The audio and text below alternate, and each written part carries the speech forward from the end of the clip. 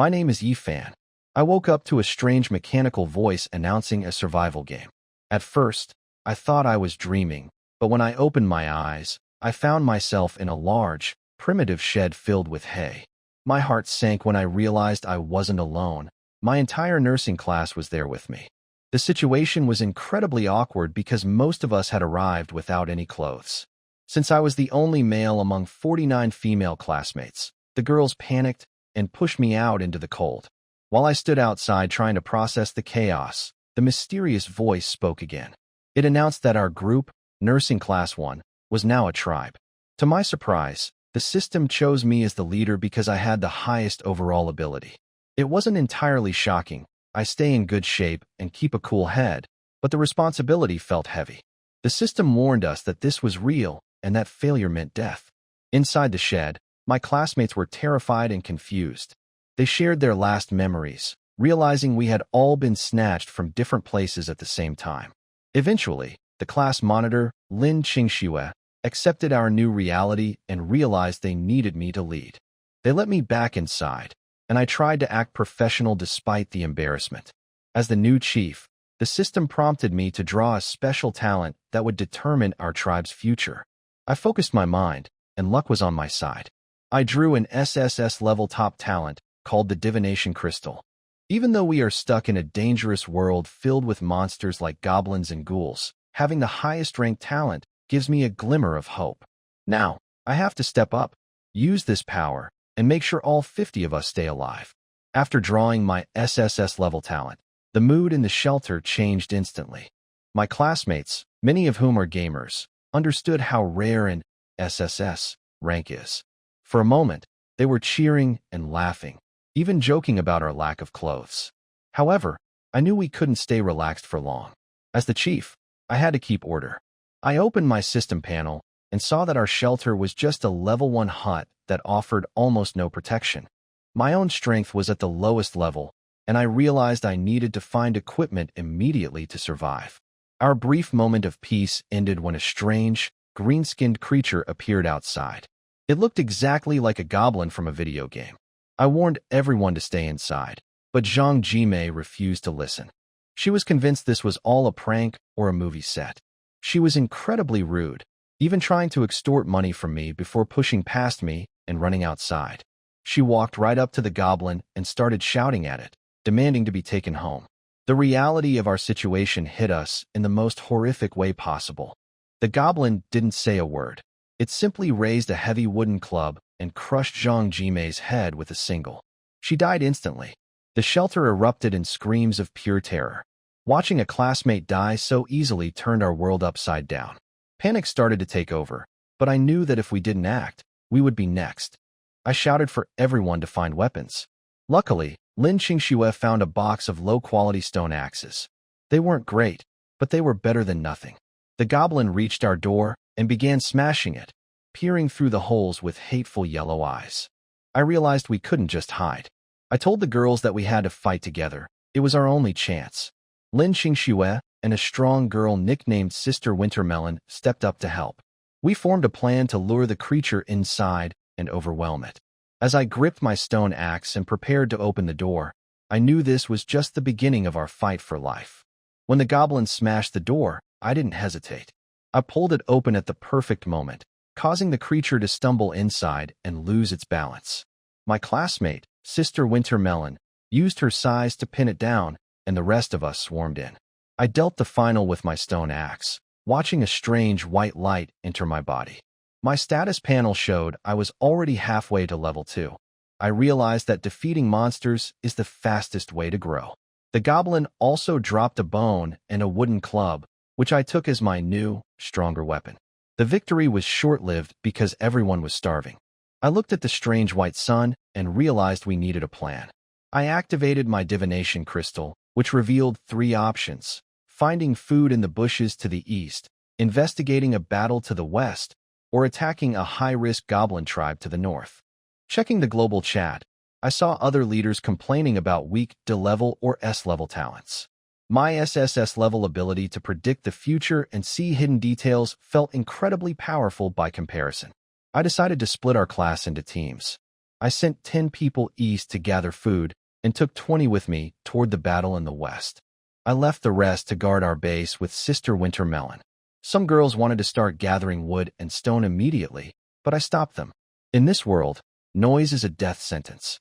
I told them that their lives are more important than resources and that I didn't want to lose anyone else after what happened to Zhang Jimei. To motivate the group, I made it clear, those who take the risk to go out and work will be the first to eat.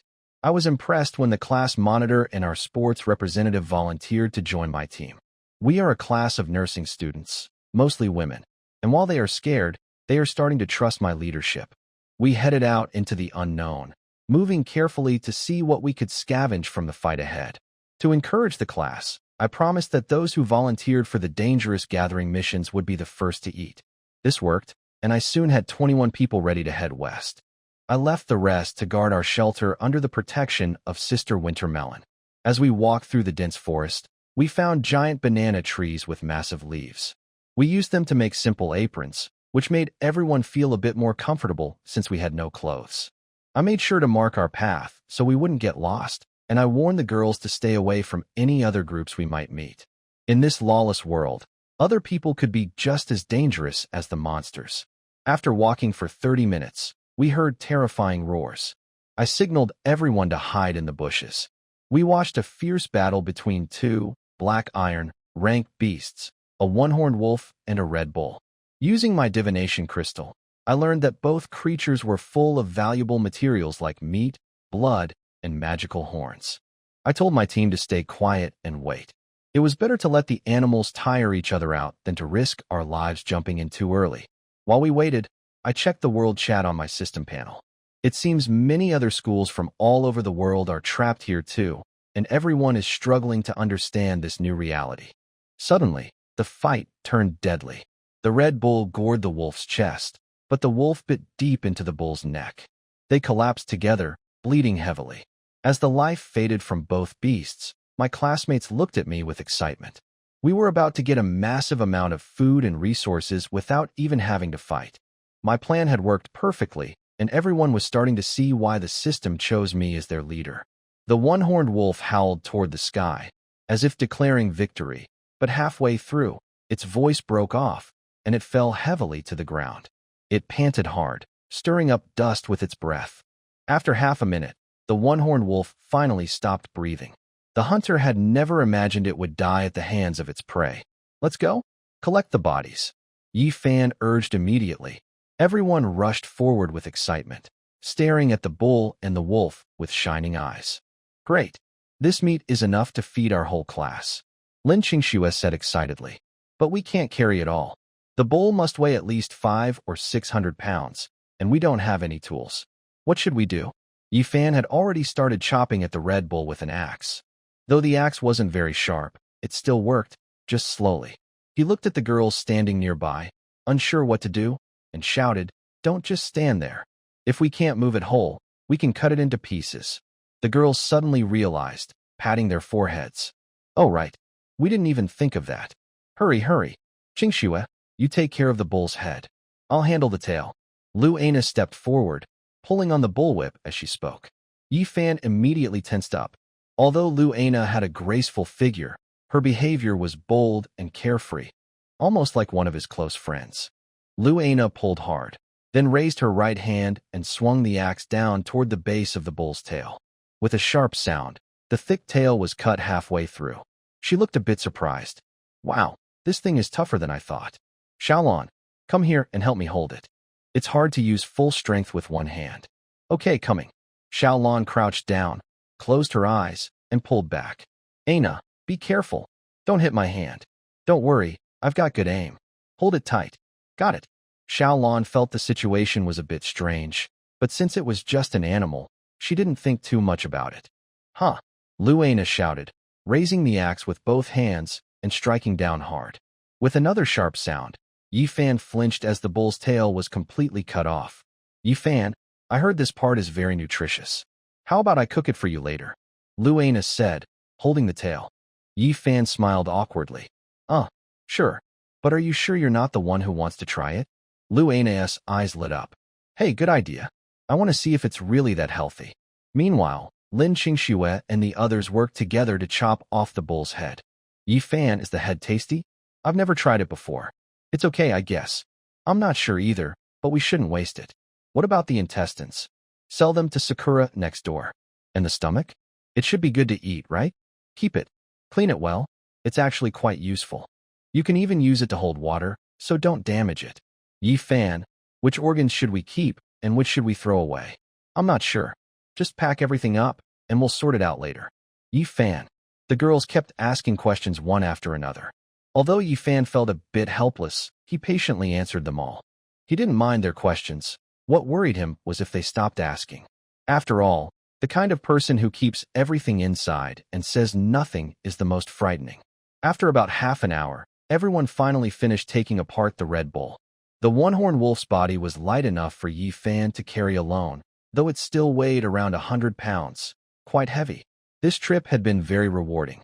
They used strong vines to tie up the meat, poking small holes through it. Some carried it on sticks between two people, while others made simple backpacks to carry it. Aside from a few bloodstains and bits of meat, nothing was left on the ground. We've got meat to eat today. That's great. Yeah, I saw lots of people still hungry and complaining in the chat. Of course, Yi Fan has an SSS-level talent. Without him, we'd still be wandering around like headless flies. Right, haha. He saved us a lot of trouble. Yi Fan walked at the back, carrying the one-horned wolf's body. They had marked the path on their way, so getting lost was impossible. But not long after they left, several grayish-white, hairless, human-shaped creatures crawled out of a small hole. There were about 4 or 5 of them, licking the blood and bits of meat left on the ground. When the group returned to camp, the girls who had stayed behind, including Donghua, were overjoyed. They rushed over excitedly. Wow, meat. And a whole bull. You guys are amazing. I'm starving. When can we eat? I'm not just hungry. I'm sleepy too. Gulping sounds filled the air as everyone stared eagerly at the beef. The thick legs, the juicy steaks, the bright red meat. It all looked delicious. Where's Wanyu? Haven't they come back yet? Yi Fan asked. Just as he finished speaking, the door of the shelter opened, and Wanyu stepped in. We're back. Yi Fan looked over and saw that each of them was holding something like large lotus leaves, filled with red fruits. The fruits were bright red, with skins that looked like lychees, but they were as big as fists and still had some dirt on them. Looks like you all had a good harvest too, Yi Fan said. Wanyu smiled, feeling that this trip had been quite rewarding. It went well. Over there we found some ground fruits. At first, we didn't see anything and were confused for a while. Then we thought there might be fruits underground, so we started digging. These fruits are full of water and very sweet, tasting a bit like lychees, but with tiny seeds and lots of flesh. Come on, everyone, put the fruits together so we can share them properly. The girls quickly placed the fruits in one pile. They had worked hard this time, and since they had already tasted the fruits while searching, they knew they wouldn't be left out when dividing the food. Those who hadn't gone out felt a bit regretful. After all, everyone who went out had returned safely, and now they could only wait for their share. Everyone looked at Yi Fan, waiting for him to organize the distribution. All right, since everyone's here, it's time to divide the supplies. First of all, everyone who went out today, whether to Site 1 or Site 2, has the same right to share equally. Yi Fan had thought this through. The 2 sites had different results, but splitting into 2 teams had saved time. Since he was the one who assigned the tasks, it wouldn't be fair to give more to one group. If they had been allowed to choose, everyone would have wanted to go to the second site anyway. Besides, there was enough food for the whole class, so the distribution could be fair and based on effort. After Yi Fan finished speaking, he let those who had gone out choose their food first. There were only 40 wild fruits in total, not enough for everyone. Each person who went out could take 1 fruit, and the rest would be shared between 2 or 3 people so everyone could at least have a taste. As for the animal parts they had collected, Yi Fan planned to trade them for other useful items. He opened the trading channel and asked, Does anyone want animal organs, like intestines or other parts? I'd like to trade them for some weapons or equipment, something better than an axe if possible. As soon as he sent out the message, people quickly began to respond. Kimchi Country Soccer Class 1. Intestines? Our class wants some, but I can only trade you 2 goblin clubs. Sakura Country AV Class 3. We want some too. I can trade you one club, but that's all I have. Dachang City Experimental University Computer Science Class 1. Aren't intestines a bit hard to clean? Do they have any meat on them? I can trade you 5 goblin clubs. Beautiful Country Class 3.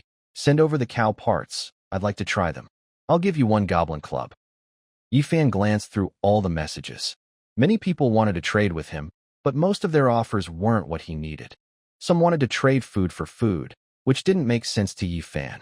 What was the point of exchanging one kind of food for another? Right now, survival was the main concern. Eating well was important, but having strong fighting power was even more crucial. He selected a few who offered weapons and replied, "All right, I've seen your offers. No problem. Let's discuss the exact details." The others quickly responded, showing great interest in trading with Yifan. As for how they would prepare the intestines later, that wasn't Yifan's concern. He didn't know how to handle them anyway, and there was no water nearby to clean them. Ding. Trade complete. You have received 1 common grade goblin club. Ding. Trade complete. You have received 2 common grade goblin clubs. Ding. Dot. With each notification, more weapons appeared before Yifan. He now had a total of 10 goblin clubs, and counting the one he already had, there were 11 in all. He planned to use these 11 clubs to form a small fighting team, the first armed force of his tribe. Having food wasn't enough. They also needed the strength to protect it. There might even be monsters nearby, so weapons were essential.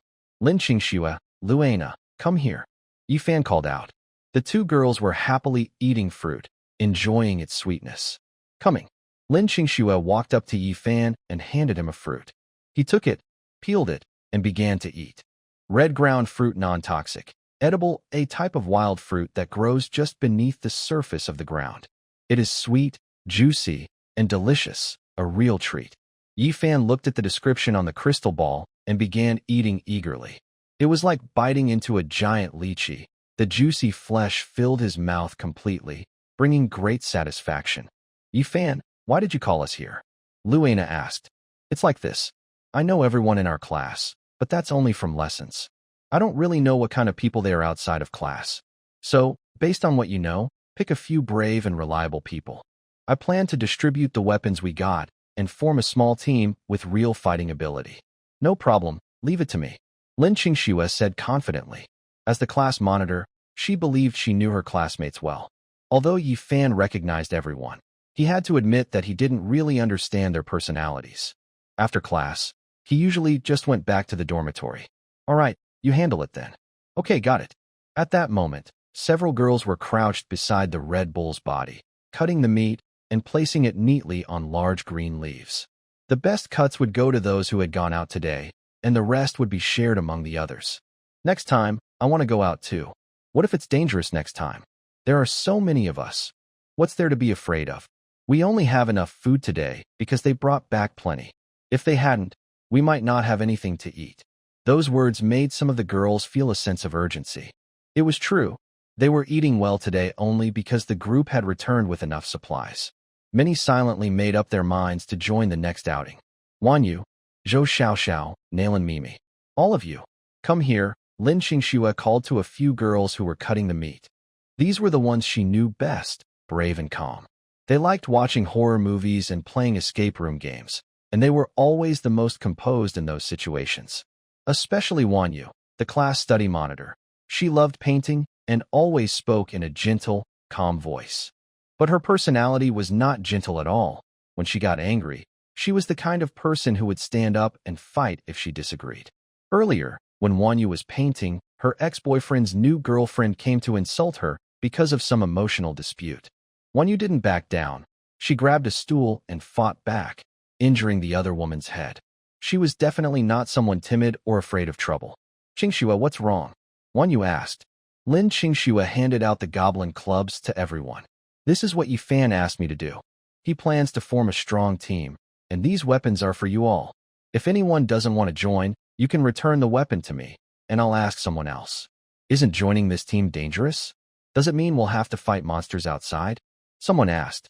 Lin Qingxue thought for a moment and nodded slightly. Yes, probably. Otherwise, what's the point of forming a team? But there will be benefits. In the future, we'll get priority when resources are distributed. When you thought about it and found it reasonable, She was part of the group going out today. She could even get the steak she wanted because she contributed. Having a weapon was definitely a good thing. She immediately nodded in agreement. I'll join. I'm willing to go outside with Yi Fan to fight monsters. It's dangerous, but without strength, I'd feel unsafe. The others didn't back out either. Lin Qingxue knew their personalities well. None of them would refuse such an opportunity. Soon, an 11-member adventure team, including Yi Fan, was formed. When Yi Fan saw Wanyu, he was a bit surprised. In his impression, she had always been a gentle, soft-spoken girl. It seems I really don't know everyone well enough. I didn't expect Wanyu, who looks so delicate, to be so strong. He thought to himself. Some of the group members didn't have proper clothes, which made Yi Fan glance twice in surprise. The girls felt embarrassed, but there wasn't much they could do. They hadn't expected to be in such an awkward situation with Yi Fan, and they didn't know how long it would last. Perhaps from now on, they would all have to live and face challenges together. Yi Fan, there's a pot in the hut, but no stove or firewood. Should we cut down some trees and find stones to make a fire for cooking? A girl ran over and asked. Yi Fan looked at the clubs in everyone's hands and nodded. All right, we already have some fighting power now, so we can go cut trees. But the danger is to the north, which means the goblin tribe is nearby. Let's go south instead to cut trees. Everyone agreed. Some stayed behind to prepare the food, while the rest followed Yi Fan to the forest. To the south was a broadleaf forest with plenty of trees to cut. The girls who hadn't done much work earlier took on the task of chopping. We'll guard the area and set a patrol range. If you see anything, report it right away. Yi Fan said seriously. Lin Qingxue and the others held their clubs tightly, knowing they couldn't afford to be careless. Any mistake could cost lives. The quiet forest might be hiding unknown dangers. Soon, the sound of chopping echoed through the woods. They chose thinner trees since they were easier to cut.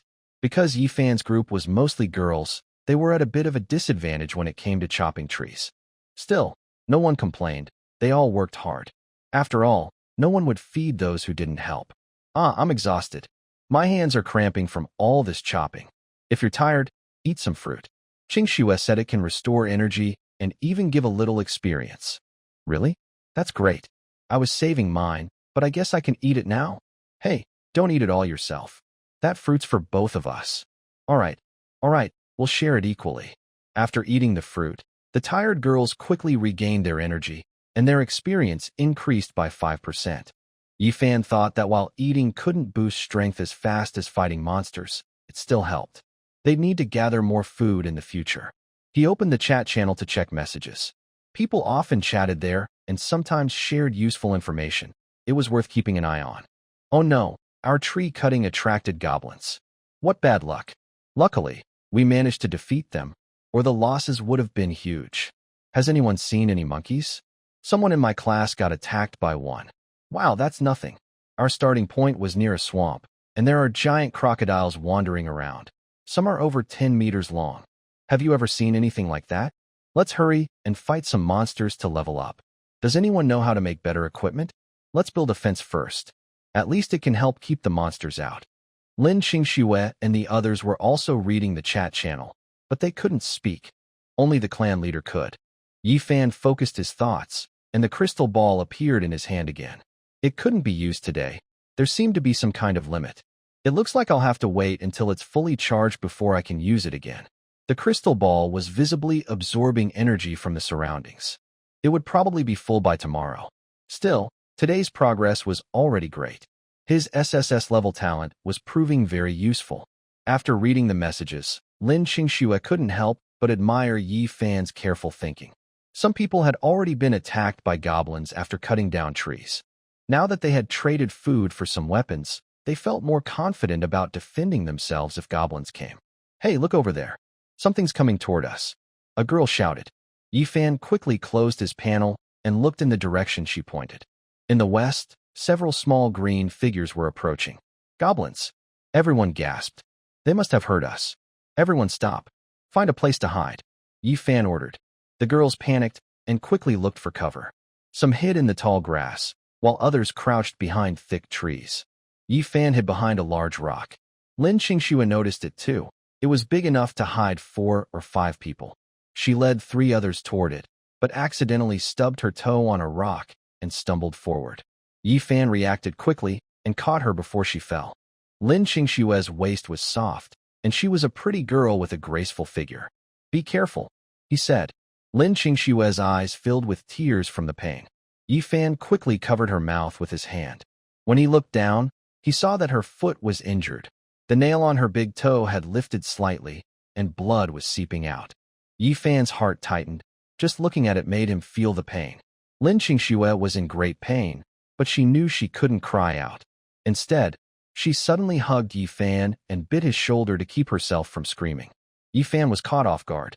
He didn't expect her to bite him, and the pain made him grit his teeth as he held her tightly in his arms. Feeling his embrace, Lin Qingxue trembled slightly. The girls nearby were surprised and amused by the scene. If they had their phones, they would have taken pictures for sure. Yi Fan clenched his teeth from the pain and instinctively reached out to steady Lin Qingxue by her waist. Her face turned bright red. She had never been held so closely by a boy before. She glared at Yi Fan angrily, but he shrugged and pointed to the bite mark on his shoulder, saying softly, "I only did that because it hurt. You can't blame me." Lin Qingxue pouted but didn't say anything more. The worst of the pain had passed, and she could now endure it.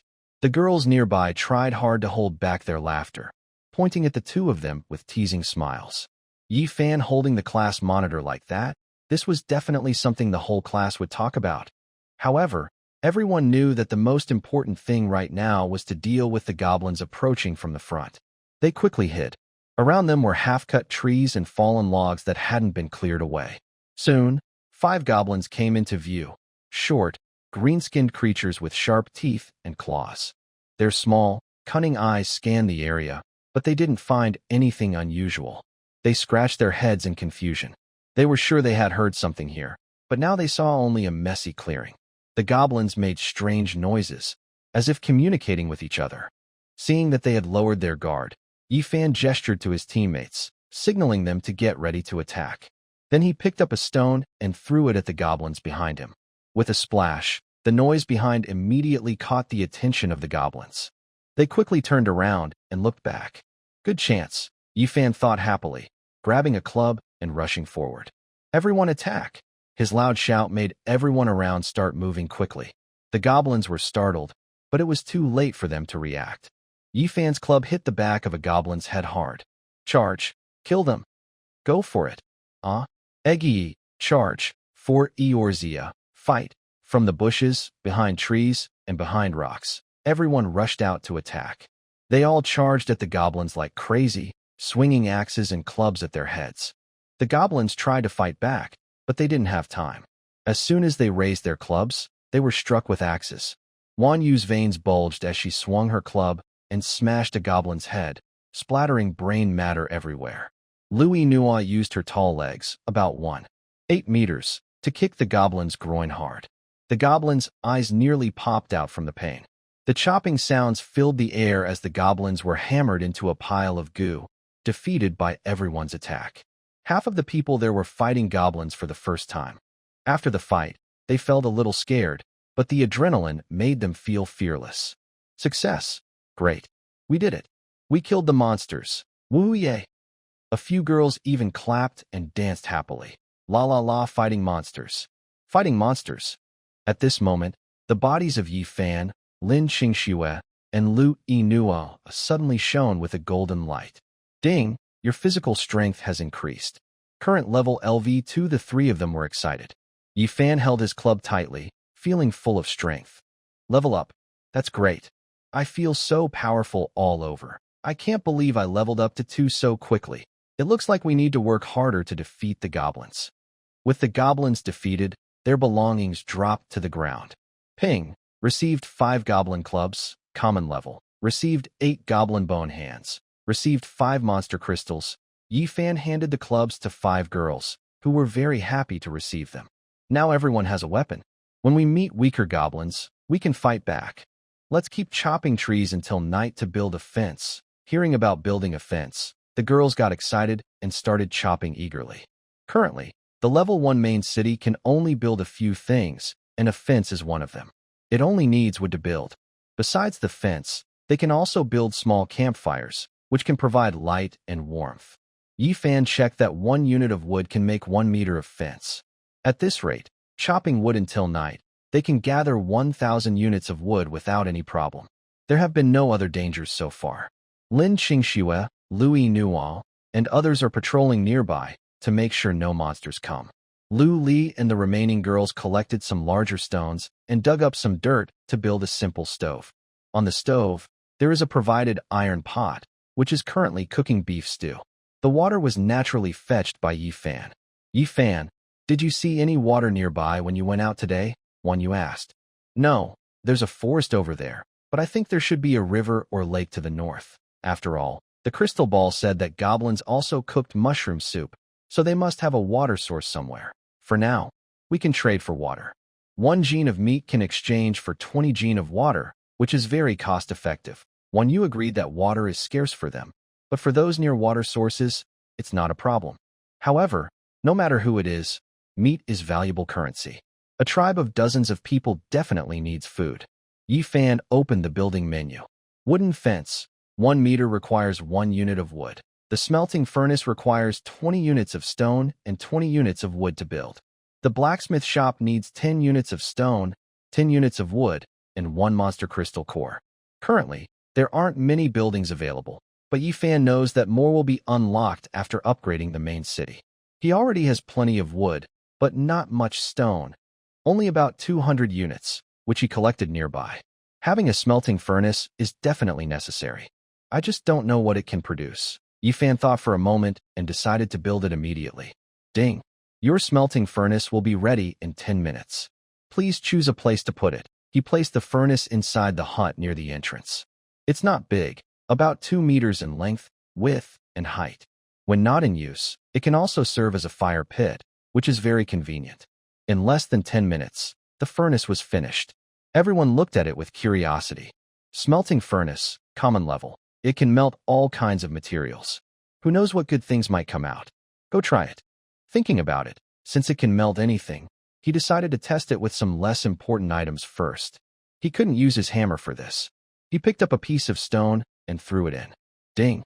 You melted the gravel and obtained 1 G of iron ore and 0.1 G of gold ore. Yifan was surprised.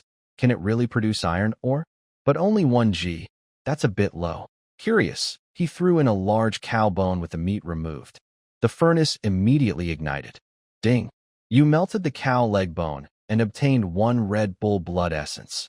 Yifan looked at the floating red drop of blood inside the furnace and used a crystal ball to examine it. Red Bull blood essence. Short-term use can induce excitement for a certain period. Long-term use grants the bloodline of the Red Bull, allowing you to summon the strength of a wild ox at any time. Seeing how useful the cow bone was, Yifan was very pleased. Such valuable items must be kept. He immediately ordered the girls. Later, remove all the meat from the bones and leave the bones for me. The girls were squatting on the ground, cutting beef. When they heard Yifan say this, they didn't object. Okay, we understand. Since bones can be used to extract a valuable substance, he would definitely want some. Improving his bloodline is definitely a good thing. Right now, Yifan felt that his fragile human body was too weak. Besides that, Yifan also found a special building in the corner of the construction menu. Chief's Advanced Shelter. Only one can be built. Requires 20 units of stone and 10 units of wood. Without hesitation, he started building it and placed it to the left of the shelter's entrance. This advanced shelter looked like a Mongolian yurt. When Yifan went inside, he found a different world. First, the shelter had a door. Inside, in the center, was a small campfire with a hanging pot for cooking food. Most importantly, there was a wooden table and chairs, and at the very back, a stone bed covered with a straw mat and a tiger skin blanket. Wow, this is so luxurious, Yifan exclaimed in surprise. Living here was much better than in the big shelter. After all, too many people crowded together can be uncomfortable. At this moment, Lin Qingxue and a few other girls saw the shelter at the door and went inside to look around, their eyes full of envy. Wow, Yifan, this shelter is so fancy. Can we build one too? One girl asked enviously. Yeah, we really want one too. Please, Lord Chief, can you build another one for us? The girls crowded around, pushing Yi Fan to the middle. They also longed for such a nice place, especially thinking about how uncomfortable it would be with so many people crammed into the shelter at night. They felt uneasy. Yi Fan also opened the construction menu. When everyone saw that only one could be built, they immediately looked disappointed. Ah, what a pity. Sniff, sniff. I want to live there too. It looks so warm and cozy. Lin Qingxue was also very envious, but she knew this was not something she could live in. It belonged to the chief. The girls sat on the chairs, some feeling reluctant, until dinner was ready. Then they reluctantly left. Everyone was holding a clean, large green leaf, using it as a bowl without any problem. Here, this is for you. Qingxue, this is yours. Ina, this is the beef whip you wanted. They shared the meat and ate eagerly. Since there were no chopsticks, they had to use their hands. Lu Ina divided some of the beef whip and gave it to Yi Fan. Come, try this. It tastes pretty good, soft and delicious. Yi Fan didn't refuse. This food was quite nice, and eating a little was fine. Lu Ina, you like eating these things? Why do you, a girl, eat such stuff? None of your business. Want me to cut some for you to try? Lu Ina said with a mischievous look. Yi Fan shivered in fear. Hey, you can eat whatever you want, but don't talk nonsense. Besides, I'm as tough as steel. Do you think you can cut me? Lu Ina looked at him with disdain. You guys love to brag. Don't be all talk and no action. Today was just an accident because I was too tired. I wasn't in the mood today. Lu Ina spoke sarcastically, making Yi Fan grimace. I didn't expect you to be so good with words. Why didn't I notice that at school? That's because you don't know me well enough. When it comes to driving, I'm better than you. What? Is this your first time? It's my first time, but I'm quite conservative. Oh, I see. You only talk big on paper, huh? Want to come sleep at my place tonight? Yi Fan said with a mischievous smile. Hearing this, Lu Ina realized he was serious about something. She could talk, but actually going through with it scared her. No. I just remembered I have plans tonight. You should let Qingxue sleep with you instead. After saying that, Lu Ina pushed Lin Qingxue next to Yi Fan. Lin Qingxue looked surprised. What's wrong? Yi Fan, are you looking for me? Yes. Yi Fan has something important to discuss with you, Lu Ina said, stirring the pot. Lin Qingxue looked curious with wide eyes. What's the big deal? What's going on? All right, you two chat. I'm going somewhere else, Lu Ina said, and quickly left. Lin Qingxue and Yi Fan looked at each other, feeling a bit awkward. Have you eaten? Yi Fan asked awkwardly. Lin Qingxue suspiciously picked up her beef. I'm eating right now. What's wrong with you, Yi Fan? If you have something to say, just say it. It's nothing. I just want to invite you to chat about life tonight. How about it? Sounds good. That's a nice idea, Lin Qingxue replied seriously. Yi Fan was surprised and pointed to his fancy shelter. How about we chat inside my shelter? Lin Qingxue's face immediately turned red. She suddenly realized that Yi Fan might have other intentions. Back in school, she knew Yi Fan liked her. He always sat next to her in class. Well, Lin Qingxue blushed and hesitated. It was a bit difficult for her to sleep with Yi Fan now. But thinking about how Yi Fan had taken advantage of her today, she felt a strange sense of satisfaction. At this moment, Yi Fan squatted down and rubbed Lin Qingxue's foot. All right, I was just worried about you. Your foot is injured today, right? Since it's warm here, why not stay with me? I promise I won't do anything bad. That's just who I am. Lin Qingxue saw how confidently Yi Fan spoke and found it hard to refuse. She wasn't good at saying no. Plus, she had already been looked at closely by Yi Fan today. As long as he didn't touch her inappropriately, she could accept staying in his shelter. She just didn't like sleeping in a crowded place with many people. Since she entered Yi Fan's shelter, she felt a bit envious. In the future, everyone would live together. Yi Fan was a brave fighter in the tribe, so getting closer to him wouldn't be a bad idea. Everyone was munching on beef, and each bite gained them some experience points. These meats were different from vegetarian food. The vegetarian dishes had only a little, but the meat dishes were twice as much as the vegetarian ones. Ding, your physical strength has increased to LV2. Ding, your physical strength has increased to LV3. A series of notification sounds echoed in many people's minds. Yi Fan's body improved to LV3 after eating more meat. The group of girls who previously fought goblins also leveled up to LV2. Great. I leveled up. Me too. I feel stronger. Haha. Eat more. Eating meat makes you stronger. The girls immediately started eating eagerly. Even those who had small appetites before now enjoyed their food very much. The beef was really tender and delicious, tasting fresh and good, even without any seasoning. Yifan, why is this beef so tasty? It's way better than the beef on Blue Star. Lin Qingxue asked curiously. I don't know, but as long as it's good to eat, that's enough. Eat more. Wan Yu, holding 2 pieces of meat, squatted next to Yifan. Yifan, did you build the fence? Yifan suddenly remembered. You didn't tell me. I almost forgot. I need to build it after eating, or I won't feel safe. Yeah, I saw someone in the chat channel saying that using some iron and a stone axe can make an iron axe, which will help us cut trees faster, Wan Yu added. Yifan was surprised to hear this, since he didn't stay in the chat channel all the time and might miss useful information. Fortunately, the entire tribe wasn't just watching him. Then we need to find some stones tomorrow. But the stones around here aren't iron ore, so we can't extract much. It's not enough. I'll note that down first. Let's get through tonight first. I feel like the night here might be more dangerous. After saying this, Lin Qingxue and the other girls looked worried and a little scared. Yifan looked around. It was almost dusk, and the forest was very quiet. Besides, the forest, which was already not very bright, had become completely dark now. No one knew what was inside. A cold wind blew, making the forest moan and howl like ghostly cries. What's that sound? So scary. Wah. It's so scary. Don't be afraid. It's just the wind blowing through the forest. All the girls felt scared. The surroundings were too unfamiliar and too gloomy. No one knew if there were even more frightening monsters nearby. After finishing their meal, Yifan immediately started building a fence. He planned to make a round fence to surround the entire camp. The fence was about 3 meters high. It wasn't very tall, but it could still keep out some wild animals. Yifan circled the fence around. It was made of logs stuck into the ground, packed tightly together. Each log was as thick as a person's thigh, inserted at least half a meter deep into the soil. Although only 3 meters high, it was enough to block goblins. As the sky darkened, the sun in the distance was now hanging at the edge of the forest, level with the treetops. As night fell, everyone's nerves tightened. Night is always scary. Everyone gathered inside the shelter, where the fire was still crackling and burning. This fire was strange. It didn't need wood to keep burning. Yifan looked at it with a crystal ball and found that this fire was very special.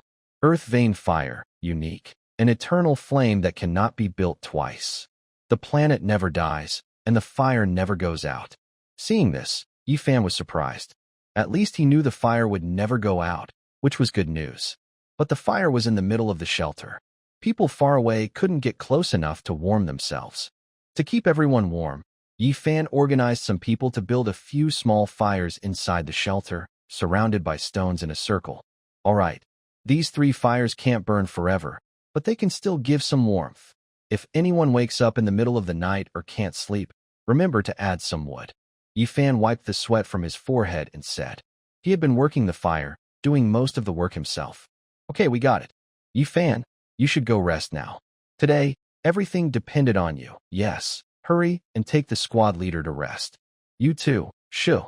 Keep it quiet, Yifan.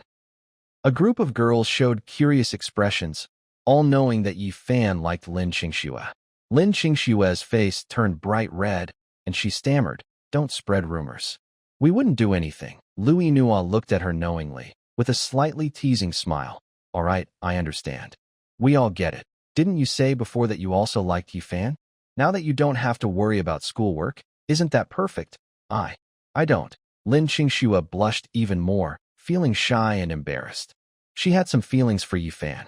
After all, he was quite bold and shameless, always sitting next to her in class. They often chatted about gossip, and their relationship was pretty good. But because she cared a lot about her studies, she never agreed to anything. Now that they were here, studying was no longer important. Yifan took Lin Qingxue to his shelter. Inside, a fire burned, bringing some warmth to the place. He held Lin Qingxue's hand and gently sat her down on the bed. Lin Qingxue's heart was pounding fast. She was only wearing a few leaves, with almost no cover. Her fair skin was glowing red in the firelight, and you could even see the tiny blood vessels underneath. Yi Fan squatted down and gently massaged her delicate little foot. Then he took out a small fruit from his storage. The fruit was small, about the size of a cherry. Yi Fan, what is this? A cherry, Lin Qingxue asked curiously. No, this fruit can reduce inflammation. I traded for it. Yi Fan then squeezed the fruit, breaking it open, and rubbed the red pulp onto her injured big toe.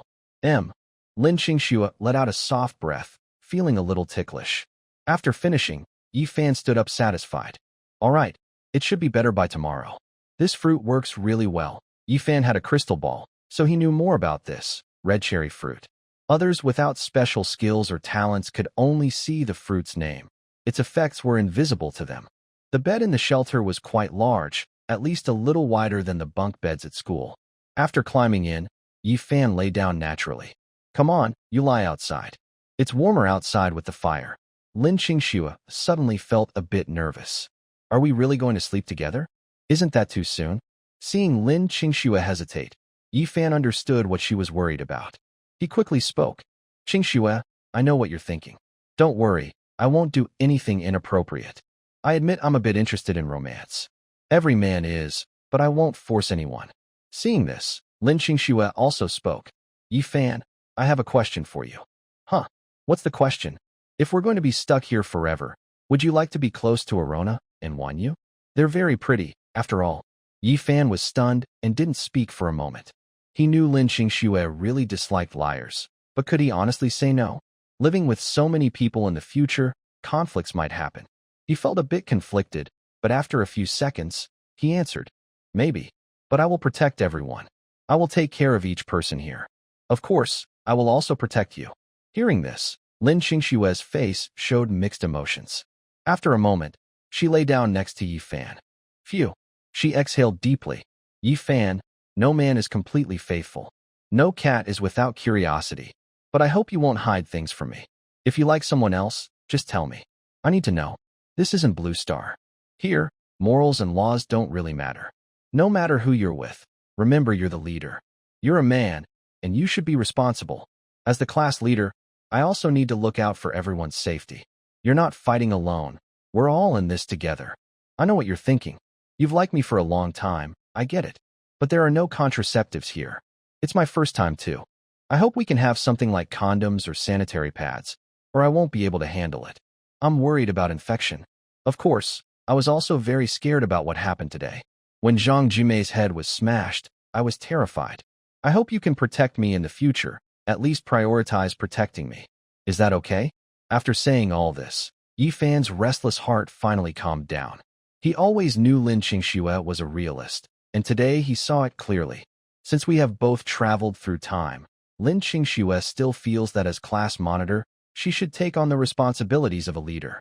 As for Yi Fan, being the clan leader and a man, he naturally needs to take on a big role in the tribe. Actually, most girls understand a man's little thoughts. Most of the time, they just don't say it out loud. Yi Fan hugged Lin Qingxue into his arms. His right hand slipped under her neck, then reached up to grab her. Lin Qingxue quickly grabbed Yi Fan's arm, applying a bit of force. You haven't answered my question yet. Yi Fan, her voice carried a hint of coldness. If Yi Fan didn't agree to her request, she would immediately return to the greenhouse. Yi Fan stopped his actions. He could have easily pushed her away if he wanted to, since he was much stronger. But he didn't. Instead, he said in a serious tone, don't worry. No matter what, I am the clan leader. I will be responsible for everyone and lead us to live well. We know too little about this world. I don't want anyone else to die. I know everyone well, and no one wants to see their friends get hurt. Let's develop for a few days first. Once we're strong enough, we'll attack the goblin's lair. You've known me for a while. Do I seem unreliable? Hearing this, Lin Qingxue slowly loosened her grip. Yi Fan no longer held back. He boldly reached out his hand. Everyone could see that Yi Fan's decisions and actions today were bold. Lin Qingxue could only rely on him. Yi Fan didn't do anything too much, just a bit mischievous with his hand. Lin Qingxue's face turned red. She shifted her body slightly and asked, Yi Fan, are you uncomfortable? Uncomfortable? Because I can't have you, Yi Fan said honestly. Hearing this, Lin Qingxue reached out her hand. Yi Fan was surprised, but didn't refuse. Do you like deer? Probably. We girls watch movies too, right? You don't think only guys watch? Okay, I guess not. I just didn't expect you to be so honest. What can I do if I'm not honest? We sleep together now. Inside the shelter, the atmosphere was lively. Yifan knew his limits and wouldn't force anything. He was interested, but not a criminal. The people inside the large greenhouse all pressed their ears against the door, listening. Hey, hey, hey, are they moving? Seems like no. I didn't hear anyone shout in pain. I hear some soft breathing sounds. Really? Step aside. Let me listen. Lu Inua also pressed her ear to the door, her face full of excitement, eager to rush inside and see how far they had gone. Oh, too bad we can't post this on social media. Everyone couldn't hide their curiosity about Yifan and Lin Qingshua's progress. After about half an hour, Yifan finally relaxed and lay down, feeling much more comfortable. Lin Qingxua sat up. I'm going to wash my hands and come back. Okay, go quickly and come back soon. In the camp, there was a large pot filled with water, and inside was a half coconut shell used for scooping water, something Yifan had brought. Lin Qingxua scooped water out and washed her right hand. Suddenly, a rustling sound came, like mice nibbling on something, and the sound was coming from the fence. Her heart tightened. She realized something was wrong. She quickly ran back to the shelter. Yifan, come out quickly and see. It looks like something is chewing on our fence, she said urgently. Yifan was instantly alert. He jumped out of bed and rushed into the greenhouse without hesitation. Everyone, get up quickly. Grab your weapons. Something's wrong.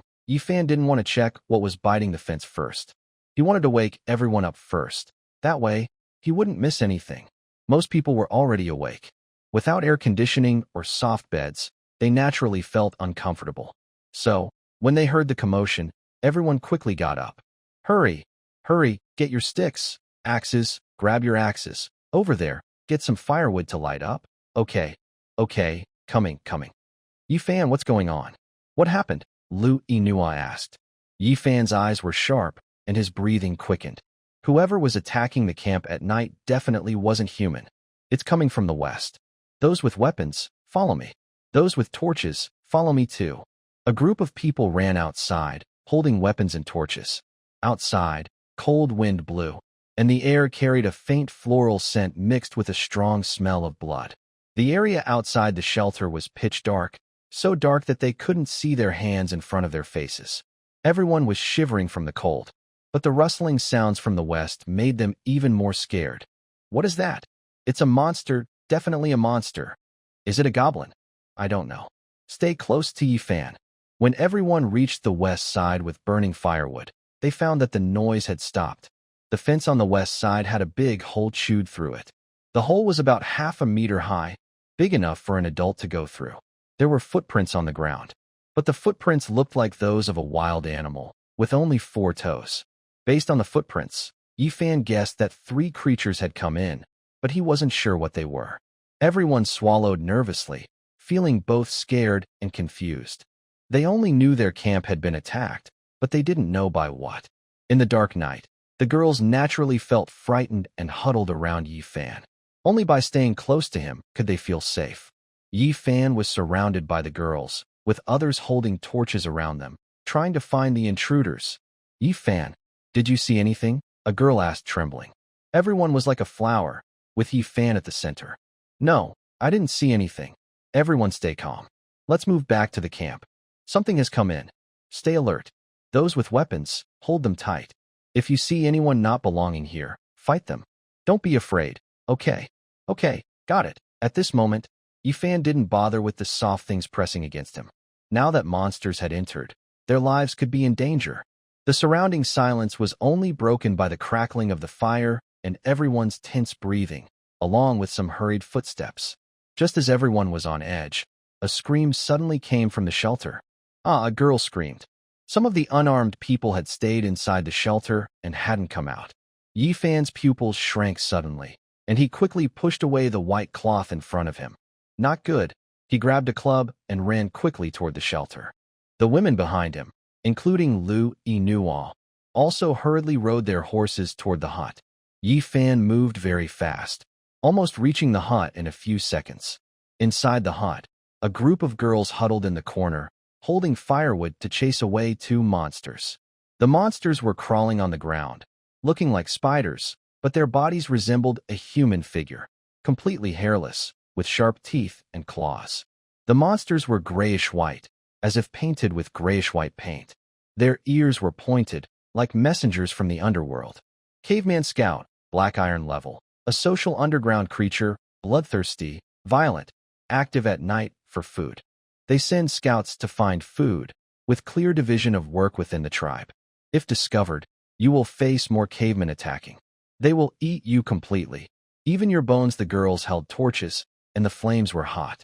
The monsters seemed extremely afraid of fire. For a moment, they only roared but dared not get close. Go away. Get lost. Don't come near. Help. Ugh ugh ugh mom. I want to go home. The two monsters moved in a pincer formation, gradually approaching the girls. Their sharp claws could definitely tear a person open. Everyone froze at the door, afraid to get closer. The two monsters looked too disgusting and terrifying, making people feel physically uncomfortable. Yi Fan was breathing heavily, his chest rising and falling. He knew he couldn't be afraid. At this moment, one of the monsters swung its claws, knocking a piece of firewood to the ground, and then lunged forward. The monster let out a sharp screech, like nails scratching glass, sounding very unpleasant. In a panic, Yi Fan slapped himself with his right hand, gritting his teeth. What am I afraid of? I'm a man. Next, Yi Fan made a bold decision, grabbing his club and rushing toward the two monsters. F you. Don't think you can touch me. Yi Fan made quite a noise, shouting loudly to encourage himself. After leveling up to LV3, he could clearly feel his physical strength had improved a lot. Just as the monster was about to pounce on the girl in front of him, Yi Fan arrived suddenly and swung his club at the monster.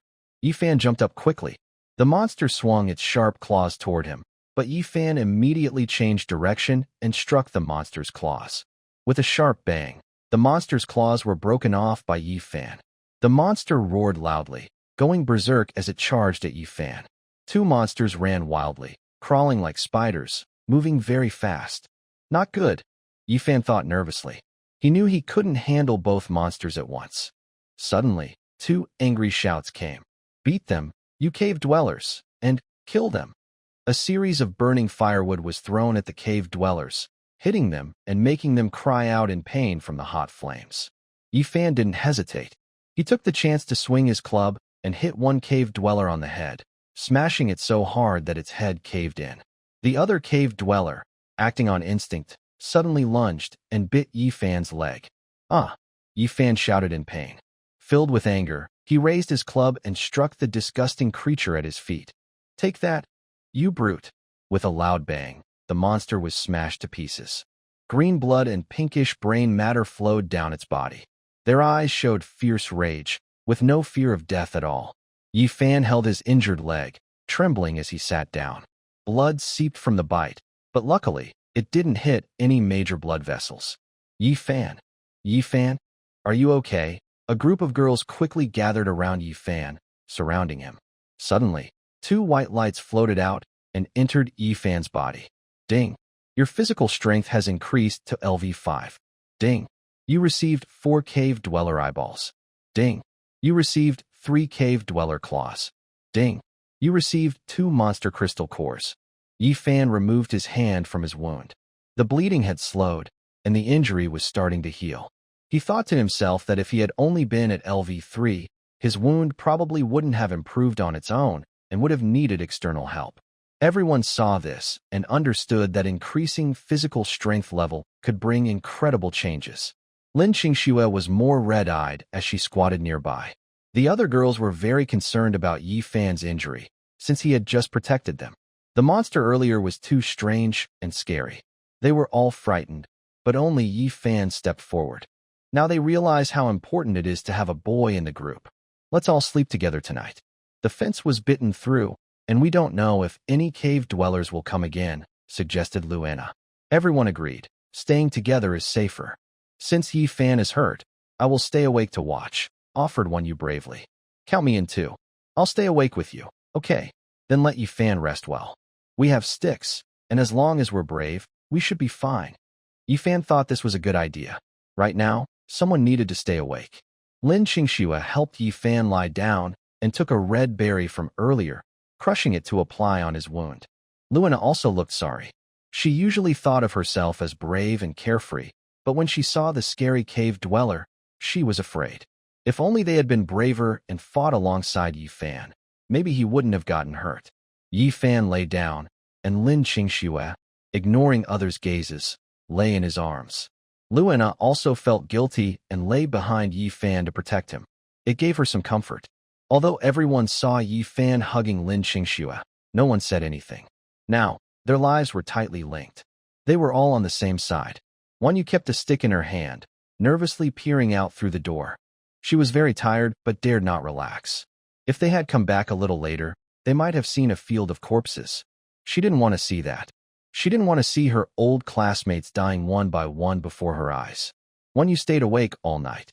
When the sun rose again from the west, a ray of sunlight slipped through the door.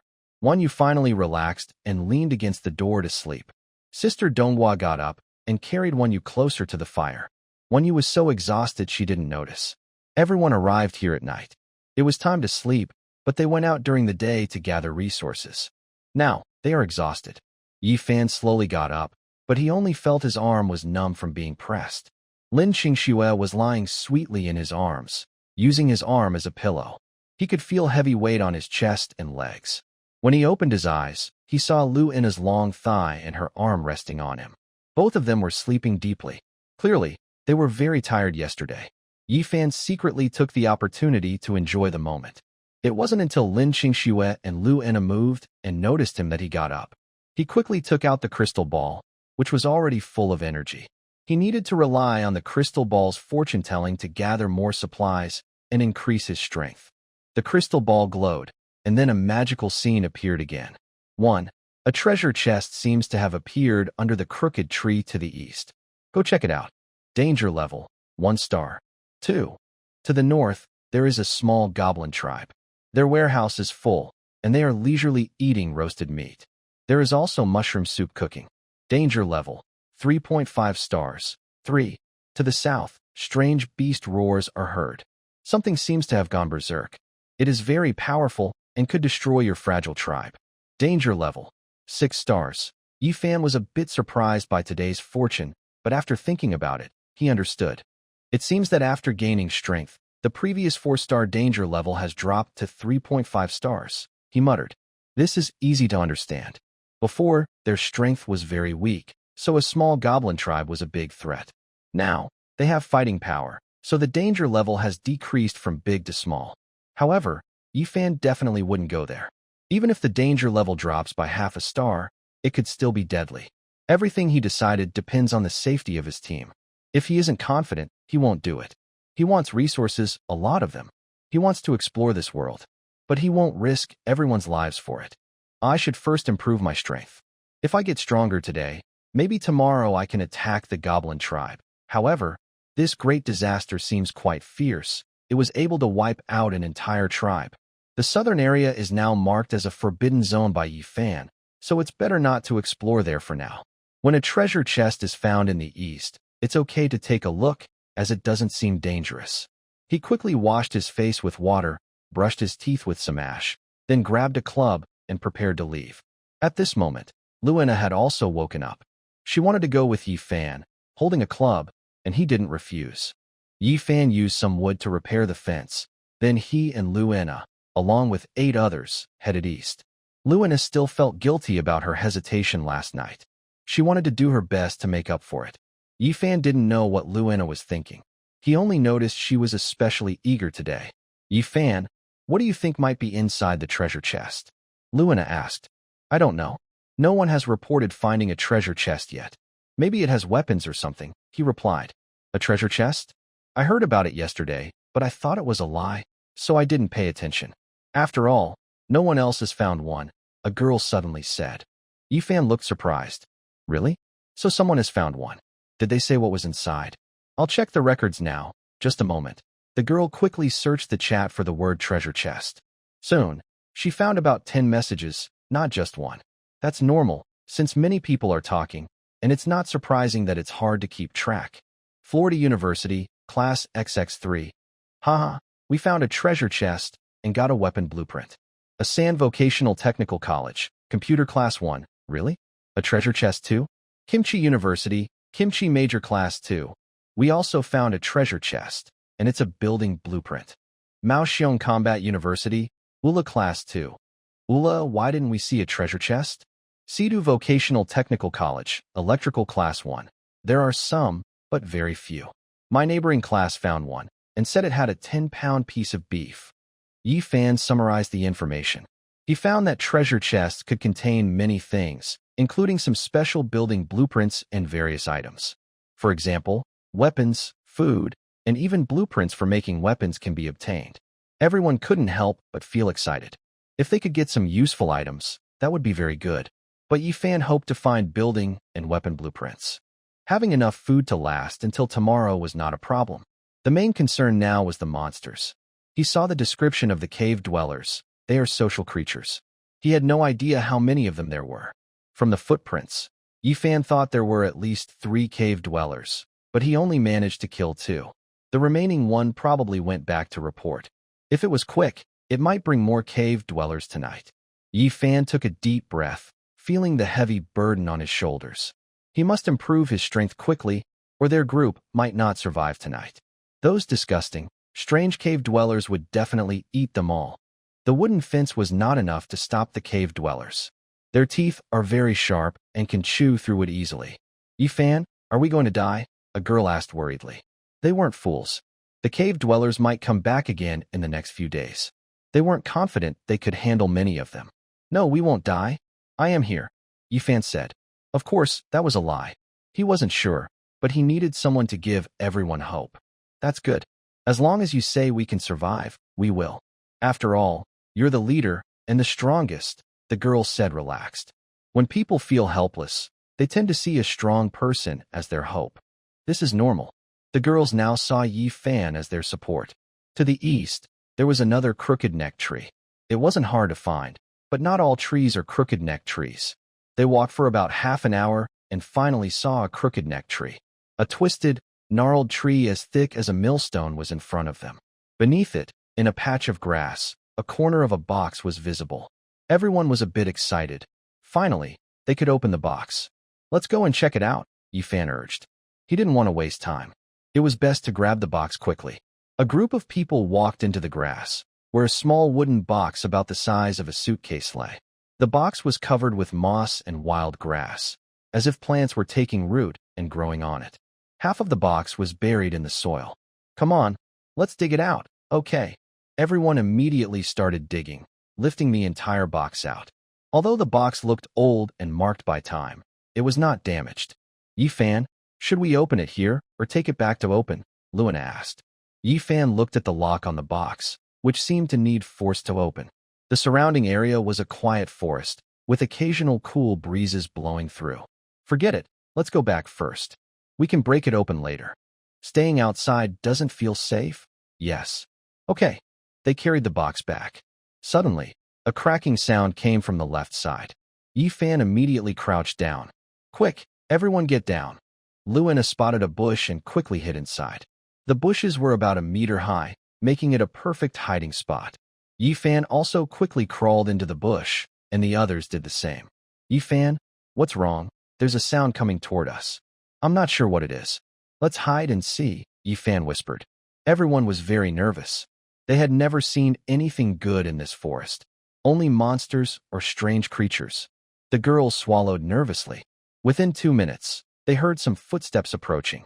The sound grew closer, and after half a minute, a dozen small green creatures passed in front of them. Only then did they realize they were goblins. Among these goblins, besides the small ones they had seen before, there was also a large goblin about 2 meters tall. This goblin looked ugly, weighed at least 125 kilograms, and had bumps on its nose that looked like warts, resembling a toad. It was very disgusting. Yi Fan secretly checked with a crystal ball. Goblins, large breed, brass level, a very rare species, a cross between goblins and giants. They are incredibly strong and will toy with their prey before eating it. Yi Fan quietly felt surprised. He is not even at the black iron level now. Yet a yellow bronze-level monster has appeared. This forest seems to be very dangerous. A goblin at the black iron level is something he can barely handle with his numbers advantage. This big species is definitely beyond his ability to deal with. Even if the whole class fights together, they would probably suffer a lot. Everyone held their breath. If they were discovered, many of them would surely die. Luina closed her eyes and dared not look anymore. The ugly big species looked disgusting, like a toad. Everyone felt time was moving very slowly. They hoped the goblins would leave quickly. Each person was blushing and looked uneasy. Fortunately, the goblins seemed to have something to do. They passed right in front of them without stopping. After the goblins walked away, everyone relaxed and sat down heavily on the grass. Luina took a deep breath. That thing was so ugly. Yeah, so scary. Wow, I was so scared. How can there be such an ugly creature? Yifan pushed away the hands holding him around the waist. All right, they've gone far enough. Let's go back quickly. This place is really dangerous. Tonight, the cave dwellers might attack us. We should go back early and prepare. Okay. Everyone hurried back without stopping for a moment. Inside the camp, everyone was looking forward to Yifan's return. They weren't idle either, preparing food for the evening. Yifan hadn't eaten anything in the morning. When he got back, he ate some beef first. But since there were so many people, he thought they'd have to find food again by tomorrow morning. Yifan, how was today's harvest? Lin Qingxue asked as she came over. Yifan pointed to the box beside him. Help me break it open. I haven't had a chance to open it yet. Got it. Lin Qingxue immediately led some people with a club to hit the lock. After a few hits, the lock broke with a bang. Great, we did it. Lin Qingxue cheered happily. Everyone nearby gathered around, curious to see what was inside the box. Lin Qingxue opened the box. It creaked as the old wooden chest was opened. A group of over a dozen heads formed a circle, and inside the box, there was a piece of sheepskin paper. Yes, only one piece of sheepskin paper. Why is there only one sheepskin paper? I don't know. Let's take a look. Lin Qingxue picked it up, and Yifan also came over. Let me see. Yifan held the sheepskin paper, and at this moment, some words appeared on it. Leather armor, common level. Used to unlock this technology and gain 10 civilization points. Seeing this, Yifan was stunned for a moment. He remembered that upgrading the main city to level 2 required civilization points. Although only 50 points were needed, they were not easy to get. Now, having a blueprint for this equipment that can directly add 10 civilization points was quite good. He immediately chose to use it. Ding, successful use. You have unlocked the technology tree. Leather armor, common level. Yifan quickly checked the technology tree.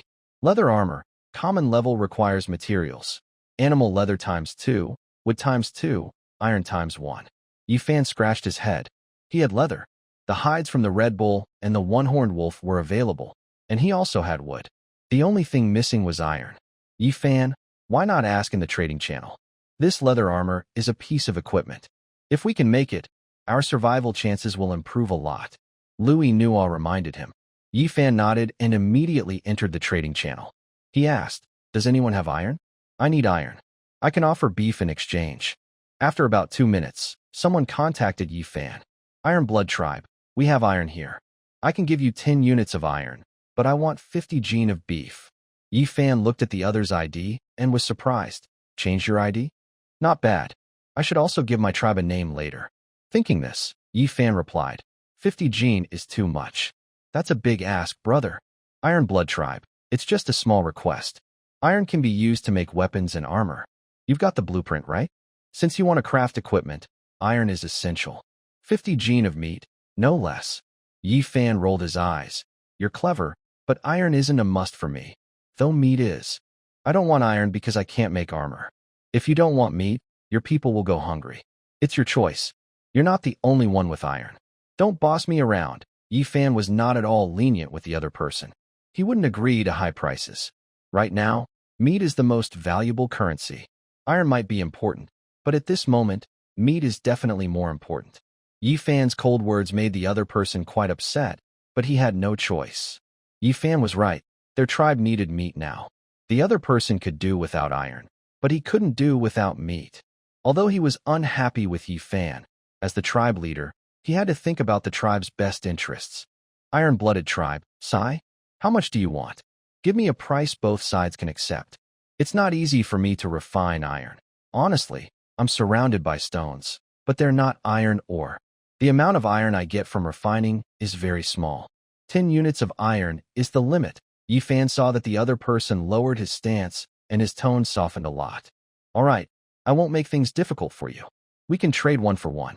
I know refining iron isn't easy, but my meat is hard to come by too.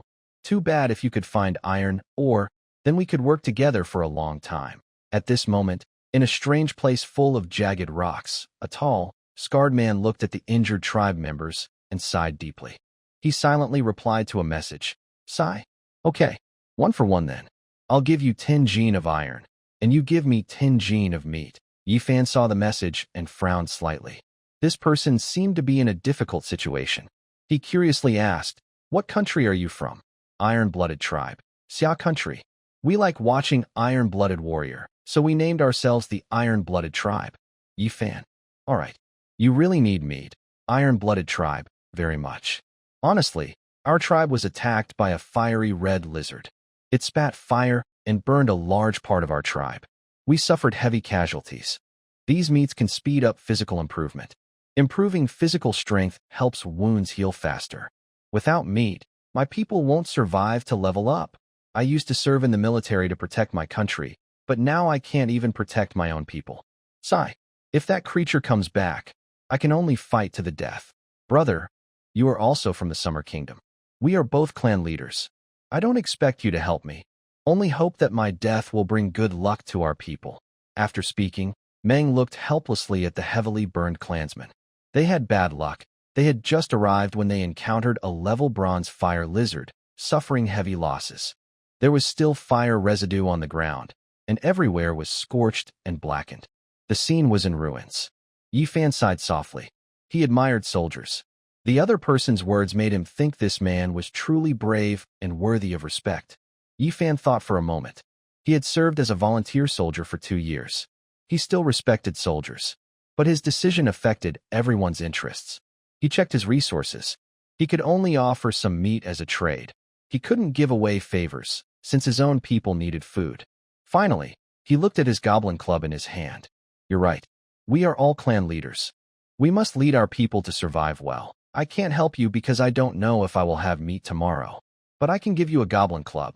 If I can make leather armor, I can also give you one. Whether you survive depends on your luck. I was a soldier too. I love my country and my people. Now I also love my tribe. Keep going, brother. Meng felt warm inside when he heard these words. Because they had been attacked right after arriving, they didn't even have a single goblin club yet. Now, hearing Yifan say this, hope was rekindled. He knew he couldn't take things for free, but he couldn't refuse now. He desperately needed equipment. Ironblood tribe. Brother, I will remember your great kindness. If I survive this time, I will repay your kindness 100 times over. If I can't, I am willing to die for my people. Yifan sighed deeply. Who in life can be truly emotionless? What he gave wouldn't affect him much. Just one less piece of equipment for someone else, a minor impact. All right, let's make the trade quickly. Ironblood tribe. Good. Thank you. Ding, trade successful. You received 11 units of iron. Huh? Why 11 units? Ironblood tribe. This is all we have left. Only 11 units of iron. I am a first-year nursing student at Jiangxing Experimental University. Thank you all. All right. Keep going, Yifan said helplessly. Then Yifan immediately started building a leather armor. Since he had enough leather, he didn't hesitate and built a blacksmith shop. The blacksmith shop allows for upgrading and repairing equipment, as well as basic crafting. You need a blacksmith shop to make gear. The blacksmith shop is a small building with a boiler, a workbench, and a weapon rack. Blacksmith shop, common level. Currently, you can craft and repair common level weapons and gear. It requires someone to stay there to use it. The person staying can gain experience by repairing and crafting weapons. Yifan saw the description and thought this was a good tool. He immediately called out to the corner. Na-man Mei Mei, come here. Nalan Mei Mei, waving 2 bunches of hair, ran over yawning, looking half asleep. What's up? Yifan? Yifan pointed at the blacksmith shop. Go inside and gain experience. You're the best at staying focused in class. Really? Okay. Nalan Mei Mei quickly entered the blacksmith shop. Suddenly, A strange knowledge flooded her mind. Everything about forging and repairing weapons. She felt confident she could start right away. She shook off her usual tiredness, her eyes shining. Yifan, I got it. I understand everything. Let me try. All right, no problem. Yifan immediately placed all the materials on the forge. 22 animal leathers, 22 pieces of wood, 11 iron. Enough to craft 11 leather armor pieces. Nalan Mei threw all the materials into the furnace, then started it. Instantly, the materials turned into 11 white, glowing orbs. Next, she placed the orbs on the workbench, took out a hammer from beneath, and smashed the orbs. Da-da-da-da-da-da! Everyone was stunned. Nalan Mei seemed like a different person. She suddenly knew how to forge. After half an hour, all 11 common-level leather armor pieces were finished. The leather armor felt a bit stiff. The brown leather armor could be worn directly. Yifan put it on himself, then opened the attribute panel to check. Leather armor, common level, current level, LV1, can be refined to increase level. After leveling up, its strength slightly improves. Increases 30% resistance to attacks from black iron level monsters and 5% resistance to attacks from bronze level monsters. Yifan gave Mang a set of leather armor and a goblin club. He thought this was also an investment. If Mang survives, he will surely repay him. After all, only those who are not morally corrupt are chosen as tribe leaders. Even if he just gives some items, Yifan doesn't lose much. If Mang doesn't survive or doesn't repay him, his loss is just a piece of leather armor and a goblin club, which isn't a big deal. Yifan, how should we distribute these leather armors? Lin Qingxue asked. Distribute based on level. Those with higher levels get priority. Okay, the stronger the physical quality, the better the fighting ability. Those who participated in previous battles naturally have higher physical levels. Currently, Lin Qingxue, Wan Yu, and Lui Nua are all at LV3, Yifan is at LV5, and others wearing leather armor are at LV2. After Yifan put on the leather armor, his personal information also changed. Name, Yifan, position, tribe leader, chief of the tribe, physical quality level, LV5, 30%, overall strength, black iron level, equipment, leather armor, white, common level, goblin club, white, common level. Reaching the black iron level? Looks like the leather armor works pretty well, he said happily. The others in the combat team have also been rated at the black iron level. The boost from these two pieces of equipment is quite significant. Since his combat power has increased, he naturally has other ideas. Yifan immediately took out the crystal ball. At this moment, the text on the crystal ball changed again. 1. To the north, there is a small goblin tribe. Their warehouse is very full, and they are currently relaxing in the sun. There are some leftover food scraps in the pot. Danger level, 2 stars. 2. To the south, strange beast roars can be heard. It seems something has gone berserk. It is very powerful and capable of destroying your fragile tribe. Threat level, 5.5 stars. Everyone saw the change in the words in the air and cheered happily. Luina was so excited she hugged Yifan and jumped. Yifan, it changed. The original 3.5 stars is now 2 stars. 2 white, fluffy creatures bounced and bumped into Yifan's face, making his face turn red. Yifan raised his goblin club and loudly said, "No time to waste. Since our strength has increased, let's go destroy the goblin nest in the north." Okay, let's go. Fight goblins. Woohoo. Everyone was very excited. This was a lucky chance, and they believed they would find good things. They had never been to the north before because Yifan had said it was off limits at first, but now they could go. The forest in the north was not very dense. It was made up of scattered small trees and low bushes. They moved through it, but the low bushes slowed their progress quite a bit. So annoying. When will I get a pair of pants? These weeds are so itchy. Yeah, just now a branch almost poked me. It scared me. Yifan, Yifan, when will you make pants? Yifan? A group of girls chattered as they walked forward, making Yifan feel a bit helpless. All right, stop fussing. When I can make clothes, I will. It's not very convenient for me now, okay? But Luina was walking boldly ahead, not worried about the low bushes at all. And his long legs, so jealous. Aina, share some of your long legs with me, Wa. Lin Qingxue also felt a bit jealous. Luina's legs were really long, longer than her own, and her thighs looked delicate, white, and plump. This time, Yi Fan brought more than 10 people. Most of them, including him, wore leather armor, while a few only had goblin clubs. Once we get there, I'll go first. Don't worry, goblins are small and easy to handle. You all fought before, so don't be careless this time. Stay alert, Yi Fan reminded them. Everyone stopped talking and became serious. Yes, don't worry. We will be very alert. After about 20 minutes of walking, Yi Fan smelled a faint scent of meat and cooking smoke. He immediately stopped. Everyone stay here for now. We are probably not far from the goblin tribe. I can already smell the smell of burning wood. Everyone crouched down, not daring to run around. Wait here. I don't know their exact location yet. They might be moving around. There are too many of us, so it's easier to be seen. I will go ahead and scout the area. Yi Fan looked at a half-meter-high bush. You all stay here and hide. The girls, including Lu Yinuo, nodded seriously, not daring to slack off. They one by one squeezed into the bushes. Yi Fan immediately moved north, trying to stay low and hide behind the bushes to avoid being seen. The goblins wouldn't stay quietly in their camp all the time. Since there's uncertainty, he needed to find out the situation. After about 5 minutes of walking, he heard the sound of flowing water. There's a river. He was very happy. If he could eliminate the goblin tribe, the water problem would also be solved. 2 birds with 1 stone. He quietly stood up and saw that right beside a shallow area, there were 5 cone-shaped thatched huts. The 5 huts formed a circle with a simple stove in the middle. There were some leftover food and nearly burnt firewood in the pot. Yi Fan looked around. To the left of the huts, there was a slightly larger grass shelter. Inside, a few rabbits were hanging, looking quite fresh. Inside the shelter, there were also mini mushrooms, small yellow umbrellas and brown sticks, which looked very tasty. Based on Yi Fan's estimate, those mushrooms weighed at least 10 kilograms, the rabbits together at least 25 kilograms, and there were over 20 fish hanging above the shelter. The fish looked similar to grass carp. Yi Fan took out his crystal ball to check.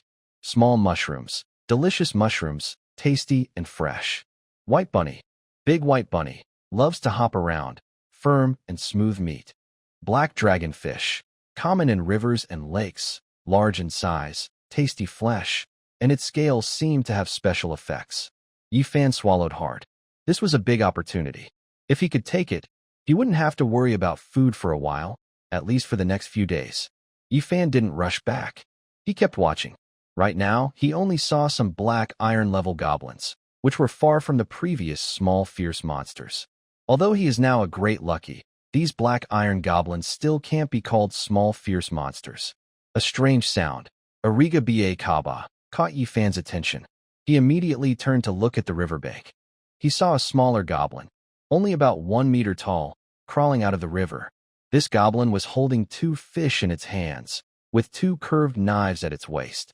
The knives were about 20 centimeters long, shiny in the sunlight, and looked quite dangerous. What is this thing? Yi Fan instinctively looked at it with his crystal ball. Assassin goblin, black iron level. Its curved knives are very sharp and can easily cut your flesh. It's a quick and agile little creature. Be careful not to get too close, or it might be unsafe. After reading the description, Yi Fan understood why this place was previously called a dangerous zone. It was because of a goblin assassin. He observed for a while and found only 1 goblin assassin. The others were goblins with clubs, some lying on rocks sunbathing, others holding firewood and adding more. He hid in the bushes and quietly moved back. Why hasn't Yi Fan come back yet? Could something have happened? No way. If something had happened, he should have called out. A group of girls was talking together. Suddenly, a head poked into the bushes. I figured it out. Everyone was startled. When they saw it was Yi Fan, they relaxed a bit. How is it? We can take it down. Let's divide the tasks. Yi Fan quickly joined everyone and whispered, there are 20 goblins. One of them is a special type, and that one is mine. Although they outnumber us a bit, they are spread out. Some are bathing in the river, others are lying on rocks sunbathing. Here's the plan. We do this, then that, and then this. The girls listened carefully. Yi Fan's plan was detailed. As long as they overcame their fear of goblins, these small creatures wouldn't be so scary. Goblins are very short and have short arms. We humans have an advantage because our arms are longer.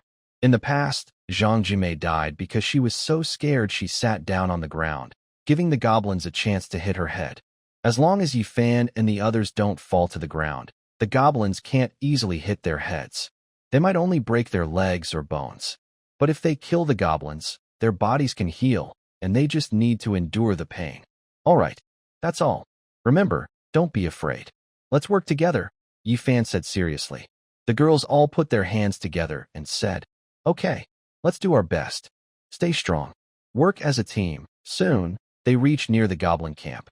Following Yi Fan's plan, he decided to attack directly, facing the goblin assassin. Yi Fan picked up a stone and threw it into the river again, using his usual trick.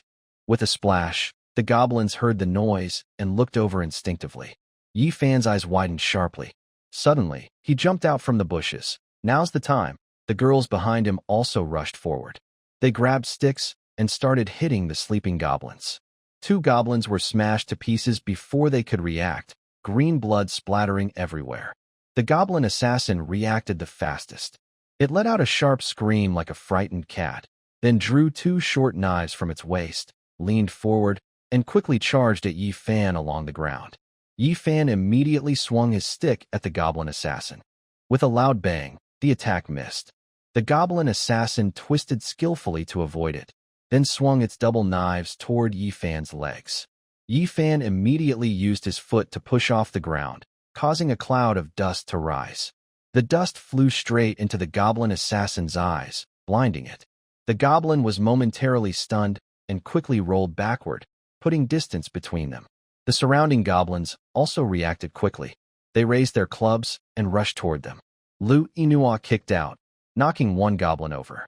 Lin Qingshui raised her club and swung. Die! With a loud bang, the goblin's head shattered, and it died instantly. Suddenly, a goblin jumped down from a tree and swung its head toward Lu Yinua's head. Gabba gabba! Lu Yinua's hair bristled with fear, and she dodged just in time. Although she avoided the attack, her long leg was hit by the goblin. There was a loud bang, followed by a crisp cracking sound. Lu Yinua's long leg was broken, bending completely. Her leg, which was originally bent backward, now had her toes very close to her thigh. Ah! Lu Yinhua cried out in pain. The intense pain pulled at her blood vessels and nerves, and she started to drool uncontrollably. Yinhua, don't worry about me, just kill the enemy. Lu Yinhua shouted bravely. Lin Qingshui quickly smashed the head of the sneaking goblin. At that moment, another goblin nearby rushed toward her. However, a girl immediately ran forward and hit the goblin with her club, knocking it away. The goblin's spine was broken and bent, leaving it half dead on the ground. Yi Fan saw all this happen. He didn't expect there to be a goblin still hiding in a tree, probably sunbathing too high up. Fortunately, Lu Yinhua was not dead. He knew he couldn't afford any accidents here. It would be very troublesome. Die, little dwarf! Yi Fan charged forward with his club. The goblin assassin suddenly shone with a black light on its curved dagger. It let out a shriek and charged at Yi Fan, spinning like a top. Gabba gabba hula hula! The goblin assassin chattered loudly. Skill! Yi Fan was also surprised. The goblin assassin spun rapidly toward him, cutting through trees as thick as thighs, creating deep gashes. Its power seemed quite strong. Yi Fan clenched his club tightly, looking for an opportunity. Charging recklessly would only be suicidal. Suddenly, he thought of something. His eyes flashed with a cold light, and he rushed forward fiercely. He jumped high and aimed at the spinning center, smashing down hard. Go to! Spinny little dwarf! With a loud bang, green blood splattered onto Yi Fan's face. The goblin assassin also collapsed after spinning for 2.5 turns. Yi Fan naturally heaved a big sigh of relief. A spinning top is just sharp on the edges. The middle is full of flaws. The goblins around were frightened. Their strongest assassin had been killed, which greatly lowered their morale. Yi Fan immediately charged to kill the goblins. All of you, go to little dwarfs. Like a battle god, Yi Fan kicked one down, smashing its staff, then turned and struck another goblin fiercely. After resisting a few hits, Yi Fan saw an opening and smashed its head with a strike. A clever goblin suddenly rushed out of a thatched hut and swung a club at Yi Fan. The club hit Yi Fan's armor with a thud. Yi Fan felt a shock in his chest. It hurt, but it wasn't a fatal wound. Yi Fan turned and grabbed a goblin, then threw it to the ground. Lin Qingxue stepped forward and hit it with a strike. The goblin's head was smashed instantly. As the goblin died, a series of notification sounds suddenly rang out. Ding! Obtained 20 goblin clubs. Ding! Obtained 21 monster crystals. Ding! Obtained 2 storm blades. Ding! Obtained 5 broken goblin skirts. Ding! Obtained 35 goblin hand bones. Information kept coming, and everyone's levels increased at this moment.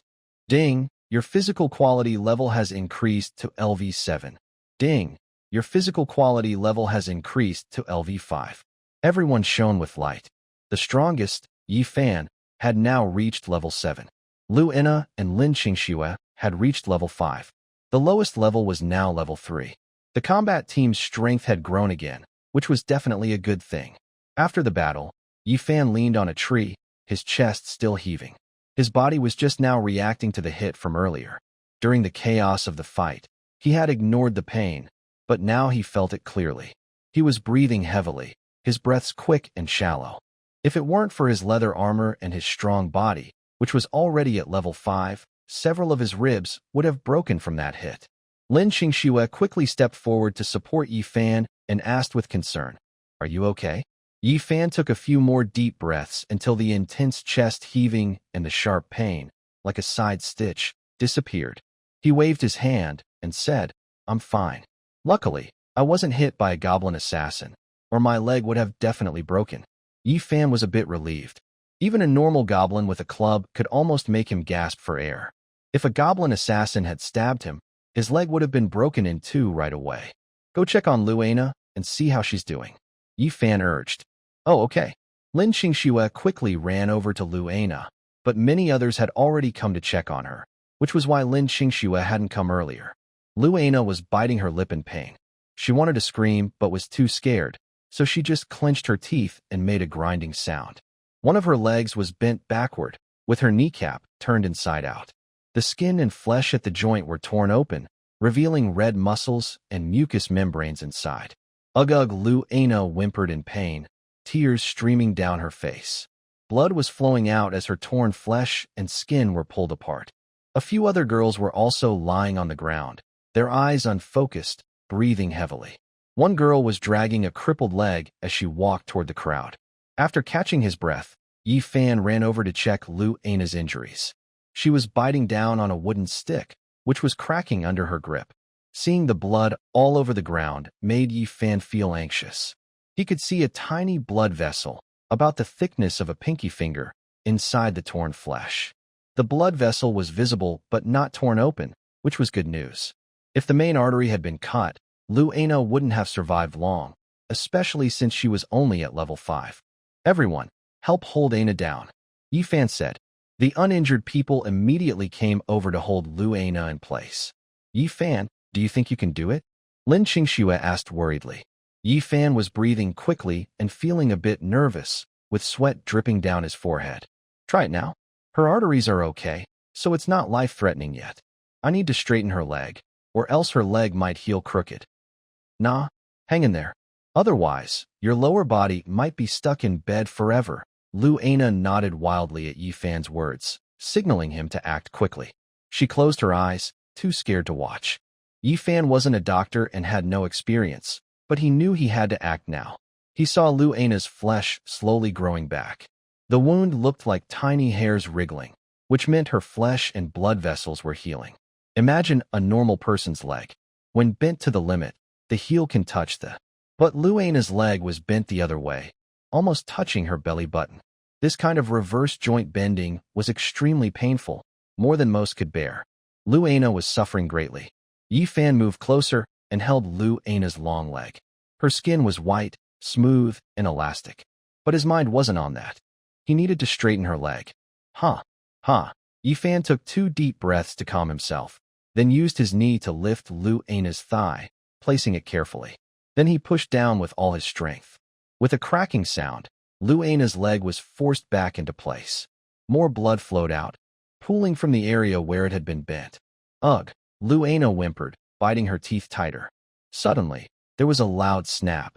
The thick wooden stick she was biting broke. Big beads of sweat rolled down her face. She almost fainted from the pain, but she was already fainting and was quickly awakened again by the pain. "Ana, hold on. We fixed it. Just endure a little longer," Lin Qingxue said tenderly, holding Lu Ana's hand. As classmates and good friends, Lin Qingxue felt very sad seeing Lu Ana like this. Yi Fan kept his eyes on Lu Ana's knee. The bleeding was still happening, but it had slowed down. The wound was slowly healing, but very slowly. It would probably take 4 or 5 days to recover fully. He wiped his sweat and looked around at the others. "Are there any more injuries?" For girls in the crowd raised their hands. "I think I have a broken rib," one said. "My lower leg is broken," another girl said through clenched teeth. Yi Fan felt a shiver down his spine. This girl was very strong. "My arm is dislocated," another added. Yi Fan glanced at everyone. Many had come, but only a few were hurt. The girl with the dislocated arm had her arm resting by her side. As long as she didn't move it, it wasn't too painful, but any movement caused sharp pain. There are 5 injured people. Those with leg injuries need help walking. Those with arm injuries should support themselves if they can walk. Xiaoye, Xiaolon, help the classmates with leg injuries and then back to the camp. Ana can't walk at all right now. I'll carry her later. Everyone else, quickly pack up, clean the battlefield, and get ready to leave. Everyone nodded seriously. Okay, hurry up, everyone move now. Yi Fan quickly made arrangements. Everyone followed his instructions smoothly. Some girls tied the caught fish one by one and carried them on their backs. Now, with their improved physical strength, carrying even 100 pounds was no problem. Lin Qingxue carried a few wild rabbits, and others washed the pots, filled them with mushrooms, or tidied up the goblin clubs on the ground. With 20 clubs now in their possession, their fighting power was boosted to a new level. Everyone hurriedly packed up, determined to take all the spoils. They collected 20 pounds of small mushrooms, 50 pounds of white rabbits, and 20 black dragonfish. All belonged to them. Everyone moved quickly, without hesitation. Since arriving here, everyone's mood had been very tense. Not only was the outside dangerous, but the camp might not be completely safe either. The girls Yi Fan chose, like Lin Qingxue, were naturally not the type to scream or cry loudly in trouble. They were very capable. Yi Fan was also glad he didn't randomly pick people, or this battle might not have gone so smoothly. Soon, Lin Qingxue carried several rabbits and each hand held 3 fish, walking beside Yi Fan. Everyone's packed up, even the firewood the goblin collected is gone. Should we head back now? Yi Fan nodded. Yes, let's go. He didn't waste words, walking over to carry Lu Ana on his back and heading toward the camp. He had the injured girls leave first for safety reasons. Walking with the wounded would slow the team down. In the forest, having a big goal isn't good. The girls with injuries had already traveled a quarter of the way, but Yi Fan had just started. Lu Ana no longer felt as much pain, even though her back was covered in fresh blood. Are you okay? Yi Fan asked. I'm fine. Don't worry. I'm not that fragile, Lu Ana replied weakly from behind. I can tell. That pain must have been tough for me to handle. Ana, I underestimated you before, Lu Ana smiled softly. She endured it with her willpower, even though she had lagged behind when fighting the cave dwellers. If her screams of pain had attracted more terrifying monsters, she felt she would be a terrible sinner. With such a good harvest this time, everyone will be so happy when we get back, Lu Ana said with a bright, survivor's smile. Yeah, these supplies will last us at least 4 days. We can use this time to gather more wood and stones. Lu Ana nodded gently. Ana, you're growing up well. If you hadn't, I guess I could carry about 20 pounds less, Yi Fan teased. Lu Ana was caught off guard at first, but when she reacted a second later, her face turned red. She was pressed close to Yi Fan's back, and although they were wearing leather armor, he could still feel the softness.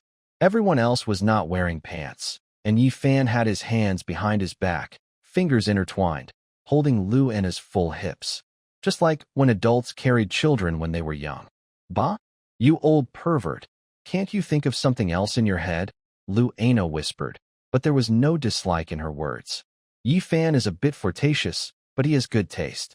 If he were a troublemaker, she thinks he would have tried to force himself on her on the first day. As she thought this, Yi Fan mischievously pinched her a few times. Really nice, soft like jelly. Luana felt very shy and embarrassed. For a moment, she bit down on Yi Fan's shoulder just like Lin Qingxue did. Yi Fan winced in pain. Why did you bite me? Why did you pinch me? Because I wanted to pinch. Then I want to bite. She then took a bite on Yi Fan's shoulder, leaving a row of teeth marks, red and slightly bleeding. Wow, are you serious? Don't worry, you're at level 7. It will heal soon. I won't let you get the better of me. They teased each other happily. Lin Qingxue was nearby and didn't say anything. She had good relationships with some class leaders. Since Lin Qingxue is a clear-headed and realistic person, she understands men's nature. Men only behave well when they are watched. As long as Yi Fan can protect them, Lin Qingxue wouldn't restrict him too much. Men are hard to control, but deep down, she felt a little disappointed and a bit jealous. When she saw Lin Qingxue occasionally pursing her lips, she went over and said, "Qingxue, do you want to chat about life tonight?" Lin Qingxue rolled her eyes and said disdainfully, "Huh, you should go talk about life with Aina." After saying that, Lin Qingxue quickly walked ahead carrying some rabbits. She was now at level 5, so these small things were easy for her. But after rushing ahead, she felt complicated inside. She knew she shouldn't have said that. She thought she could accept Yi Fan being flirtatious, but for some reason, she still felt jealous and said those words. Oh well, it's just words. No big deal. Yi Fan noticed her expression and, knowing her personality, didn't chase after her. It would only cause more trouble to say anything now. Haha, looks like Qingxue is jealous of us. So, do you really want to sleep with me tonight? Luana teased, although she had no such plans. No, I think I'll just comfort Qingxue first, Yi Fan said helplessly. Luana looked surprised, and a faint sense of disappointment appeared in her heart. Could it be that her tall, 1-meter-8 legs aren't attractive enough? At this moment, Yi Fan suddenly said, "You should focus on healing your injury first. Tonight, you might not sleep well, and those cave dwellers might come back." Okay, got it. From then on, neither of them spoke much. Luana quietly rode on Yi Fan's back, while the others carried supplies and moved through the bushes. The low bushes were quite inconvenient for them, mainly because they kept getting caught on their clothes. After walking about 3/4 of the way, they caught up with the injured, and the group reassembled, heading toward the camp. When they returned, the sun was high in the sky, burning hot and making their skin sting. It was clearly midday, when you had just woken up from a nap. The pot was simmering with some food, but the beef that used to fill a large pot was now just some bones with meat stuck to them. It was obvious that the food they had was only enough for lunch. Those chopping wood and collecting stones were also sitting outside the camp, waiting for Yi Fan to return. A few girls were pacing back and forth, closing their eyes and praying for Yi Fan and the others to come back safely. Fortunately, everyone's hopes were not in vain. After 10 minutes, a group of people appeared outside the camp. "Open the gate," Yi Fan shouted. A group of girls cheered excitedly and ran toward the fence gate. "Great, they're back. Hurry up and open the gate." The fence had a gate that could be opened and adjusted by themselves, but there was a latch made of a thick wooden stick blocking it from behind. One you quickly removed the latch, and some girls gently pulled the gate open from both sides. They saw the returning group, their faces full of joy that couldn't be hidden. Not only did they bring fish and rabbits, but also mushrooms. Everyone moved aside, and Yi Fan and the others headed straight toward the shelter, their eyes shining with excitement. Seeing the bloodstains on Luana's legs and the several girls with broken limbs and dislocated arms lying weakly nearby, they also felt a sense of respect. The danger of this outing was quite high. Although the divination crystal indicated a 2-star level of danger, mishandling could still lead to fatalities. Yi Fan had a rough understanding of the divination crystal's results. It simply assessed everyone's strength. However, during battles, unexpected situations can happen, and the crystal cannot predict everything. Therefore, with a 1-star rating, the risk of injury is very low. With a 2-star rating, injuries are possible, and mishandling could even cause death. But with proper response, it should be manageable. Yi Fan believed that if the result was 3 stars or higher, injuries were almost certain and death might become common. Even at 2.5 stars, Yi Fan wouldn't venture out easily unless there was no other choice. Everyone was eating heartily.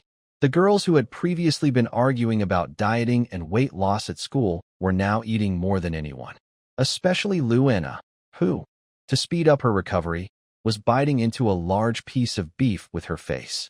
Her way of eating looked almost like a beast, giving her a primal look. Everyone was glowing with energy.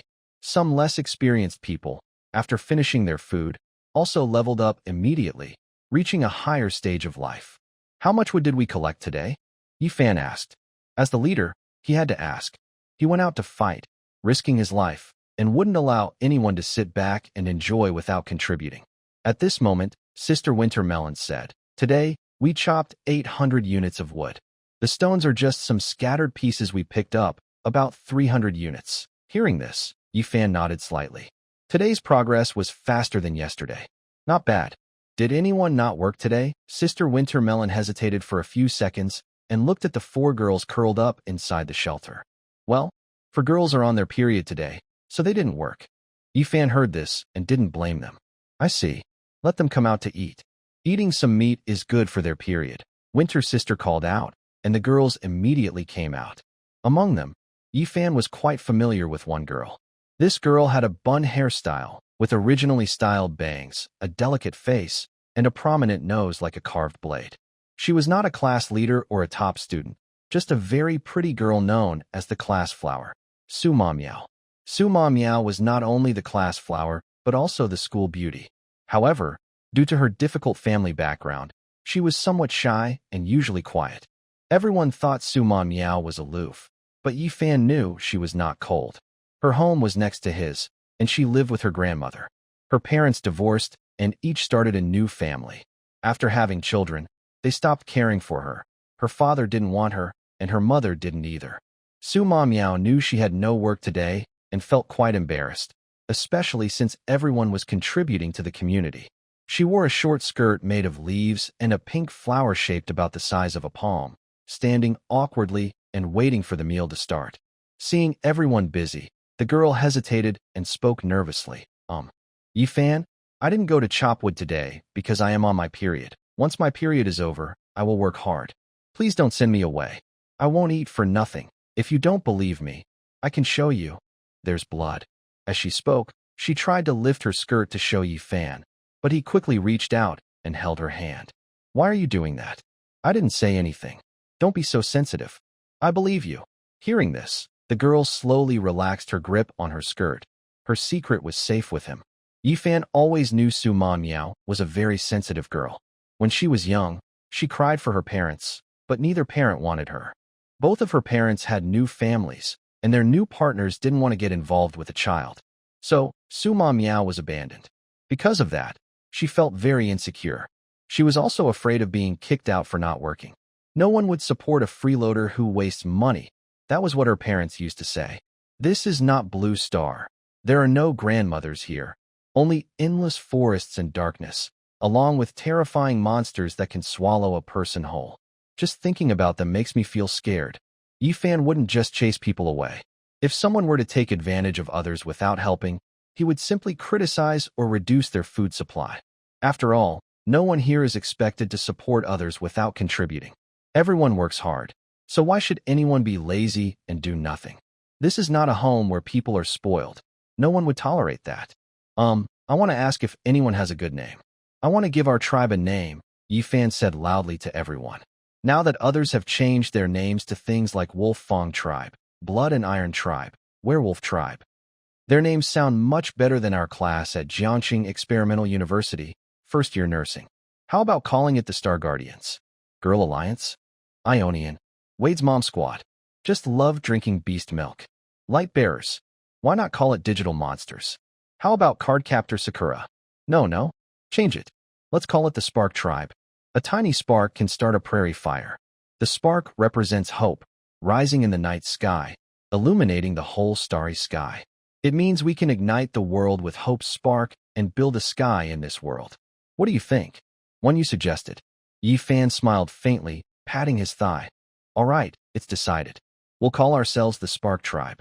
A small spark is enough to start a prairie fire. With the new tribe name, everyone was very happy. It was definitely more pleasing than the previous one.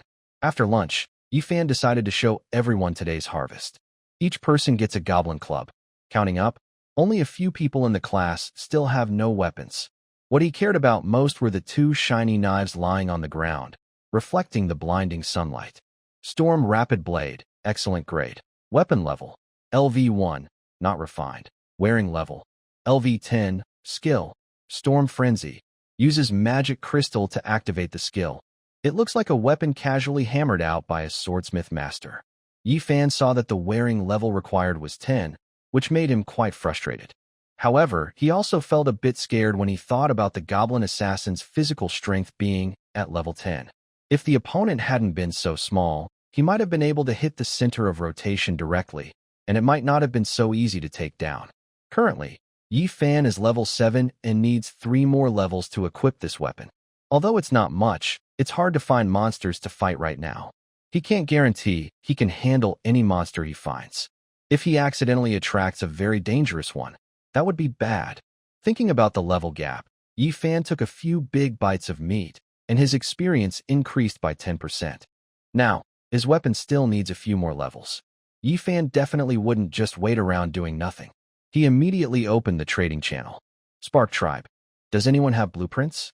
Preferably for armor. Wolfang Tribe. No armor blueprints, but I have a short sword blueprint. Do you want it? Blood Demon Tribe. I also want armor blueprints, but unfortunately, not many tribes have them.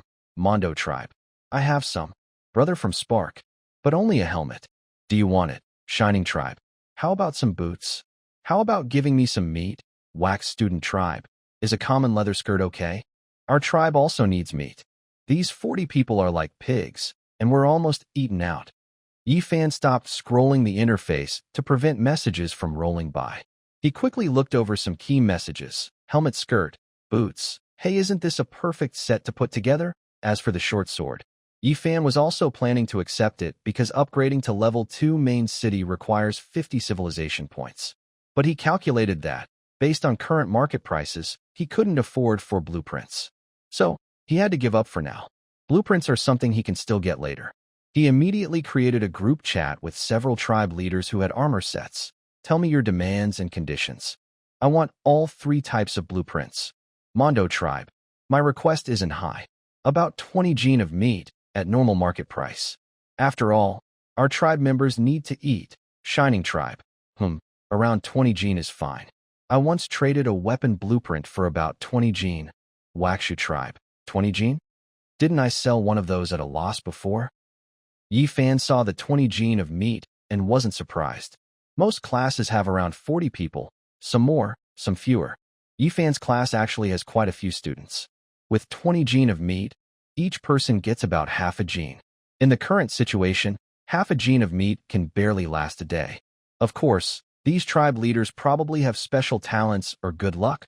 Otherwise, blueprints are not easy to find.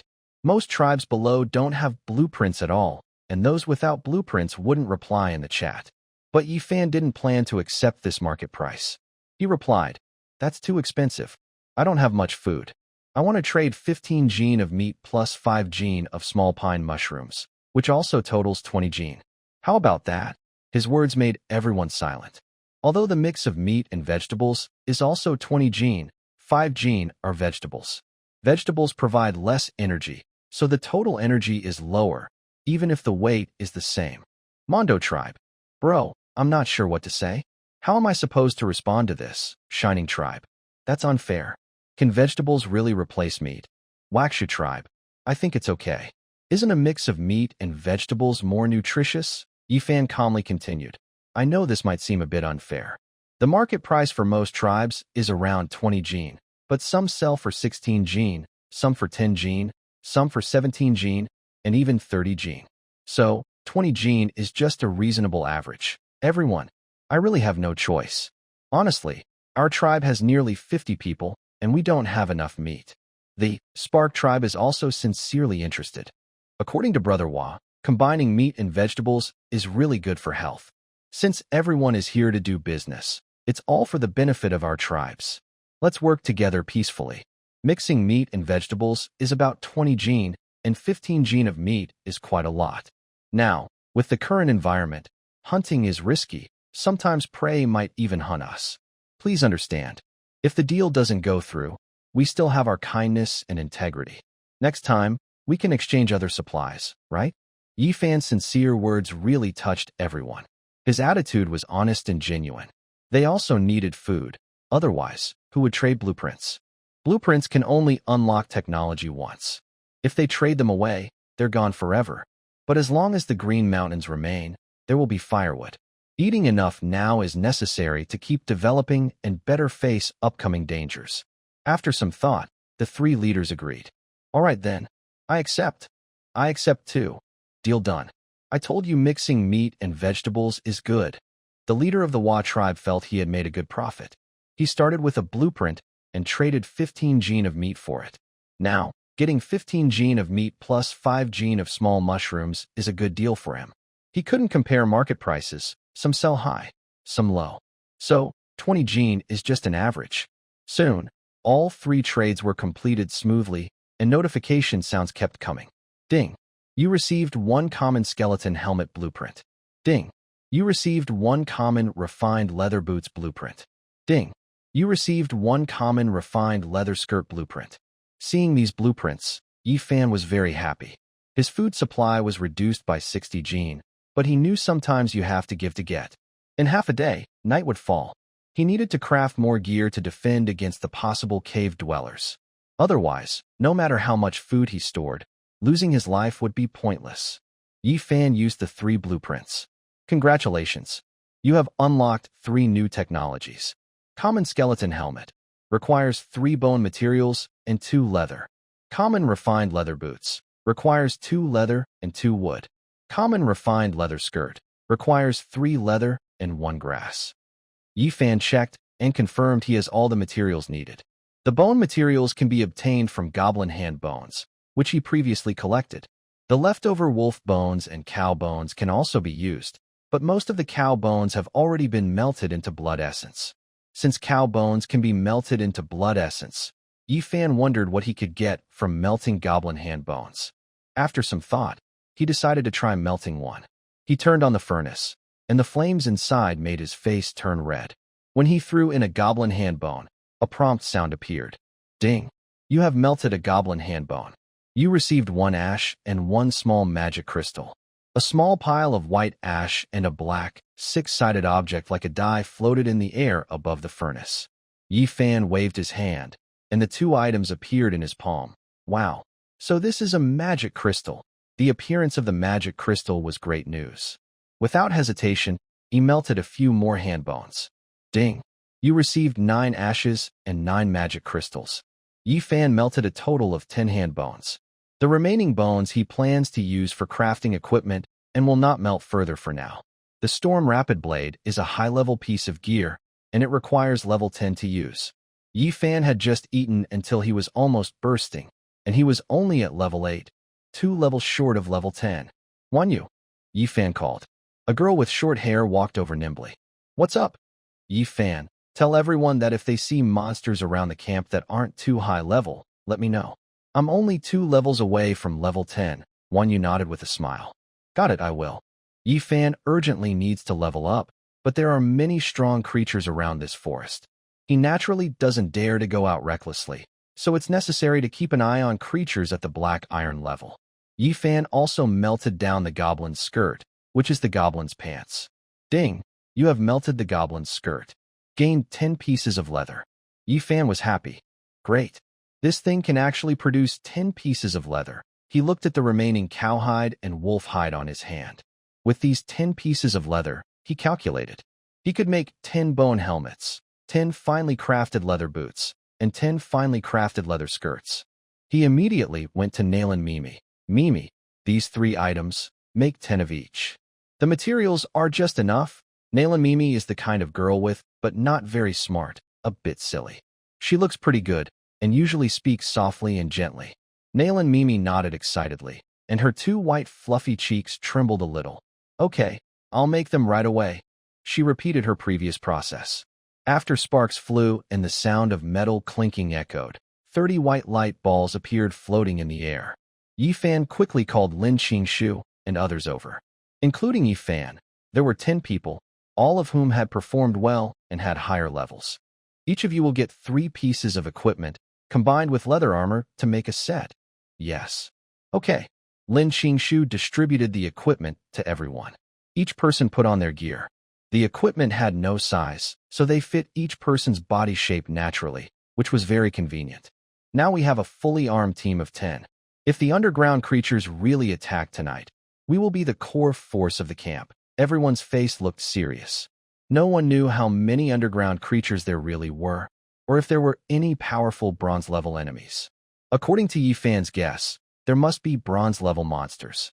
After all, in one race, even scouts are iron level, so the leaders above them can't be lower than iron level. Now everyone should hurry up and cut down trees and gather stones. We need to upgrade the main city as soon as possible so we can survive better. After Yi Fan made the arrangements, everyone finished eating and grabbed their axes, heading toward the forest. They were cutting trees near the camp, less than 100 meters away, so it wasn't far. The stone gathering was done in the forest. They looked for stones to carry, but since most of the nearby stones had already been taken, they had to go a little farther away. Around the camp, there are some armed guards, but they are either only holding sticks or wearing leather armor with sticks. A small, fully armed team led by Yi Fan goes into the forest to explore and protect the girls who are moving stones. Yi Fan, we don't have tools, so moving stones is very slow. Maybe we can find something better. I saw someone selling baskets. Should we buy a few? Lin Qingshu suggested. Okay, I'll go check. Trading channel, handmade tribe. Does anyone need bamboo tools? Baskets, sieves, chairs, I have them for sale. Trade 1 gene of meat for 2 items. Yi Fan immediately contacted the seller. I want 10 baskets. Handmade tribe. Sure, 5 gene of meat. No bargaining. Yi Fan didn't hesitate and quickly made the trade. Ding, you received 10 self-made survivor baskets. Immediately, 10 bamboo baskets appeared in front of Yi Fan. They are a bit rough in craftsmanship, but usable. Come on, let's carry them. Since we're high level, we can carry more. Let the girls pick up stones and put them into the baskets. Yi Fan took the lead, carrying a basket, and the others didn't waste time. Each basket can hold up to 100 gene of weight. For everyone now, this isn't too difficult, but carrying heavy loads all day is very tiring. Some girls filled their baskets with stones of various sizes from the forest. After about 3 hours, everyone's baskets were full. Lin Qingshu, slightly tired, carried her basket and said, "We can bring back about 2,000 units of stones this trip. We should be able to reach 10,000 units in about 3 or 4 more days." Yes, that sounds about right. I saw someone in the chat channel say they found iron ore. We'll need a lot of iron in the future. Tomorrow, we should look around for similar mineral veins. Otherwise, the iron from these stones is too little, Yi Fan said. With iron, they can upgrade stone axes to iron axes. Later, forging weapons will also require iron. But with ordinary stones, you only get about 3 or 4 units of iron per 100 gene, which is not enough. Yi Fan looked at the sky. It was getting late, and the sun was about to set behind the trees. I estimate that in about 2 hours, the sun will completely set, and the world will be plunged into darkness again. Today, no monsters were found around the camp, only 2 rabbits, but they ran too fast for us to catch them. When everyone returned to the camp and saw the setting sun, they all felt tense. As night approached, the wind around us grew colder. We were cooking some fish and small pine mushrooms in a pot, and we had scraped off all the fish scales. Yi Fan collected some fish scales. Although we don't yet know what use they have, we shouldn't ignore the crystal ball's hints. The fire crackled as it burned, and the water in the pot started boiling. Yi Fan, should we build a fence around the camp? Adding 2 layers would make it harder for the cave people to break through and prevent them from attacking from all sides, Wan Yu suggested. She is quite smart, not just in learning. Her idea is to set up big and small fences, creating 2 layers of protection around the camp. It would take the cave people more time to break in. Also, if the cave people try to chew through the fences from multiple directions, the multiple layers would help prevent a sudden attack from all sides. Yi Fan thought for a moment and patted Wan Yu on the shoulder. Good idea. Our wood supplies are enough for 2 more layers, so let's do that. They have plenty of wood, more than stones. Yi Fan also plans to add about 10 small fires to light the area. Otherwise, if the cave people come, they would have to fight in the dark, which is too dangerous. Qingshui, take some people to make a few fires. Don't light them yet. Wait until we confirm the cave people are really here before lighting them, Yifan said. Enna, you can't walk now, but you're good at fighting monsters. Teach the others how to fight and cheer them up. Make sure everything stays organized. Chaos would be bad for us, he added. Nail and Mimi, you're responsible for repairing weapons. If any get damaged during the fight, fix them immediately. Even a little help is good, Yifan said. Little sister Wintermelon, your equipment is now complete, and your physical strength is better than others. You are responsible for guarding the camp entrance to prevent any sneaky creatures from sneaking in and harming people. The few who are injured and haven't recovered, or are on their period, will be under your care. Everyone, follow my plan and move now. Okay, no problem. Don't worry, I will protect everyone, Little Sister Wintermelon said seriously. Suddenly, everyone in the camp started to act. Although it looked messy, it was actually very organized. Most of the people who got the sticks already have one, but many lack fighting experience. So, Luena needs to teach them how to use the sticks and what to watch out for when fighting monsters. Lin Qingxue and her team built a grid of wood around the camp, ready to light it at any moment. The cave dwellers need time to break through the wooden fences. When they arrive, lighting the bonfire now would be too late, so saving firewood is better. The sky around the camp is getting darker. Yifan has also added 2 more fences around the camp, and there's not much wood left, just enough for a fire. Ugh, strange calls come from the dark forest, sounding like some kind of bird. A gust of wind blows, making the forest creak. A fishy smell spreads through the air, carried by the wind. All you can see are shadows in the darkness. Tall trees stand like giants, watching over everyone. Yifan sniffed the air and said, "It's the cave dwellers. They are definitely coming toward us," he quickly shouted. Qingxue, light the bonfire. Okay. Lin Qingxue grabbed a burning torch and hurried to act. Yifan had smelled this fishy scent before on the cave dwellers. It was faint then, but now it's very strong, meaning there are many of them. Suddenly, bright flames lit up one after another, and the bonfires around the camp were ignited. The whole area was illuminated, and the view became much clearer. At this moment, a rustling sound came from the northeast. Something was gnawing on the wood. The sound was incredibly clear, as if dozens of things were gnawing at once, making it very loud and sharp. Yifan clenched his goblin club tightly. They're coming. Everyone's face showed seriousness. Some were scared, some anxious, and others excited. Lu Yinua and a few injured soldiers huddled in the corner of the camp. Su Ma Miao and some girls on their periods were also there. A few others hadn't received equipment because there wasn't enough. Inyo, that thing is coming. So many. Are we going to die here? A trembling girl asked worriedly. Don't be afraid. Trust Yifan. With him here, we'll be fine, Lu Yinua comforted her. She didn't really have confidence, but she couldn't tell the truth, so she just tried to reassure everyone. Sister Donghua led 10 people to block the entrance of the shelter, watching carefully around them. They didn't need to fight. Their goal was to guard the door and stop the cave dwellers from sneaking in and killing their classmates. The rustling sound grew closer. Yifan and a few fully armed people stood at the front, with others behind them, all equipped with weapons.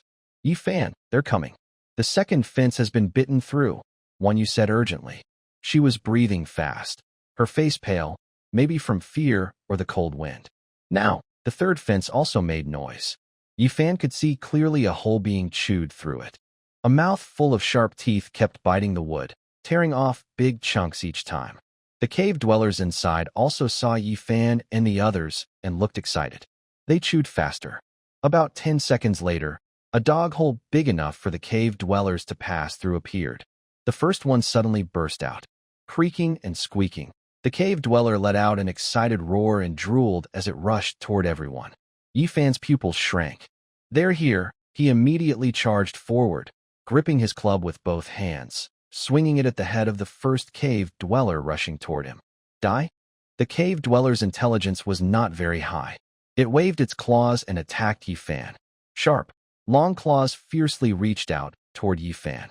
If hit, it would definitely tear him open. Yifan swung his weapon, breaking the cave dweller's claw with a crisp. Then he rushed forward and struck the creature's head with his stick. With a squelch, the cave dweller lost its life instantly. Its head caved in, and a sticky, disgusting smell seeped out. At this moment, more cave dwellers rushed out of the open hole. Lin Qingxue led her fully armed team to fight them. Everyone charge. Don't be afraid. Be brave. They are just animals.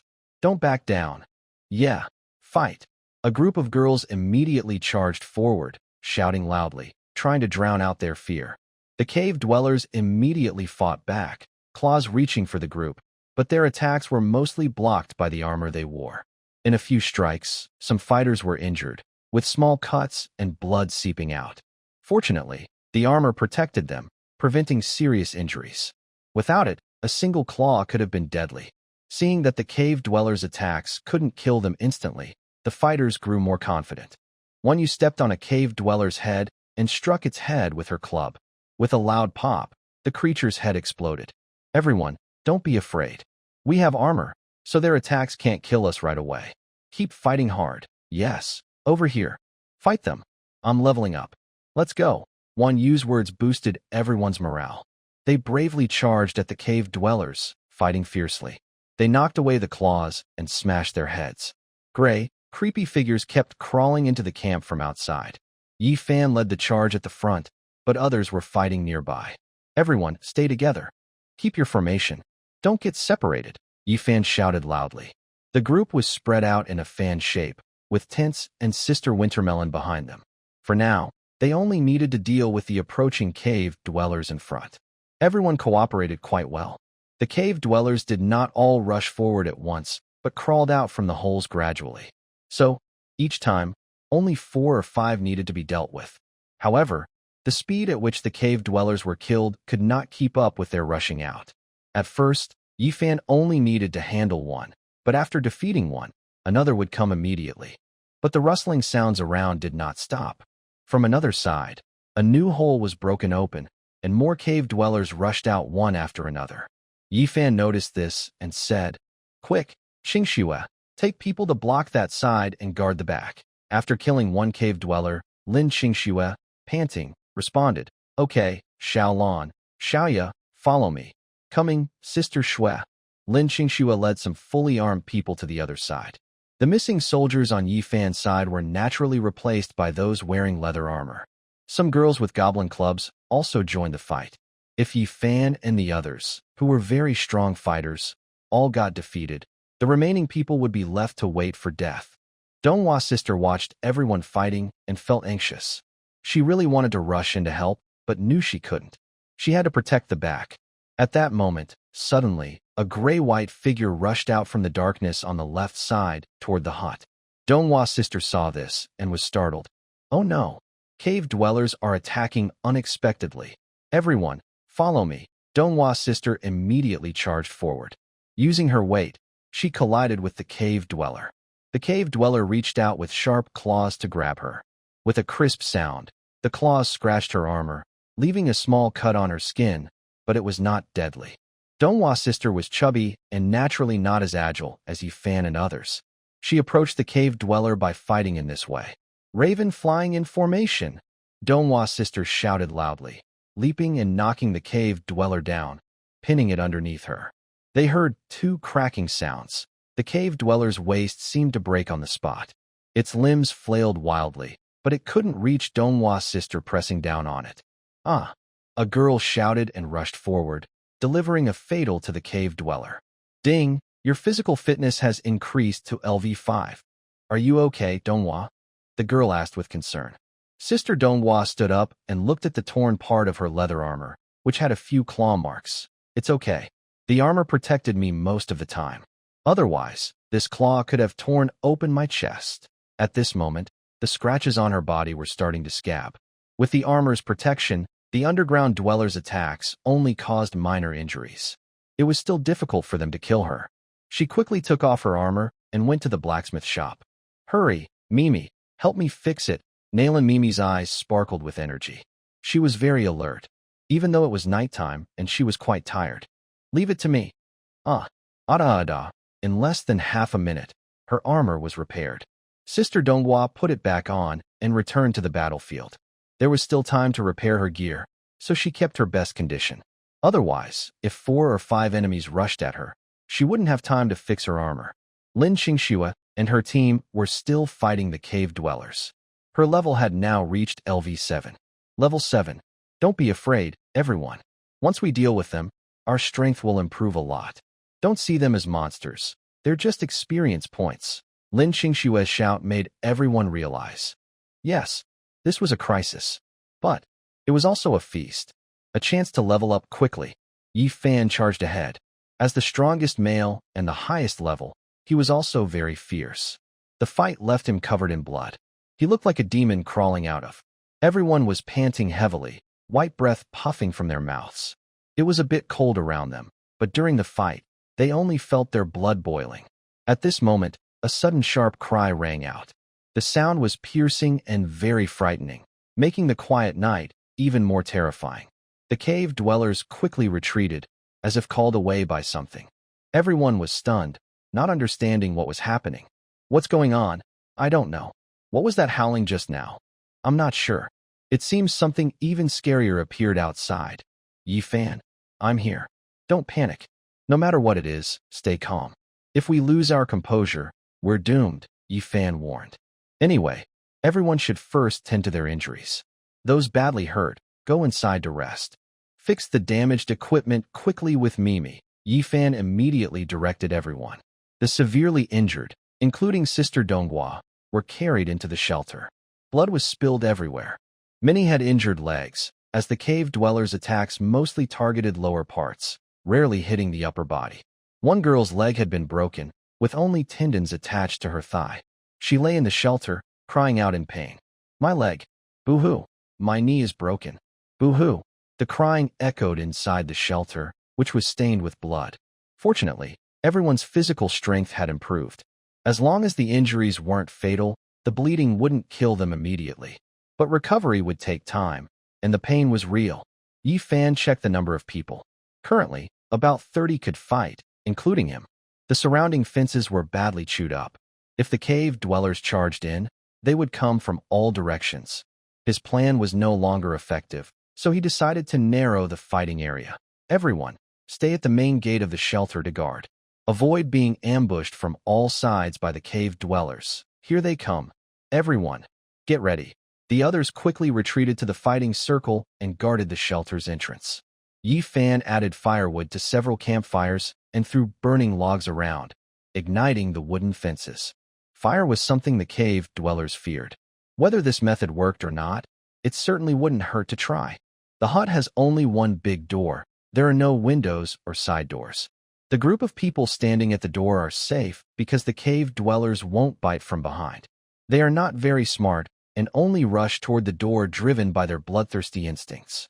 Still, Yi Fan has some girls with clubs stay inside the hut to guard against any surprises. A loud roar, like a sore throat after a cold, comes from ahead. Everyone's pupils shrink. They're coming. What's that? Who cares what it is? Just kill it. Stay calm. Stay united. Don't break the formation. Everyone swallows nervously, holding their weapons and trembling slightly as they look forward. The fire in front is getting smaller and almost goes out. Suddenly, a dark, scaled claw slaps at the burning campfire. Sparks fly, and the burning wood is knocked out.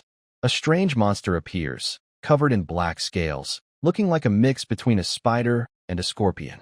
Yi Fan quickly takes out a crystal ball. Leader of the cave dwellers. Azagil, level, brass, a humble little bug from the dark evil god's pond, washed out by a flood, became a clan leader, but in the end, just a disgusting bug. Maybe killing him will bring unexpected rewards, but who kills whom is uncertain. Brass level. It really is brass level. Yi Fan says in surprise. His guess was right.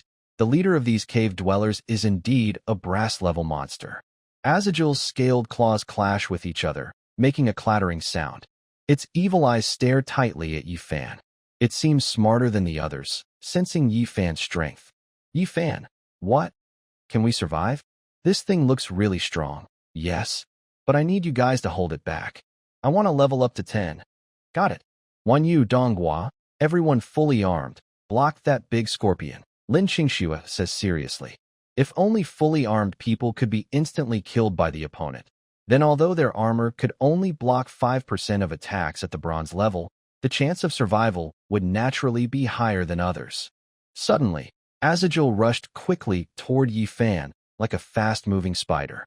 Its speed was so impressive that everyone was amazed. Here it comes. Lin Qingshue's pupils shrank. Sister Wintermelon swallowed hard, handed the club to others, and then charged straight at Azagel. I hate spiders the most.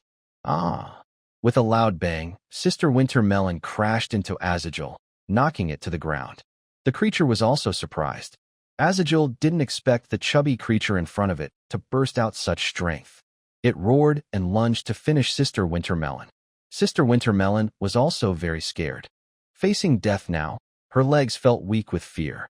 At this moment, Lin Qingxue and others rushed forward and attacked Azagel. Thing die! Kill him! Loud, dull sounds rang out as their attacks hit Azagel, which only made it feel uncomfortable. Azagel charged forward and knocked everyone down instantly. A few loud crashes sounded, and Lin Qingxue and Wan Yu were thrown into the air, falling down like dumplings, bruised and dizzy. Yi Fan was now leading his team in a fierce fight against the cave dwellers. He didn't care about Lin Qingxue and the others anymore. Since he couldn't reach level 10 now, death was the only outcome waiting for them. Ah! Die! Die! All of you die for me! 7, 8, almost 2 more. All of you die. Sharp claws attacked him from all sides. Yi Fan felt a pain in his back, turned around, and struck one of the cave dwellers, killing it. 9. Just 1 more. Yi Fan was overjoyed. However, at this moment, Sister Wintermelon's leg had been pierced by Azagel's leg. Lin Qingxue was also lying on the ground, clutching her stomach, which had a large wound like a cesarean section. Things weren't much better for Yi Fan either. The girls fighting alongside him against the cave dwellers were crying out in pain, injured and suffering. On the ground, there was blood everywhere, along with a few broken fingers, and people lying there, clutching their stomachs and crying out in despair, trying to keep their intestines inside. On my intestines! My intestines, wah! Someone help us! Don't give up! Fight them! Ah! The area was filled with people lying in all directions. Luckily, some quick-thinking ones immediately went to drag the injured away, regardless of their wounds, just trying to get them off the battlefield. Bloodstains marked the ground as they were dragged away, and the smell of blood was overwhelming. Luina saw the situation and, limping, was about to go out and fight. But suddenly, she heard rustling sounds. Turns out the shelter was being attacked. Not good. Everyone, move away from the corner. The cave dwellers are attacking the shelter. She quickly warned. Run away from there. A group of girls screamed and ran, while the injured were dragged toward the center near the campfire. Yi Fan, the cave dwellers are coming inside too. Luina cried out, her nose twitching with emotion, feeling both worried and sad. Outside, the battle was fierce, and inside, they were also under threat. A wave of despair washed over everyone, and they started crying helplessly. With a loud, Yi Fan shattered the skull of a cave dweller that was just about to attack him. Green blood splattered everywhere, and the creature collapsed with a thud. Yi Fan was panting heavily. His body, face, and legs were covered in wounds. If he weren't already at level 9, he probably wouldn't have been able to hold on much longer. At that moment, a notification sounded from the system, cutting through his despair. Ding! Congratulations! Your physical fitness has increased to LV10. In the next moment, Yi Fan's whole body shone with light. The 2 weapons he couldn't equip before could now be carried by him. Enna, protect everyone. Why are you scared again? We're still alive and kicking, aren't we? Hold on tight. Protect the injured. I will deal with this boss and come to help you. Yi Fan almost shouted. He didn't allow anyone to show fear or despair. Despair only spreads and serves no purpose. Lu Yinhuo wiped her tears and tightly gripped her club again. Okay, I will do my best. I will protect everyone. Yi Fan, go ahead and do what you need to. Lu Yinhuo responded loudly through gritted teeth. At this moment, she calmed down. The hope of their tribe depended on Yi Fan. Her job was to protect everyone, not cause trouble for Yi Fan, so he could focus on fighting the boss. Yi Fan immediately took out 2 blades from his storage. Now he was able to use these 2 blades. The blades were extremely sharp, as if they could cut through anything. Skill, Storm Fury Blade, requires 4 small crystals to activate. Yi Fan chose to use the skill without hesitation. The blades started shining silver, then emitted a trembling sound. As magic power from the small crystals flowed into the blades, they began to cut the air in front of them on their own, and also moved Yi Fan's arms with great force. No wonder. So that's how it is. At this moment, Azagil was recklessly attacking the remaining 3 girls. He rammed into them, knocking them flying, then swung 2 slashes in midair. Suddenly, one arm was cut off with a loud snap and fell to the ground. Ah! The girl screamed in pain, covering her severed arm, lying on the ground and crying out in agony. Yi Fan's eyes burned with anger. His whole body started to spin. Ah! Take that, you! Come on! Bring it on, you! Yi Fan's fury grew stronger. His loud voice attracted many cave dwellers. These cave dwellers had the most sensitive hearing, followed by their sense of smell. They lived underground for a long time, and their eyesight had become poor. Because of this, they were very sensitive to sound, like blind people whose hearing and smell become more developed. Gag, gag, gag, squeak, squeak. About a dozen cave dwellers rushed toward Yi Fan. Azagil was no exception at this moment. He immediately charged toward Yi Fan, whose thick black scale armor remained unbroken. Yeah, spin now, Yi Fan shouted loudly. At this moment, a strong wind blew around him, and he started spinning like a top. Sharp blades sliced through the air around him, making a series of swishing sounds. A howling roar echoed as the cave dwellers rushed toward Yi Fan. He spun rapidly and charged directly into the densest group of them. Either live or die. Come on. Disgusting underground creatures. Suddenly, Yi Fan crashed in like a spinning top. His face was now completely hidden, replaced by a huge spinning vortex with strong winds swirling around it. As he collided, the sound of slicing, like cutting fruit, resounded loudly. A series of painful screams came from the cave dwellers. Half a claw, leg, and even part of a head flew into the air. Blood sprayed from the blades, staining the surroundings green. The ground was now a mix of red and green colors. Many cave dwellers were cut down before they could even get close to Yi Fan. Their claws couldn't match the hardness of the blades and were sliced apart one after another. Gaga. Azagil also charged forward, leaping to attack Yi Fan. Yi Fan was surprised. He didn't expect Azagil to jump and attack him, but he was not a clumsy goblin. He bent his knees and kept spinning, saying, "Who the heck doesn't know how to jump?" Now at level 10, Yi Fan's strength was much greater. With a quick bounce of his tense legs, he shot up into the air and lunged at Azagil. Azagil was also shocked. He didn't expect Yi Fan to jump and attack him. While spinning, Yi Fan saw a hint of surprise in Azagil's eyes and burst out laughing. Huh? Good. You're scared now. Today, I'll send you to the afterlife. Yeah. Stormblade, die for me. Yi Fan's face was covered with fresh blood, and his eyes were bloodshot. He roared as he charged midair toward Azagil. Suddenly, the sound of clinking metal rang out, and sparks appeared in the air. The spinning blade fiercely cut into Azagil, carving deep gashes into its scales. Blood immediately started to flow out. Azagil was shocked. Its defenses had been broken. How could it not be frightened? It immediately tried to retreat, but Yi Fan's spinning attack pressed it down toward the ground. At this moment, Yi Fan suddenly noticed that his spinning momentum was slowing. Oh, my magic power is running out. He remained calm, his eyes full of determination. Looking at the nearly defeated Azagil, he decided to use his special move again. If this attack didn't kill it, and the enemy escaped, he wouldn't be able to catch up. He couldn't let this creature run away. Use it. Use it now. Spin for me. Spin faster. Ding. Skill used successfully. Stormblade continues to activate.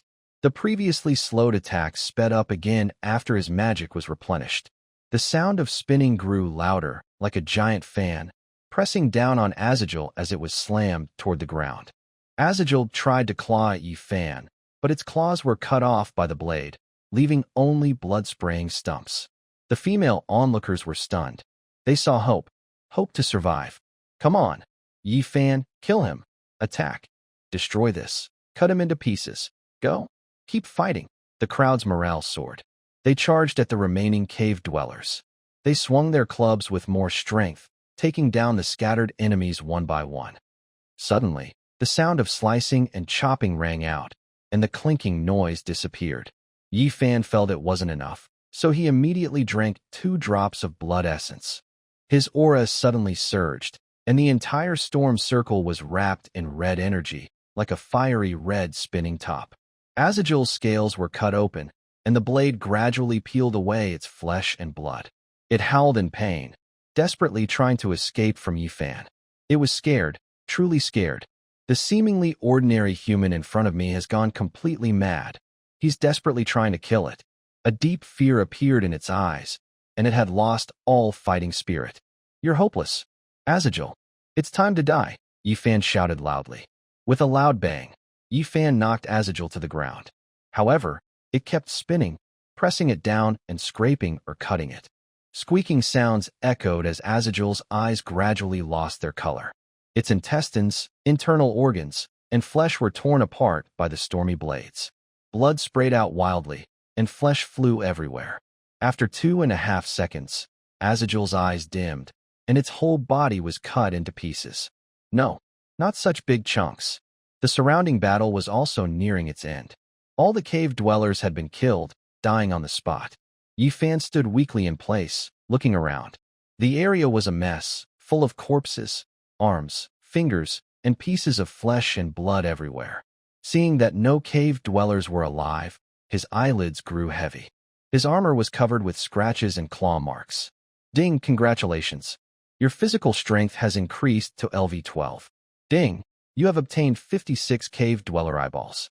Ding, you have obtained 34 cave dweller claws. Ding, you have obtained 28 alien beast crystal cores. Ding, you have obtained a black scale armor set blueprint. Ding, you have obtained a black scale katana blueprint. Yi Fan listened to the notification sounds and smiled contentedly, then suddenly collapsed to the ground with a loud crash. The nearby campfires still crackled. A group of girls rushed over. Yi Fan, Yi Fan, hurry, help him inside. Come on, give me a hand. In his dazed state, Yi Fan only felt like he had entered a gentle place, soft, very soft, and with a hint of milk scent. Inside the shelter, 2 girls were lying there, but they had already lost their vital signs. Lin Qingshue's eyes were red, tears streaming down her face. The people around were also crying uncontrollably. In tonight's battle, everyone paid a heavy price. 20 seriously injured, 2 dead, and the rest mostly lightly wounded. What should we do? Should we bury them? Someone whispered. Leuna stood up from the ground, looking a bit upset. Let's wait until morning to bury them. If we can go back, we should inform their families. After all, they sacrificed themselves for the tribe. Sniff sniff, what kind of place is this? I really want to go home. Cry if you want, but once Yifan wakes up, no more crying. We need to stay strong. Everyone felt very heavy-hearted. Although they had gathered many supplies, the deaths of their friends made it hard to feel happy. Wan Yu held Yifan in her arms. One of her fingers was missing. It was taken during the fight when the cave dwellers grabbed it. Dingwa's sister collected a few scattered fingers from outside and brought them to the scene. Everyone, look, quickly reattach them. They should be able to heal. Those missing fingers immediately went to find their own, as they could recognize them. After all, they belonged to their own hands. This is mine. This is mine. I thought I'd never be able to flip someone off again. Are you being funny? Luckily, I found my thumb too, or I'd be disabled. Fortunately, everyone remembered where their fingers were cut off. During the fight, the cave dwellers didn't eat the severed fingers, so everyone managed to retrieve their own. After washing and reattaching the fingers, blood started to flow from the broken ends, slowly growing and connecting the severed parts. This scene was very magical. Unlike hospital stitches, which only connect the skin, here the fingers could fully recover, exactly as they were before, without any impact. Everyone stayed tense. No one slept much that night because they just couldn't fall asleep. By the next morning, Yifan woke up from Wan Yu's arms. The first thing she saw was 2 white, exposed patches. In her hazy state, Yifan playfully pinched them a little. Bang! Bang! Bouncy Wan Yu's face immediately turned red. Ah! After a moment, Yifan looked at the 2 dead people with a red handprint on his face, his expression very grim. Yifan knelt on the ground for a long time, tears falling down. He clenched his teeth, feeling very sad. These 2 were classmates he spent every day with. During the day, they ate together and asked him when he might return to Blue Star and see his family. But now, only 2 cold bodies remained. A wave of anger rose in Yi Fan's heart. "Ah!" he shouted loudly, not sure who he was venting at. Maybe the world itself. The girl blogger Zhang Jimei, who looked like she was from Seoul, had died, and now 2 more classmates had died too. Yi Fan was also full of regret. Why didn't he try harder during the day to find those monsters? If he had found and killed some monsters during the day, he might have already reached level 10. But things turned out differently. At this moment, Luina placed her hand on his shoulder. "Yi Fan, this isn't your fault. No one wanted this to happen." "Yes, Yi Fan. Maybe this is just fate." Wan Yu comforted him nearby.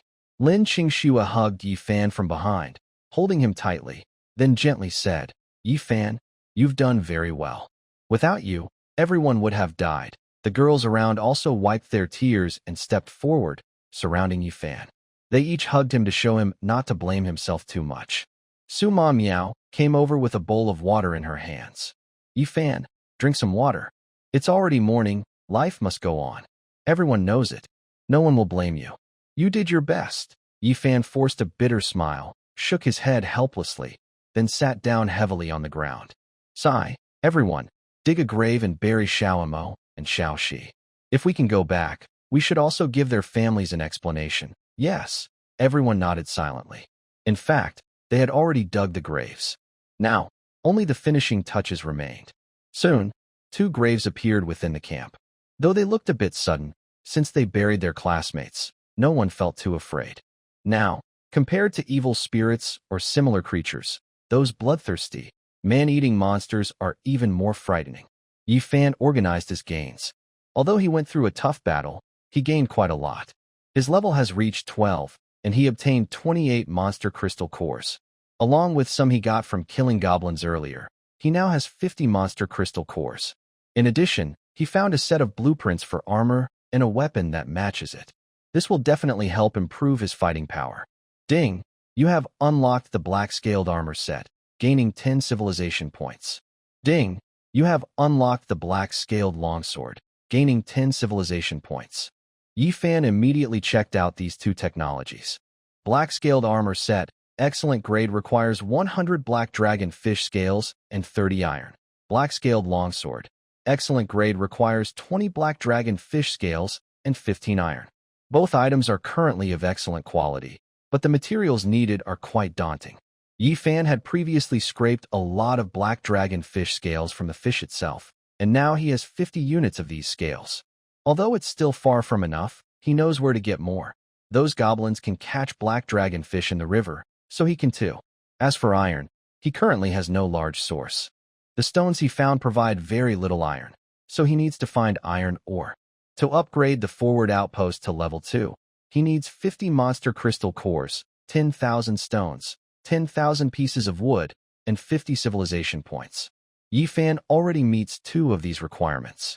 The only things left are stones and wood, so he must gather more stones to upgrade the shelter. Using stones to refine iron isn't worth it. It seems I need to speed up collecting wood and stones. I wonder what benefits upgrading the shelter will bring, Yi Fan muttered.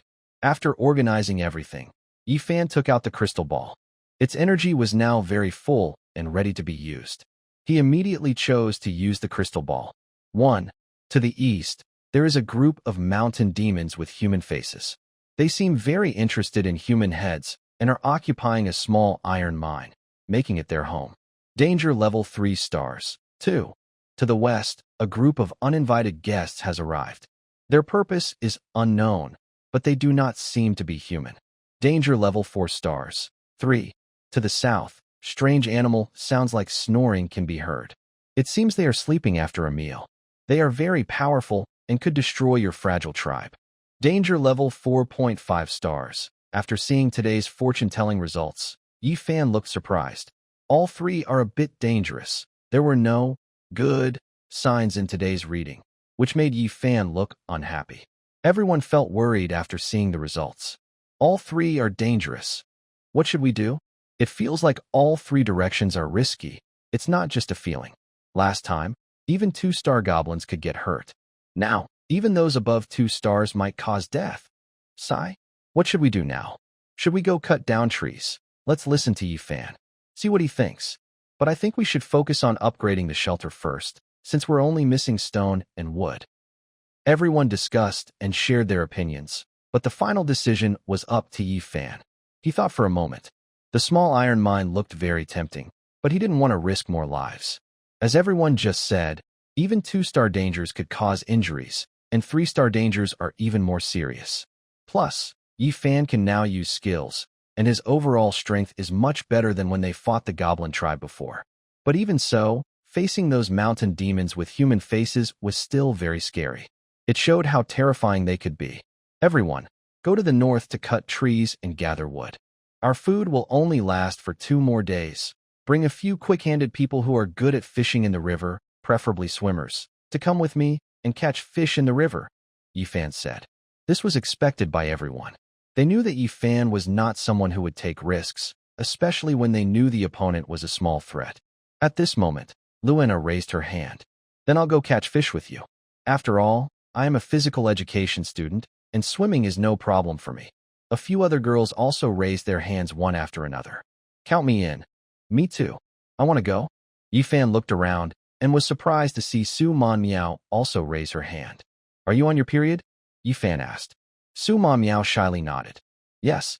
I don't know why, but today is supposed to be the 4th day, and I'm not bleeding anymore. My stomach doesn't hurt either, Yifan nodded slightly. It's probably because you've been eating a lot of meat these days and the environment has changed. Eating red meat during your period is very beneficial. Yifan knew this well, as he studied nursing. Wan Yu and Lin Qingxue couldn't swim, so they didn't go fishing with Yifan. Their main task was to protect the classmates who weren't very strong yet. Because eating meat can increase experience, the lowest level in the tribe was now level 4. They could chop trees much faster than before. Yifan also repaired the wooden fences around them. This cost a lot of wood, but for everyone's safety, he had to do it. Su Ma Miao decided to join Yifan in fishing because she felt guilty. She hadn't helped much during her period before, so now that she was better, she wanted to contribute. Yifan planned to craft some black-scaled armor. The iron ore was essential, though he didn't have much iron himself. Food could be used for trade. He intended to catch some black dragon fish, scrape off their scales, and trade the fish meat for iron. Soon, Yifan led a group of 10 people back to the Goblin tribe. Among them were Su Man Miao, Luena, and several others who could swim. 2 of the girls came from seaside homes and had been swimming and diving since they were young, so catching fish was easy for them. The Goblin tribe is now very clean. All the goblin corpses have been eaten by something, and even the bloodstains have been cleaned away. Everyone saw this and felt a little scared. One girl looked frightened and said, "Something has eaten the goblin bodies. Could it still be nearby?" Yifan rubbed his chin and looked around. He had already checked on the way here and didn't see anything unusual. The area was mostly low bushes, with few tall trees, so the view was quite clear.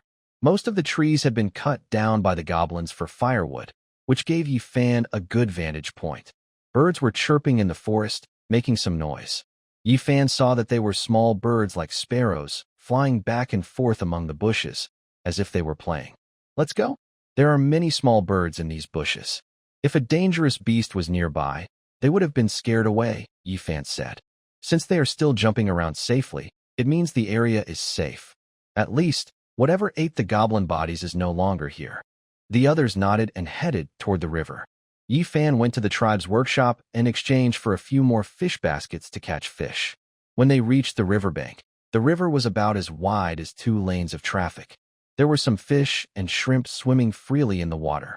At the front of the river was a small, with the sound of flowing water coming from that direction. The riverbed was full of broken stones and many flat rocks. It was unclear if we're hiding among them. Yifan was standing near a small pond in the river, where the water was a bit deeper, and he could find fish there. Above the pond was a small waterfall about 10 meters high, with water falling from above and splashing into the pond below. Yifan used a stick to poke into the clear water. When he pulled it out, it was about waist high. The water is about 1 meter deep, not too deep. It's safe to go in, he said. 2 girls immediately took off their leaf skirts and clothes. Then, under Yifan's watch, jumped into the water. With a splash, water splattered everywhere, and the cold river water soaked everyone. Soon, two heads appeared. The girl with long hair immediately waved her hand. Come down quickly. The water isn't that cold. You can handle it. But you guys should warm up first before going into the water, or you might get cramps. Yifan nodded and started jumping around nearby, but his eyes kept watching the two people in the pond. As Yifan said, everyone in their class is quite good-looking. Even the least attractive ones are still pretty in a simple, charming way. The two girls are twins. One is named Yin Lily, and the other Yin Lily as well. Their names sound the same, but the characters are different. It might be a coincidence or not, but they look very much like the black fairy from a magical girl show, Yin Lily. When the girls felt Yifan's gaze, they didn't hide. They looked at each other, then splashed water toward Yifan. Yifan, have you looked enough? If you're done, come down and help catch fish. Luena immediately moved next to Yifan, with a mischievous smile. Do you like what you see?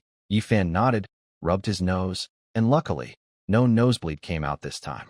It seems he's become more resistant from looking so much. It's okay, just average. At this moment, water was splashed at him again. Yin Lily and her sister looked at Yifan with disdain. Hey, who said we're just average? We took advantage and you don't even praise us? Uffed. Yifan felt a bit embarrassed. Luena was standing nearby, swinging her two groups of hair. Could he say the girls looked good? After all, Luena was a bit more attractive than the two. Everyone else took off their clothes and stored their gear in their storage rings, so they could fight anytime if needed. As for the dresses made of leaves and grass, even if lost, it wouldn't matter much. Yifan grew up in the countryside. As a kid, he often caught fish and shrimp in small rivers. Though he wasn't as good at swimming as kids by the sea, catching fish in this pond was easy for him. They all held fish baskets and drove the fish herds underwater, pushing them together. Then, they used the baskets to scoop up some fish. Sometimes a few could be caught this way. They didn't have fishing rods or bait, so they had to use this primitive method to catch fish. 10 bright figures swim freely in the pond. The water is not cold, especially now that it's near noon, and the surface feels slightly warm. Yifan enjoyed the view thoroughly. Naturally, the scenes underwater are more stunning than on land. Especially when Lu Nua approaches him.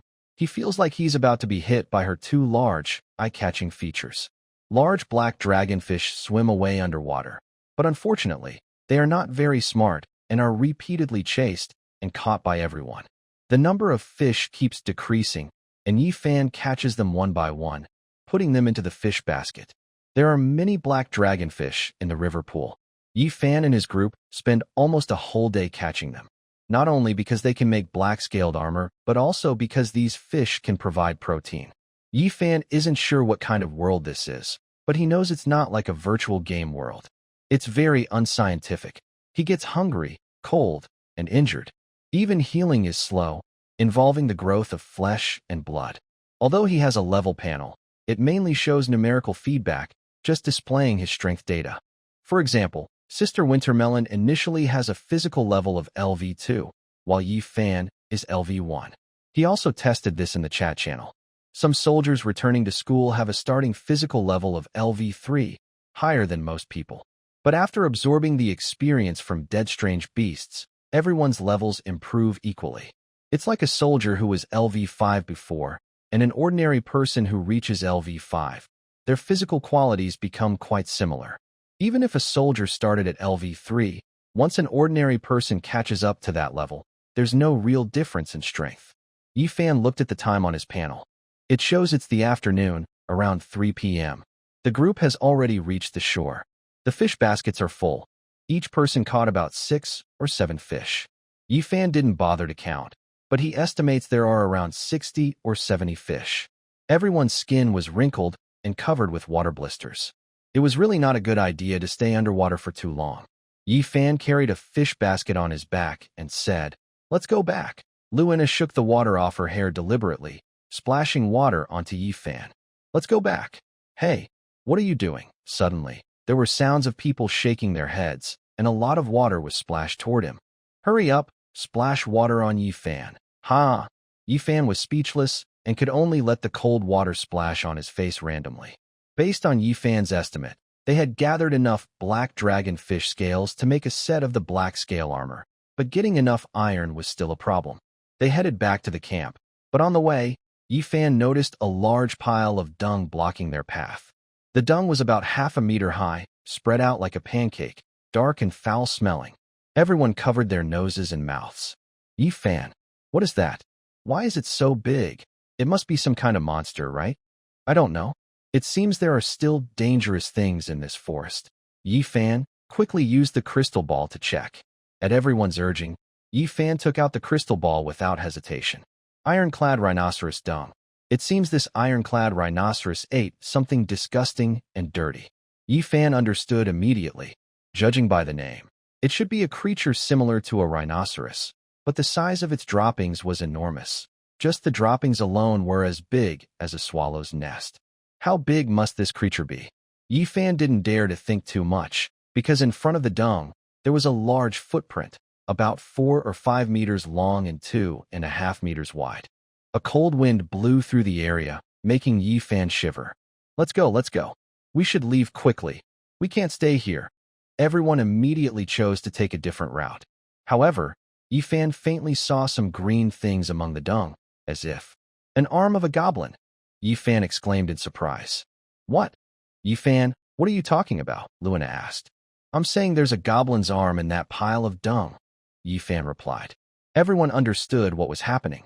The reason the goblin tribe was so clean was probably because this person had eaten all their bodies. Let's avoid this place in the future.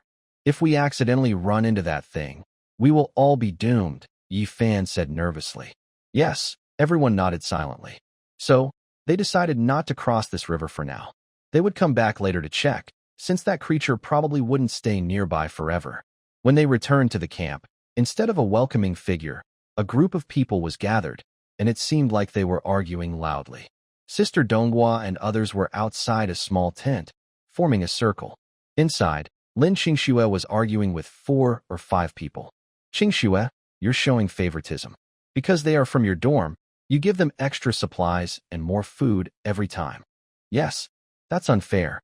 You're biased. You don't deserve to be the class leader. Exactly. Why do we always get the least food? Last time, when we had beef, we only got the leftovers. That's just not fair. These girls were all in the same class. They looked decent, and Yifan knew them a little. The girl leading the group had twin ponytails and usually wore a JK uniform. Everyone called her Mingming-chan. She was also a popular young blogger with 4 million followers online.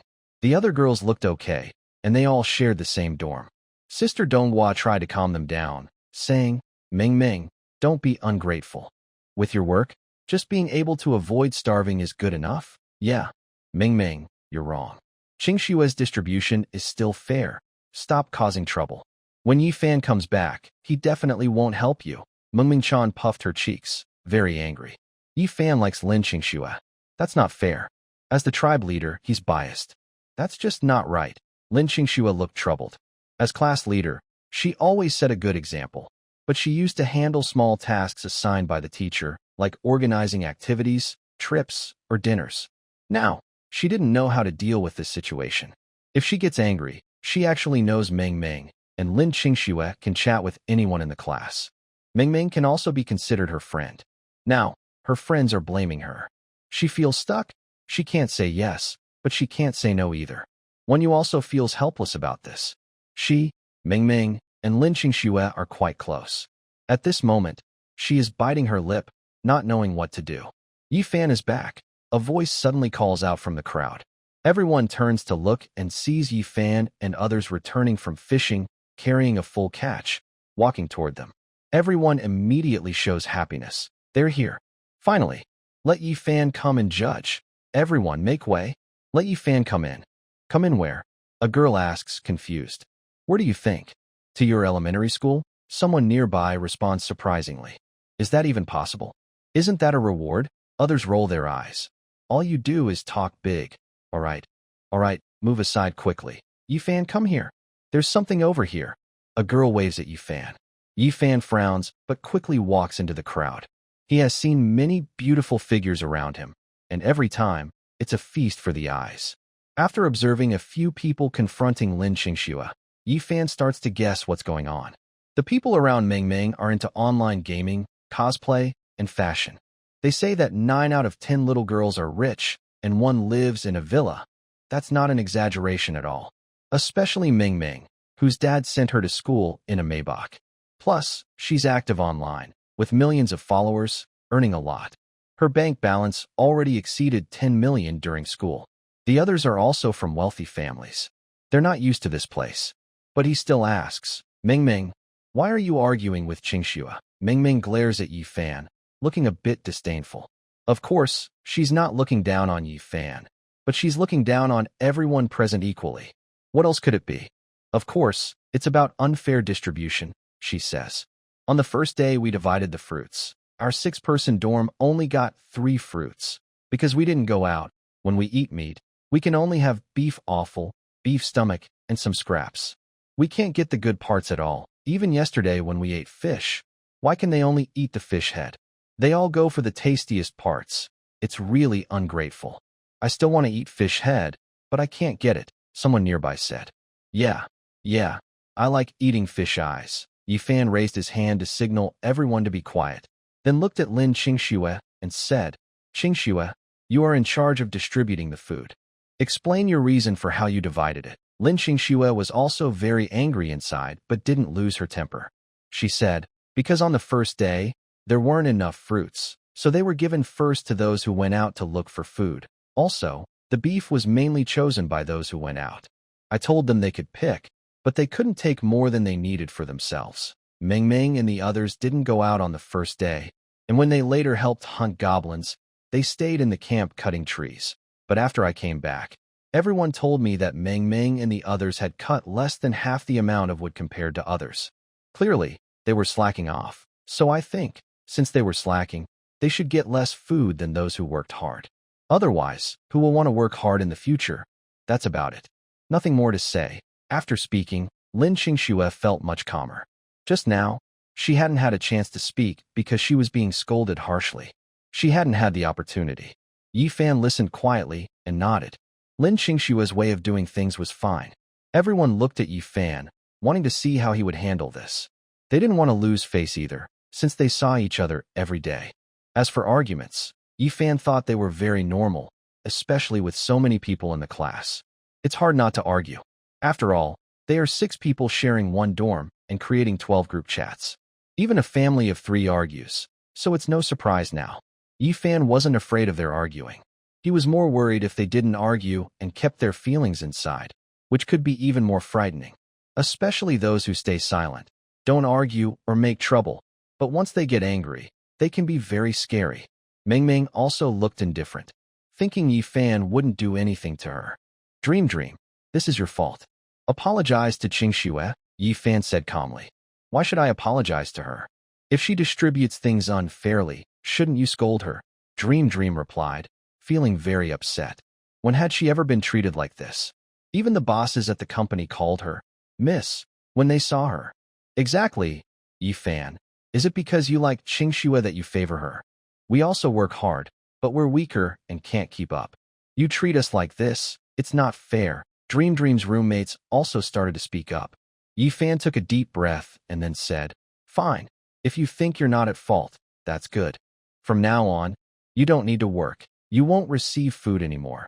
Not even the basic support to fill your stomach. His words were firm. With so many people in the tribe, he had expected this problem. He had already decided how to handle it. Focus on the matter, not the person. Everything should be fair. Even if Qingxue made a mistake, he wouldn't show mercy. After all, he was now the tribe leader, so his perspective was different. Dream was very surprised to hear this. She didn't expect Yi Fan to tell them to lie down and stop working altogether. What? Why are you treating me like this? Yi Fan, you're showing favoritism. How can you do this? Before she finished speaking, Yi Fan slapped her. Ah, Dream screamed. She turned her head and instinctively raised her hand to block, but the slap didn't land, just missed by a little. Dream, stop causing trouble. You're not stupid. You're smart. You're just upset because things are different here, and you can't accept it right now. On Blue Star, you had millions in assets, could do whatever you wanted, buy whatever you wanted. But don't forget, this isn't Blue Star. This is an unknown place, full of monsters, where your life could be at risk at any moment.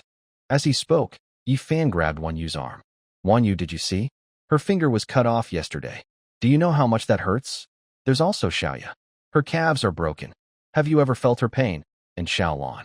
When you were scared and hiding in the corner yesterday, did you forget? Xiaolan's intestines fell out. When you put them back in, is there anyone here who hasn't contributed more than you guys in this dorm? And what about you? What are you doing? I have never forced you to go out and fight or look for food. It's always been voluntary. And I even shared a meal with you. If everyone acted like you, our whole class would have been gone last night. Do you understand? Meng Meng frowned and couldn't find words to reply. She wasn't stupid or foolish. She knew everyone had contributed more than she had. As the saying goes, it's easy to go from frugal to luxurious, but hard to go back. Meng Meng still hadn't gotten used to life here. Every day, she had to worry about food and her safety, and also chop trees and gather stones. The huge difference was hard for her to accept. Yi Fan pointed to the forest in the distance and said in a low voice, "Do you see that forest? If you don't want to stay here, you can leave. I can even give you a set of weapons and equipment to see you off, but if you want to stay, don't slack off. If you slack, don't blame me for giving you poor supplies." Meng Meng and the others looked toward the forest. It was getting dark, and the forest was full of shadows. Strange sounds came from inside, very frightening.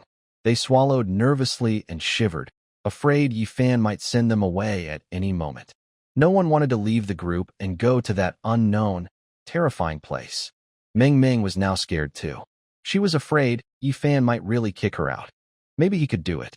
The girls following Meng Meng also stopped talking. Not many people were on their side now. Yi Fan continued, "Whether you stay or leave is your choice. I respect everyone's decision." His cold words had no emotion, making Meng Meng and the others feel even colder inside. We won't leave. Stay. Don't kick us out." One of the girls nervously said she was scared. Yi Fan took a deep breath, having expected this. "Since you've chosen to stay, don't be lazy. I don't care how noble you were on Blue Star or how rich your family is. This place is no longer Blue Star. If you want to be lazy, go ahead. But if monsters attack and you're too weak to run, you'll be in trouble. Don't forget, your life is in your own hands." After saying this, Yi Fan turned to the others and said, "All right, that's enough. If anyone has any opinions, come talk to me. Now everyone go cook. Let's do the fish we brought back.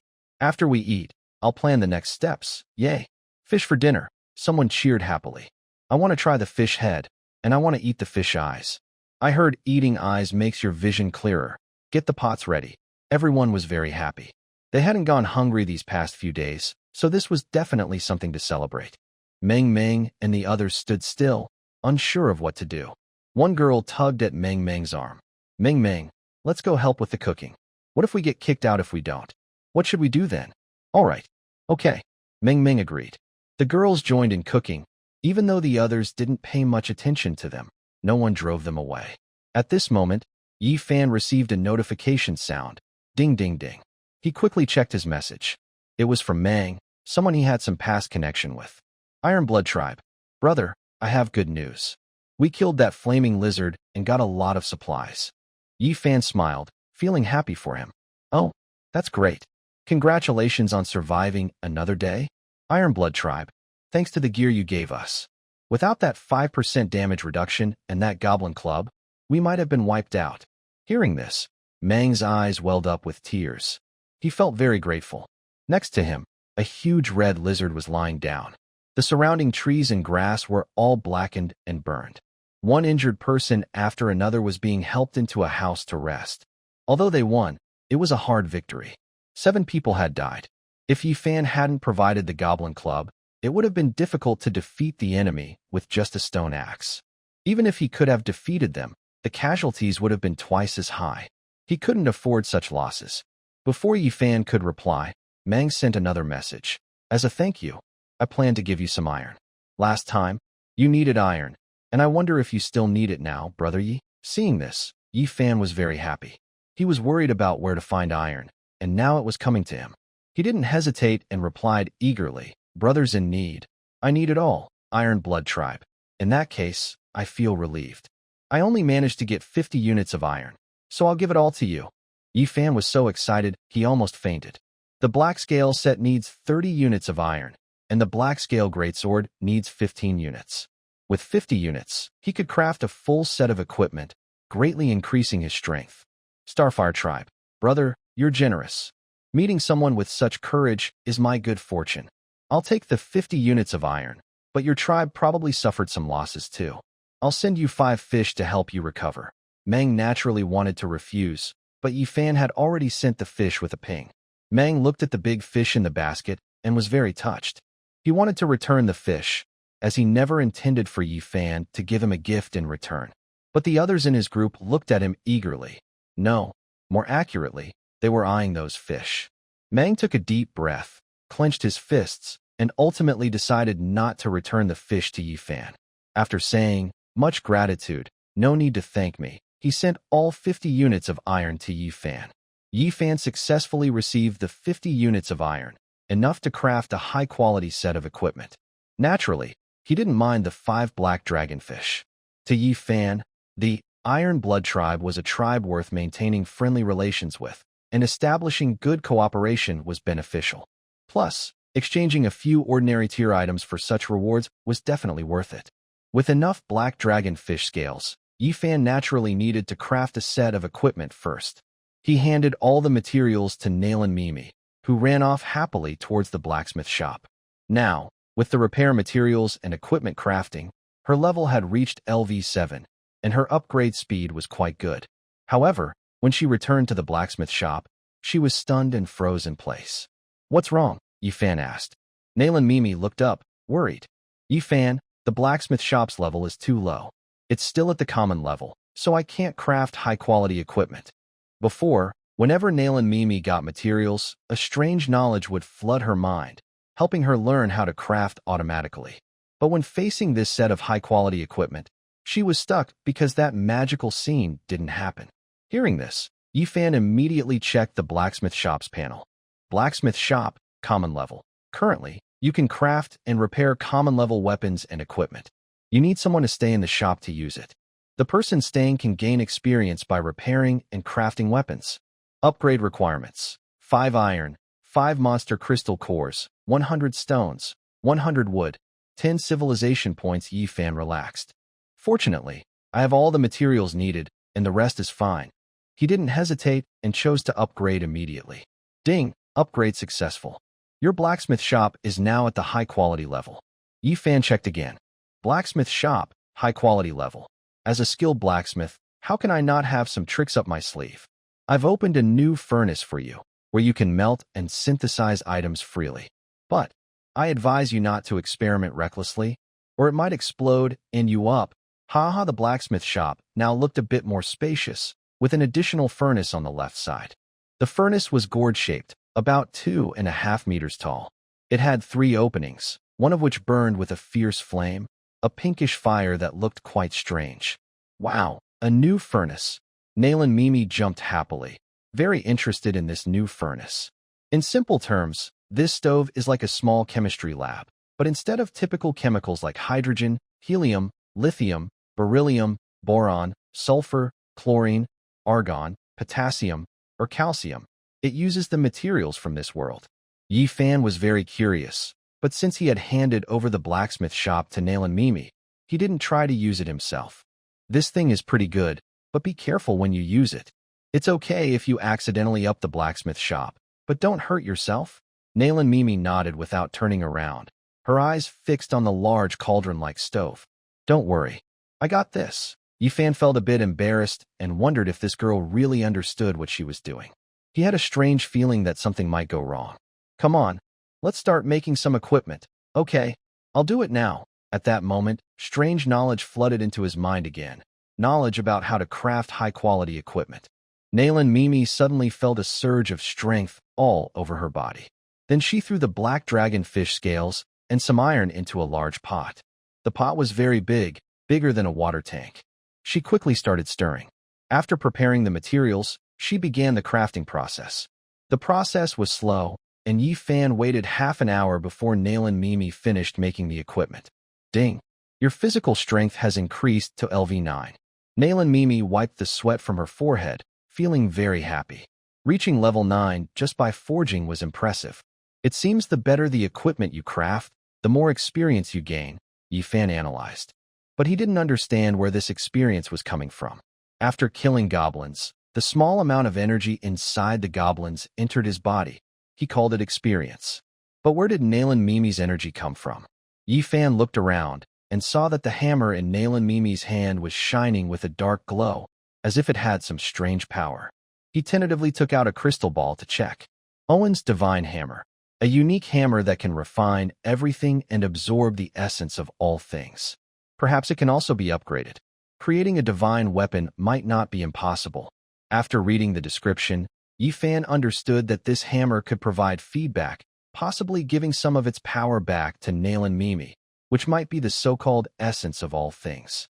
Yifan put on the crafted Blackscale set, then checked the stats. Blackscale set, excellent grade. Includes helmet, arm guards, boots, pants, chest armor, complete set. Armor level, LV1, not refined. Wearing level, LV10, skill, Blacklight Shield. Consumes 10 units of magic crystal per minute. Increases defense by 20% when activated. Deals 50% more damage resistance to black iron level monsters, 30% to bronze level, and 10% to silver level. Wow, this is a really cool set, very stylish. Handsome guy, wanna be friends? Yifan was very satisfied. Naturally, the defense of this set was much stronger than other single-piece equipment. If he activated the Blacklight Shield, he could resist 70% of damage from black iron monsters. That's terrifying, especially since it's still a level 1 unrefined set. Even when facing silver-level monsters in the future, Yifan would have some ability to protect himself. Great. This equipment is awesome. It's a pity I don't have enough materials. Otherwise, I'd make 2 more sets to be perfect. Yifan felt a bit regretful.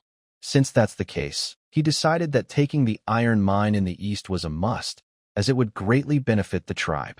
Next, he picked up the black long sword. The sword was very long, with a body covered in scale-like patterns, and just looking at it made people feel very comfortable. If he had this thing back in school, the rapeseed flowers within 10 miles would definitely be all cut down by Yifan. Black scale long sword, excellent grade. Weapon level, LV1, not refined. Wearing level, LV10, skill, Black Flash. Uses magic crystal to activate. Swings a sword wave about 10 meters forward. Can I sell this weapon that emits light waves? If you want to sell, I can buy 10 billion of them. Of course, if you really sell, pretend I never said anything. Yifan looked at the suffix and smiled. That's pretty interesting, but this sword is really a good one. It kind of looks like Ichigo Kurosaki's Tensai Zangetsu.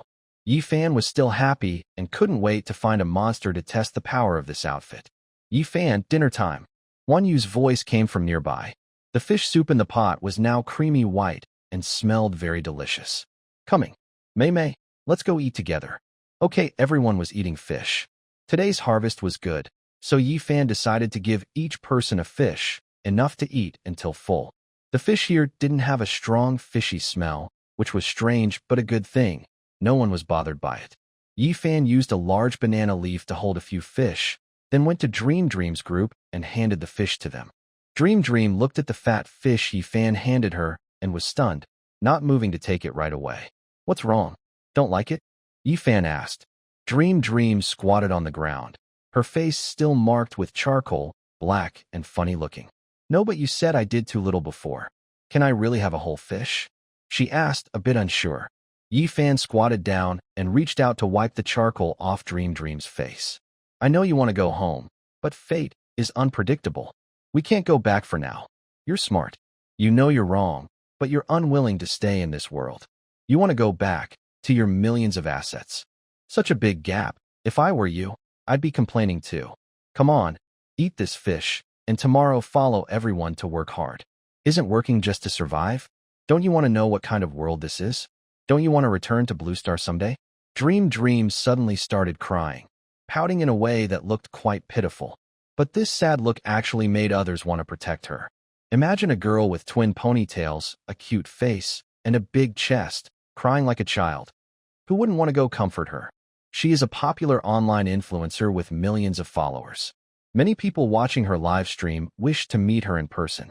Now, she was crying. She threw herself into Yifan's arms, holding him tightly. Tears kept falling down her cheeks as she trembled and said, "Sorry. I was a burden to everyone. Thank you. Yifan boo-hoo, you're the best. I promise I'll chop some wood tomorrow and live well with everyone." At this moment, Lin Qingxue also came over and squatted down. Although she felt a bit jealous seeing this twin-tailed girl hugging Yifan, she didn't say anything. Dream, eat quickly while it's hot," Lin Qingxue said kindly. Dream sniffed and looked shyly at Lin Qingxue. "Sorry, Qingxue. Lin Qingxue smiled gently and showed a pretty smile. "It's okay. Everyone is in this together. Let's work hard together." Dream pursed her lips, and her face, full of tears, showed a somewhat awkward smile. "Yeah? Okay." Soon after, Dream and the others started eating the fish. The meat was very fresh. The black dragonfish had only one main spine, so eating it was easy. One fish was enough to fill their stomachs. After finishing the meal, it was already dark. Although it wasn't their first night, the pitch-black darkness still made everyone feel uneasy. Everyone gathered inside the shelter. Yifan stood in the middle, ready to assign the tasks for the night. He spoke loudly. "Due to the recent unexpected events, I think we need someone to stay on night watch. Otherwise, if everyone sleeps and some monster sneaks in, we could suffer heavy losses. So, we need to assign someone for the night watch. Let's discuss who should do it. Feel free to share your opinions, and then we can decide together." After Yifan finished speaking, everyone immediately started discussing. Night watch? That means no sleep. Of course, we still need to sleep, in case some strange creature comes and leaves you with nothing but scraps to eat. That's true. But if we stay up all night, we'll need to rest the next day. Doesn't that mean we can't work or go outside? Yifan, how should we divide resources for those on night duty? Someone asked. Yifan had already thought about this and replied, "Resource distribution naturally comes after the top-tier team. The top-tier team needs to go out exploring. Whether fighting monsters or gathering supplies, it's risky, and they are the backbone of the tribe. So, those going out should get more food and supplies. As for the night shift, they will rest the next day and can't participate in normal gathering work, but their resources will be the same as those collecting wood. I plan to have 2 small teams take turns on guard duty, rotating every 5 days. They need to patrol during the day and guard at night. I will also improve the strength of those on patrol and night duty, and it's safer inside the tribe than outside. If you're interested, you can raise your hand to sign up." After saying this, everyone started discussing excitedly. This job isn't very tiring, though a bit dull, but it's much better than going outside. Every time you go out, there's a risk of losing your life, but patrolling the tribe doesn't require going out. Soon, someone raised their hand. "Me? I want to join the night watch." "Me too. I want to join. Count me in." A total of 20 people raised their hands, making up about half the class, which was quite a lot. Yifan looked around and saw that Lin Qingxue, Wan Yu, Sister Wintermelon, and Lu Ana hadn't raised their hands. Su Manmiao and a few others from the dorm also raised their hands. They're too scared to go outside. But Lin Qingxue and the others seemed to prefer improving their strength. Going out is dangerous, but the rewards are good. Yifan thought for a moment. His plan was to have only 10 people on patrol, 5 on the day shift, 5 on the night shift. Their main job is to keep watch and alert everyone if there's trouble. So, not many are needed. He needs more people to gather wood and stones. There are a bit too many people. I only need 10. Please pair up in 2s to play rock, paper, scissors. The winners will be chosen for this task. Then, under everyone's watch, the 20 people played rock, paper, scissors, best of 3. Yay, I won. Momo cheered happily. I also won. Sorry, Xiaoxiang. Su Ma Miao said happily, with a hint of apology. It's okay. Anyway, I can go chop trees without any problem. To Yifan's surprise, 5 people from Momo's entire dorm won, but it didn't matter. He only needed 10 people. All right, since the team is decided, tonight you can discuss which 5 will stay on guard, Yifan said. Momo pursed her lips and looked a little nervous. Maybe just us a few will stay on guard tonight. I will do this job well, she said. Yifan wasn't surprised. He thought Momo really listened to him. Okay, then tonight you can stay on guard. Stay in my clan leader's tent. When you get warm clothes, you'll need to patrol near the fence. Momo nodded seriously, her twin ponytails swinging along with her white flowers. All right, don't worry. I'll be very alert, she said confidently. Yi Fan nodded with satisfaction. The night here is only about 15 degrees Celsius, so it's quite cold. Everyone currently has no clothes to wear, so patrols at night aren't necessary for now. Just stay awake and guard the clan leader's small house. Okay, go out and guard. Also, if you notice anything, good or bad, wake everyone up immediately. Your job is like a loudspeaker. I only need you to notify others. You're too low level for fighting. Got it. We'll go now, they replied. Yi Fan handed them leather armor and goblin clubs, so they could protect themselves. Then, he turned to Su Ma Miao. You five sleep first and are responsible for patrol during the day tomorrow. Okay, all right, Su Ma Miao said softly. All right, everyone, sleep peacefully now, Yi Fan called out. Everyone was yawning and very tired. They hadn't had a good sleep these past few days. Now, some people are outside keeping watch, so they can sleep peacefully. Yi Fan is sleeping next to Lin Qingxue. They are lying on their sides, and Yi Fan skillfully slips his right hand under Lin Qingxue's neck. Lin Qingxue blushes and softly asks, Yi Fan, what are you doing? Everyone's here. It's nothing. I just need to hold something to fall asleep. Yi Fan's voice comes from behind her, his breath gently blowing on her back, making her feel ticklish. Lin Qingxue twists her body but can't escape Yi Fan's claw-like hand. She struggles but can't get free. She's too tired after fighting all night and not resting much during the day. Gradually, she falls into a deep sleep. Some people notice their movements but say nothing, as everyone is an adult. However, a few curious onlookers watch excitedly, unable to hide their interest. Meng Meng and the others go to the leader's tent built by Yi Fan, where there's a fire for warmth. It's not too cold for now. They keep the fire going late into the night. But by the late hours, they are too sleepy to stay awake and decide to chat instead. Meng Meng, when do you think we can go back? I don't know. Maybe never, Meng Meng replies. If we really can't go back forever, do you think we'll have to do what those stories and TV shows say, like having to reproduce? Hearing this, everyone blushes. Oh my, I'd spray salt soda all over you if you said that. Are you trying to tire Yi Fan out? Meng Meng rolls her eyes. Why is everyone so bold? Meng Meng, what if it's your turn to reproduce with Yi Fan? Have you thought about that? One girl teases. Meng Meng suddenly spits out her drink and quickly stands up. What? You all have a loose. I with Yi Fan. No way. I don't do that kind of stuff. Then why is your face so red? Huh? Red? Really? Yes. Everyone laughs and nods, amused by the scene. Dream also felt a bit embarrassed because, although they were joking, she couldn't help but start thinking about it. The thought of not being able to go back, and what if Yi Fan suddenly lost control? After all, he had said some wild words during class before. For example, he mentioned, Lolas are 3 good things. Light sound, soft body, easy to push down.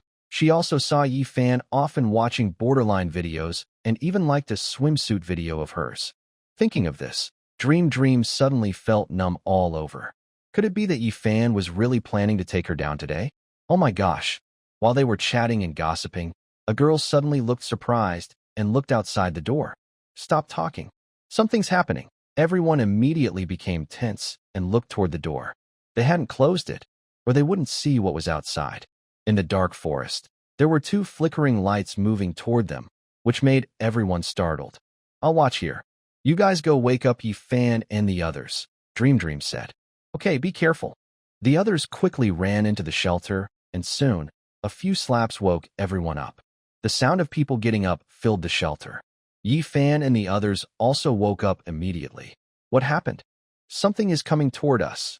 Yi Fan suddenly sat up sharply. Let's go see. In an instant, about 10 people arrived behind the fence. Yi Fan stepped on a stone and looked toward the 2 flickering flames.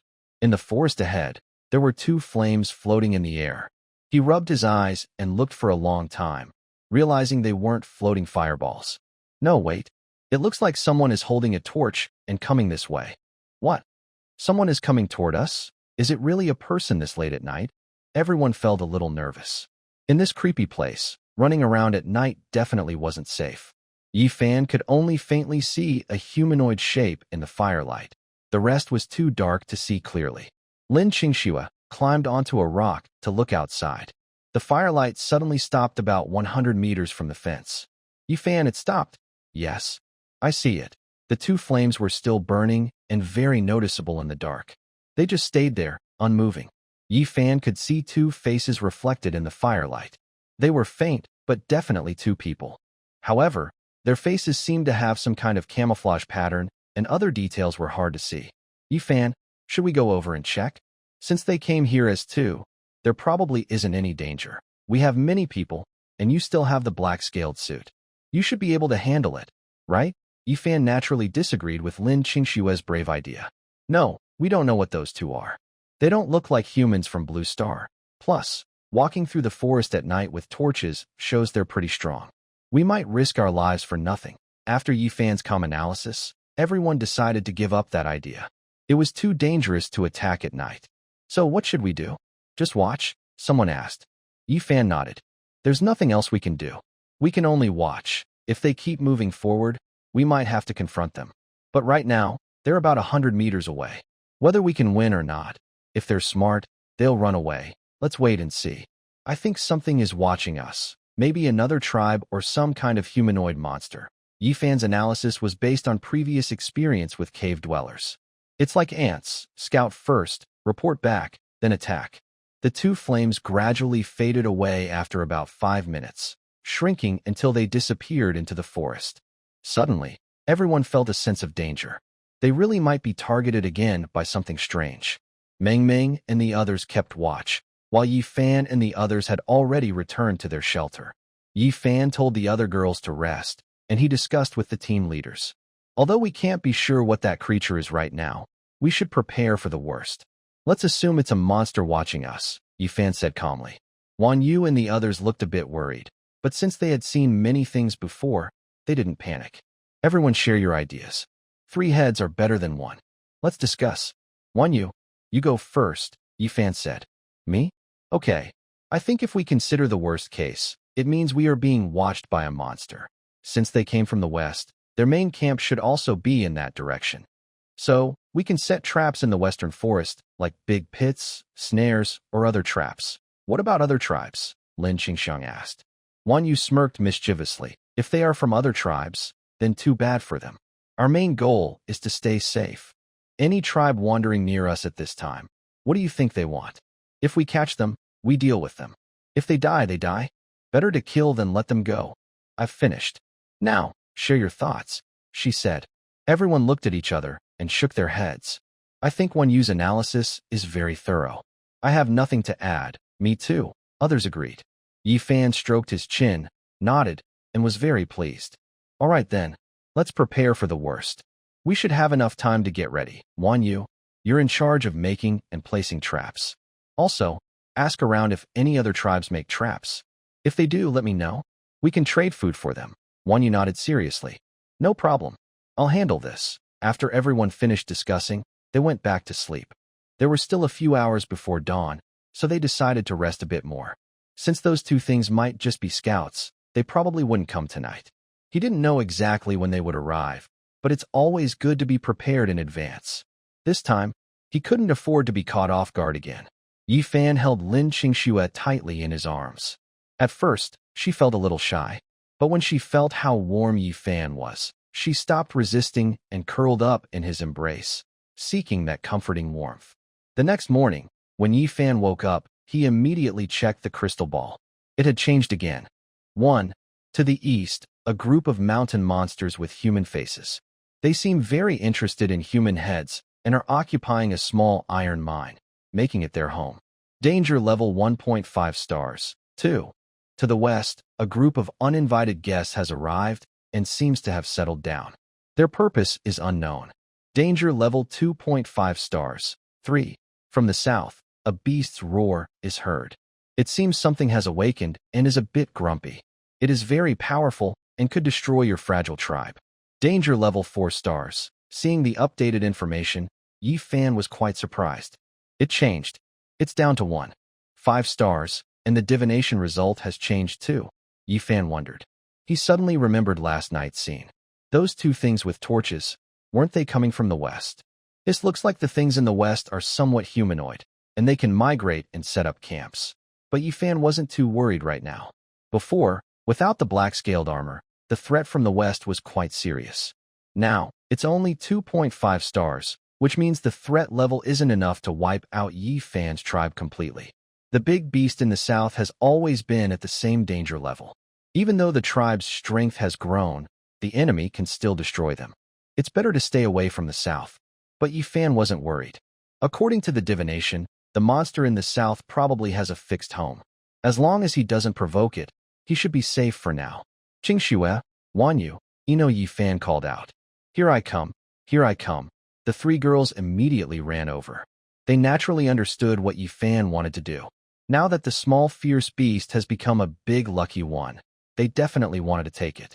Currently, when the main city is at level 1, iron ore is already quite rare. In the future, when making weapons, equipment, or building structures, the demand for iron will only increase. Yi Fan took out the Storm Swiftblade and said, I don't really need this Storm Swiftblade right now, but I won't be too biased. Now, all of you have reached level 10, which is the highest level besides me. You two should team up, then play rock, paper, scissors to decide. The three girls nodded in agreement. They had no objections. The Storm Swiftblade is a high-quality piece of equipment. Getting it would greatly boost their strength, so naturally, everyone wanted it. The three girls quickly formed a circle. Lu Nuo put her hands behind her back and said, All right, no matter who gets this weapon in the end, everyone must not complain. Don't worry, we're not that petty. Wan Yu and Lin Qingxue said at the same time. Okay, let's start. Black and white. Boy and girl pairing. The three girls made their moves at the same time. Lin Qingxue kept her palm open, while the other two kept their hands behind their backs. Lin Qingxue sighed helplessly. All right, I'm out. You two keep going. Wan Yu and Lu Nuo naturally played rock, paper, scissors to decide who would get the weapon. After a round of competition, Lu Nuo used rock to beat Wan Yu's scissors and won the high-quality weapon. Yay! Lu Nuo was naturally very excited. Hee Wan Yu. Qingxue, I accept defeat. Although the two girls felt a little disappointed, they didn't envy. After all, the competition for this weapon was very fair. Yi Fan's approach was also reasonable. If he had arranged it, he would have given it to Lin Qingxue. But that wouldn't promote unity, so this was the only way to decide. Yi Fan took out 10 small black hexagonal crystals and handed them to Lu Nuo. Here, these magic crystals I smelted. You'll need them to cast skills later. Thanks. There weren't many magic crystals in Yi Fan's hand. After all, a monster usually drops at most 1 bone or sometimes nothing at all. He has only 50 magic crystals in total. Now, he has used 10, so he has 40 left. If he activates the protective black light, it will only last for 4 minutes, which is too short. It seems I must choose a quick and decisive method, Yi Fan thought. Yi Fan, I saw on the chat channel that someone has encountered the Face Mountain Ape. Maybe we should ask first, Lin Qingxue suggested. Yi Fan nodded. Yes, I was thinking the same. It's better to ask first. Knowing your enemy and yourself helps you win every battle. Yi Fan also sent messages on the chat channel to ask around. Now, since they are about to attack the Face Mountain Ape, he wants to be fully prepared. He doesn't want to see anyone get hurt. Has anyone seen the Face Mountain Ape? If you have, please let us know. Not long after, some clan leaders replied. Kawaii Tribe, Face Mountain Ape? Wow, did you see it? That thing is terrifying. War God Tribe. Yes, it looks like a monkey, but a bit bigger. About the size of a 10-year-old child, around 1.5 meters tall, and weighs at least 150 gene, 75 kilograms. Goddess Tribe. Never provoke those monkeys. They will attack your head, twist your neck, and tear your head off. King Tribe. Exactly. 2 of my people were passing through a forest and were ambushed by those dead monkeys. Their heads were torn off. War God Tribe. I think the scary part is that they live in groups. They often rush together like a swarm, just like the monkeys on Mount Ame. They attack in groups, making it hard to defend. Yi Fan and others read all these messages carefully, not missing any detail. After about 10 minutes, everyone had a basic understanding of the Face Mountain Ape. All right, let's summarize now. The Face Mountain Ape can climb trees, lives in groups, and attacks in groups. Its main tactics are jumping onto people and twisting their necks or tearing off their heads. How do we prevent this? It all happens in an instant, asked a girl. Even the monkeys on Mount Ame can't handle them, let alone the giant face-shaped mountain ape. Even if they managed to take over this iron mine, the loss would be significant, and there might even be casualties.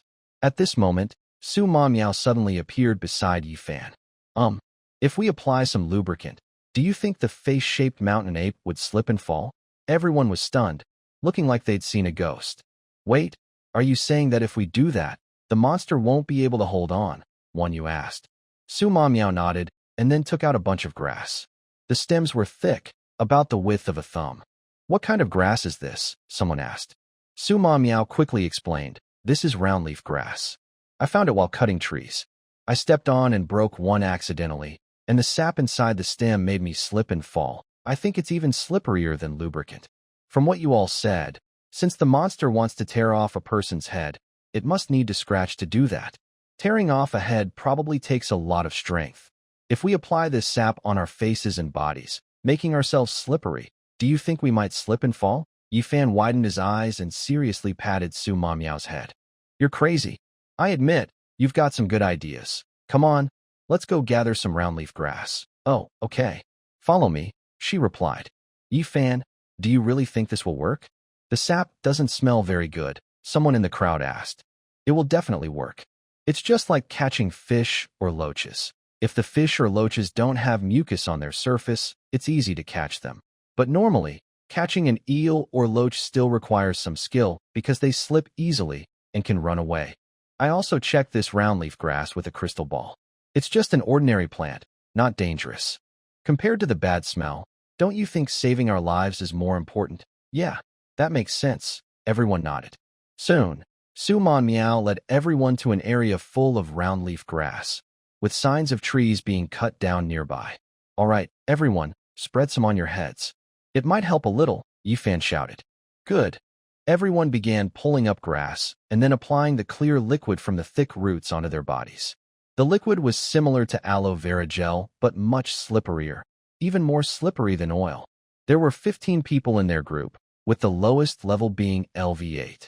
They were all elite members of the tribe, fully armed and prepared for battle. Among them, Yi Fan wore a top-quality suit, while Lu Enna held a pair of top-quality twin knives. Their fighting strength was naturally much higher than others. Yi Fan eagerly gripped his black-scaled sword, already excited to fight. By midday, they finally found a good spot. From afar, they saw a mountain ape with a human face sitting on a tree branch ahead. It was holding an arm, which looked like a human arm. Luckily, we knew in advance that the mountain ape had a guard on the tree, or we might have been ambushed. One Yu said happily. Yeah, that's true. Let's be careful and not go out yet. They hid behind a large rock. Yi Fan occasionally peeked out to check on the mountain ape's movements. There was a faint smell of blood and a hint of corpse odor nearby.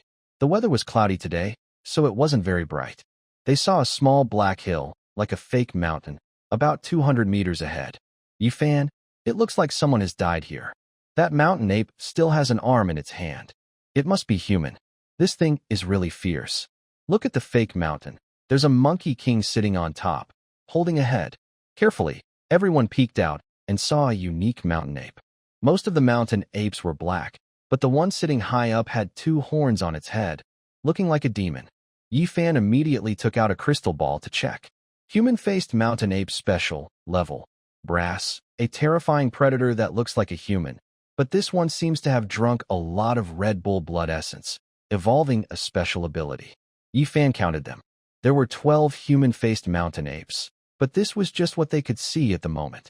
I estimate that Yi Fan has at least 20 of them. This is his maximum guess, and it's unlikely to be more than 20. Right now, I see 12. Besides that special monster, only 3 of the remaining 11 are bronze level, and the rest are iron level. We can handle this for now. Iona, you take Qing Xue and Wan Yu to deal with those bronze level ones. The special creature will be my responsibility. Everyone else, stay alert. It's best to fight back-to-back to avoid being flanked. Its claws aren't long, and its whole body is full of muscles, so it will probably fight in close combat. Let's go? First, take out that sentry. After some discussion, everyone decided that a quick and skilled girl should lure the mountain demon with a human face. Since the mountain demon is in the trees, they can't climb up to fight it directly. Are you sure this is safe? Xiao Duo, won't something go wrong? Lin Qingxue asked worriedly. Xiao Duo made an okay sign with her hand. Don't worry, it's definitely safe. I'm not reckless. All right, be careful. The girl named Xiao Duo bravely stepped forward. She knew some traditional skills because her ancestors practiced acrobatics, so she also had some tricks. She had performed at school and even represented her province in some acrobatic shows when she was in elementary school.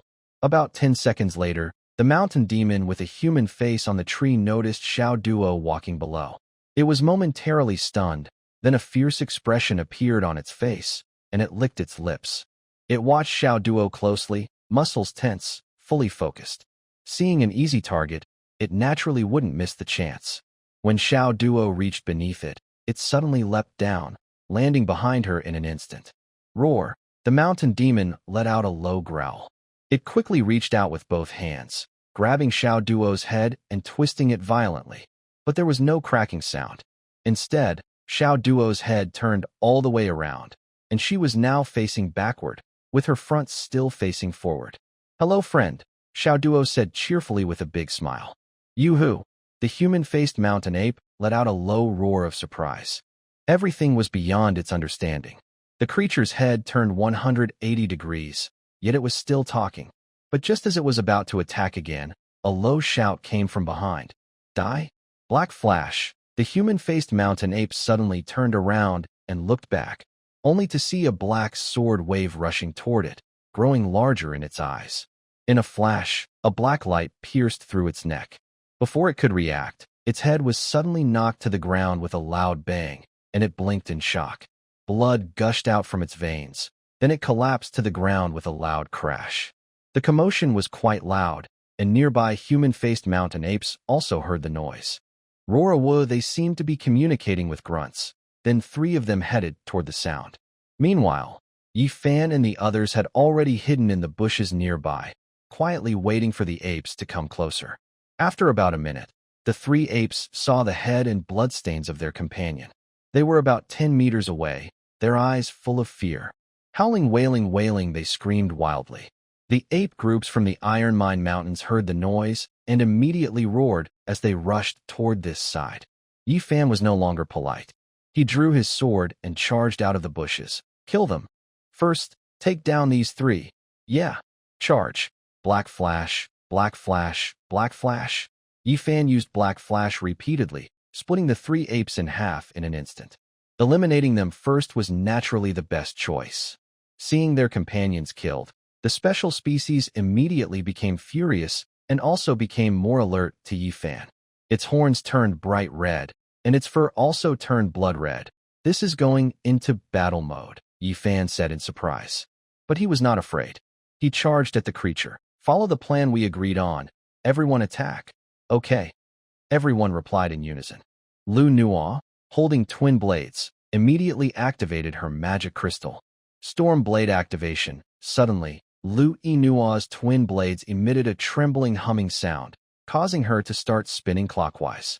After 5 seconds, her spinning reached its peak, forming a high, spinning top, and a gust of wind blew around her. "Yeah, everyone, die for me," Lu Nuo shouted excitedly. It was her first time using this skill, and the unique feeling was quite strange. Her head didn't feel dizzy, probably because her physical strength had improved a lot. Lu Nuo charged at a group of mountain spirits coming her way. The mountain spirits were startled and jumped back. However, a few of them moved slowly and were cut off by Lu Nuo, with some unlucky ones having their limbs cut off, and 2 others having their heads smashed on the spot. Lin Xingxue and the others stood back to back, not rushing forward, but waiting for the mountain spirits to attack them first. Everyone was sweating nervously. These creatures looked very fierce, making people feel cold inside. "Everyone stay calm. Keep your formation. Don't turn your back to the enemy." "Okay. Don't worry, squad leader. Come on, you stupid monkeys, attack us quickly." A group of people held clubs and faced off against the mountain spirits. The ape-faced mountain spirits weren't afraid of humans and charged directly at Lin Xingxue and the others.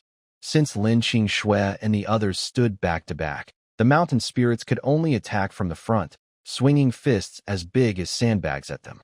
There were loud bangs as the clubs and fists collided fiercely, making dull sounds. Bang, bang, bang. More clashes followed, and both sides were at a standstill, unable to gain the upper hand. "Yi Fan, These guys are so agile.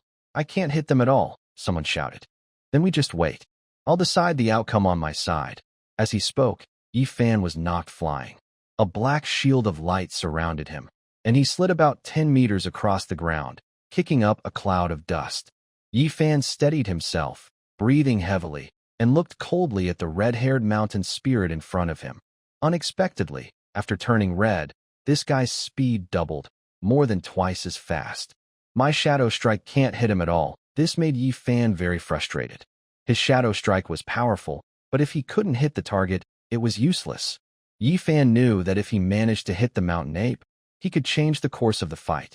However, the mountain ape's intelligence was clearly much higher. The red-haired mountain ape kept staring at Yi Fan, especially paying close attention to the long sword in his hand. It knew this weapon could kill it, so it stayed alert and cautious. Yi Fan held his sword and faced the mountain ape, both circling each other. Neither dared to attack first. If it weren't for the protective black light, Yi Fan thought he would have broken 2 ribs. After the ape entered a frenzy, its strength was almost at the silver level. Yi Fan was very patient. Since he wasn't in school and had no homework, he wouldn't attack first. If the other side saw him raise his sword, they would dodge immediately. But Yi Fan needed to wait for the mountain ape to attack first, then find an opening to strike. Lin Qingxue and the others were still holding their ground, but Lu Ena was on a one-sided killing spree. The mountain apes couldn't get close to Lu Ena, who was spinning rapidly. Yay! Woohoo! So fun! Lu Ena cheered happily as she spun around. She had already killed 4 mountain apes. This time, she no longer had to run away. Instead, she took the initiative to attack the apes. The apes climbed up trees and didn't dare to fight Lu Ena directly, knowing that punching a blade was like hitting a rock. Seeing she couldn't threaten the remaining apes, Lu Ena immediately charged toward the special one. Yi Fan, I'll help you. Lu Ena spun like a top and rushed toward the special ape. The red-haired mountain ape was startled and jumped 4 or 5 meters high to grab a branch above. Lu Ena missed her attack, flying past below. Great opportunity. Yi Fan's heart leapt with joy. He quickly released a black wave of light aimed at the red-haired ape. The ape was surprised and tried to dodge, but realized the black light wasn't aimed at it. In the next moment, the black wave cut through the branch the ape was holding, breaking it. The branch, no longer connected, snapped and fell down. The ape also tumbled downward. Yi Fan's lips curled into a slight smile, and his eyes flashed with coldness. This is the moment I've been waiting for. Black flash, Yi Fan shouted loudly, and once again released a beam of light toward the front. The red-haired mountain ape was momentarily panicked. During its fall, it couldn't change direction in midair and could only let the sharp light wave strike toward it. Although it couldn't stop falling, it twisted its body desperately to avoid the deadly attack. It quickly bent its body, and the black light wave cut across, instantly slicing off half of its shoulder. With a loud snap, a large, neatly cut shoulder blade with flesh still attached lay quietly on the ground, blood still flowing from the clean wound. A mournful cry of pain escaped the red-haired mountain ape. As a primate, it was naturally very afraid of pain. Its eyes were full of resentment, bloodshot and glaring at Yi Fan, as if wishing to swallow him alive. At this moment, Lu Ena charged again toward the red-haired mountain ape. Since the ape was already badly injured, it didn't have time to dodge and was hit directly. The sound of slicing echoed as the ape roared, trying to break free. But Lu Ena kept rushing forward, and the ape could only be cut wildly. Die, you stinky monkey, Lu Ena shouted fiercely. In an instant, its chest was torn open. The spurting blood pulled it out of its frenzy, and despair appeared in its eyes. Behind, Yi Fan's voice rang out. Black flash, a streak of light cut through the air, hitting the already defeated red-haired mountain ape hard, chopping off its head instantly. After rolling twice on the ground, Yi Fan stepped on it. Even a special species is just SOSO.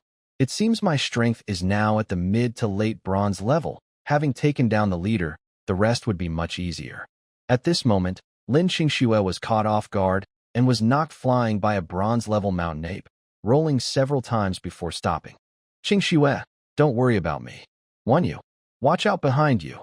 Lin Qingxue shouted loudly, ignoring her injuries. In the moment she was knocked away, she saw another mountain ape leap down from a tree, standing right behind Wan Yu. Wan Yu was suddenly very surprised. She wanted to run away, but it was too late. A pair of dry, rough black hands grabbed her head from behind. Oh no, Wan Yu thought in panic. She couldn't do anything now. She was completely unable to fight back in this situation. Wan Yu, help her quickly. Everyone shouted anxiously, but even if they ran over, it would take at least 1 or 2 seconds. Those seconds were enough for the mountain spirit to tear Wan Yu's head off. Roar the mountain spirit let out a loud roar and suddenly pulled upward with both hands. This could have torn Wan Yu's head off instantly. The people who came here before had been killed in the same way. The mountain spirit looked happy, but suddenly there was a slick, slippery sound. Bai Wan Yu's head did not fall off. The mountain spirit's hand slipped. That's right. Wan Yu's entire head was covered in grass juice, making it slippery like a loach. The mountain spirit couldn't hold on and slipped. Everyone's eyes lit up. Wan Yu quickly turned around and hit the mountain spirit with a club. Who do you think you are to touch my face? Go to.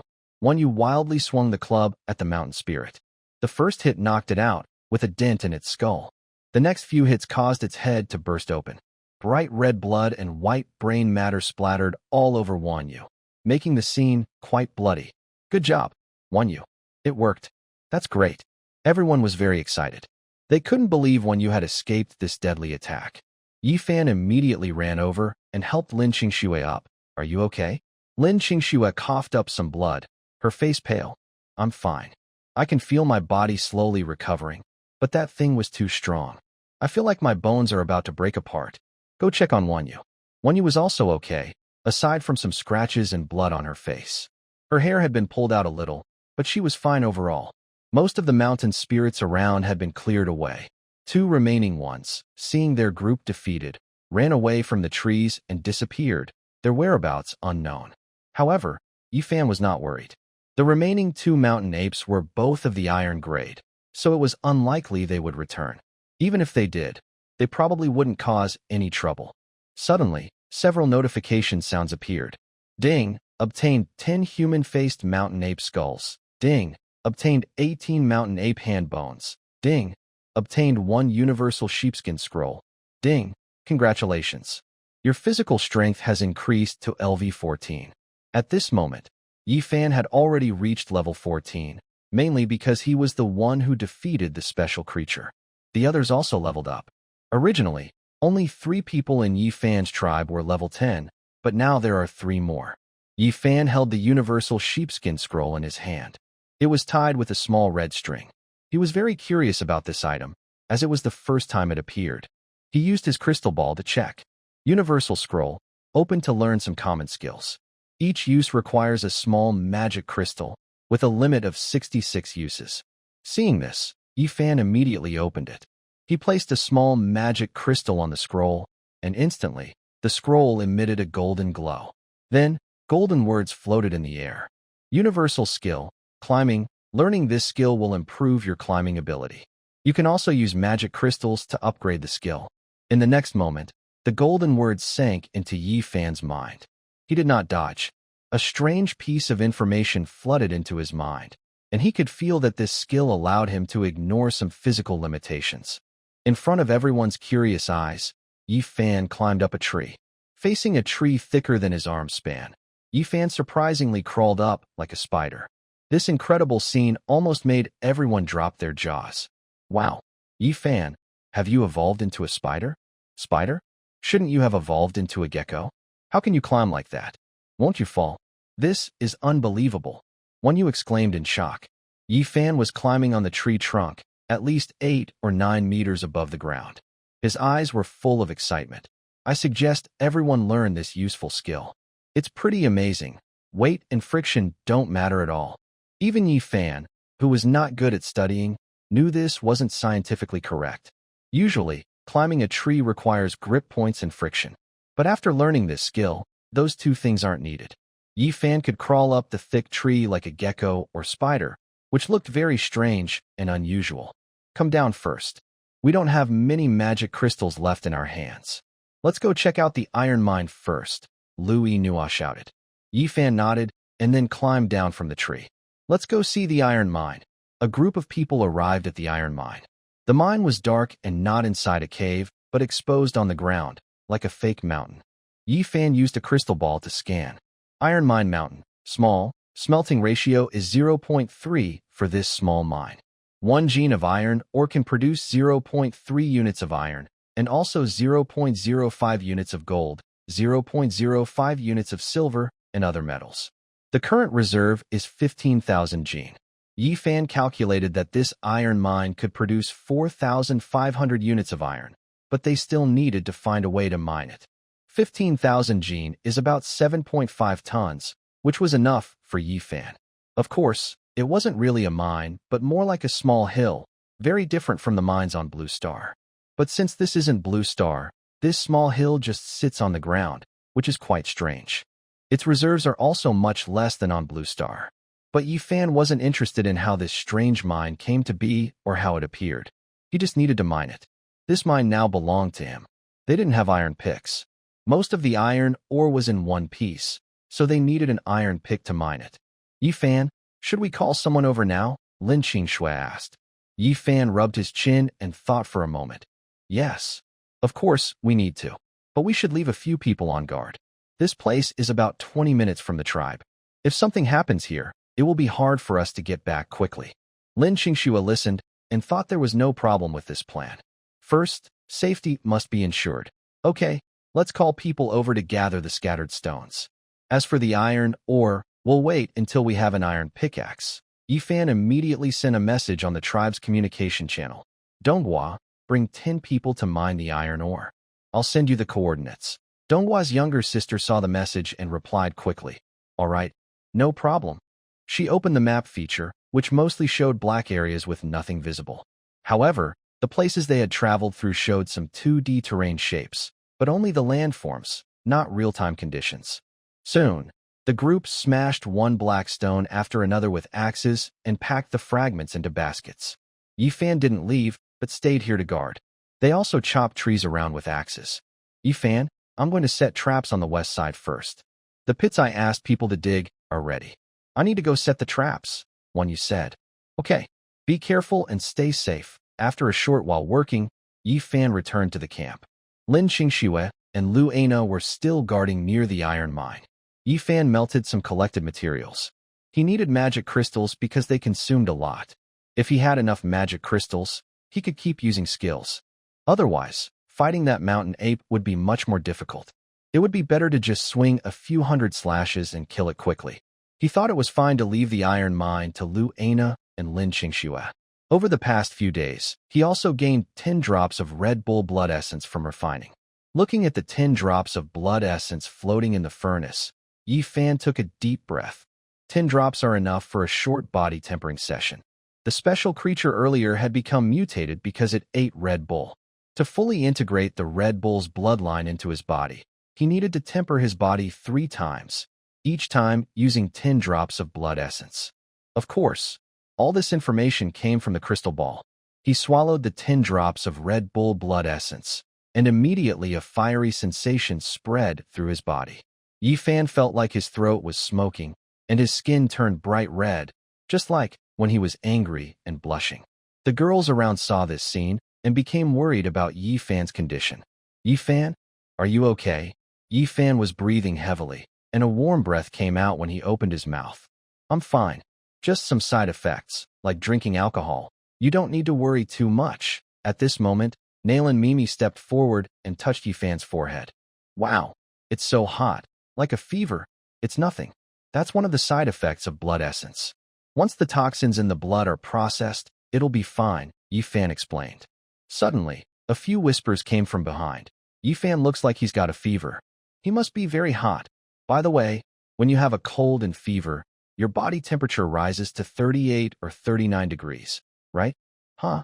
What would happen if something else happens now? Oh my, you're such an experienced guy. My goodness, don't say it, you really are. I'm a bit curious. Hearing these words, Yi Fan almost spat out blood. He was really amazed by these experienced guys. Honestly, no man could be as dirty-minded as they are, and their speed is too fast. It's a pity they could think of such things. Lu Yinhua and Lin Qingshui were guarding near the iron mine to protect everyone. If you're tired, take a break. Without iron picks, mining is really hard. Lu Inua shouted. Some girls didn't complain and were full of energy. It's much more interesting than going to school. Yeah, definitely better than English class. At least I don't feel sleepy. I've lost quite a bit of weight after working for a few days. Some of the fat on my stomach is gone. Wow, I didn't notice until you said it. I think I've also lost weight. Really, I can really lose weight. Let's work hard. It helps with weight loss. Everyone started working again with great energy, and Lu Inua was momentarily stunned. Can we really motivate ourselves like this? But at this moment, Lin Qingshua's expression suddenly became tense. Someone's coming. Not one of us. Liuna was suddenly startled and looked toward Lin Qingxua. She saw about 10 people walking toward them from another direction. Leading the group was a man, followed by both men and women, all wearing sheepskin coats. Everyone stop. Hold your weapons and stay alert in case of trouble. Liuna quickly warned. Everyone immediately stopped what they were doing and took out their clubs. What's going on? Someone is coming. Are they enemies? Maybe. Stay alert, everyone. The girls also quickly prepared for battle. They had faced many dangers in recent days, so they reacted very fast. Including the minors here, there were 24 people in total. That's quite a few. Since Liuna and Lin Qingxua had both reached level 11, their fighting strength was pretty good, especially Liuna, who was wielding 2 knives.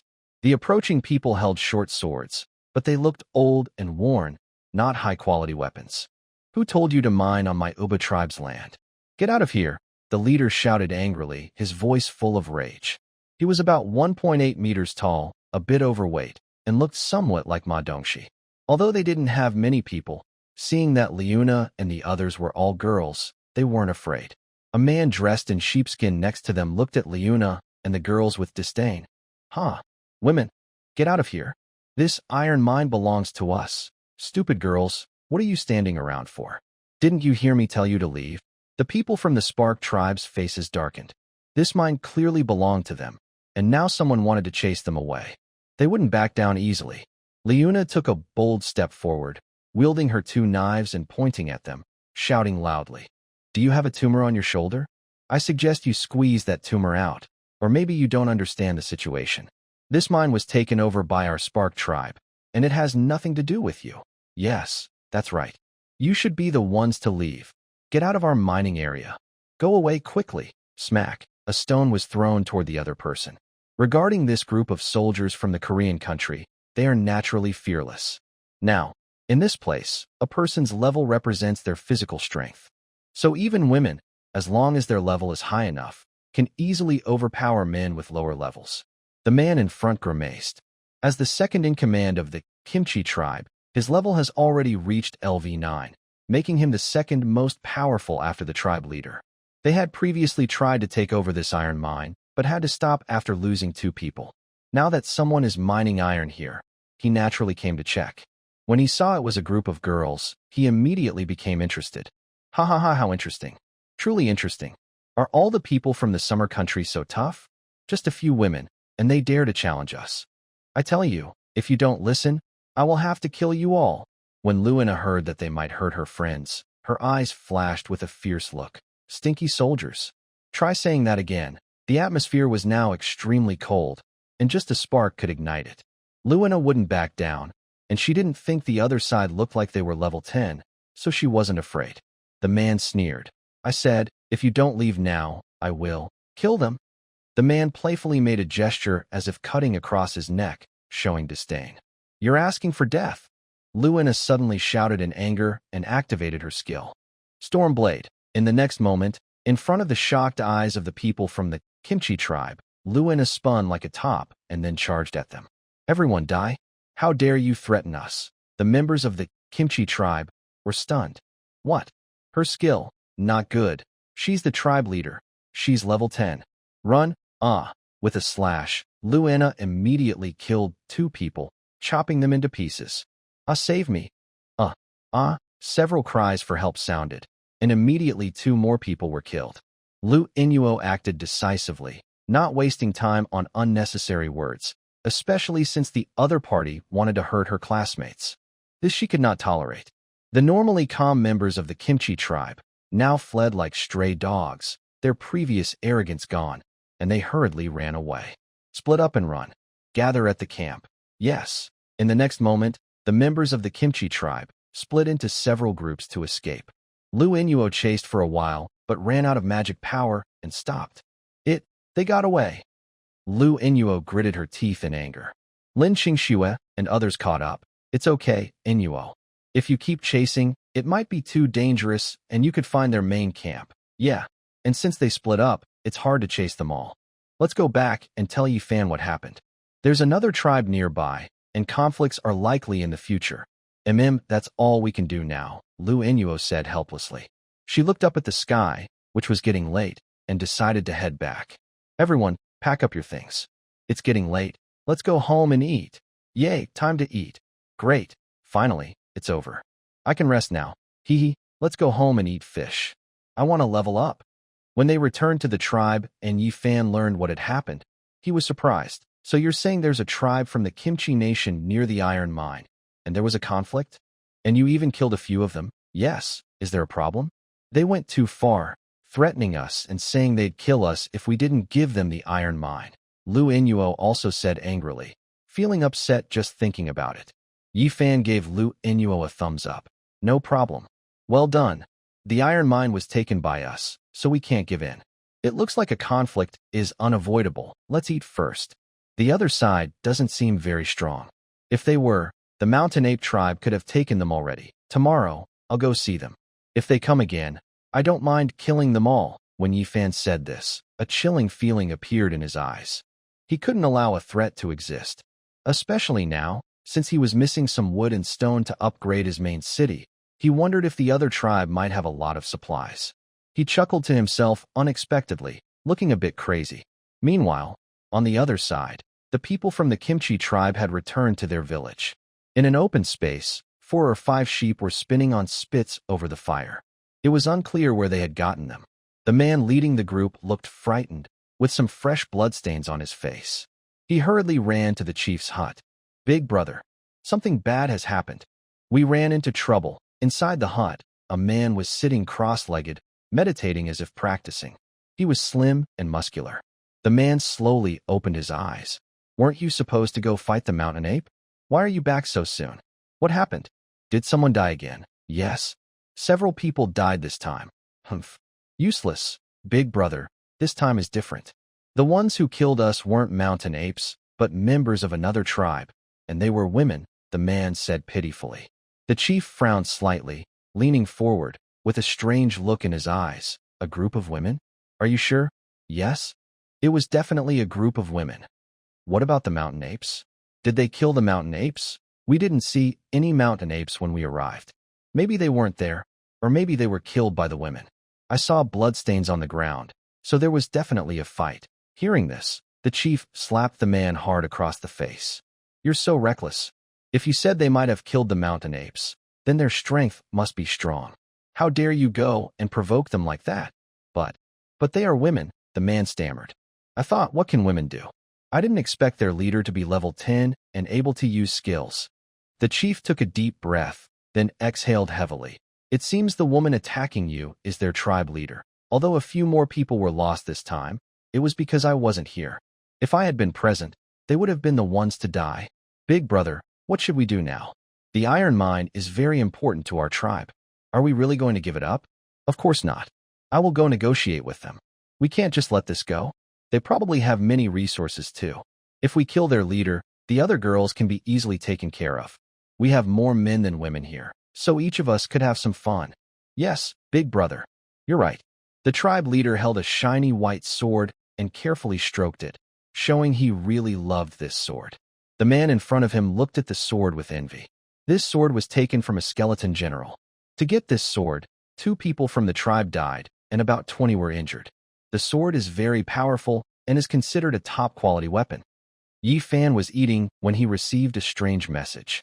The message was from Kimchi tribe. Yi Fan took a few bites of fish and then opened the message. Kimchi tribe. Are you the leader of the Spark tribe? Spark tribe. Yes, that's me. Kimchi tribe. Good.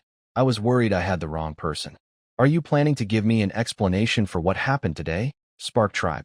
Give you an explanation? Are you joking? Kimchi tribe. You took my iron mine and killed my people. You have a lot of nerve, but you don't think about the consequences. That's just being reckless.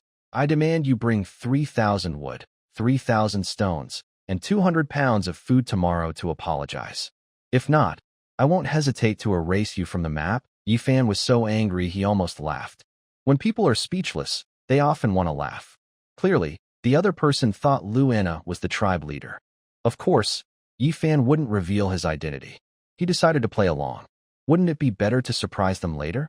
Yifan quickly replied, "Go to. Do you really think you're a big shot? I tell you, the iron mine is mine.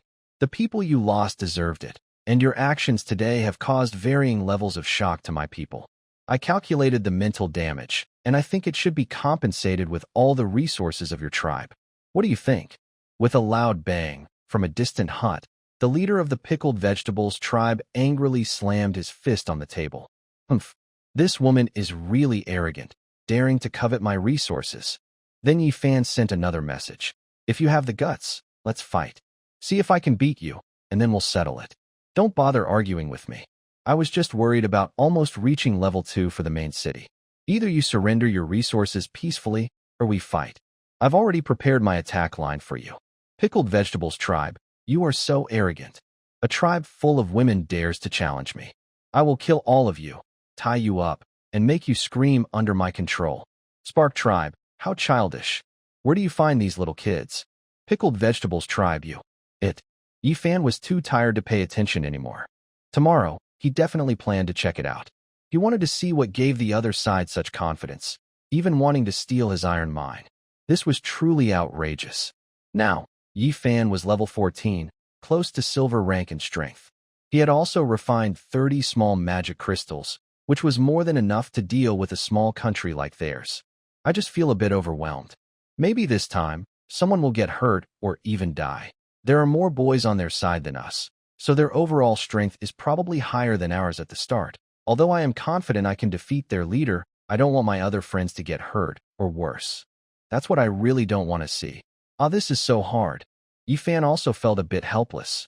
His voice was soft, but many people still heard him. Yifan, don't feel so pressured. We've come this far because of your good leadership, Su Manmiao comforted him. Yes, Yifan, whatever you decide, we will follow your plan. Exactly, we are all a team. When the cavemen came before, we almost all died. We can't fight them if we don't stand together. Right. Let's fight. We're not afraid. They just have a few more boys, that's all. Sister Dungwa patted her chest. Let me go first. I will defeat them. Everyone was filled with righteous anger. The other side wanted to steal their resources and harm them. There was no room for peace talks. Although they were all girls, they weren't afraid or timid. Now that the enemy has threatened to kill them and humiliate them, they simply couldn't accept it. And honestly, the only one who could overpower them was Yifan. Everyone depends on someone else to some extent. The weak rely on the strong, feeling their energy and courage, which makes them braver. Their spiritual support was Yifan. Hearing this, Yifan took a deep breath and felt much more relaxed. All right, since everyone feels this way, let's go all out. We're not just going to fight. We're going to fight beautifully. All the resources in their tribe belong to us. We're going to take everything. Everyone was very excited. If they kept mining at this speed, it would take at least a week to reach level 2.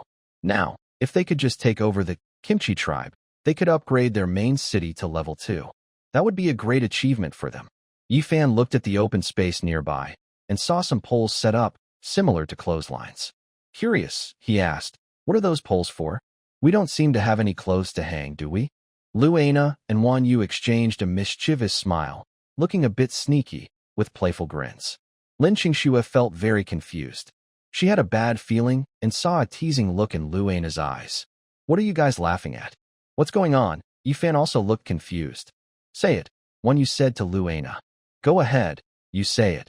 Lu Ena tilted her shoulders and gently nudged Wan Yu. Wan Yu hesitated but finally spoke. Those are fish bladders, drying fish bladders. Fish bladders? Yifan looked puzzled.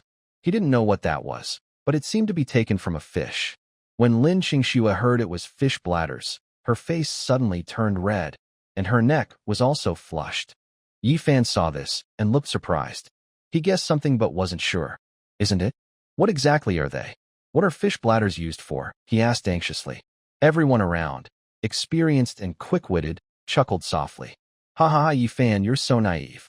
You don't know about fish bladders? Yeah, Yi-Fan often sleeps in class, so it's understandable if he doesn't know. Ha ha. Yi-Fan was speechless and asked, could it be? For that kind of thing, Luana made a quick gesture with her eyes and smiled. Bingo. You guessed right.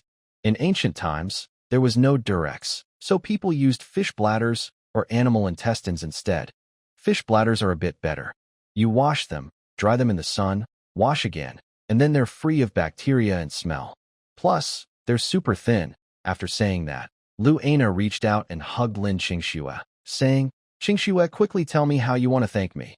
Lin Qingxue blushed deeply, her heart pounding as if it might jump out of her chest. I. Oh no, you. Oh no, shyly, Lin Qingxue buried her face in Luana's embrace, feeling soft and warm. She felt too embarrassed to look at Yi-Fan again. Once the fish bladders were cleaned and dried, she would have to. Oh my, just thinking about it makes me a little excited. No, I mean shy. Luana raised an eyebrow at Yi-Fan. So, Yi-Fan, how do you think you should thank me? Once the fish bladders are ready, you'll have to eat them. How does that sound? Pretty exciting, huh? Yi-Fan gently rubbed his nose, looking calm and composed, and said, It's okay. Nothing special, just normal excitement. I, Yi-Fan, have seen all kinds of scenes. No big deal. Huh? A girl nearby sighed. You're pretending. Yi-Fan is such a show-off. Oh, it's just a small thing, said a girl teasingly. That year, I worked at a factory making inflatable dolls. I was in charge of the doll's head, and Yi-Fan was just showing off. Yi-Fan was also a bit stunned. He suppressed his inner joy, thinking he definitely wouldn't laugh. He needed to stay elegant. Stay calm. These experienced drivers could easily make him lose control. But at this moment, Lin Qingxue's face suddenly turned cold, and she glared at Yi-Fan angrily. Yi-Fan was startled and felt embarrassed, realizing he had gotten a bit carried away. Qingxue, why do you look a little angry? Did someone offend you? Tell me, and I'll go teach him a lesson. Lin Qingxue grabbed Yi-Fan's ear. Humph. Small scene, huh? Come on. Tell me, what big scene have you seen? Then Lin Qingxue stood up, holding Yi-Fan, and headed toward the chief's hut. Yi-Fan tilted his head, feeling a sharp pain. Ouch. Ouch.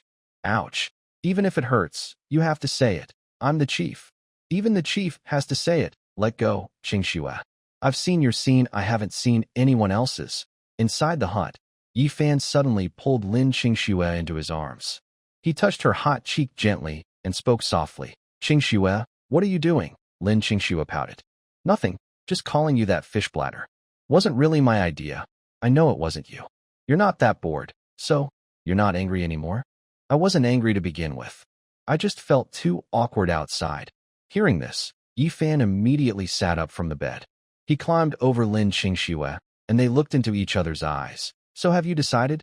Lin Qingxue pursed her lips and showed a faint smile. What do you think? I already told you last time. How many times do you want to ask? I'm just confirming again, because it feels like a dream. As he spoke, Yi-Fan slowly pressed down and tightly embraced Lin Qingxue. Lin Qingxue didn't resist either. She reached out and hugged Yi-Fan tightly. Be gentle. I can't breathe, you silly. Are you afraid I'll run away? While they were lost in their affection, suddenly a loud bang sounded. There was a loud boom, followed by a heart-wrenching scream. Ah! Yi-Fan was startled. What's going on? The two quickly got up and rushed outside. What they saw was a scene of chaos. Looking around, they saw that the blacksmith shop had a big hole blown in it. The furnaces were also blown out, still smoking. A girl covered in soot and dirt was rolling on the ground, crying out in pain. It was Nanlong Mimi. Mimi, hurry. Help her up. What happened? I don't know. It suddenly exploded. Mimi, everyone rushed forward and helped Nanlong Mimi up. Her shoulder had a large wound, about the size of a bowl, with blood pouring out. Yi-Fan immediately covered it. Don't move. Don't move. It's healing. It's healing. She won't die. If Nanlong Mimi's physical condition was weaker, this large wound could have been fatal. Everyone worried gathered around. Nanlong Mimi was in so much pain that she couldn't stop drooling, and Wan Yu kindly helped clean her up without any dislike. Pant, pant. Nanlong Mimi took deep breaths of fresh air, but her eyes were full of excitement. She hoarse-voicedly said, "Success. I did it. I really did it. I've succeeded." Yifan saw her injuries healing and the bleeding slowing down. He sighed in relief and asked, "Success at what?" "You're risking your life." Louis Nua used a leaf to scoop some water and fed it to Nail and Mimi. "Drink some water first." Nail and Mimi quickly drank 2 sips and then excitedly said, "My monkey head bomb is ready. I did it. It really worked." Yifan frowned and looked toward the blacksmith shop. The shop was badly damaged, almost collapsed from the explosion, and would need materials to rebuild. "A bomb? Are you saying you made a bomb yourself?" Nail and Mimi nodded excitedly. "Yes. I found out that the hammer can absorb the energy of all things. I thought it could help me gain experience, so I tried hitting a magic crystal. Sure enough, the hammer can absorb magic and store a little inside me for a while. I experimented with different materials, and finally, I found that the head of the mountain ape you brought back can absorb magic too. So I injected magic into it. The magic was blocked inside the head, desperately trying to escape. Then I used the eye of a cave dweller to plug all the holes in the head. The eyes were sticky and just the right size to fit in. After I poured in 5 small magic crystals, I heard a faint cracking of bones. At that moment, I sealed the last airway. I accidentally dropped it on the ground, and the head exploded, flying apart, but I've figured out the pattern now. Next time, I won't have any problems." Nail and Mimi was full of excitement, talking non-stop, proud of her experiment. If she threw this directly into a crowd, how much damage could it do? Even those without top-tier weapons could gain a powerful skill. If close enough, it could easily kill a black iron-level beast, or even severely damage a bronze-level beast. Yifan was very happy to hear Nail and Mimi's description. However, seeing how serious Nail and Mimi's injuries were, he still cared and said, "Next time, don't be so reckless. Doing experiments is good, but don't risk your life. Go rest well and recover." Nail and Mimi immediately objected. "No, I want to keep working. I've learned the skills now, and I won't make mistakes again." "Mimi, you should rest. If something happens again, it will be bad." "Yes, Mimi, it's more important to take care of your health."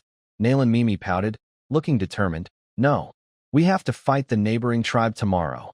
If we can make 1 more monkey head bomb, our chances of winning will increase, and fewer people will get hurt. Yifan, trust me. I really can do it. I'm confident I won't make mistakes again." Nail and Mimi looked at Yifan with a pleading expression. Yifan took a deep breath, stayed silent for 2 seconds, then asked, "Are you sure you can do it?" "Yes, I am sure." "Good. Then you stay here and watch. I'll handle the operation. I'm stronger, so even if I get hurt, I won't die," Yifan said. Just as the others wanted to stop him, Yifan raised his hand to hold them back. "All right, no need to persuade. Mimi is right. If we can really make it, we can reduce many casualties in tomorrow's battle. Even if we stay up late, we must finish it. Everyone, go rest now. Only the night patrol team stays."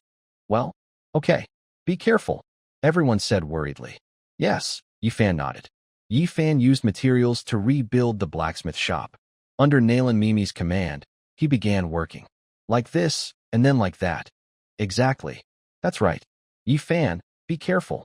Use the furnace fire to burn the nostrils, eyes, and ears, sealing them together like cave dwellers. When they are charred, they will stick tightly, ensuring the magic power doesn't leak out." Then Yifan injected magic power as instructed. Suddenly, there was a cracking sound. "Stop. Right here. No more magic power. Seal the trachea at the neck." Yifan immediately sealed it. "Okay. Roast. Seal it." The sizzling sound of roasting filled the pink fire pit. Soon, Yifan's hands held a magical-looking head. He immediately took out a crystal ball to check. Self-made object. Monkey head bomb. Detected as explosive device. What a clever creator. This round head seems to contain immense magic power. Be careful with it. Don't drop it on the ground.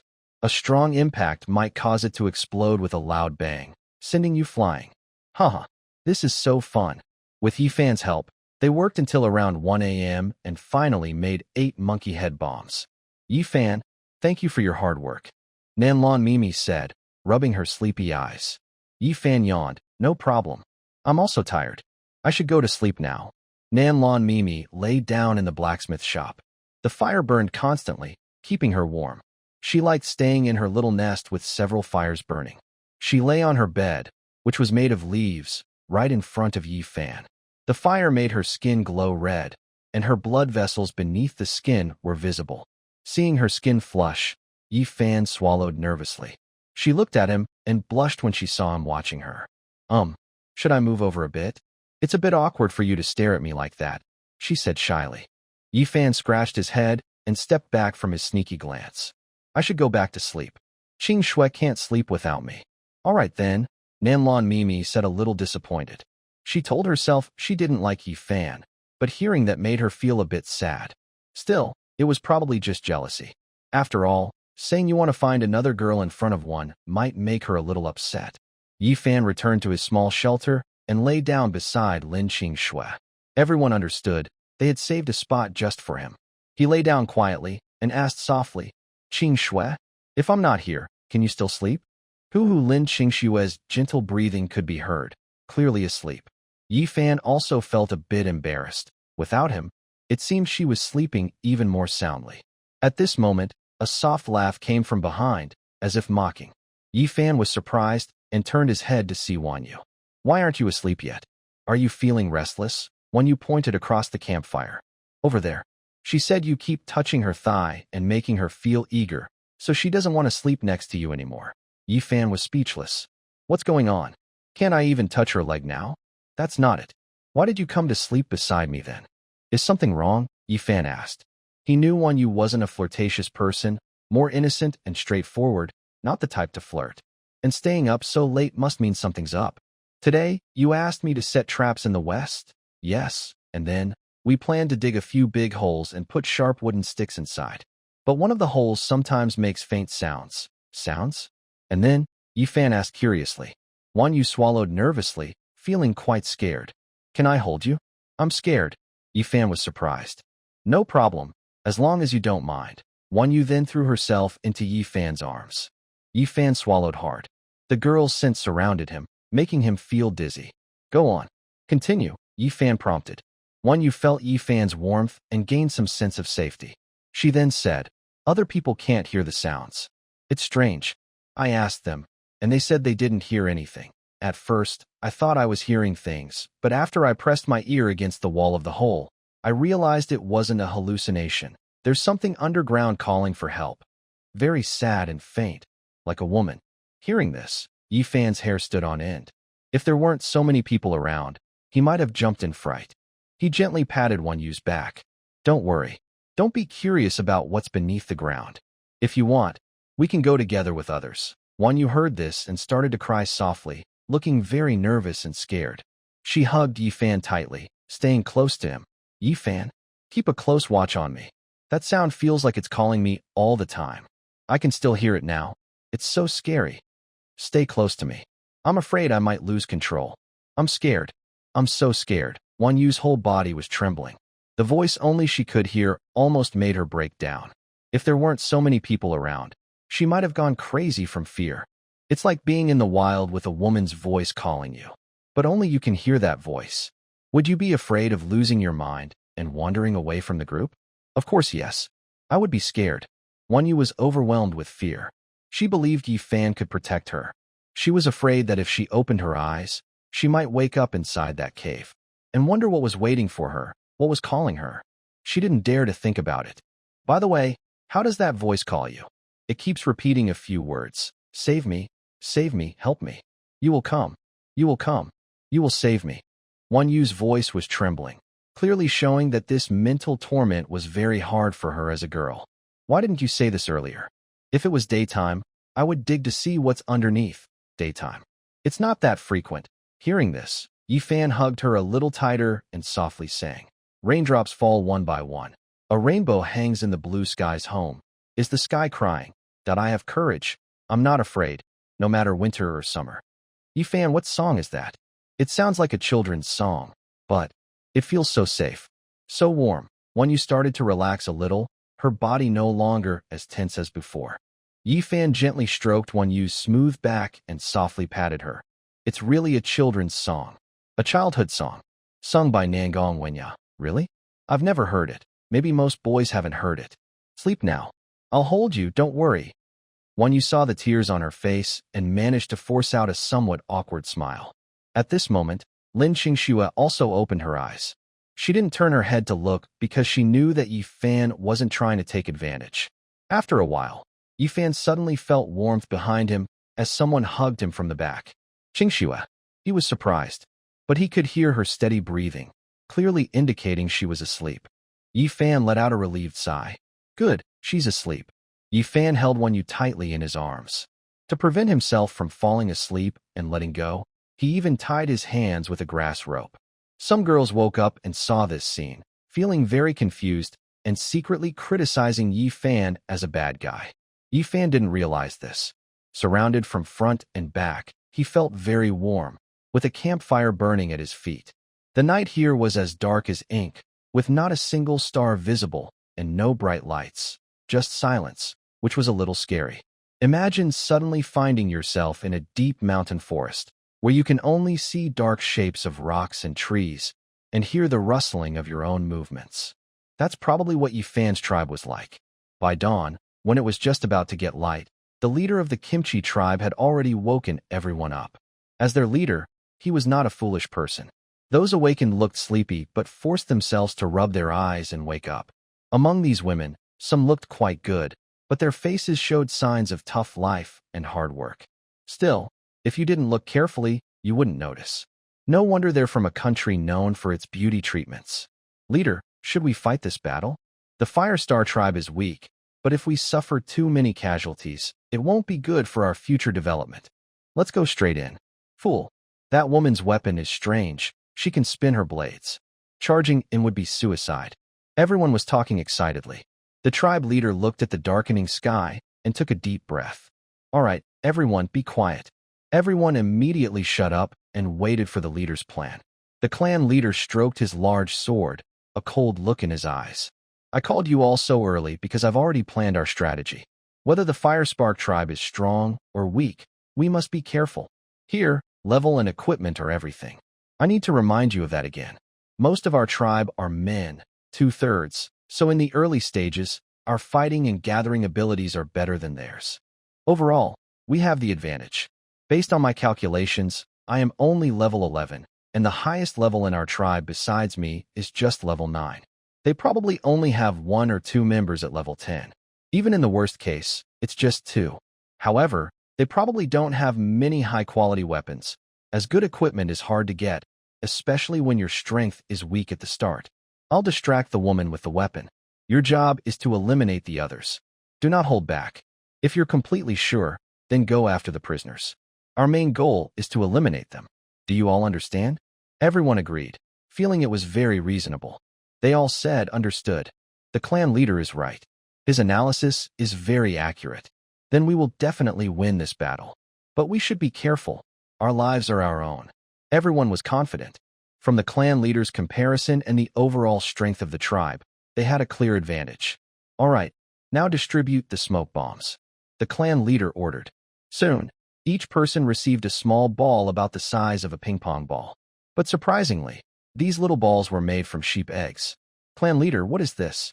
Yeah, it smells terrible, really disgusting. The clan leader smiled faintly. These are made overnight. I used powder from crushed flour balls and hollowed out sheep eggs to make these smoke bombs. When you throw them, they will explode and produce a pink smoke. The powder from the flour balls will make your skin itch terribly. Everyone was very happy to hear this, and a mischievous smile appeared on their faces. Itchiness, huh? Good stuff. When the time comes, we'll help them scratch it. Slurping sounds, so good. Wow. I'm really good at this. Wow. You all are animals. But funny enough, I like it too. It's great that there are few women here. Chief, are we getting up so early to set up an ambush? Someone asked. Of course. Do you think we're just going to wait for them to attack? We'll hide in the direction they're coming from and surprise them, the chief said with a fierce look. His plan is simple.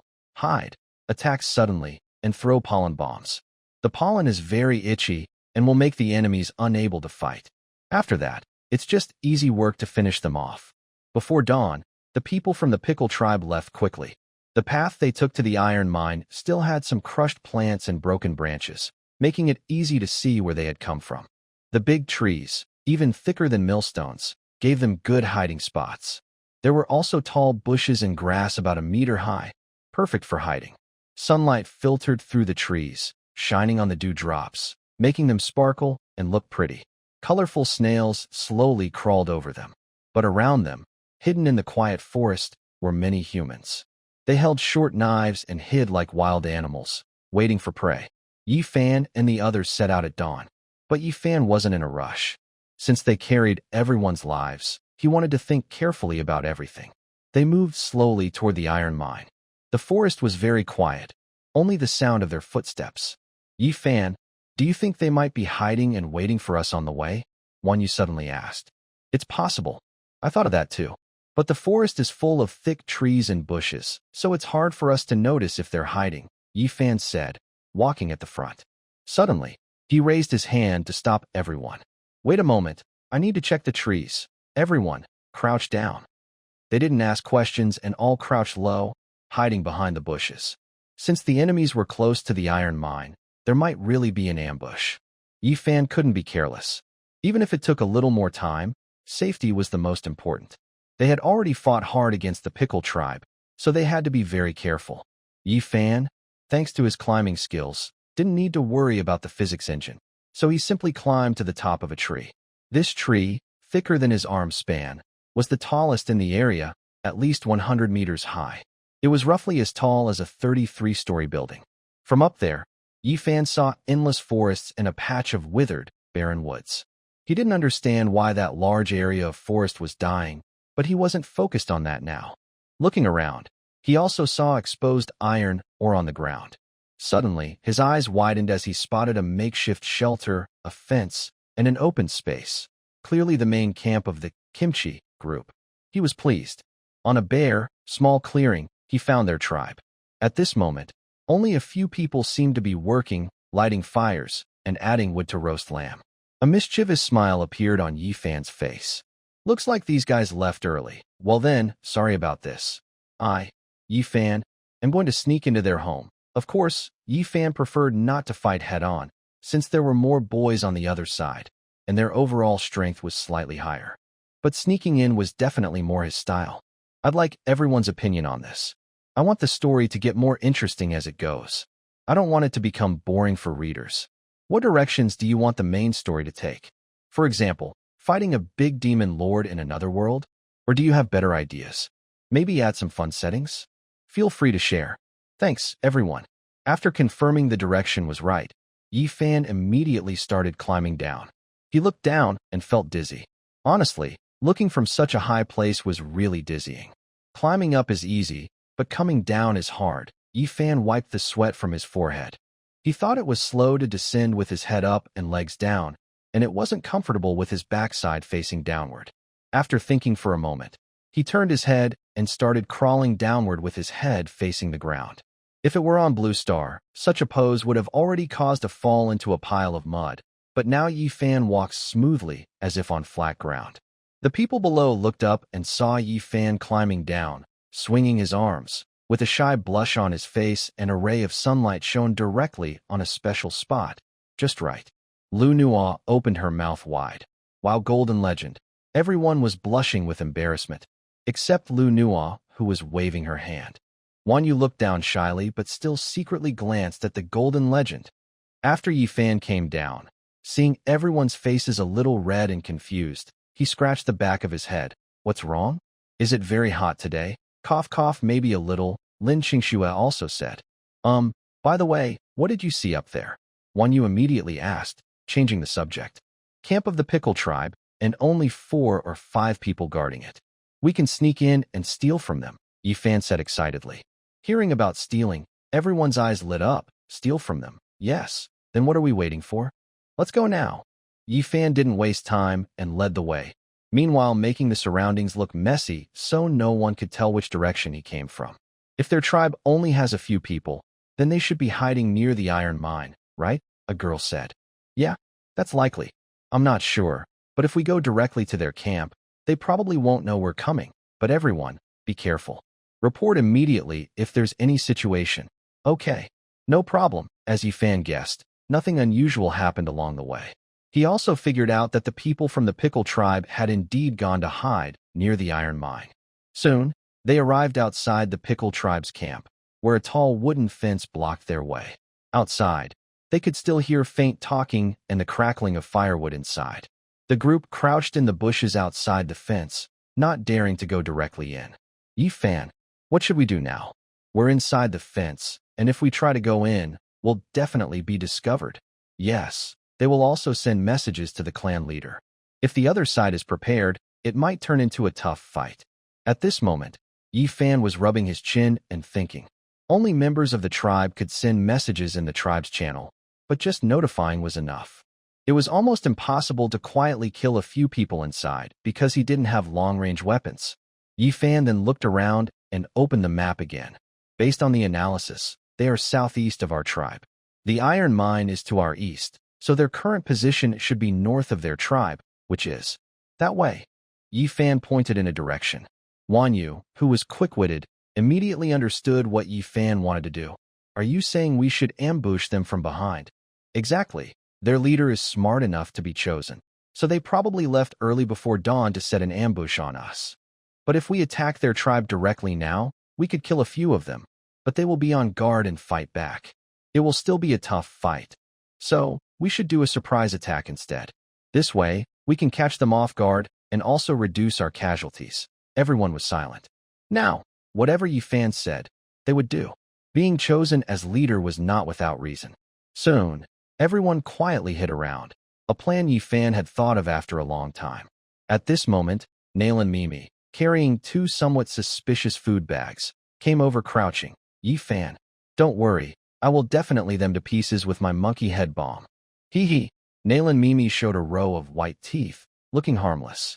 Yes, I believe in your bombs. Yi Fan and the others all stayed hidden, motionless like turtles. Meanwhile, the Cucumbers tribe, hiding near the iron mine, was so nervous their heads felt like they were covered in spider webs, but they still waited in vain for anyone to come. Big brother, where are those people? Didn't they say they would meet offline? Someone asked suspiciously. The tribe leader, dressed in a wolf skin, was also very confused. They met a talkative sister online, but in reality, she was just a coward? He thought for a moment and immediately opened the map, sending a message in the tribe chat. Old Han, is anyone from our tribe coming over? Soon, the young man named Old Han replied. Nope. What's wrong, Jinshan? Have you guys already won and are coming back? Hearing this, tribe leader Jinshan furrowed his brow even more and felt a bit upset. Winning? No way.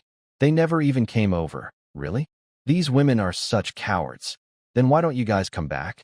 We haven't eaten breakfast yet. Come back and eat something first.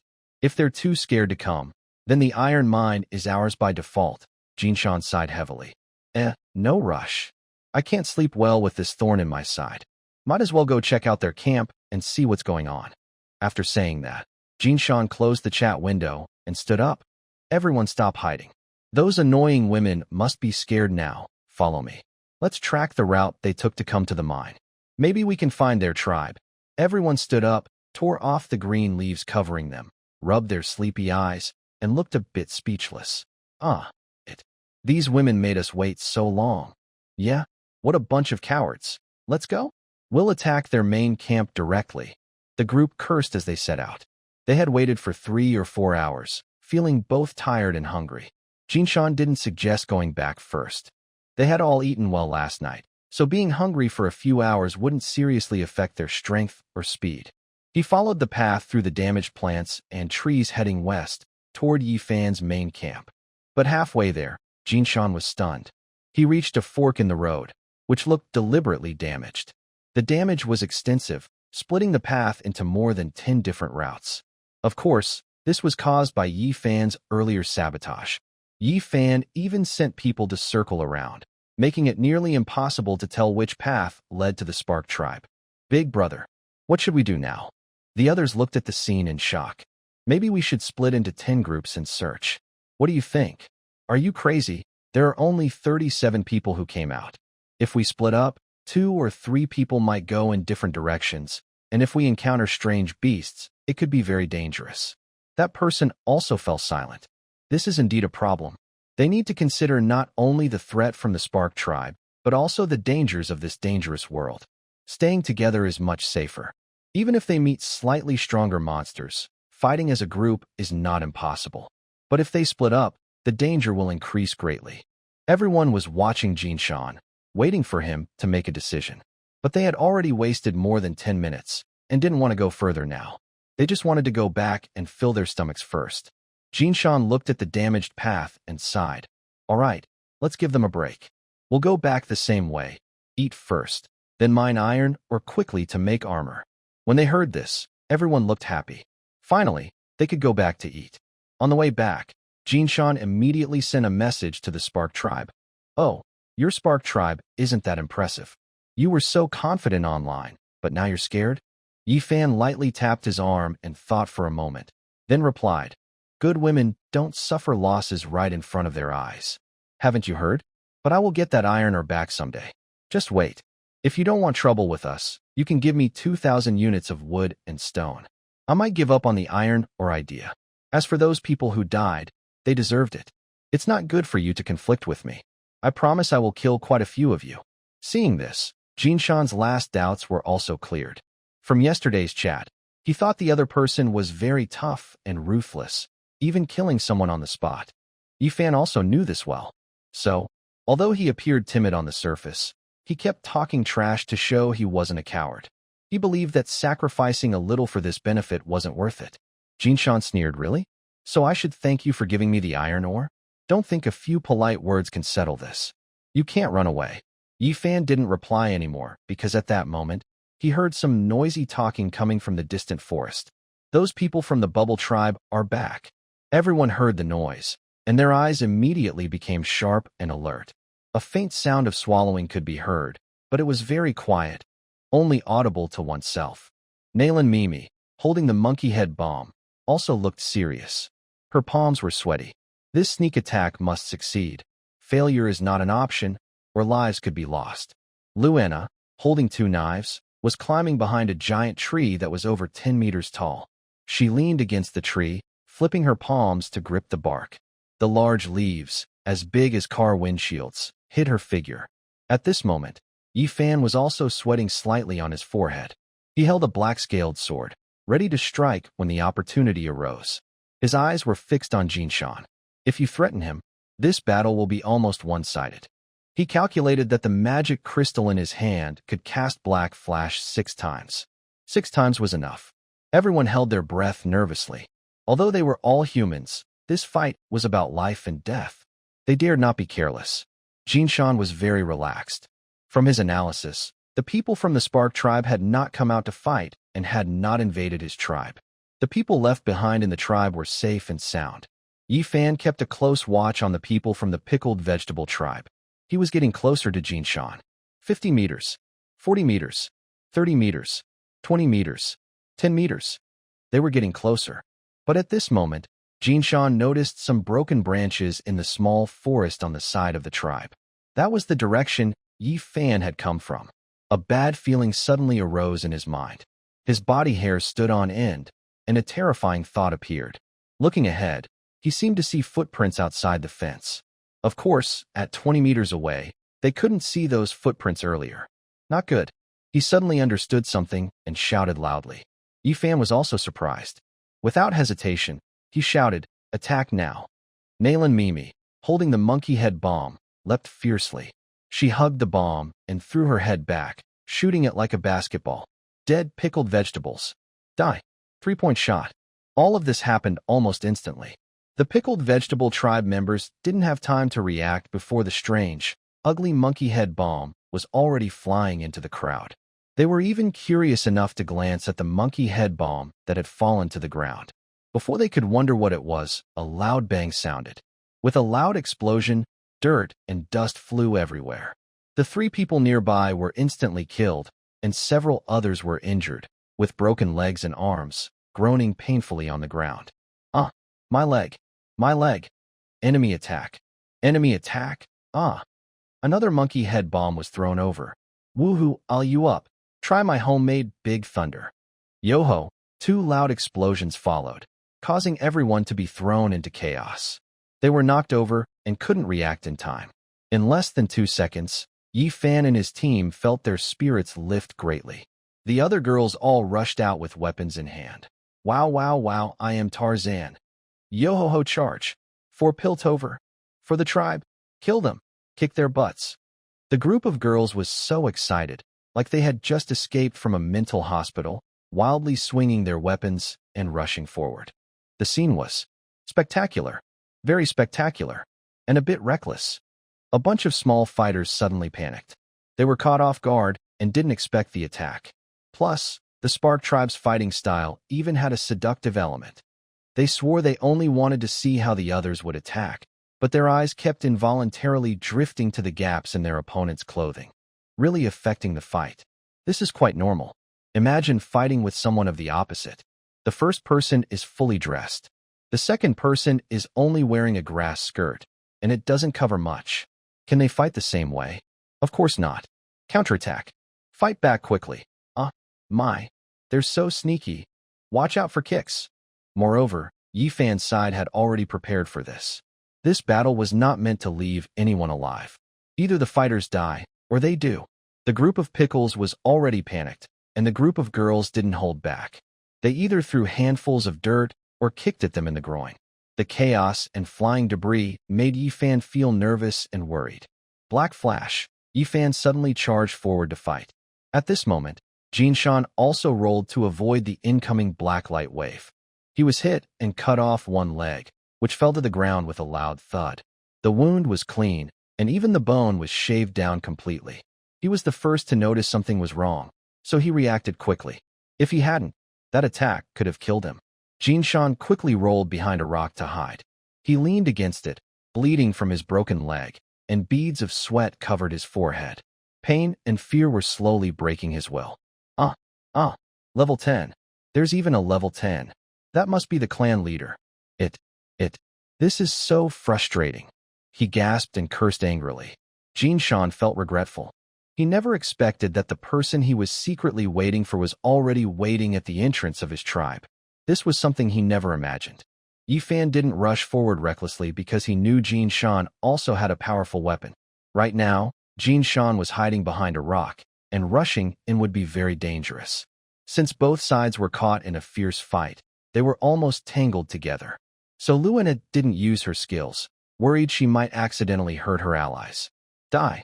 A little pickle shouted angrily, swinging a rusty, battered sword at Luina. Luina wasn't afraid. Her physical strength was higher than the opponent's, including her speed, agility, and mental focus. She looked angry, sidestepped, and avoided the attack. When the sword missed, she kicked her opponent in the groin. With a loud, the force was so strong that it shattered the little pickle. Ow! Ugh! The little pickle grimaced in pain, clutching his groin and lying on the ground, wailing. His whole body twitched and spasmed from the pain, so intense. Next, Luina swung her sword down, cutting through him with a bright blade. Blood splattered across her face, but she didn't hesitate.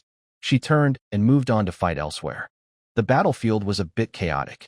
Yi Fan didn't dare to use his skills casually, worried he might accidentally kill his own people. He also didn't dare to run around freely, keeping his eyes fixed on the rocks, with one shoulder slightly exposed. A loud shout came.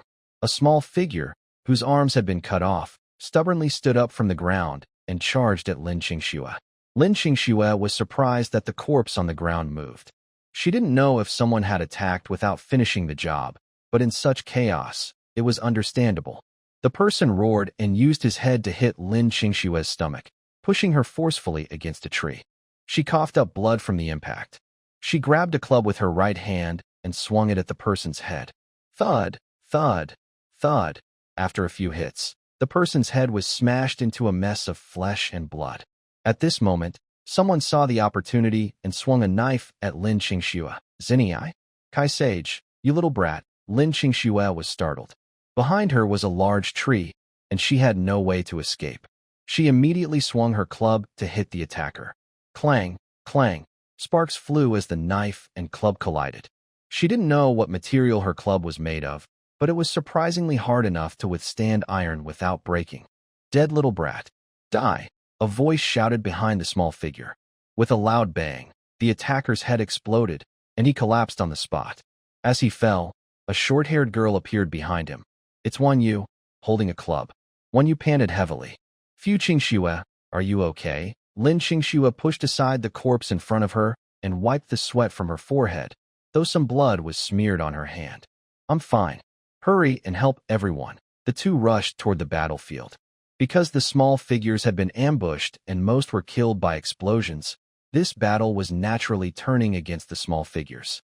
At this moment, several small figures in their hands held a white ball. Their companions saw this, and their pupils shrank. Are you crazy? There are so many people here. You'll hurt us all. Forget it. We're already going to die. If we're going down, we'll take them with us. Ashi, come on. We can't let them have an easy time. Now, the small figures were almost surrounded. They stood back to back, holding knives, their eyes full of fear and anger as they looked at the group of girls rushing toward them. Yi Fan noticed the small balls in their hands and immediately shouted, "Wait! Don't rush in yet." They acted strangely. The women also froze, stopping their approach immediately. However, the small creatures covered in dust and blood suddenly grinned fiercely. Ha ha ha, Nishina. Everyone die. In the next moment, those small creatures threw their little balls forcefully at everyone. At the same time, Mamie Naren took out a monkey head bomb and threw it at the small creatures. I can throw too. Sudden bursts and loud explosions sounded like firecrackers. 5 of the small creatures were blown up, and several others fell to the ground, crying out in pain. Ah, my arm, my arm. The scene was filled with pink mist. The pollen spread quickly like a red fog, blocking everyone's view. The pink smoke spread fast, and since the small creatures threw almost all their pollen balls, everyone, including Yi Fan, was caught in it. Within a 70-meter radius, no one was spared. Everyone started feeling an intense itch and wanted to scratch. Even Jinshan cursed angrily. These fools. He hid behind a rock, but was also affected.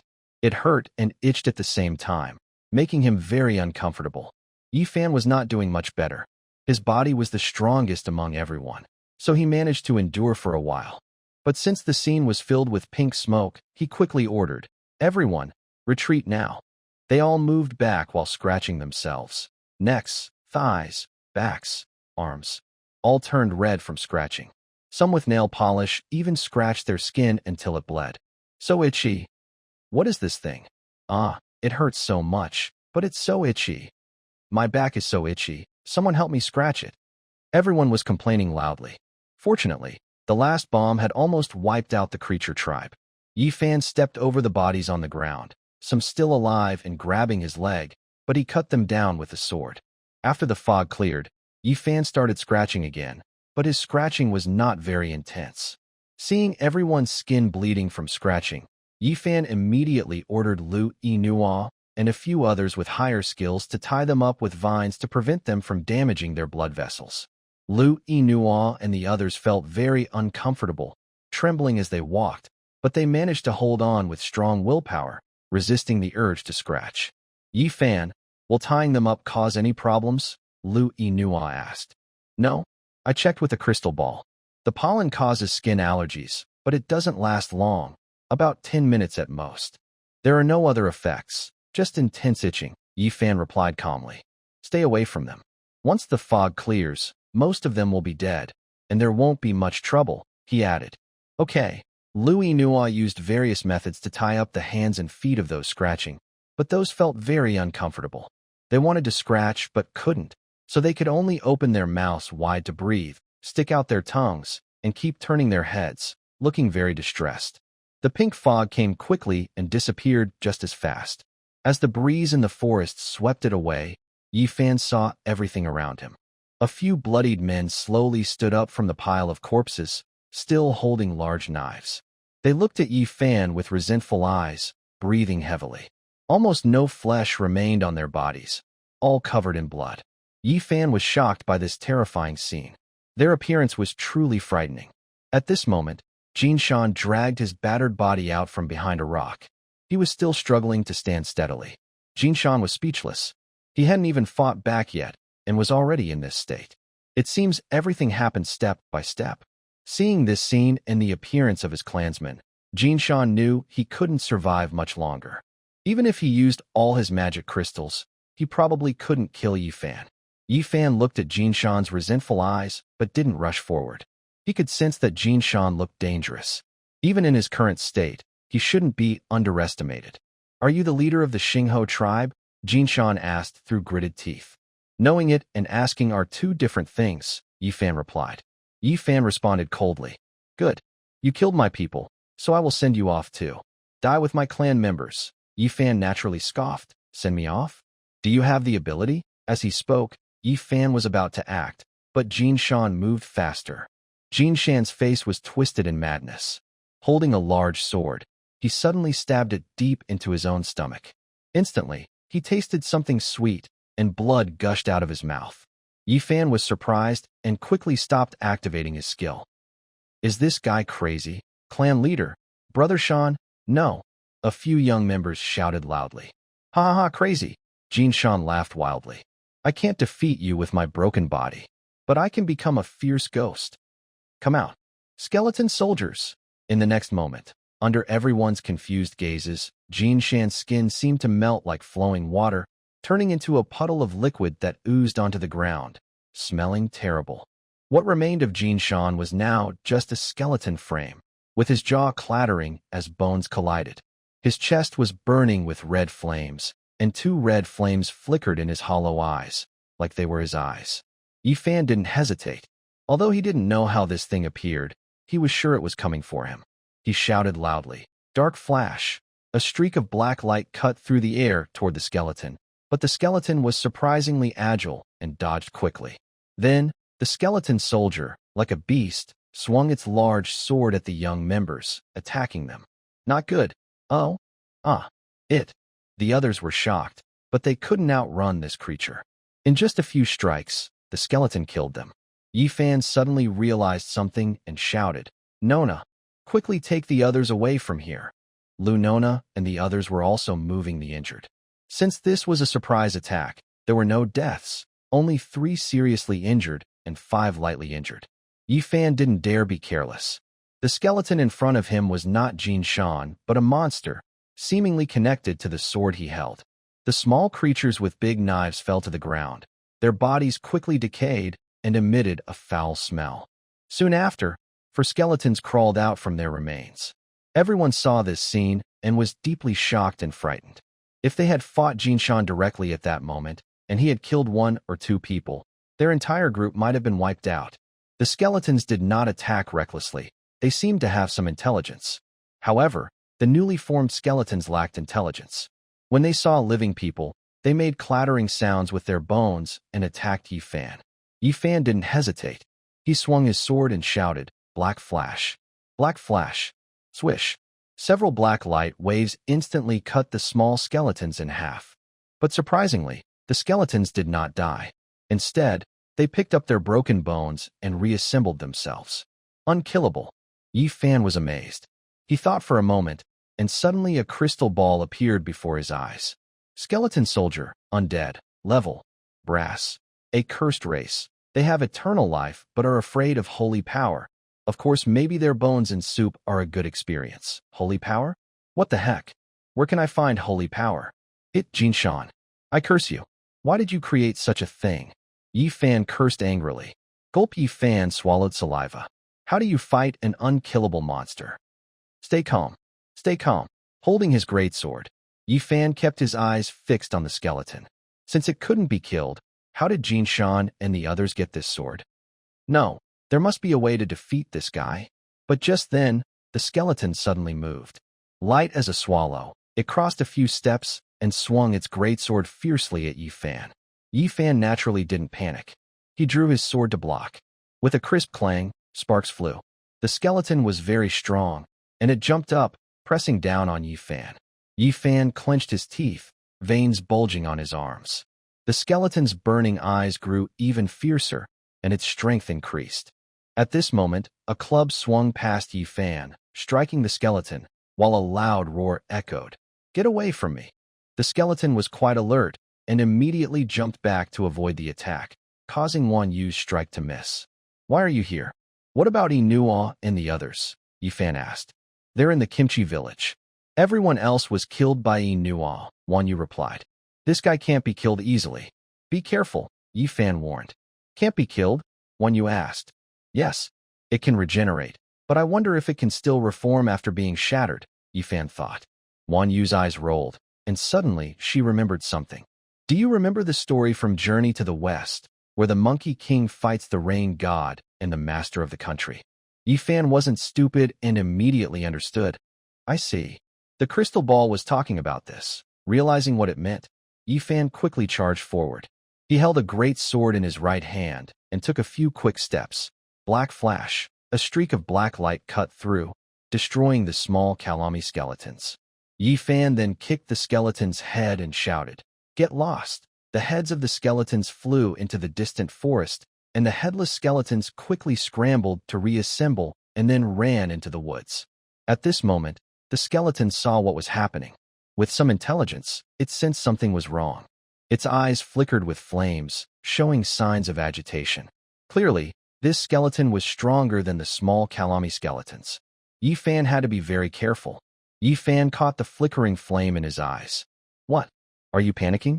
Even undead fear death? The skeleton wouldn't answer Yi Fan. It made a cracking sound all over and then charged at him. Good, come on. Black flash, black flash, black flash. Yi Fan used up his magic crystal cores almost entirely. A single slash wasn't enough to defeat this opponent, and it might even miss. But 4 or 5 strikes together would cut off the skeleton's escape route. That was what Yi Fan wanted. Several black waves of light approached. The skeleton instinctively tried to dodge, but Yi Fan's attacks were too dense this time. Spending all the magic crystals in your hand without making any progress would be very disappointing. Although the skeleton has some intelligence, it cannot avoid this kind of attack that costs nothing. A few waves of light cut through its body, breaking it into several pieces. Its head, limbs, spine, and leg bones are all cut apart. Wan Yu, Yi Fan quickly shouts. Before he finishes speaking, a quick-moving figure flashes behind him. She lunges forward and catches the skeleton's severed head. Got it. Wan Yu immediately feels happy. Run away quickly, Yi Fan urges. Okay. Wan Yu flips up from the ground like a fish, and Yi Fan is surprised. But there's no time to be amazed now. The skeleton's legs and hands are crawling back to its body like a spider. In less than 2.5 seconds, it will heal completely. Where are you running to? To the Kimchi village. All right. Wan Yu holds onto the skeleton's head without letting go. Her eyes flash with flames, flickering intensely. What should we do when we get to the village? Wan Yu asks. Honestly, she thought of this plan, but now she's wondering where to throw the head. This creature has some intelligence. Even if she throws it far away, it might find its way back to attack them. Throw it into the pot, Yi Fan shouts. The two run wildly, and since they are not far from Kimchi village, it only takes a minute or two. The skeleton's headless body chases behind them, seeming to say, "Give me back my head." The water in the pot is boiling. The villagers from Kimchi village were cooking here earlier. Without hesitation, Yi Fan throws the head into the boiling water to cook. Seeing the skeleton chasing closer, he quickly shouts, "Quick, stop it!" Louis Nuo and others understand immediately. Fight him. Those who are in good shape rush forward, beating the remaining parts of the skeleton fiercely. They smash it into pieces, then each person picks up a bone. These bones seem to be attracted to metal objects, like magnets, but obviously, it's impossible for everyone to hold them at once. The pot continued boiling, and the flames in the eyes gradually dimmed. The skull had been boiled thoroughly. After about 10 minutes, all the bones in everyone's hands stopped trembling and completely lost their life force. Seeing this, Yi Fan finally relaxed and said, "It seems that besides divine power, boiling can also destroy this thing. Maybe eating food itself is a kind of sacred act?" Lin Qingxue said, carrying a sheep. "You're right. Perhaps the act of eating is inherently sacred. As for why, Yi Fan couldn't clearly explain, but in some places, people perform rituals to thank the gods before eating. Food is a gift from the gods. When the skull is boiled and turned into food, and the gods bless it, the skull naturally dies. After all, there's no such thing as moving, attacking food." Of course, Yi Fan no longer dwelled on this matter. Right now, all the people of the Kimchi tribe are dead, and it's time to count the spoils. The Kimchi tribe has been doing quite well. At least they are not lacking in food. Ding! You have slaughtered the Kimchi tribe, gained 5 live sheep, gained 25 decayed great swords, gained 1 undead great sword, gained 4,000 stones, gained 5,000 wood, gained 20 damaged leather shorts, gained the gatekeeper's key, gained 70 iron, gained blueprint for bow and arrow research. Wow, this is much faster than fighting goblin tribes. Yi Fan was very excited. Fighting a goblin tribe only gave a small amount of resources, but defeating a level 1 tribe yields so much. It's really satisfying. However, he also remembered that the danger was not small. If he hadn't taken the initiative and used bombs to disrupt their formation, some people might have died, or even been wiped out by that big sword. Yi Fan didn't rush to check the attributes of certain items. His priority was to bring everything back first. He sent a message to Su Man Miao, who was patrolling nearby. Notify the others in the tribe to come to the spot I marked. At this moment, Su Man Miao was holding a stick, patrolling near the tribe's fence, responsible for the patrol. After seeing the message, she stopped as well. Okay, should we go together? Yi Fan replied. No need. You 5 keep patrolling. If anything happens, we'll know. Just let the others come. All right. No problem. Su Man Miao immediately sent out the message. The girls who were chopping trees also stopped, their faces full of joy. Moving things? Great. This harvest will definitely be good. With so many people, there must be a lot to move. Hurry up, everyone. Let's go help. A group of girls cheered and ran toward the marked spot. This was definitely a big harvest. Among them were a few live sheep. These sheep had spiraled horns like snails and were quite temperamental, wanting to anyone who approached, full of energy. Lu Yinua kicked over one sheep and walked over to carry it on her shoulder. Big fat sheep. Tonight, I'll stew you, and you dare to me. Which one dared to? Someone joked. Lu Yinua was speechless. Old driver, move aside, blocking the way. Yi Fan, standing at the door, rolled his eyes. These old drivers were really reckless. No, they were just chaotic. Soon, everyone in the tribe followed the map markings to the pickup site at the Pickle tribe. They worked until the sun was setting. Yi Fan looked at the full load of supplies and decided it was time to upgrade the shelter. He looked at the pile of stones and wood, feeling excited and satisfied. Materials are enough. We can finally upgrade the level 2 shelter. The other girls also stood beside Yi Fan, equally excited. After the upgrade, their safety would be better. After all their hard work, it was time to see some reward. Upgrade.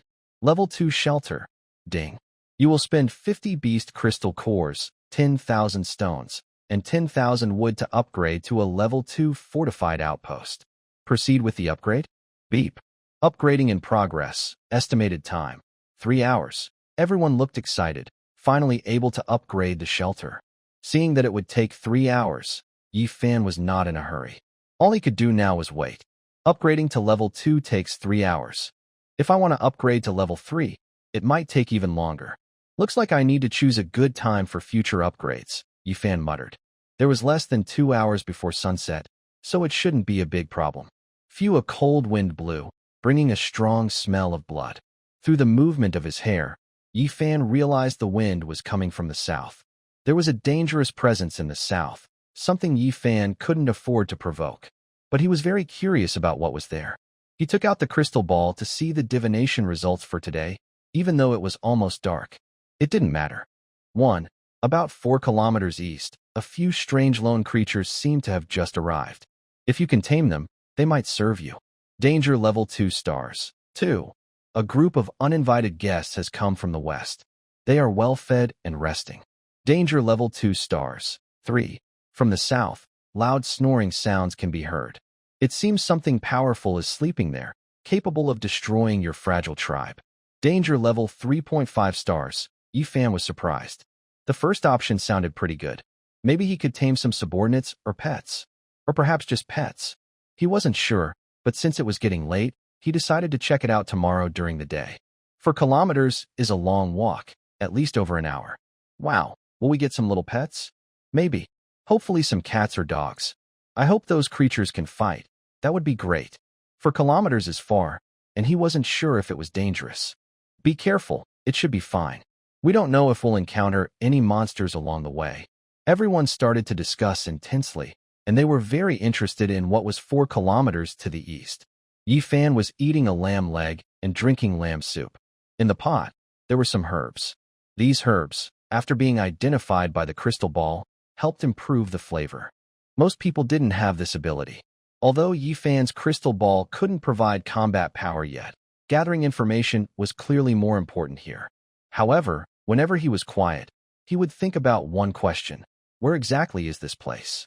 At those times, Yi Fan would check the chat channel, hoping someone could find even the smallest clue. Evil Dragon Tribe. Today I went out exploring for 4 or 5 hours. All I saw were mountains, and 4 people died. I can't believe it. Ironblood Tribe. Mountains? Here, it's all rocks, endless rocks. Sigh. Where exactly are we? Snow King Tribe. When you're in a bad mood, just drink our homemade fruit tea. It's tasty and cheap. Third Sister-in-Law Tribe. It's monsters, always monsters. Also, does anyone know why those monsters seem to know where our camp is? Courage Tribe. What the above said is really strange. Those monsters seem to come to us on their own. It's very strange. Why did they find us? Why are they looking for us? Yi Fan looked around and saw that everyone was either asking questions or confused. No one knew the answer. No one knew where this place was. No one knew where those monsters came from. And no one knew why those monsters knew where their camp was. Louis Nuo and the others also couldn't figure it out. Right now, they knew very little. They could only take one step at a time. Just then, a notification sounded. Ding! Your tribe has successfully upgraded to level 2, now guarding the forward outpost. Everyone's tired expressions changed to happiness with this sound. Success! We've upgraded. Quick, let's see. Everyone immediately looked toward the shelter. They saw that the simple hut was disappearing quickly, slowly fading away like dust. At the same time, solid bluestone bricks began to be laid, forming a 2-story main city. It was similar to a layered cake, but not round. It was square-shaped. The wooden fences around also disappeared and were replaced by sturdy bluestone walls, which were much stronger than before. The small pot used for cooking soup was now a dedicated kitchen, perfect for preparing meals. Everyone's faces showed happiness that words couldn't express. They couldn't help but smile. This change made them feel safe, and they knew it was thanks to little Kimchi. Quick! Let's go inside and take a look. Come on, let's go. Lin Qingxue moved closer to Yi Fan and reached out her hand to hold his. Let's go see too. Okay. Yi Fan followed everyone inside. The camp was no longer a simple, shabby shelter like a barn for cattle and sheep. Now, it had a stone floor. Besides the stone floor, there were stone beds on both sides. Yi Fan counted 46 beds, about the size of bunk beds in a school. Each bed was covered with dry grass, which didn't poke or cause itching. Although not as soft as cotton, the conditions were very good for now. Great! We have beds now, a girl exclaimed, jumping onto her bed. She no longer had to squeeze with everyone else. Each person had their own small bed. There were 23 beds on each side, with about 1 meter of space between each bed, making it very spacious. At the end was a large fireplace burning with flames, providing warmth to the whole hall. At night, no one would wake up freezing. The camp's main gate was replaced with a stronger stone door. It was heavy, but anyone level 5 or above could push it open easily. It wasn't difficult. Seeing all this, Yi Fan's usually serious face softened into a small smile, feeling very happy and content. Everyone was looking for their own bed. Since they were all the same, no one fought or argued. Everyone had a place. There are stone steps on both sides near the fireplace. Yi Fan, Lin Qingxue, and others went to check them out. Yi Fan's special shelter is no longer there. It has been replaced by a private room on the 2nd floor. The 2nd floor is a separate room with a wooden bed, woven with a brown net in the middle. Such beds were common in the old village. The bed is covered with dry grass, topped with a large tiger skin, and at the corner, there is a neatly folded tiger skin blanket. It looks like this is my private room, Yi Fan said excitedly. In the corner of the room, there is a small fireplace burning, along with a table and stools, all complete. Yi Fan pushed open the wooden door on the 2nd floor and stepped outside. He also has a private balcony. Wow, I'm so jealous. Qingxue, tonight you can sleep here with Yi Fan, Lu Ena said with a teasing tone. Then Lu Ena casually draped her arm around Wan Yu's neck. Don't you agree, Wan Yu? Well, It's quite enviable, Wan Yu replied, blushing deeply. These two friends dared to say anything. Everyone went out onto the balcony. The railing around it looked like an ancient city wall, made of blue stone bricks. But what they saw was pitch black. They couldn't see anything clearly, only the vague outlines of huge trees, which made them feel uneasy. A cold wind blew on the balcony, making everyone feel a bit chilly. After a quick look around, they went back inside. Outside was indeed cold and dark, which was quite frightening. Lu Ina yawned widely, opening her mouth very big. You all should rest early. I'm very tired and going to sleep. Wan Yu also said. Me too. I've had a long day. Ina, hold Wan Yu properly. Yi Fan reminded her, remembering what Wan Yu told him last night. Lu Ina nodded seriously. Don't worry, I will protect Wan Yu. Seeing this, Yi Fan felt relieved. The two women then went down the stairs one after the other. At this moment, Yi Fan opened the shelter information. Tribe level 2, outpost defense, a basic shelter with some self-protection ability. It may give you a sense of safety. Symbol, from passive escape to active defense, the beginning of order. To upgrade to level 3 Dawn Fortress, you need 200 monster crystals, 50,000 stones, 50,000 wood, and 100 civilization points. Besides this information, Yi Fan noticed some new items on his control panel. In addition to new buildings, there are also special skills. The new buildings are Watchtower, High Vantage Point, increases ranged weapon power by 300%. Altar, selects a suitable person to be a priest who has special abilities. Nurturing Center, chooses someone to inherit the abilities of the divine farmer and become a farmer girl. Magic Tower, provides skills and magic for everyone to learn. Currently, there are 4 new buildings, and Yi Fan is very interested in all of them. Except for the Watchtower, the other 3 require 50 magic crystals. As for iron, stones, and wood, Yi Fan has enough of these materials. Looks like I need to gather some magic crystals soon. Yi Fan checked his resources and found he only has 30 magic crystals.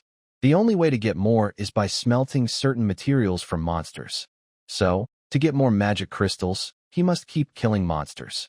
Additionally, his crystal ball gained a new ability. Divination Crystal, a powerful magic item, apparently owned by a witch. As the tribe level increases, new abilities will unlock. 1. Fortune Telling, predicts good or bad luck based on tribe strength. Remember, it's just a prediction, not a guarantee. Use it wisely. 2. Holy Light Shine.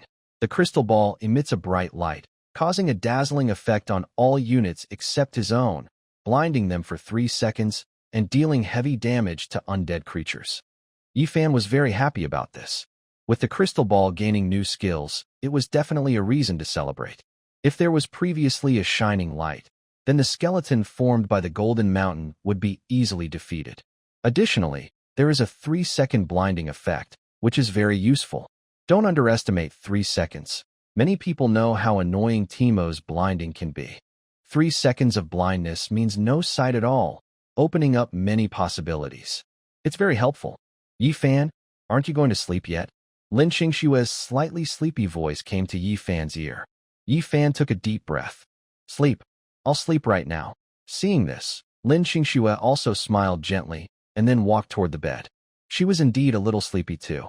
But Yi Fan, humming a song, strode to the bed and took off all his armor and weapons. What's wrong? You're humming a song now? Lin Qingxue asked with some confusion. Yi Fan then took out something. It was the dried fish bladder he had dried earlier. Lin Qingxue's heart fluttered. She took a deep breath to calm herself. Yi Fan, when did you get this? He chuckled. Hee just now. Erona secretly gave it to me. Come on, Yi. Ugh. Before Lin Qingxue could finish speaking, Yi Fan's lips covered hers. It was their first time. Although they had watched many romantic movies, they had never tried it themselves. They leaned very close, their breaths brushing against each other, making them feel a little ticklish. The night was very quiet, so quiet that they could hear each other's heartbeat. Yi Fan could feel Lin Qingxue's heartbeat. Thump thump like a little deer's nervous pounding. Gulp. Lin Qingxue swallowed her saliva. It's happening. After a moment, Lin Qingxue bit her lip, tears slipping from the corners of her eyes. Yi Fan, sweating slightly and looking flushed, asked, What's wrong? It's nothing. I just wanted to call you. Yes, Qingxue. You're so beautiful. You like it, right? Lu Arona and Wan Yu's beds were near the stairs.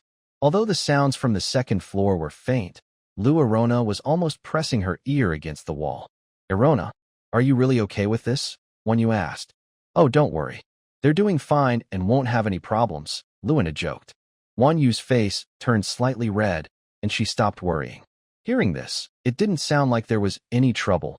If there was, it might even be a good thing. The only concern was possible side effects later, like causing Lin Qingxue to develop a bump in her stomach. After a while, the noises from upstairs became faster and more urgent. Yi Fan tightly hugged her. Qingxue, I also.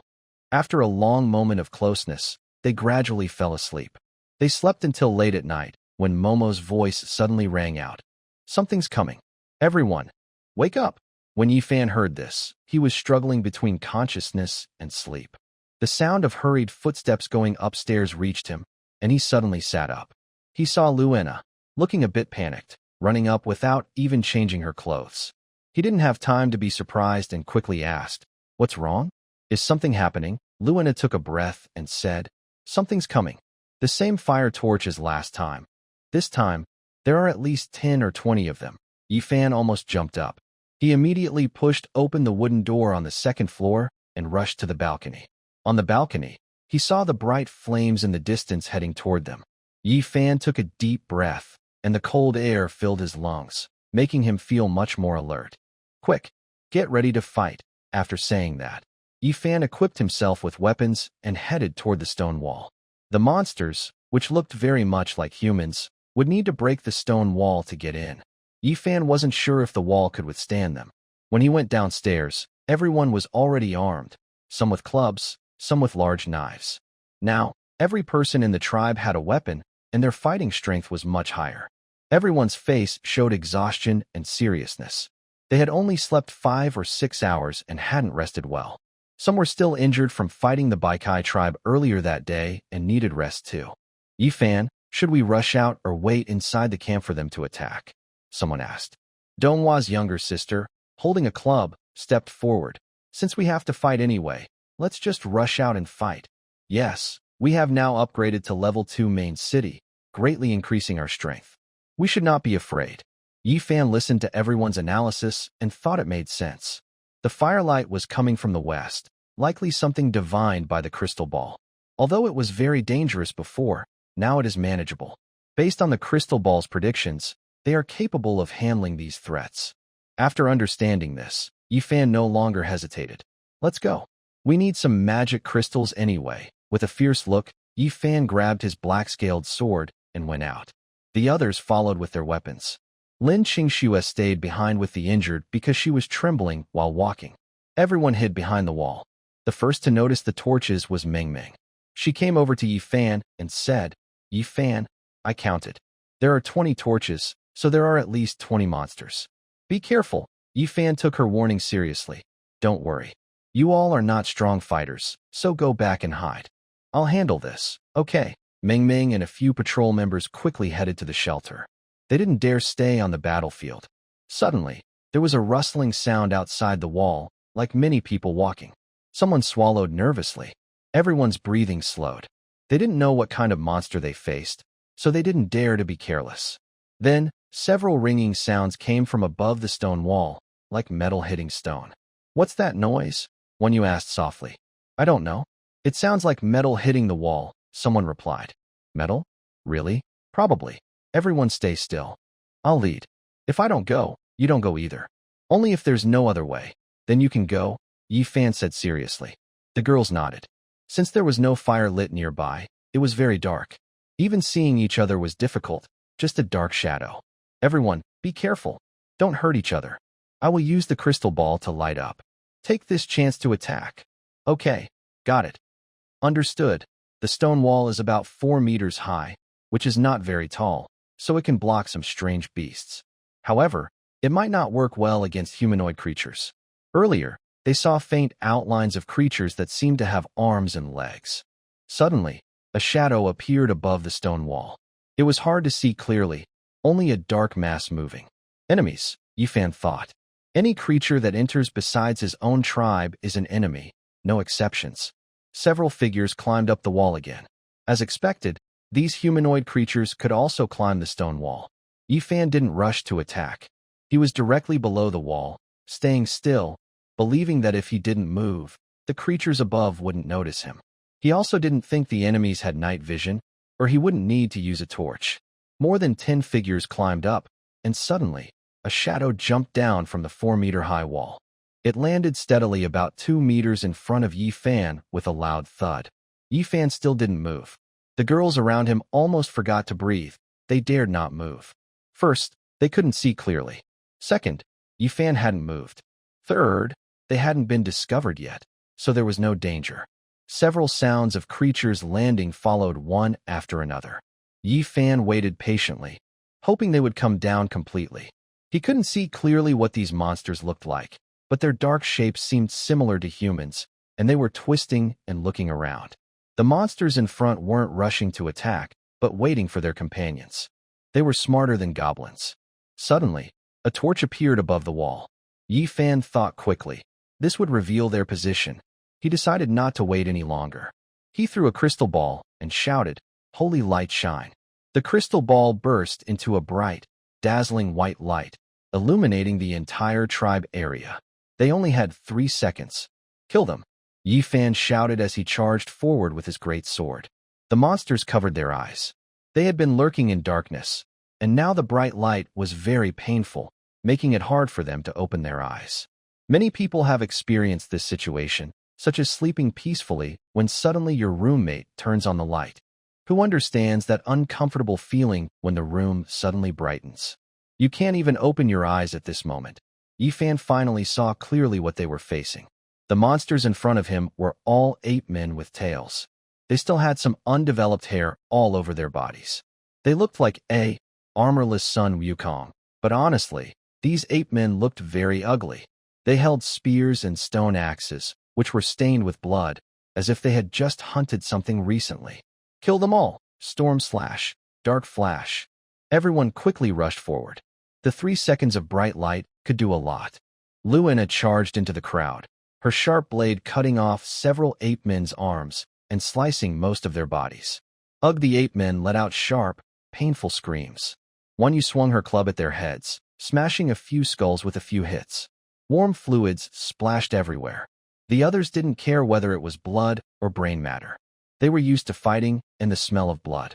Their only goal was to defeat the enemies and level up. Suddenly, a loud roar echoed from above the stone wall. Yifan looked closely and saw it was actually a brave-looking ape man holding a stone club. The club was about the size of Yifan's thigh, roughly 1.5 meters long, and the ape man was about 3 meters tall. Quite exaggerated. Sulai? Yifan was surprised and confused. This ape man's appearance really resembled Sulai, but now was not the time for surprise.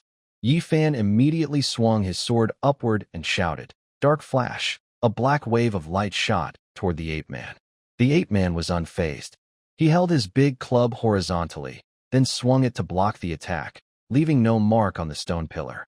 What? Yifan was also shocked. He didn't expect his skill to be unable to break through this thing.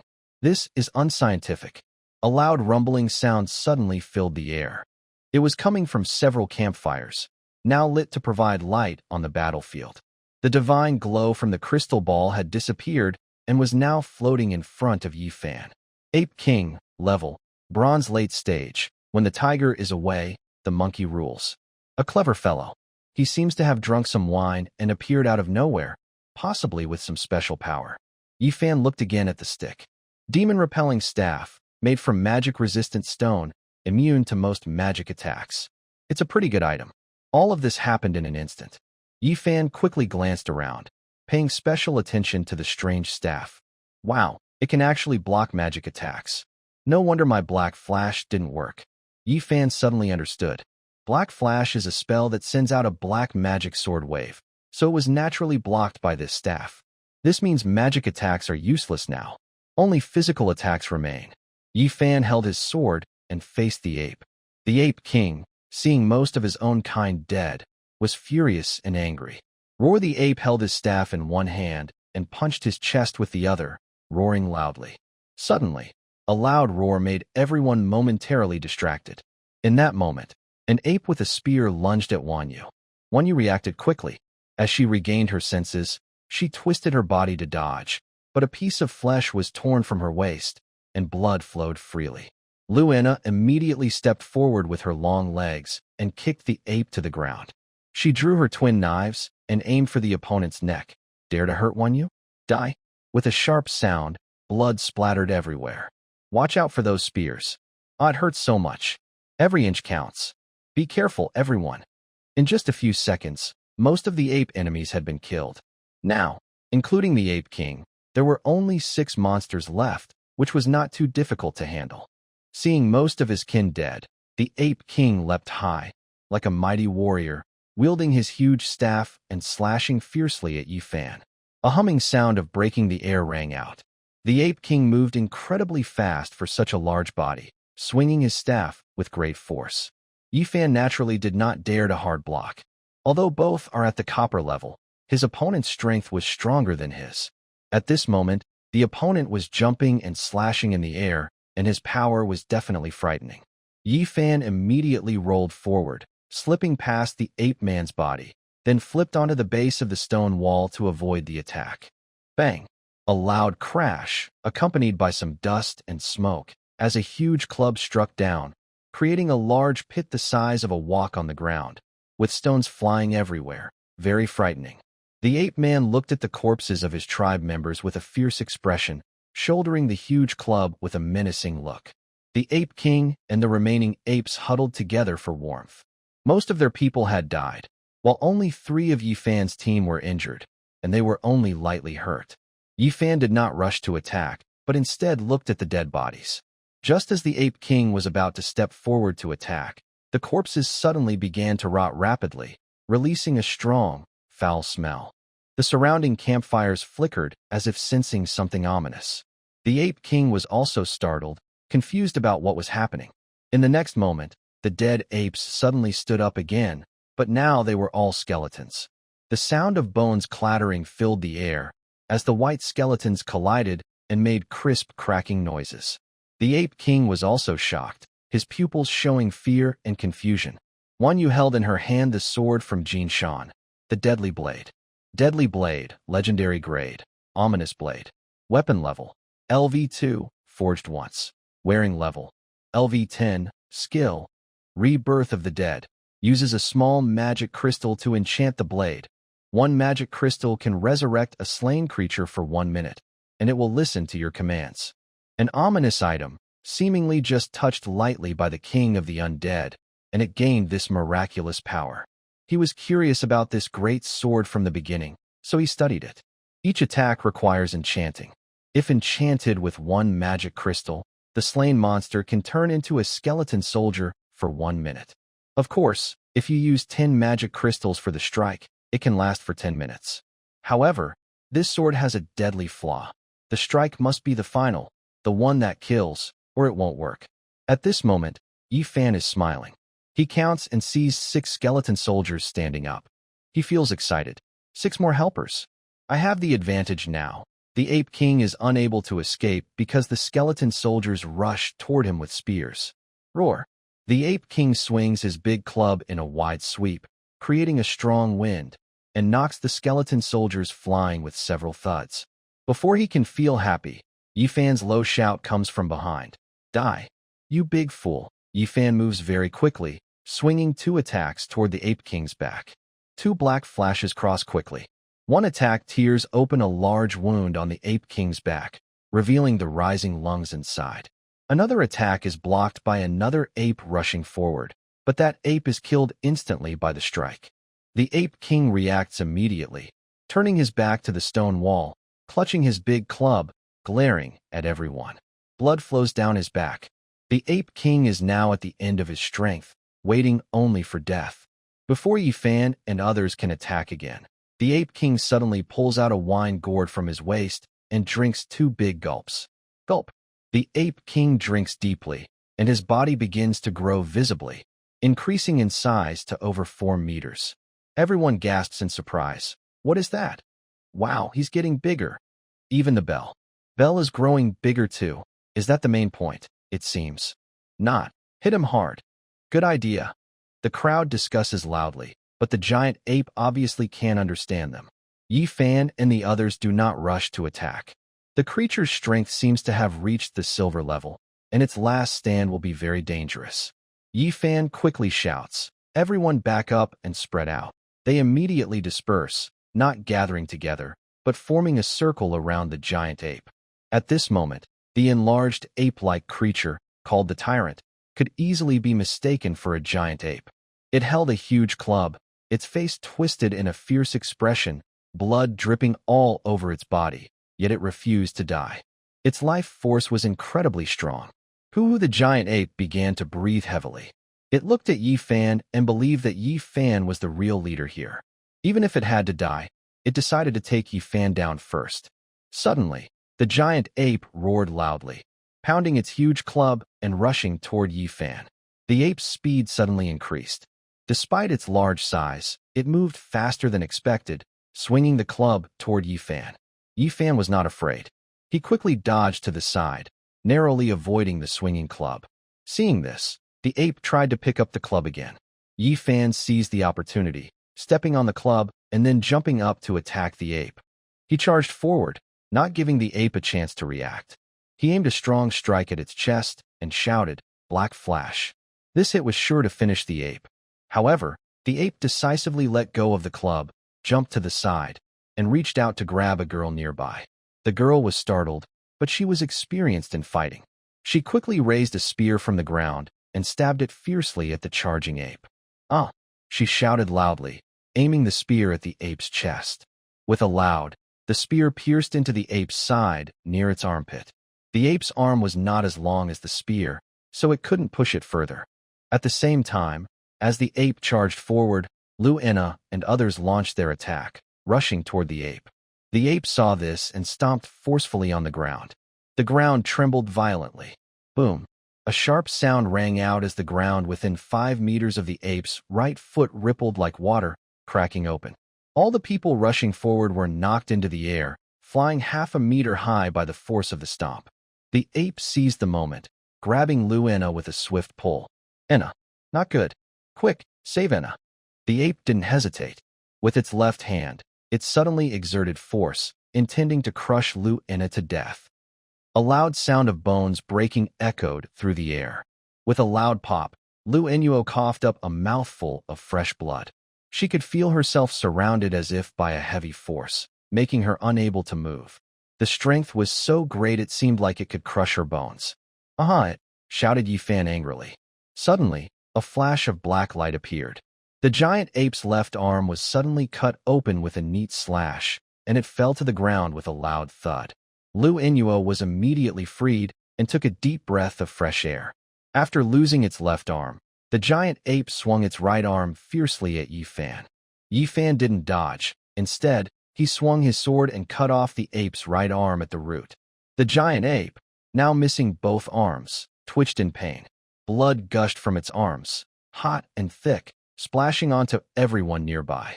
The giant ape roared loudly, glaring at Yi Fan with wide, angry eyes. But all anyone saw was a figure dressed in black armor rushing toward it. With a sharp sound, a dark, sinister sword stabbed deeply into its chest. The giant ape could no longer struggle. Blood poured out from its 7 orifices, flowing freely. Yi Fan spun his sword inside, tearing its internal organs into a mess.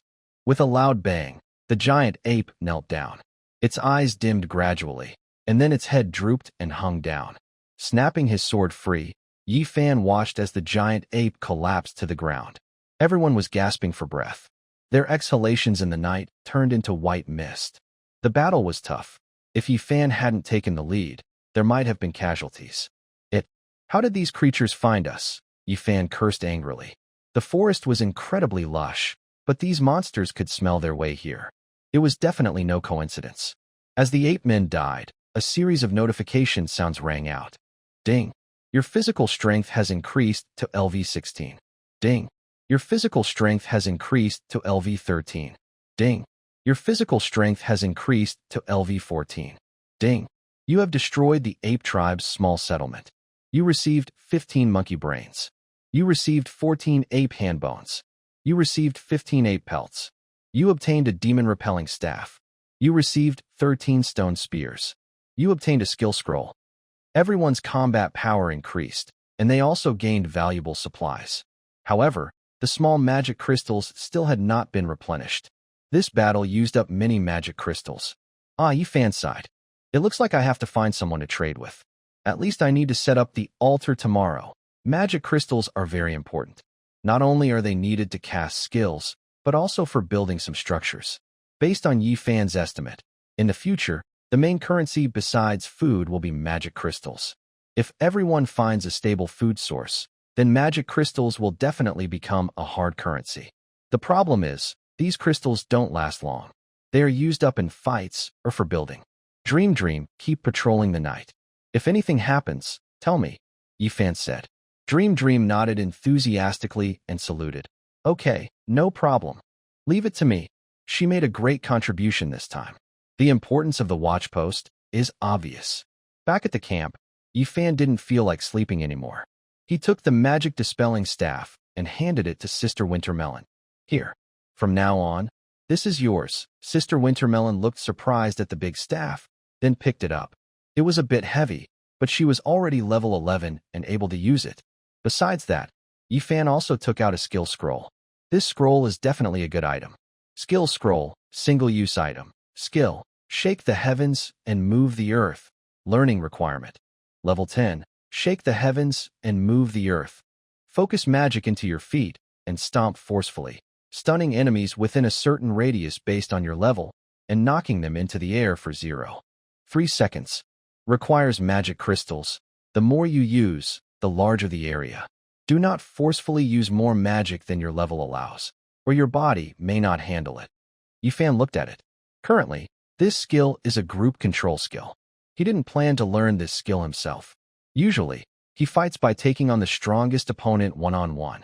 But if he gets restrained, it could seriously affect the tribe. The tribe is a team, and a team shouldn't rely on individual heroism, just like in King of Glory. Even if a jungler is very strong, being reckless can increase the chance of losing. But with teamwork and cooperation and helping teammates grow, the chances of winning will naturally be higher. When he is not around, we also need someone who can control the situation, especially to protect those classmates who are not very strong in fighting. Thinking about this, he looked at Sister Wintermelon. Wintermelon, you should learn this skill, Yi-Fan said. Sister Wintermelon was surprised to hear this. She didn't expect Yi-Fan to give her this special skill. She asked, me? Learn it. But, why? Yi-Fan smiled calmly. Because we are a team. Heroism doesn't only belong to individuals. You're responsible for the backline. If you don't have the ability to defend yourself, it won't work. If we are fighting in front, but there are serious casualties in the back, our efforts will be meaningless. Hearing this, Sister Wintermelon understood and nodded without hesitation. Okay, I understand. I will protect everyone. Her eyes were firm. She had always been responsible for the rear guard, and she naturally wanted to become stronger. Now that she had the Demon Dispel staff and this new skill, her abilities would greatly improve. Yi-Fan patted her shoulder. Good. Keep it up. Luina already had twin knives. When you had a big sword, and only Lin Qingxue didn't have a weapon. This made Yi-Fan feel a bit guilty. After all, Lin Qingxue had already been with him. He should give her something good.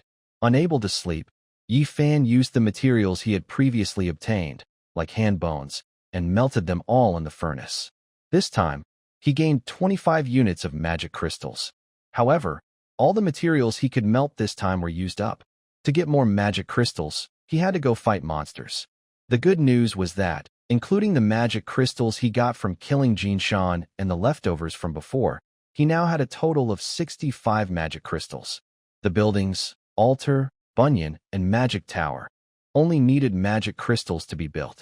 Currently, he could only build one, which was far from his expectations. Wanyu, Yi-Fan called out to her. Wanyu, leaning on her big sword and watching, turned her head. What is it? Help me check how many weapons everyone has now. Oh, okay. Wanyu immediately began counting the weapons. Previously, they had obtained many goblin clubs, and after defeating the Cabbage tribe, they gained many large swords. Now, after defeating the Ape tribe, They also received some spears. Currently, each person can carry a weapon, and they also have extra weapons. After counting, Wan Yu found there were 20 more weapons in total. The group originally had 50 people, including herself. They lost Zhang Jimei, and 2 more students died during the cave people's attack, leaving 47 people. Now, they have 66 weapons. However, Nalan Mimi doesn't need weapons because her forging hammer is also a weapon. So, there are 20 extra weapons to consider. 20 more weapons. Should we sell some? Wan Yu asked, guessing Yi Fan's idea. Yi Fan nodded. Yes, we should sell some. I need to think of a way to build the new structures we unlocked. That will greatly improve our fighting power. Which weapons should we sell? The large swords or the goblin clubs? Lu Yinua asked. Yi Fan had already thought about this. Sell the goblin clubs. Their attack range is too short and not as useful as the large swords. Spears are longer and stronger the longer they are. We should keep them. Let's sell 20 of the weakest goblin clubs, those with the shortest attack range and power. I'll also melt down some broken weapons. Let's sell everything we can now. Everyone had no objections, and they left the decision to Yi Fan. Yi Fan opened the chat channel and looked at the prices in the trading area. Currently, common weapons cost about 3 units of meat or 2 units of small magic crystals. This price made Yi Fan a bit disappointed, but he had no choice.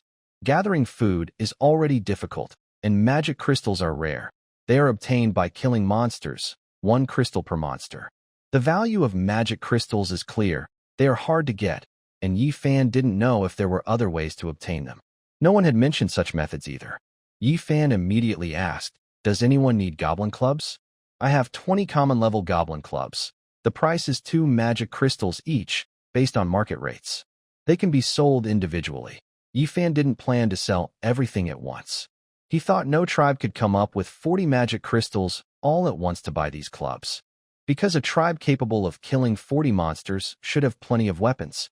Super Beast Tribe, I need 5 clubs. Just enough to fill my weapon quota. Ace Tribe, I want 4. My guard team just needs a few more weapons. Heavenly God Tribe, can you sell me 20? I want all 20. Iron Blood Tribe, wow, the above is so rich. If you have that much money, tell me, do you lack weapons? Super Beast Tribe, are you here to cause trouble?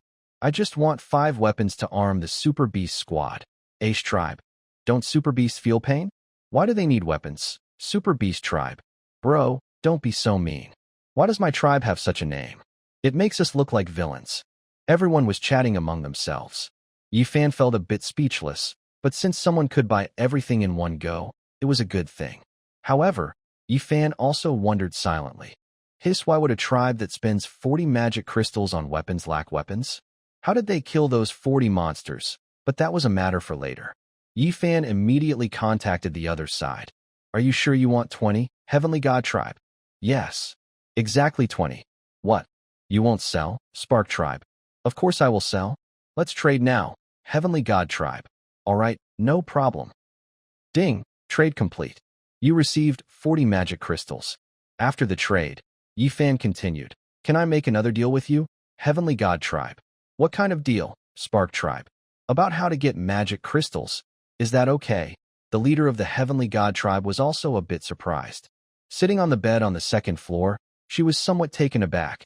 How do you know I have a way to get magic crystals, Spark Tribe? It's quite simple.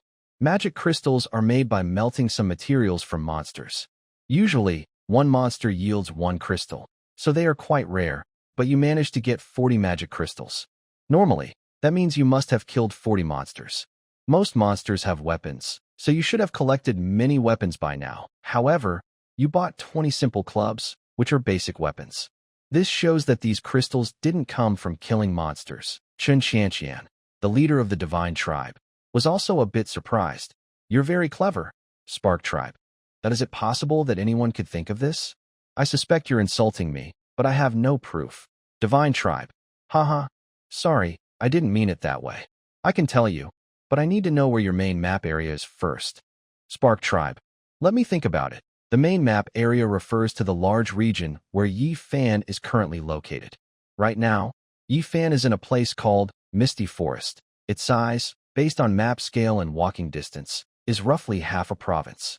If he reveals his exact location, Others might come to steal from him, since stealing from other tribes is faster than gathering resources. But just revealing the large region isn't a big problem.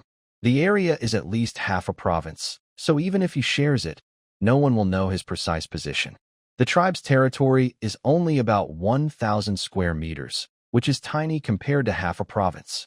After thinking, Yi Fan decided it was fine. I'm in Misty Forest, but I can't share my exact location. No need to ask further. Chen Qianqian expected this and replied, Understood. I'm also in Misty Forest. What a coincidence. To show my sincerity, I can send you my coordinates.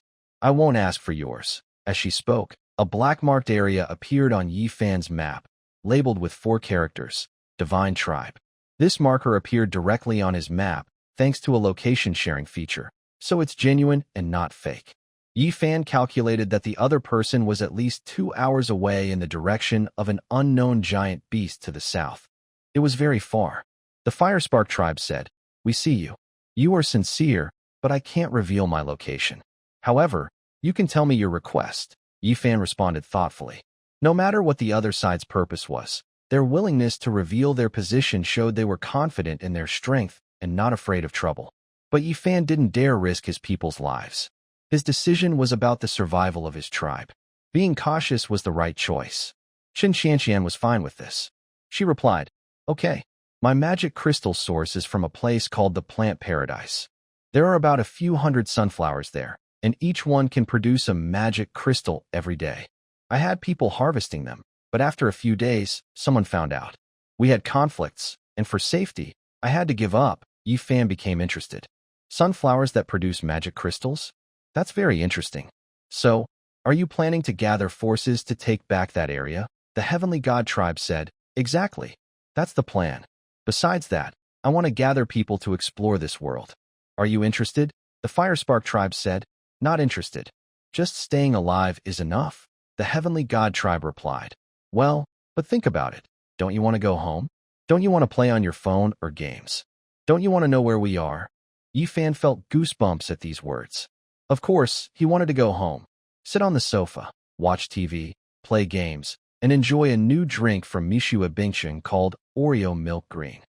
He also wanted to know why they were chosen, where they were, and what was capturing them here. Seeing Yi Fan silent for a long time, Chen Qianqian continued, All right, you have your choice. I won't force you, but I need a partner to help me take back that area. She added, How about sharing the benefits equally? Yi Fan was a bit tempted. If he could get 50 sunflowers, he would receive 50 magic crystals every day. In the future, with the magic tower, everyone will learn magic. The small magic crystals needed are a huge number, and naturally, she really wants them. Starfire tribe. Honestly, I am very interested, but give me a good reason to trust you. My decision affects my people's lives. The temptations you offer are strong, but you must make me believe you have no bad intentions.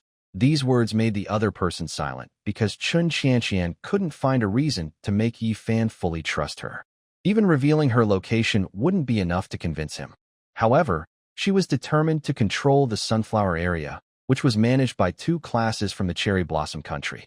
The 2 classes from Cherry Blossom Country now knew about her existence. Once they had enough small magic crystals, they would grow stronger and then destroy her tribe. This was Chen Qianqian's biggest worry. God tribe. Sorry, I can't give you a convincing reason. But I want to ask, which school are you from on Blue Star? Starfire tribe. Jiangcheng Experimental University. Chen Qianqian was surprised and said, Jiangcheng Experimental University?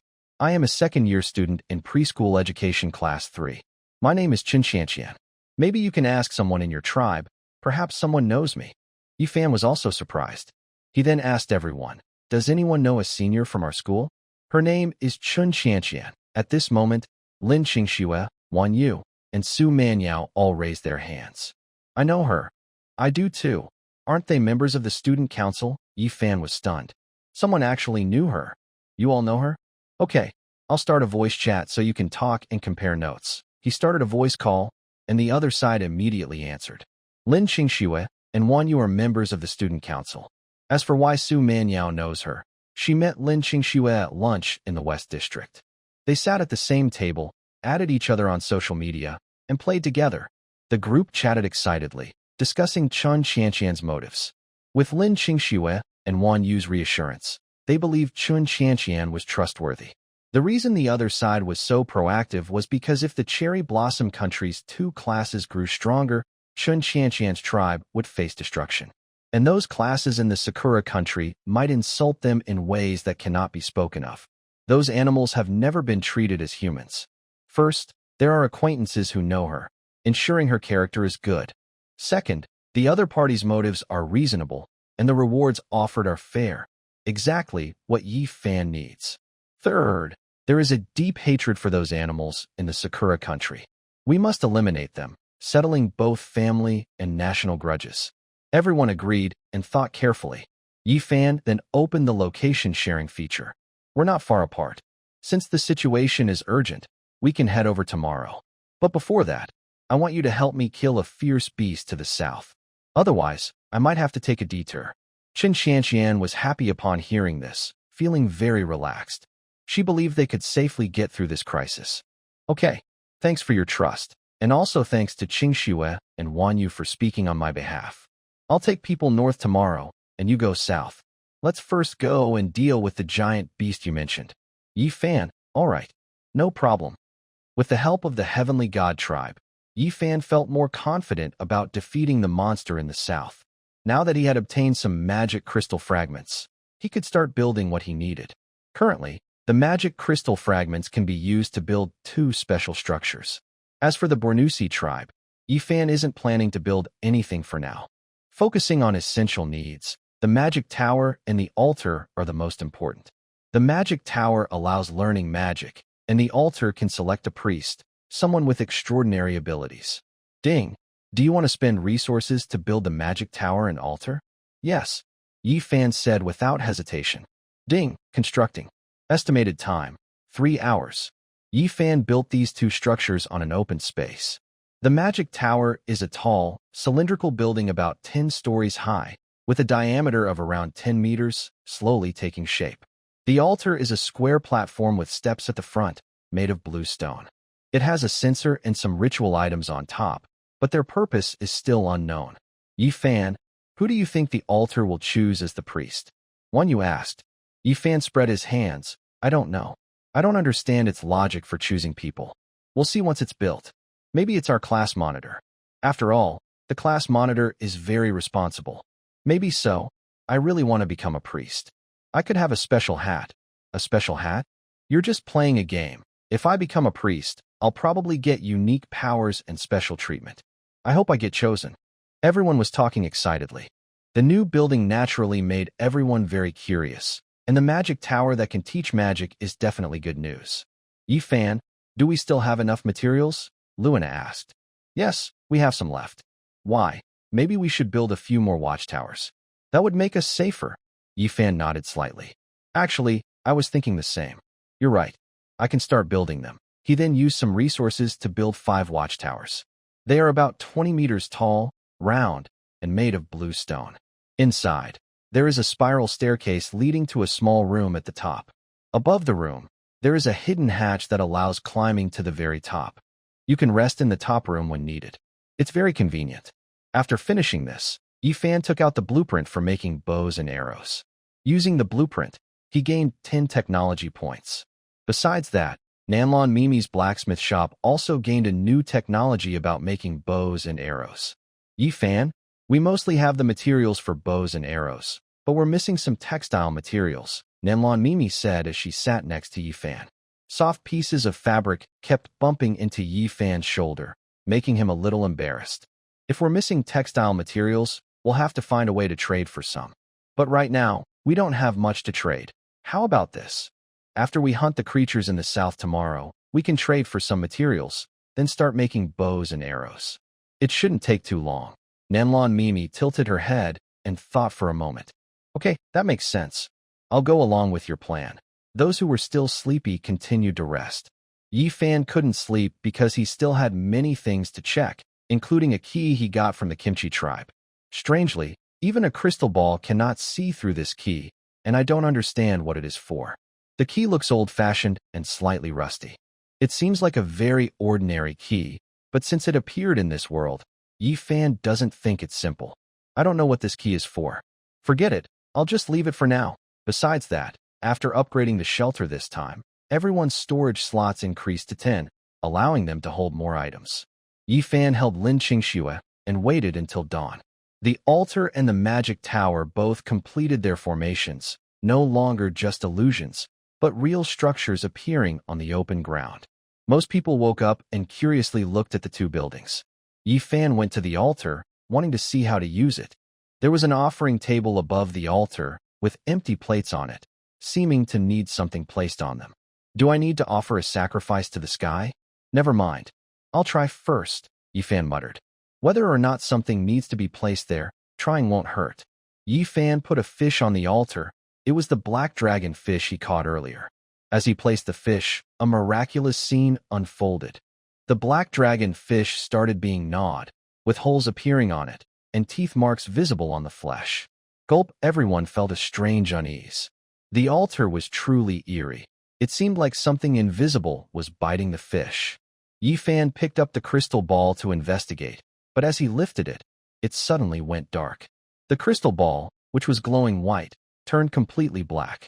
Not letting me see, Yi Fan wondered. At that moment, whatever was gnawing the black dragon fish seemed to stop. Yi Fan could feel a cold gaze watching him, making him shiver. He trembled slightly, swallowed hard, and quickly put the crystal ball away. At this moment, the black dragon fish was once again being eaten. One bite after another of fish meat disappeared before everyone's eyes, creating a somewhat strange scene. Yi Fan waited about 2 or 3 minutes until the black dragon fish was completely devoured. Then, a green, eerie light appeared from the entire altar. Everyone was startled. What's going on? What's happening? I don't know. Let's stay back a bit. Yi Fan was not overly worried. Since he built this structure himself, he thought it probably wouldn't harm him. As Yi Fan expected, nothing happened to the others. But just then, a green light shot out from the altar, aiming at Lin Qingxue and the crowd. Bai Yua! Lin Qingxue screamed in fright. The green light was incredibly fast, like a sudden flash of light, making it impossible to dodge. Qingxue, are you okay? Captain, are you alright? What just happened? Everyone gathered around Lin Qingxue, worried she might be hurt. Yi Fan wasn't too worried. He vaguely guessed that this green light was probably meant to select a priest, not to harm anyone. Lin Qingxue immediately checked her body and, seeing she was fine, let out a sigh of relief. I think I'm okay, she said, a bit confused. Everyone heard this and also relaxed. Suddenly, a stick-like object appeared above the altar. The stick looked like a crooked branch, thick at the top and thinner at the bottom. What's that? Could it be Qingxue's equipment? Maybe, perhaps the captain was chosen just now. Lin Qingxue also became excited. She knew that most people's guesses were probably correct. The magic staff was likely hers. Now, Lu Inuo had dual blades. When you had a big sword, and Yi Fan had the black scale great sword. The strongest fighters had weapons, but Lin Qingxue didn't. As everyone expected, the magic staff spun around and then stopped right in front of Lin Qingxue. She reached out and firmly grabbed it. At this moment, a prompt sound rang out. Ding, congratulations. A priest has been born in the tribe. The priest will make the tribe stronger. Everyone relaxed a little. Just as they expected, Lin Qingxue had indeed become a priest. Qingxue, quickly show us your ability, Yi Fan said. Yes, Qingxue, let us see what you can do. I'm so excited. Priests must be very powerful, right? Lin Qingxue also smiled brightly. She happily held her magic staff and, surrounded by everyone, returned to the shelter. Inside the shelter, there were some injured people. They had fought during the day and night, so there were quite a few casualties. Seeing Lin Qingxue approach the injured, everyone guessed what might happen next. My current ability is healing. Watch carefully, Lin Qingxue said excitedly. With everyone's anticipation, Lin Qingxue raised her magic staff and began to recite, Divine light shines, gods protect us, gods descend. Grace from above, heal everything, spring rain falls, all things revive. As she finished, the few remaining magic crystals in Yi Fan's possession suddenly disappeared. Then, green rain started to fall inside the room. But this rain was made of magic energy, not real water, so it didn't wet the ground. The rain immediately fell on the injured. Those with open wounds in their stomachs were slowly healing. Wan Yu's scabs on her legs also healed completely and gradually disappeared. Lu Nua's internal injuries from being squeezed healed much faster now. My leg can move again. A girl, whose leg had been broken, exclaimed happily. My stomach is also better. The wound is gone. Hee, my finger that was cut off has also grown back. I'm the same. Such amazing magic. Everyone was very excited. At this moment, the importance of a healer was fully shown. Having someone in the team who could heal was definitely something to celebrate. However, the magic crystals used up were a huge concern. It was clear how rare they were. Building things and casting skills both required them. This made Yi Fan eager to get those sunflowers that could produce magic crystals. Everyone, let's go to the magic tower and see what magic we can learn, Yi Fan said. Everyone heard this and started running over, waving their white robes freely. Every time Yi Fan saw this, he couldn't help but admire how good it looked and enjoyed watching. Is it beautiful? Yes, very beautiful, Yi Fan instinctively replied. He turned his head and realized that the person asking was Lin Qingxue. Yi Fan instinctively shrank his neck and scratched his head. Qingxue, I mean, you look better when you wave like that. Lin Qingxue rolled her eyes and pouted, then quickly walked toward the magic tower, ignoring Yi Fan. Yi Fan shrugged helplessly, looking a bit resigned. Next to him, Lu Nua came over and patted his shoulder. TSK men really only behave when they're hanging on the wall. Yi Fan coughed and stopped arguing, seeming to agree that this was probably true. He followed the crowd into the magic tower. Most people can't go beyond the second floor. Currently, only the first floor is fully open. To reach the second floor, you need to be level 10 or higher. Only some strong fighters can go up there. Most people can only learn first-level magic on the first floor. Yaya, look at this first-level magic. It can boost your spirit. That way, we won't get tired when chopping trees in the future. I see, but I think mastering the great sword is also useful. It can improve fighting skills. Wow, this fire spark technique is pretty good. It can ignite a small flame at your fingertips. Isn't that amazing? Yes, it's pretty good, but I'm more interested in this. A group of girls started flipping through the magic books. Magic is divided into two types. One is casting spells after learning incantations, which consumes small magic crystals. The other is enhancing weapon skills or general abilities like climbing. Although it also consumes magic crystals, it only needs to be done once to be permanent. Yi Fan didn't stay long on the first floor. He and others above level 10 went straight to the second floor. The magic on the second floor requires good physical fitness to learn, otherwise, it can cause magic backlash. Everyone now is level 10 or above, so they can learn freely. Alright, everyone pick what you need. These second-level magics might be useful, Yi Fan said. Okay. A group of people began to look through magic books. Yi Fan planned to choose an attack magic. Some options were available, like Thunderfall, which could summon lightning. However, it was a single-target spell and only effective against black iron-level enemies. It couldn't kill a bronze-level enemy instantly, so it was not as useful as his Black Flash spell. After searching around, Yi Fan found a magic that suited him very well, a spell that could teleport him a short distance instantly. Blink teleports within a range of level coefficient times 0.5. Cannot be used 3 times in a short period. This skill isn't an attack, but it has a strong surprise attack ability. He could suddenly appear behind an enemy during a fight and strike. That would be very terrifying. Yi Fan looked toward the staircase. The stairs to the third floor were currently closed because no one in the tribe had reached level 20 yet, so they couldn't go up. Today, the sky was already bright. Yi Fan planned to split into 2 groups. One weaker team would go east, because if they were late, unexpected problems might happen. Things in the east could be contained, which would be good for a strong tribe. Yi Fan was planning to take people south. He was very curious about what exactly was in the south. Starting from the 1st of next month, 3 updates. Who will go east, and who will go south with me? Yi Fan asked Lu Enna and the others. Right now, the strongest in the tribe were Lu Enna, Wan Yu, Lin Qingxue, and Sister Wintermelon. Naturally, they would discuss matters together. I'll go south with you. Now that I have healing abilities, I can be more helpful against the monsters in the south. The east isn't very dangerous. Now that everyone has learned magic, the risk level is only 1 star. It shouldn't be a problem, Lin Qingxue said. Then I'll go with you too. I now have group control skills, so I might be able to help, Sister Wintermelon volunteered. She hadn't gone out for a long time. She had been guarding the back line all this time. Yifan looked at Wanyu. Before she could speak, he said, Wanyu, you stay in the tribe with me. I'm worried you'll get into trouble if you stay behind. Wanyu didn't refuse. The distress signals had been ringing in her ears these past 2 days, and they hadn't stopped. All right then, today, I will be responsible for going to the east. Lu Ana shrugged. She actually wanted to go with Yifan, but right now, the things in the east are also very important and cannot be missed.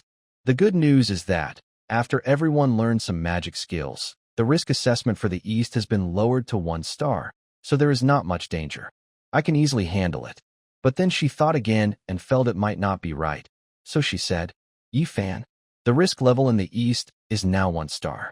Even if I don't go, it should be fine, right? How about I go with you? Lu Ana's eyes were full of desire to level up. There must be some experience points waiting for her in the south. Yifan thought for a few seconds and still rejected Lu Ana's idea. No, why not? Because the tribe can't be without people. We are the strongest here and have excellent weapons. You can go to the east, come back quickly, and guard the tribe. If you go with us and monsters or other tribes attack, we won't have the powerful weapons needed to defend. Yifan's words completely dispelled Lu Ana's idea, which she hadn't considered before. Having excellent weapons makes a big difference compared to not having them. Even if a dozen enemies attack, as long as they don't have excellent weapons, Lu Ana can handle them alone. All right, this time, I will stay in the tribe to protect everyone. You all go and come back quickly, Lu Ana said cheerfully. Okay, let us know if anything happens. Don't worry, I will. By the way, we still have enough food for 2 days. It's time to hunt some game. What about those sheep? Asked a girl with a high ponytail. The issue of food hasn't been fully solved yet. It's indeed a problem. If we had a stable food source, we could spend more time developing. Yifan looked around at the crowd and then focused on the twin sisters. Yen Lily and Yen Lily. Do you remember the place where we caught the black dragonfish before? Both nodded. Yes. Do you want us to go catch fish? Yifan nodded. Yes. Take 8 people with you. Plus yourselves, that makes 10. You need to know how to swim. Lily nodded seriously. A faint smile appeared on her fair face, and she looked quite pretty. Okay. No problem at all. Good. If you encounter danger, just run away. Don't fight. It's not very safe over there either. Be very careful. In response to Yifan's reminder, the 2 women nodded to show they understood. They had previously encountered the droppings of the ironclad rhinoceros in the north, so they knew not to be careless. At this moment, Yifan looked at a few sheep grazing in the tribe. These sheep were quite large, and 2 of the ewes seemed to be pregnant. Here's the plan. If food runs out, we can kill a few of the male sheep. The female sheep, let's keep them to have lambs. All right, let's do that. If Lily and the others harvest too little today, we'll have to slaughter 3 of the males, said the girl. After assigning today's tasks, Yifan prepared to lead the team out. The risk level in the south had dropped from 3.5 stars to 3 stars. Although it only decreased by half a star, Yifan felt confident with the people from the Divine Tribe. They should be able to handle it easily. Louis Nua led some people eastward. If everything went smoothly, they could be back in about 2 hours, so it wasn't a big problem. Yifan took 10 people with him, all of whom were fairly high level. Among them were Sister Donghua, Wanyu, Lin Qingxue, the strongest Yifan himself, and 6 girls all at level 13. Today, Su Ma Miao's group was on watch inside the tribe. Because they added a guard post, they climbed into the room on the watchtower to keep an eye on the surroundings. Su Ma Miao brought a fish to the watchtower room. A fire was lit there, so she could roast the fish while watching the area around her. I can only get 1 fish a day. I hope Lily and the others have some good luck, Su Ma Miao sighed. Food was running low again, which was not good news. About 10 people went out to gather iron ore, including 5 higher-level girls to protect them. Since leveling up to level 2, iron picks, shovels, and axes appeared in the nearby warehouse, greatly improving their gathering efficiency. Yifan headed south, walking for about 20 minutes. At this time, a cold wind blew through the forest, and a foul smell filled the air, like something rotten. Everyone covered their mouths and noses. Lin Qingxue raised her hand to fan herself. What's that smell? It's so disgusting. It's as if something is rotten, like a dead mouse. You're right. It does seem that way. The smell really does resemble a dead mouse. But maybe the smell is a bit too strong? A buzzing sound, like flies, comes from the distance. Yi Fan becomes more alert and slows down his steps. Everyone stay here.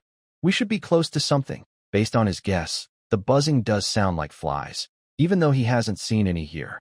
If it really is flies, there are only two possibilities. First, there's something delicious ahead. Second, there's a corpse rotting nearby. The surrounding area is a sparse forest with yellow leaves like autumn ginkgo trees. It's not green. Whoosh whoosh sounds like snoring come from the withered bushes ahead. Yi Fan swallows and lowers his body. Wait here, I'll go check it out. Yi Fan carefully parts the bushes, and what he sees makes him freeze in surprise. In front of the bushes is an open space. The grass and plants there have been flattened by a strange creature. The creature looks like a monster version of Shrek, but much uglier. It's covered in bumps, very fat, and probably as tall as 3 stories when standing. The monster is snoring loudly, sleeping deeply. It has a cloth bag hanging from its waist, but no one knows what's inside. Besides, the monster is holding a 5-meter-long spiked club made of wolf teeth, which could be deadly if it hits someone. Who would have thought a 3-star risk would be this kind of monster? Yi Fan mutters quietly. On the other side of the bushes, there's a mountain of bones, some of which look like human skulls. Flies swarm around, eating the remains. A bell-like object hangs from a branch near the monster, but its purpose is unclear. Gulp Yi Fan doesn't dare to move rashly. He takes out a crystal ball to check the situation. Troll Goblin, level, silver, a disgusting creature that is a mix between a giant and a goblin. It loves to eat human flesh, eating, devouring everything. When full, it sleeps. After sleeping, it eats again. As long as it eats, it becomes stronger. Its cloth bag at the waist seems to be filled with many good things. If you can get it, it would definitely be a great find. Yi Fan slowly retreated, making sure he made no sound. Yi Fan, what happened? What is that thing? Lin Qingxue whispered. Yi Fan told everyone everything he saw and heard. They all looked shocked. Really? That's so scary. Should we go around it? Yeah. Last time a 2-star creature almost killed us. This monster is rated 3 stars for danger. If we don't handle it carefully, people might get hurt. One you also warned. Yi Fan thought about it. It was fine to go around, but it would take some time. However, he really wanted the bulging cloth bag. He hadn't fought a silver-level monster before, so he wasn't sure what good things it might drop. After thinking, he decided to give up. Even if the people from the Heavenly God tribe came, there could still be casualties. It wasn't worth risking it. This creature wasn't something that could be defeated just by numbers.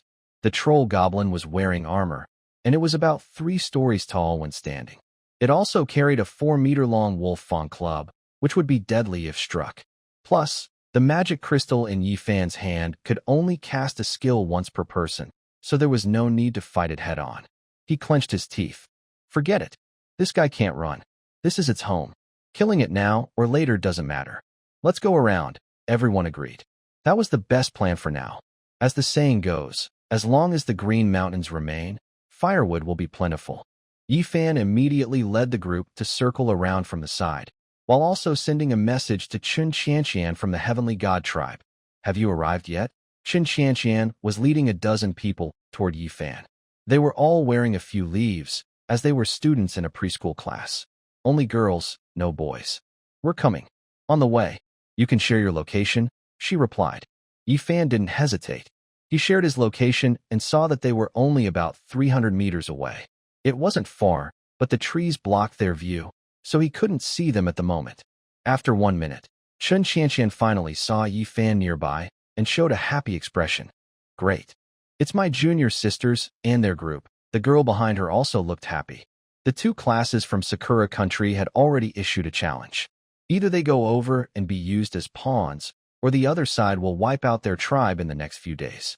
Since it concerns the survival of their tribe, they naturally hoped for Yi Fan's help. They were worried he wouldn't come. They jogged through the forest, but suddenly, they heard a rustling sound under the dry, thick leaves. Quickly, a web-like thing appeared, spreading out like a net and covering the group in an instant. Next, a giant net lifted them into the air. Chun Qianqian and the others didn't expect a trap in this forest. They all got caught in the net. What's going on? Where did this trap come from? Chun Qianqian was shocked. Something's wrong. Are we ambushed? Could it be my junior sisters? No way. At this point, anything's possible. We've been set up, the girl said angrily. A dozen or so people were tangled and twisted together, some parts sticking out from the net holes. At the same time, a ringing sound echoed. It's the same noise Yi Fan heard earlier near the goblin troll. He was alarmed. Oh no. This trap was set by the goblin troll. Quick, save them. Wan Yu and the others didn't hesitate. They rushed toward Chun Qianqian and the others, about 100 meters away. What is this? How can there be traps like this? Forget it. That thing seems to have woken up. The snoring stopped. The snoring had already ceased. Suddenly, a huge green figure, as tall as a small mountain, pushed aside the bushes, holding a wolf-tooth club and rubbing its eyes as if it hadn't slept well. Seeing the giant figure, Chun Qianqian and the others were also shocked. It's a monster about 12 meters tall. Senior sister, cut the vine net quickly. Lin Qingxue shouted. Chun Qianqian was already trying, but the vine net was very tough. She could only cut a few centimeters deep with each strike. At this moment, the goblin troll had fully awakened. It looked at the group of women hanging in the distance, its eyes filled with greed, and drool dripped from its mouth. This troll inherited the goblin's lustful nature, and it would never let go of women it caught. Because of its huge size, it was naturally very frightening in its unmentionable parts. The women looked at the giant green monster with disgust and fear. No one knew what would happen if they fell into the hands of this troll. Maybe they would be used as cups, fragile, easily shattered cups. Thud, thud, thud. The troll's footsteps grew faster, each step heavy, making everyone's hearts tremble. Yi Fan arrived under the vine net, ignoring the danger above, and shouted, "Everyone lower your heads." Chun Qianqian and the others immediately moved aside and lowered their heads. Yi Fan focused on the tie above and swung his sword. Black flash. With a swift slash, a black sword wave cut through, instantly severing the main tie at the top of the vine net. Next, Chun Qianqian and the others fell to the ground, crashing down on Yi Fan. About a dozen people pressed down on him. If Yi Fan's body weren't strong, he might have been crushed to death. Get out of the way. Move quickly. Whose is that? Get it off my face. Yi Fan shouted anxiously as the troll was about to arrive. Chun Qianqian immediately leapt up, a bit embarrassed, her face flushed. It was awkward for her to have fallen on Yi Fan, especially in that position. Those who knew might think Yi Fan was just enjoying himself. Everyone, run apart. Head into the woods. Don't fight it in the open. Yi Fan's words also warned everyone. Fighting in such an open space was not advantageous. With its large size, it was better to dodge and fight in the forest. Everyone scattered and ran. The troll was momentarily unsure whom to chase first, and finally chose a girl at random. The girl was terrified. Her face suddenly panicked. Don't chase me. I don't have any emergency syrup. Chow chow. Chun Qianqian shouted anxiously. The person being chased is naturally someone from her tribe. The goblin troll keeps knocking down the shorter trees, charging forward like an unstoppable land tank. Roar the goblin troll suddenly roars loudly ahead, and its powerful roar temporarily dazes Qiao Qiao, making her lose focus. Yi Fan is also stunned. Dazed? Again, does this mean bigger monsters always have this ability? Although Yi Fan is confused, saving people is the priority. He quickly rushes forward and slashes at the goblin troll. Black flash. A black wave of light cuts toward the troll's thigh. With a sharp sound, the sword wave hits the troll's leg, but only causes a small cut and some blood to seep out. In other words, Yi Fan's attack is like a human being scratched by a sharp object, no serious harm. The wound isn't deadly, but it still hurts the goblin troll. It suddenly turns back and sees a small human. The goblin troll becomes furious and swings its spiked club at Yi Fan. A buzzing sound of breaking air rings out. Then comes a loud bang. A tree as thick as a thigh is snapped in half and crashes down, while the spiked club continues to swing toward Yi Fan's head. Although the club hits the tree first, the impact is slowed by the tree, making its speed a bit slower. Yi Fan can't take the hit directly, so he steps back to avoid the sweeping attack. He doesn't continue attacking because his magic crystal is running low. Chen Qianqian, do you have any magic crystals left? Yifan shouts urgently. Yes, lend me some. I gave you mine. No need to return it. Ding. Received 30 magic crystals hearing the prompt. Yifan gains confidence, his eyes shining brightly. Perfect. Black flash. A sword wave strikes out again. But this time Yifan aims at a nearby tree, cutting it at an angle to ensure the cut is diagonal. The tree makes a loud noise and then collapses, crashing down the goblin troll. The troll calmly raised its hand to block. Although it couldn't lift the tree, it used the opportunity to push the tree aside. At this moment, Chen Qianqian rushed out from the nearby bushes, holding a steel fork. She aimed it at the troll goblin's backside and shouted, Die! Ultimate move Chrysanthemum False. The steel fork, which was only as long as an arm, suddenly glowed brightly, visibly growing longer and larger. It precisely pierced the troll goblin's backside. With a squelching sound, the troll goblin let out a loud scream of pain and jumped in pain. Blood immediately flowed from its backside, but it wasn't enough to kill it. The troll goblin swung its large hand toward Chen Qianqian behind it. Chen Qianqian quickly rolled aside to dodge. The troll goblin, frustrated by the missed attack, roared loudly and then opened its big mouth, spewing out a purple mist around it. The mist quickly filled the area, covering almost an entire sports field, creating a terrifying scene. Yifan and the others couldn't avoid it in time. They were all enveloped in the mist. Yifan suddenly felt something was wrong. Everyone cover your mouths and noses. Don't breathe in too much mist. They all covered their mouths and noses. While they couldn't avoid breathing entirely, they tried to breathe as little as possible. Visibility in the mist was very low. You couldn't see beyond 2 meters. At this moment, the mist nearby was swirling as if something was blowing it, right above Yifan's left side. His pupils shrank. Not good. Using his memory, Yifan dodged quickly. The spot where he had been standing made a loud noise, and ripples spread through the mist.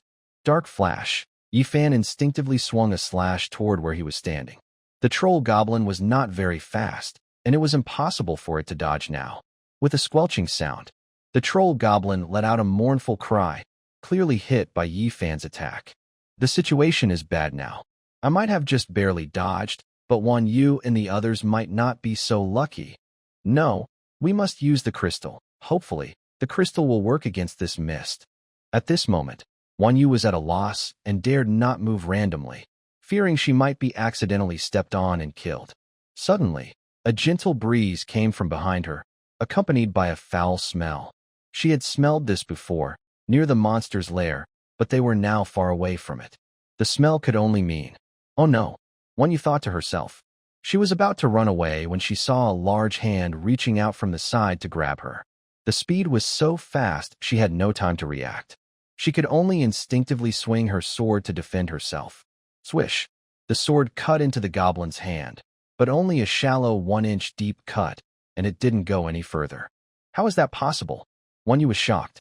Her sword was very sharp, capable of cutting hair or thin metal, yet it couldn't fully cut through the goblin's finger. Roar the goblin roared angrily and grabbed Yu with both hands. Seeing the fresh blood dripping from its hand, the goblin became furious. It opened its mouth and lunged toward Yu's head, trying to bite her. When Yu saw that enormous mouth, bigger than a wash basin, coming toward her, her mind went blank. If she was bitten, the outcome would be terrible. She couldn't accept having her head, muscles, and blood vessels torn off by this monster. Perhaps it was divine favor or just good luck, but at this moment, a loud shout came from the mist. Holy light! Shine! With this shout, a bright white light suddenly shone from about 10 meters above. Crackle the dazzling white light was blinding. Chen Qianqian and others all covered their eyes. They weren't part of Yifan's group, so naturally they couldn't open their eyes at this moment. The goblin was the same. Being a creature of evil, it immediately closed its eyes when hit by the light, and a burning pain scorched its eyes fiercely. Howling in pain, the goblin's screams were loud. The pain in its eyes was much worse than the pain on its body.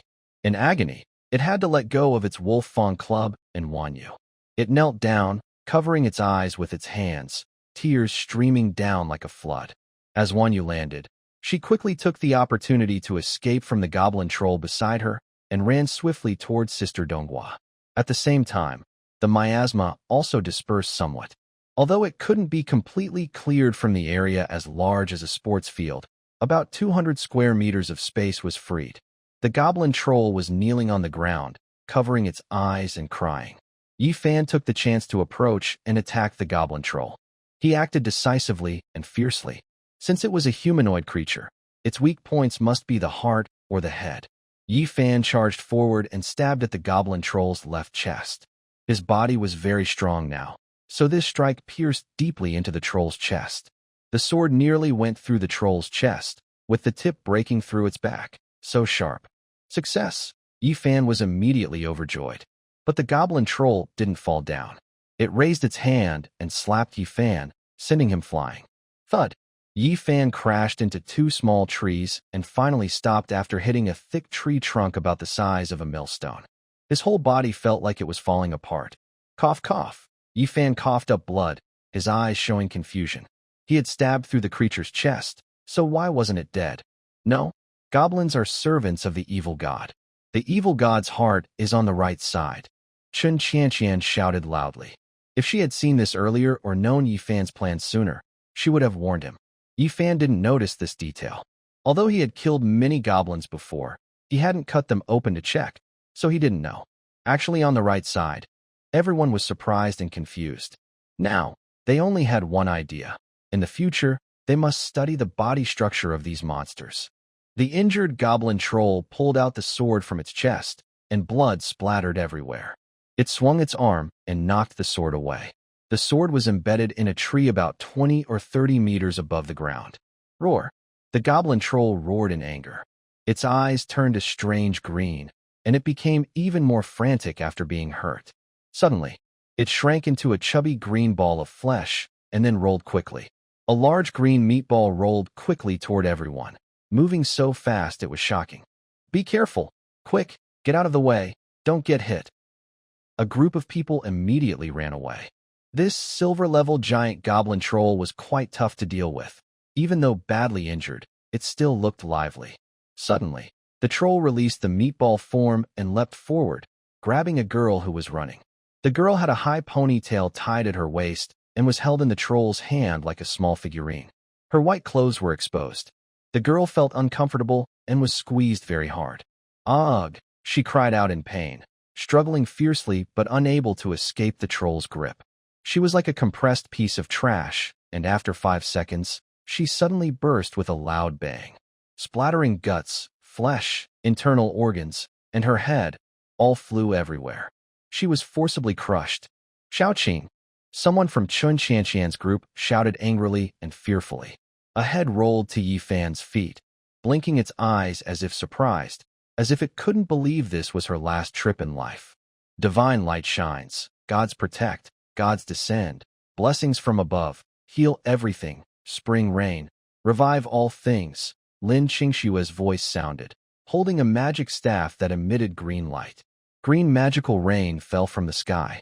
Spring rain couldn't bring her back, but everyone's injuries healed quickly, and Yi Fan's body, which was about to fall apart, also recovered fast. The giant goblin troll roared without hesitation, grabbing a wolf-tooth club and smashing it toward Yi Fan. Yi Fan was stuck in a tree and couldn't move. If hit, he would definitely be turned into a pile of mud.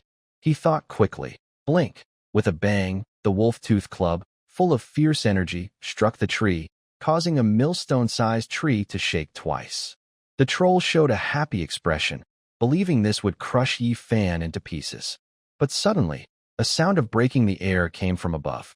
A figure holding a long sword was rushing down from about 20 or 30 meters away, stabbing toward the troll rapidly. The giant goblin troll was in a panic. It immediately raised its wolf-tooth club to block the attack. Yi Fan had anticipated this. With a quick thought, he ignored the club and suddenly appeared above the troll's head. At such close range, using a black flash would be too slow, as there is a 1-second delay. Instead, he chose a more direct and effective method, fighting with raw strength.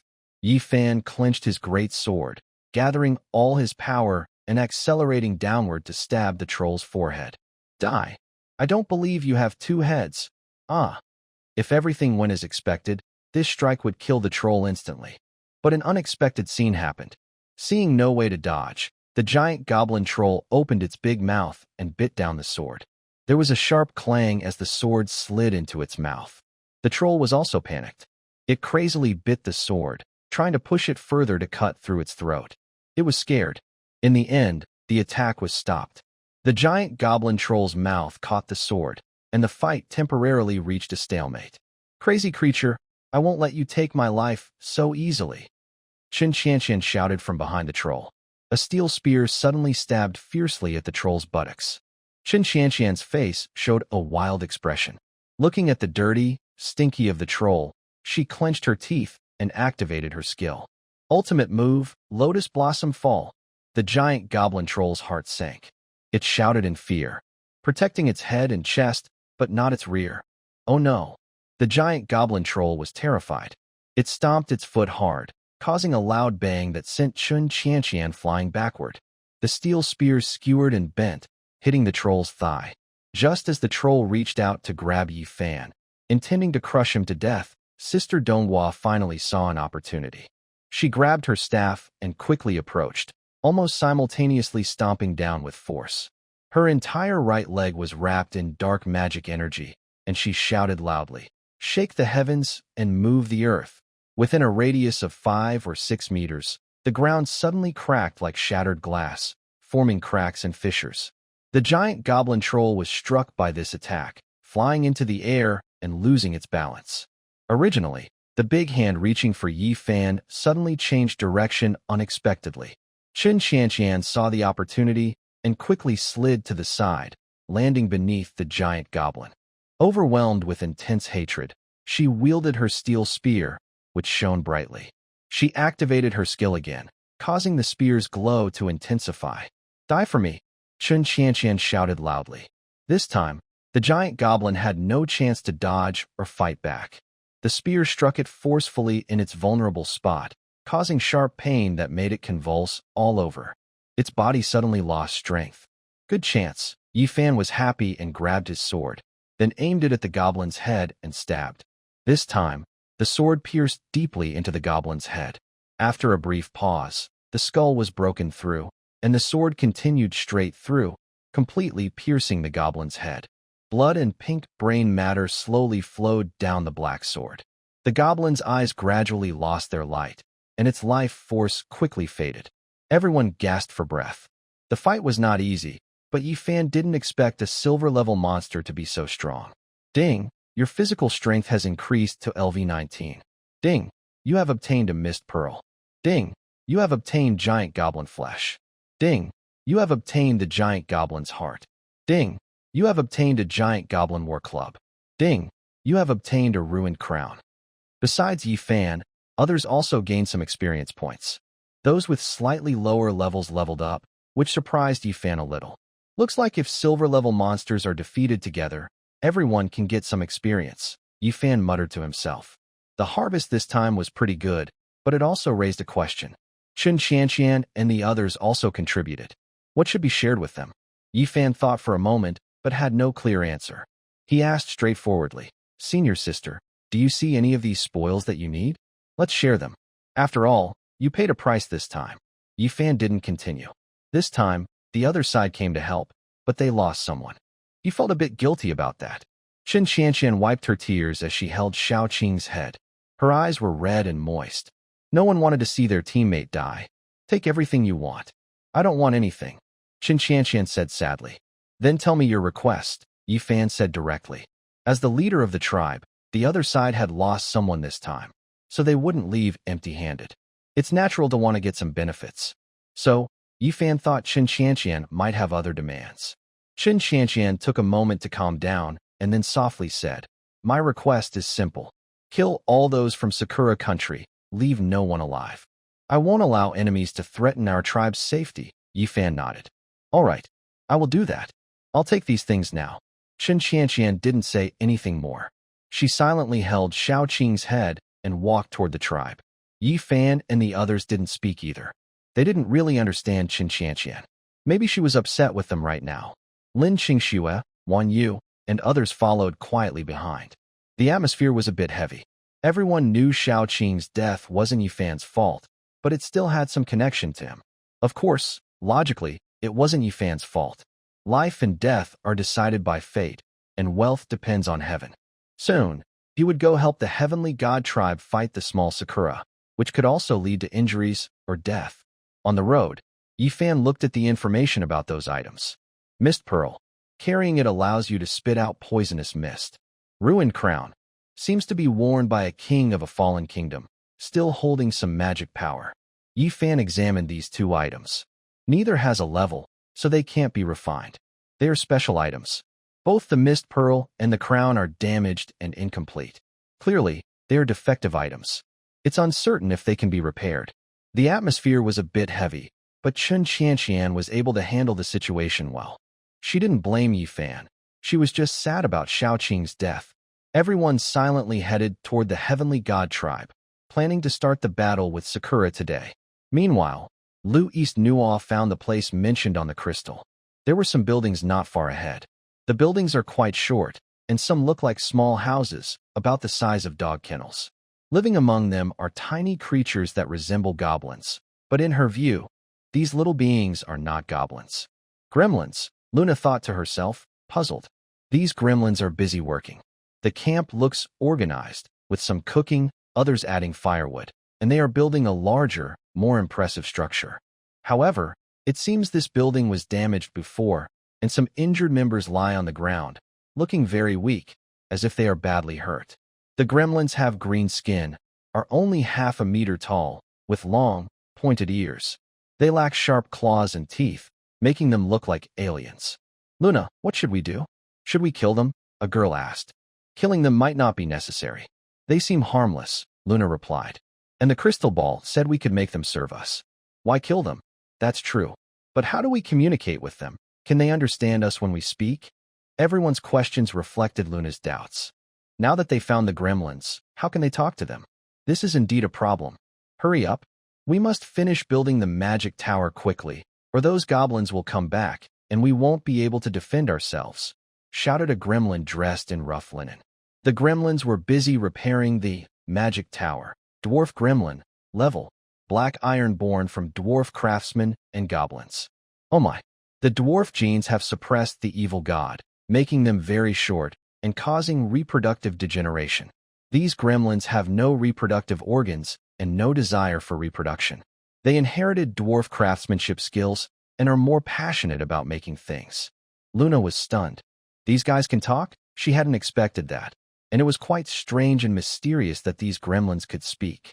She observed for a while and found that these goblins didn't carry any powerful weapons, only a small bone knife about the size of a craft knife hanging at their waist. Luena withdrew into the bushes to think. Maybe negotiating directly would be a good idea. Also, the other side was very weak. She could easily defeat them alone. After figuring this out, Luena took a big step forward boldly. Ina, someone called anxiously from behind. But Luena walked out confidently, striding forward, hands on her hips, and said loudly, "Are you in charge here?" Luena looked at the goblin dressed in rough cloth. The goblin was startled and screamed loudly when it saw her. Enemy attack! Enemy attack! Ah! Run quickly, one by one. The goblins panicked and ran away, some hiding in small wooden houses, others bumping into each other and fainting.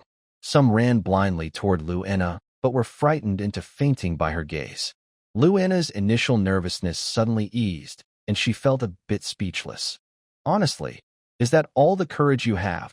The leader goblin was trembling behind a broken stone tower about 3 meters high, with a white stone on top, though it was already damaged. Humans. You are humans, the goblin chieftain asked tremblingly. Otherwise? Do I look like a non-human? Luena replied with her arms crossed. The goblins peeked out to look, but each was timid and avoided eye contact, too scared to face Luena, showing how small their courage was. Hey, ignoring others' words is very rude. I don't mind destroying a rude tribe, Luena said awkwardly. She then kicked over a small wooden house less than a meter tall, smashing it completely. The goblin inside was so scared it fainted instantly. So scary. It's a human. Will she eat us? Ugh, what should we do? Chieftain, Think of a way quickly. The goblin leader was grabbed by the neck and shaken, almost losing consciousness. Let me go? I'm going to die, Luina sighed. I said, what exactly are you guys? Cough, cough. The goblin leader cleared his throat uncomfortably. His voice sounded old, and his age was hard to tell. We are goblins. We are a hard-working, peaceful, and obedient group of goblins. Are you really human? Luina glared at him, causing him to quickly shrink back and hide his head. I don't want to say it twice. If your eyes are bad, go see a doctor. The goblins looked at her with disbelief, as if they were both afraid and respectful of the word human. At this moment, Luina continued to ask, Little goblins, what exactly are you? And why did you say that the goblin was going to kill you just now? The goblin leader trembled as he took a few steps forward and spoke in a shaky voice. We are born from goblins and dwarves. No creature wants to accept us. The goblins bully us every day. Many of my people have died at the hands of goblins. As for someone as tall, mighty, powerful, kind, and friendly as you, we only hear about such humans in legends. The goblin leader said this without any shame, looking quite proud and old-fashioned. Luina was unsure whether to feel happy or upset. It was strange to be praised by such a small creature. Have you never seen humans before? Luina asked. She was very curious to know if there were other humans besides those on Blue Star. If there were, she might be able to understand what this world really is. She wondered if her questions had answers, why they came here, what brought them here, and how they could go back. The goblin leader sighed. I haven't seen one. As I said, they are only in legends. It's also possible that I haven't been to many places. I only wandered around the nearby forest and finally gathered the goblins here to set up camp. Luina thought that the other person was probably telling the truth. The goblin tribe had built a wall about 1.5 meters high around their area. There are various buildings, houses, watchtowers, and things like blacksmith shops and furnaces. The technology is quite advanced, much better than those fierce monsters that only fight. Luina stood there, and to the goblins, she looked like a scene from Attack on Titan. All right, your answer is a bit disappointing, but I see your technology is quite good. If I provide you with a safe place, would you be willing to serve my tribe? The goblins looked at each other, showing confusion, doubt, and uncertainty, along with some nervousness. A safe place? Serve humans? Really? Is it true? Are you going? That human looks so fierce. I'm so scared. Should be quiet. What if she hears us? Don't be afraid. She's tall. She probably can't hear us. The goblins whispered loudly among themselves, not caring if Luina heard. Luina sighed inwardly and kicked down the high wall built by the goblins. Are you done talking? The goblins were startled and quickly hid behind a wooden hut, not daring to speak. Their leader spoke. We can do that, but before that, I want to avenge our fallen tribe members. Human, will you help us? After all, you're so tall, so mighty, so powerful, so kind, and so friendly. The goblin leader's face was calm, with no sign of blushing. Luina took a deep breath. She knew the goblins wanted to see how strong she really was. They were small but clever. All right, where are those goblins? Human, what do you want to do? The goblin leader asked. Attack them. Destroy them. The goblins gulped and looked at each other nervously. They were afraid of the goblins, and now this human wanted to attack them directly. They found it hard to understand and believe. Why are you all just standing there? Hurry up and lead the way, Luina commanded sternly. Yes, yes, yes. The goblin leader immediately shuffled forward. Meanwhile, Yifan had already arrived at the camp of the Divine Tribe. The tribe's camp was also in a forest, but to the south was an area covered with dense flowers and plants. Is that the botanical park? Someone asked, looking at the misty bushes and flowers. Yes, the sunflowers that produce magic crystals are inside there. When noon comes and the fog clears, I can take you inside to see, Qin Qianqian said. Will the small cherry blossoms also go there at noon? Probably. They go every day to collect magic crystals. Did they transplant those sunflowers? It seems like they moved them pretty quickly. Their tribe is inside the botanical park, so they shouldn't be far away. Otherwise, they would have moved them long ago. Yifan understood that the two small cherry blossom tribes were right inside the botanical park, so they didn't move the sunflowers. However, the botanical park looked a bit strange. Outside, there was a huge arch made of climbing vines, and it was symmetrical on both sides. On either side of the vine arch, there were red, pink, and blue morning glories blooming. Yi Fan, don't you think this gate looks like someone deliberately arranged it? Wan Yu also said. I think so too. But we know so little about this world. Nothing about what's really going on. So maybe we shouldn't think too much. Overthinking can give you a headache. Yeah, Yi Fan is right. Just now, Inua sent a message saying they met a group of intelligent creatures in the east. They are tiny goblin-like beings less than half a meter tall. Each one is smaller than the last. Lin Qingxue said with a helpless sigh. Intelligent creatures? Everyone was surprised. Yes, a group of talking goblins that can build all kinds of structures. Inua said they are a hybrid race of goblins and dwarves. Yi Fan frowned at this. He thought for a moment and felt it might actually be a good thing because intelligent creatures could communicate. Maybe those goblins knew something important. Tell Inua to bring those goblins back. We should set aside a space outside the camp for them to live in, but it's best to sign a blood contract with them. Yes. I already told her, and she said she will bring it back. That's good. The blood contract is a new feature that appears when upgrading the shelter. It is a kind of mandatory agreement, but it requires the other person's consent. It is a voluntary contract. Yi Fan is okay with other races joining to strengthen himself, but he would never leave problems behind or raise a tiger to cause trouble. Most people in the Divine Tribe are girls. Since it's a preschool education program, there are naturally more girls studying that. Yi Fan remembers that among the 5 classes they cared for, only 8 boys were there. 3 of those classes had no boys at all, and his class was the only one with a boy. Yi Fan's arrival made some girls blush shyly. Since they are all girls, they are usually relaxed and not wearing much in the camp. More than half of them are not wearing any clothes at all, just makeshift leaf clothes woven from vines. Qin Qianqian was relatively well off at first, having sold a few magic crystals to upgrade the shelter to level 2. Yi Fan looked around and saw, besides some shy girls running away covering their private parts, a small makeshift hut. The hut wasn't big, about the size of a medium-sized yurt. Inside, 7 or 8 girls were, looking thin and hungry, with a pitiful look. They looked like modern people captured by Amazonian tribes, completely, faces covered in dirt, and their hair tangled with dry leaves. What's going on with those people? Yi Fan asked curiously. Qin Qianqian glanced in the direction of Yi Fan's gaze and sighed helplessly before speaking. What do you think? They are a few young ladies used to a life of luxury on Blue Star, used to having everything handed to them. They are not used to this place and got punished by me.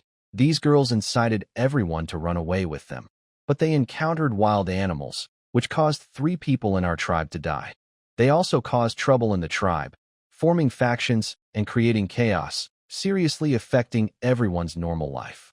We had no choice but to tie them up. Don't blame me for being harsh. Although we were classmates before, this isn't Blue Star. I can only do my best to prevent them from starving to death. Qin Qianqian became more and more excited, showing a kind of frustration at not being able to do better. Yi Fan understood her feelings and was glad that nothing extreme had happened in his class. Usually, when 6 girls share a dorm, they can create more than 10 chat groups, which is more exciting than palace intrigue. Just thinking about it made Yi Fan feel scared, but luckily, nothing like that happened in his tribe.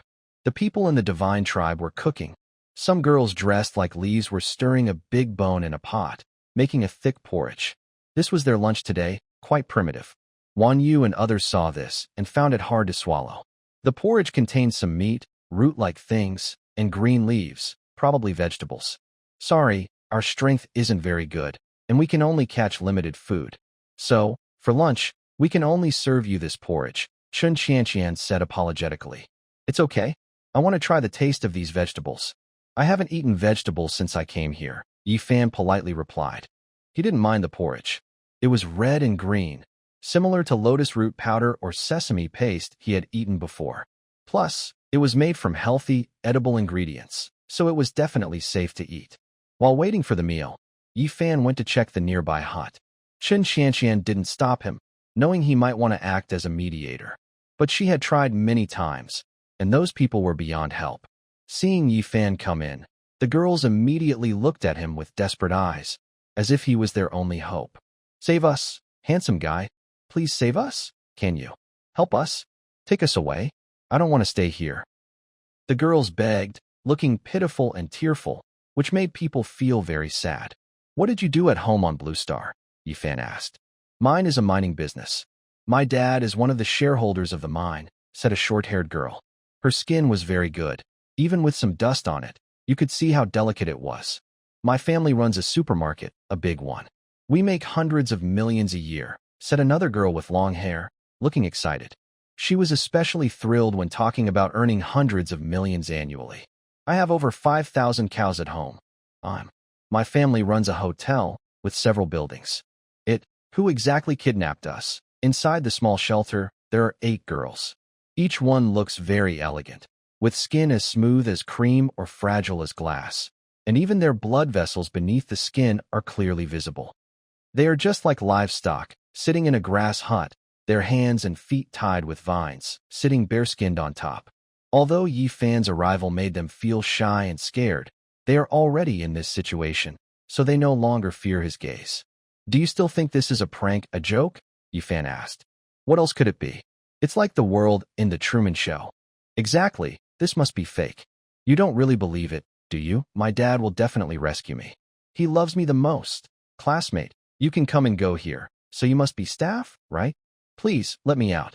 I'll give you 10 million after I get out, okay? Said the girl from a mining family. Money doesn't matter. I'll pay you too. Not only that, I'll be yours. Just sleep with me here, then let me go. How about that? Then, the girl turned her back to Yifan. Yifan looked at this pretty girl and swallowed hard. After all, none of them were wearing clothes now. He admitted he was a little tempted. These girls were from wealthy families, and their aura was different from ordinary girls. They gave off a pure and elegant vibe. Classmate, you must know some TV station staff if you can come here freely. If you can just pass a message after you leave, just let me go, and everyone will give you 5 million. Yifan took a deep breath. Seeing how serious everyone looked, he was sure these people were truly crazy. They still thought this was a joke, a staged Truman Show. Are you all so narrow-minded, rich people? Although this is really absurd, this place isn't even on Blue Star. If you want to go back, there is no other way besides exploring this world. Instead of wasting time, you might as well chop trees and find stones. If you level up to a certain point, a portal might appear. Yifan's words made them silent. They weren't stupid, just unable to accept such a huge disappointment, just like Meng Meng. You actually know everything. Think carefully. We are all from the same school. I just came to give some advice.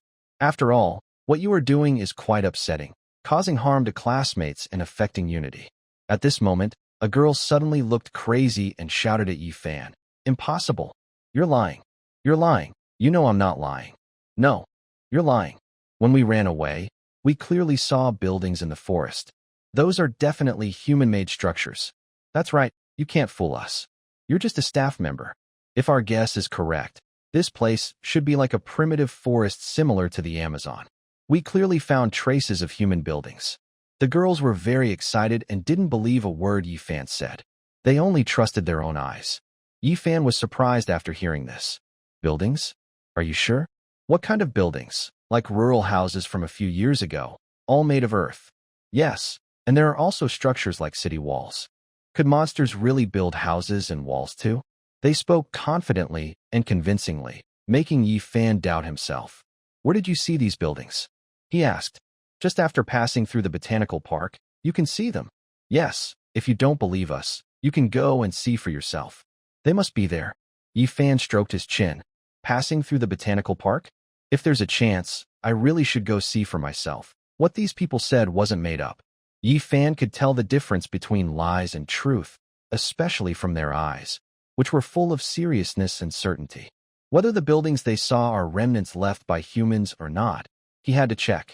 It might be very important for understanding this world. Yifan didn't stay any longer. These people only believed what they saw, so they wouldn't trust anyone else's words. Because no one else saw it except them, they only became more determined in their thoughts. Hey, let us go. Staff members, please release us. My dad works in a mine. Yifan ignored them. After a moment, he picked up a bowl of porridge and started eating. It had a meaty smell with a hint of salt, and it wasn't bad. Actually, it was quite flavorful. The roots in the porridge weren't hard. They looked a bit like coconut meat and were quite relaxing to chew. Yifan, What did you say to those girls just now? Why are they all sticking out their butts? Lin Qingxue asked with a strange look. She thought that if she weren't here, Yifan might have rushed at them. She didn't believe any man could resist temptation. Yifan put down the bowl, made from a large fruit shell. They said they found a human building at the end of the botanical park. What? A human building? Wan Yu and the others were surprised to hear this. Exactly. So they don't believe this is another world. They think it's more like the Truman Show. Should we go see it? Yes. Of course, if we get the chance, we should go. But no matter what those buildings are, I firmly believe this isn't Blue Star, Yifan said confidently. No matter where this place is, he wanted to find out what was really going on. He didn't want to be stuck here for the rest of his life. After dinner, the fog inside the botanical park had cleared. Everyone could now see the full view of the park. The park was full of flowers and plants. After entering the gate, there was a straight road. Although some plants had grown over it, its outline was still visible. A group of people walked along it. On the left were giant pitcher plants taller than a person, with some animal carcasses inside. On the right were tulips of various colors. Yifan also saw a small winged creature that looked like a tiny fairy fluttering its wings. He hurried over, but he saw nothing. Strange. Did I see it wrong? What's wrong, Yifan? Just now, I saw a small golden fairy, but as soon as I approached, it disappeared. A fairy? I didn't see it. He looked at Chen Qianqian and the others. Have you seen it? Chen Qianqian shook her head. No, we haven't seen any little spirits or similar creatures during all these days here. Yifan rubbed his forehead, feeling a bit doubtful. Could I have been mistaken? Yifan stopped worrying and looked around. Inside the plant park, there are large mushrooms about 4 or 5 meters tall. These mushrooms are very hard. Because they are so big, their structure has changed, and they can no longer be eaten. The plant park is busier than the forest. There are strange, chubby insects about the size of a fist and colorful butterflies as big as a palm. Some trumpet-shaped flowers are as large as Blue Star loudspeakers, and there are cacti that reach 10 or more meters high. What catches the eye most is a tree about a kilometer ahead. It's not very tall, but looks like a broccoli, so it stands out. What's that tree? Yifan asked. I don't know. We've looked at it, but it doesn't even have a name, Chen Qianqian replied. Yifan looked too. His crystal ball couldn't see any information about the tree. Even after 10 minutes, when everyone got closer, his crystal ball still couldn't detect anything about the tree. The tree is about 30 meters tall, but there's no visible trunk. It looks like hundreds of small trees grown together. Many trees seem connected, so it might be one big tree. The big tree covers a large area. Around it, the ground is bare, as if the tree has absorbed all the nutrients nearby. Could the trunk be underground? Yifan wondered. That area over there is sunflower fields. There are about 170 or 180 of them. Let's split the work and each take half. Chen Qianqian pointed to a section. Yifan also noticed that the yellow sunflowers had gathered small magic crystals in their centers, embedded in the flower heads, which looked a bit strange. It seems Zhao Yingwa and the others haven't arrived yet. Let's start digging now, Yifan urged. Yes, no problem. With you here, we feel more confident, everyone agreed. They took out shovels and began digging. Yifan originally thought there were only about 100 plants, but now he believed he could get 80 or 90 of them. If you can collect about 80 to 90 stalks each day, that would be a huge improvement. Be careful when you dig. Don't break the roots, Yifan warned. Don't worry, we know how to handle it. Everyone immediately started digging, trying to take all the sunflowers away. However, after 10 minutes, they heard voices getting closer from behind. Little Cherry Blossom is here. Yifan quickly became alert. Should we fight now or hide and watch first? Chen Qianqian asked. Let's hide and see what happens first. Yifan knew better than to rush in blindly. A surprise attack is always the best plan. After 2 minutes, more than 30 people from Sakura country appeared. To Yifan's surprise, all of them were men, no women at all. Some of the men had slicked back hair and looked confident, with long hair or wolf tails. When they saw the messy scene and the dug-up sunflowers, they were stunned at first, then started shouting angrily. How dare they?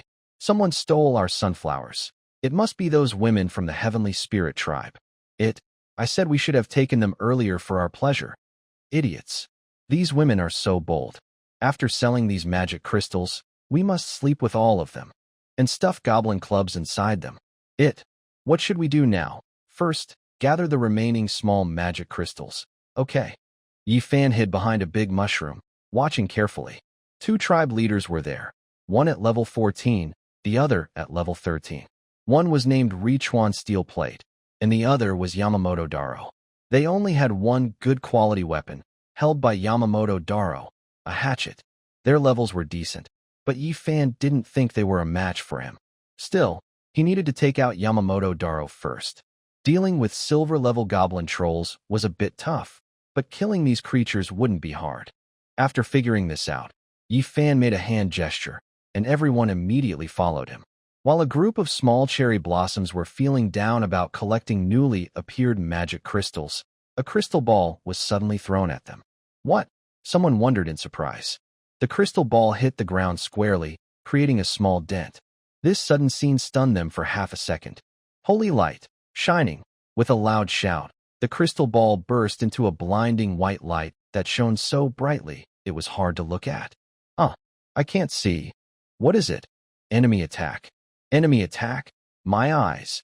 They quickly drew their weapons from their storage, relying on memory to hold them, and cautiously looked around. In an instant, the small cherry blossoms lost their sight. Soon after, they heard rapid footsteps rushing toward them. Someone's coming. On the left. On the right. There's someone on the right too. Which side is it? Everyone panicked. Yamamoto Daru could feel a cold wind blowing in front of him. He clenched his teeth and swung his axe wildly forward. Ripping sky, the axe glowed red as it swung toward Yi Fan. Yi Fan was a bit surprised that the enemy noticed his approach so quickly and countered. But Yi Fan was awake and alert, so he still had the advantage. Black flash, a black sword wave shot toward Yamamoto Daru's neck. He heard a whooshing sound and realized danger, so he lunged to the left desperately. His heart pounded fast. In the darkness, he was very nervous. He blinked rapidly, hoping to regain his vision. Yamamoto Daru was unlucky. In his panic, he ran into a cactus and immediately felt a sharp pain in his head. Yamamoto Daru shouted in pain. His vision gradually cleared. He saw a blurry figure holding a long black sword rushing toward him again. Little demon. Die, Yi Fan shouted loudly, swinging his sword toward Yamamoto Daru. Yamamoto Daru wanted to dodge, but he had no chance at all. Yi Fan struck him with his sword. With a sharp sound, accompanied by the slicing of muscles by a katana, most of his left shoulder was cut off diagonally, like slicing a watermelon, with a clean cut and fresh red blood. He screamed loudly, even though the pain hadn't fully hit him yet, but seeing his body like that made him shout. Yi Fan didn't stop. After all, this wasn't Blue Star. What if the opponent had a way to revive themselves? Thinking of this, Yi Fan's eyes showed determination and ruthlessness. He had to act quickly and decisively, leaving no chance for the enemy to fight back. Yeah, Yi Fan shouted loudly and swung his sword horizontally. If it hit, it would definitely cut Yamamoto Daro in half. Yamamoto Daro was already badly injured and had lost most of his ability to move. Even if he wanted to dodge, he couldn't muster any strength. The katana swiftly sliced through the air, cutting the space on his left side. He could vaguely see the dark blade rushing through the air, creating waves of cutting energy. Then, he felt a cold touch on his left side. His skin was being cut open, like pork being sliced. This process was very fast, but in his eyes, it seemed painfully slow. He didn't know where Yi Fan had appeared from, nor how the opponent was so powerful. In his mind, he believed he was the strongest among this group. They had defeated goblin tribes and killed a giant bear of silver level. He thought he shouldn't be so fragile. But reality often went against his expectations. His vision started to spin. During the spin, he saw that the lower half of his body was still standing, not falling. Yes, Yamamoto Daro was cut in half at the waist, with no time to resist. With a squelch, his lower body hit the ground, staining a large area red.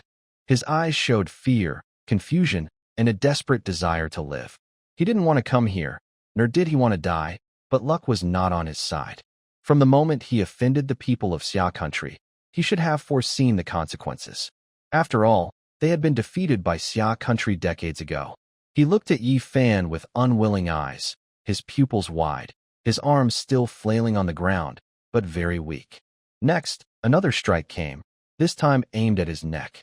His head was suddenly severed and rolled onto the ground. The bloodied head fell onto the battlefield, catching the eyes of many little enemies.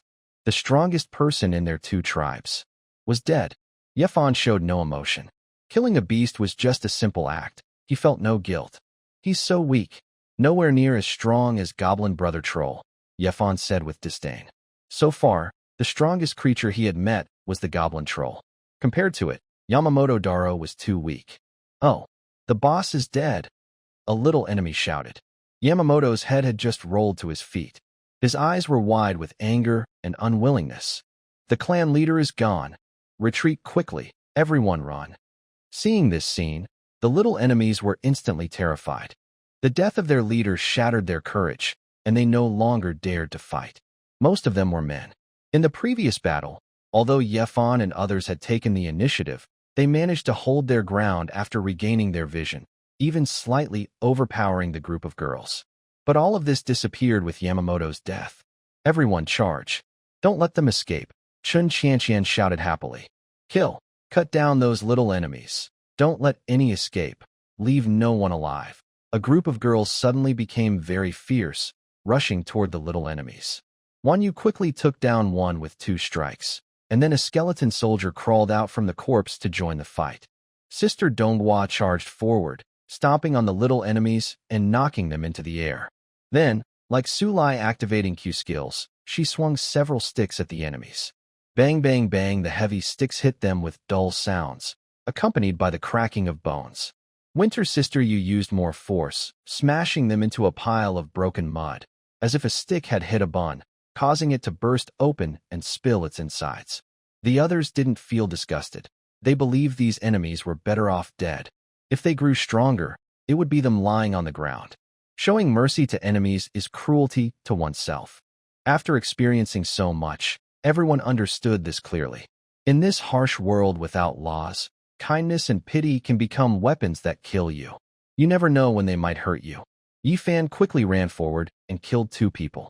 The 2 small enemies who had their necks cut twisted their heads in disbelief, trying to see who had killed them. But their neck muscles had already broken, and only the torn muscles and tendons could be seen twitching rhythmically. The connection was gone. All clear here. Don't let anyone escape, Yifan shouted. He was covered in blood, like a demon from. The entire sunflower area was stained red with blood. Even the blue and white flowers had turned red. This battle was fierce, but it was the enemies who suffered. Dead bodies lay all over the ground. The bodies were scattered, some muscles still twitching slightly. They were all dead, but their muscles and nerves still moved. Everyone was panting heavily, blood splattered on their faces. Chun Qianqian's hair was mostly dyed red. 2 girls had died on her side. The 2 girls were small, about 1.5 meters tall.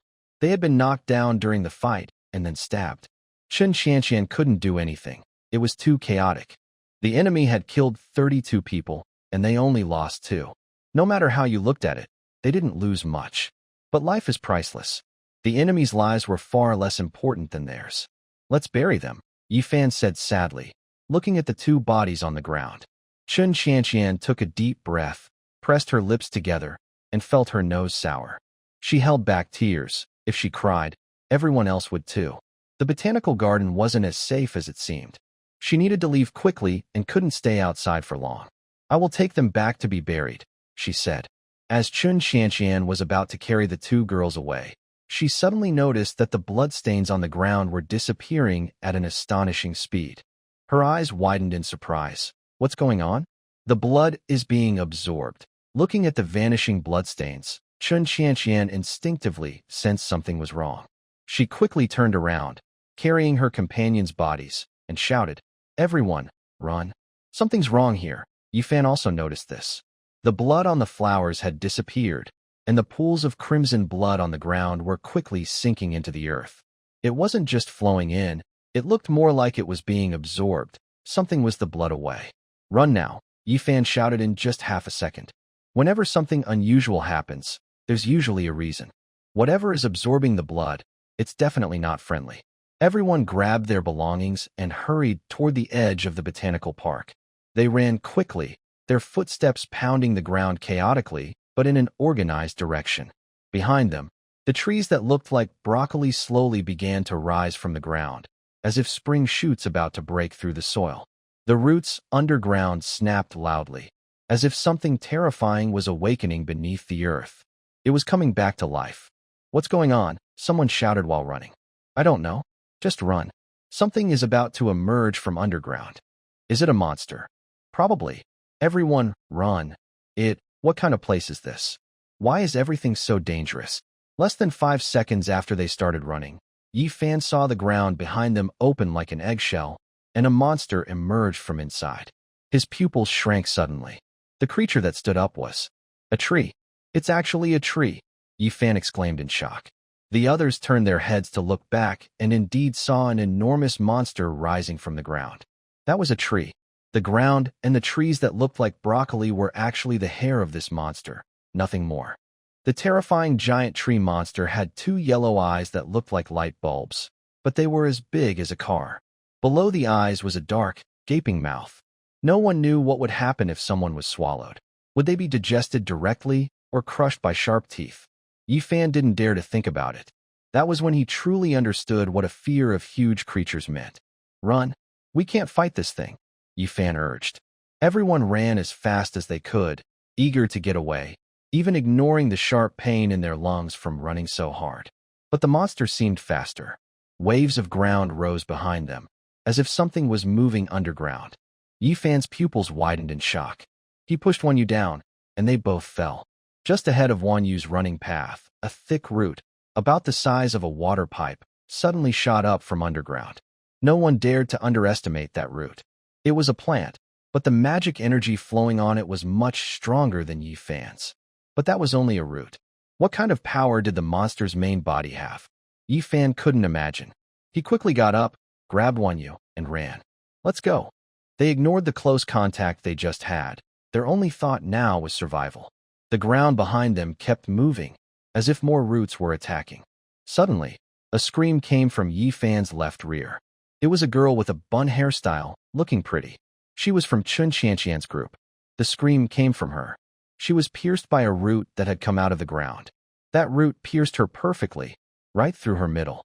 Yi Fan wanted to save her, but more roots were spreading behind. If he got hit, he wouldn't be able to escape either. After a brief moment of inner struggle, Yi Fan decided not to go back. He knew that even if he tried to save her, he couldn't, and he would only put himself in danger. "Sorry, but I can't assist with that request." Nobody knows exactly what it was, but it seems our battle woke that thing up. I didn't expect the plant park to be so dangerous.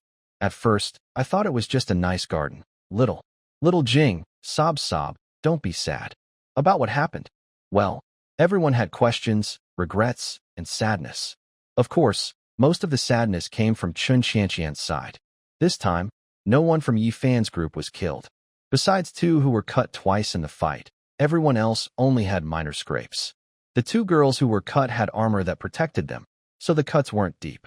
They should have already scabbed over by now. Yi Fan didn't want to think about what just happened. The harvest was good, and even if he felt sad, it was Chun Qianqian and her people who were sad, not him. Out of respect for those who lost their lives, Yi Fan attended the funeral. He placed colorful flowers on 4 small graves, one of which was empty.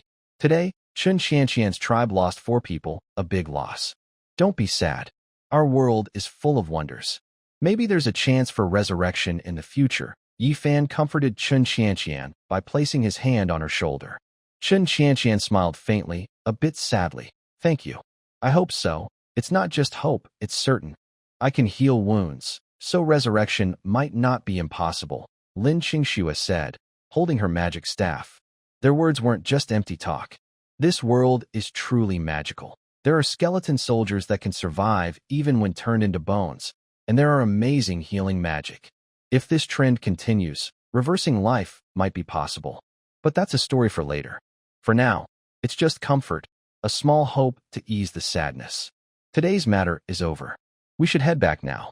It's getting dark, and it's not very safe, Yi Fan said.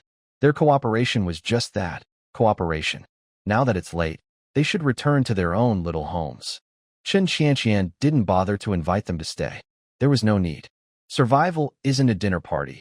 It's full of danger at every step. Yes, be careful on the way. I hope everyone can live well. Chen Xianxian sincerely cares. As both classmates and humans, they all hope each other can survive. Definitely. I don't want the weapons from those little enemies this time.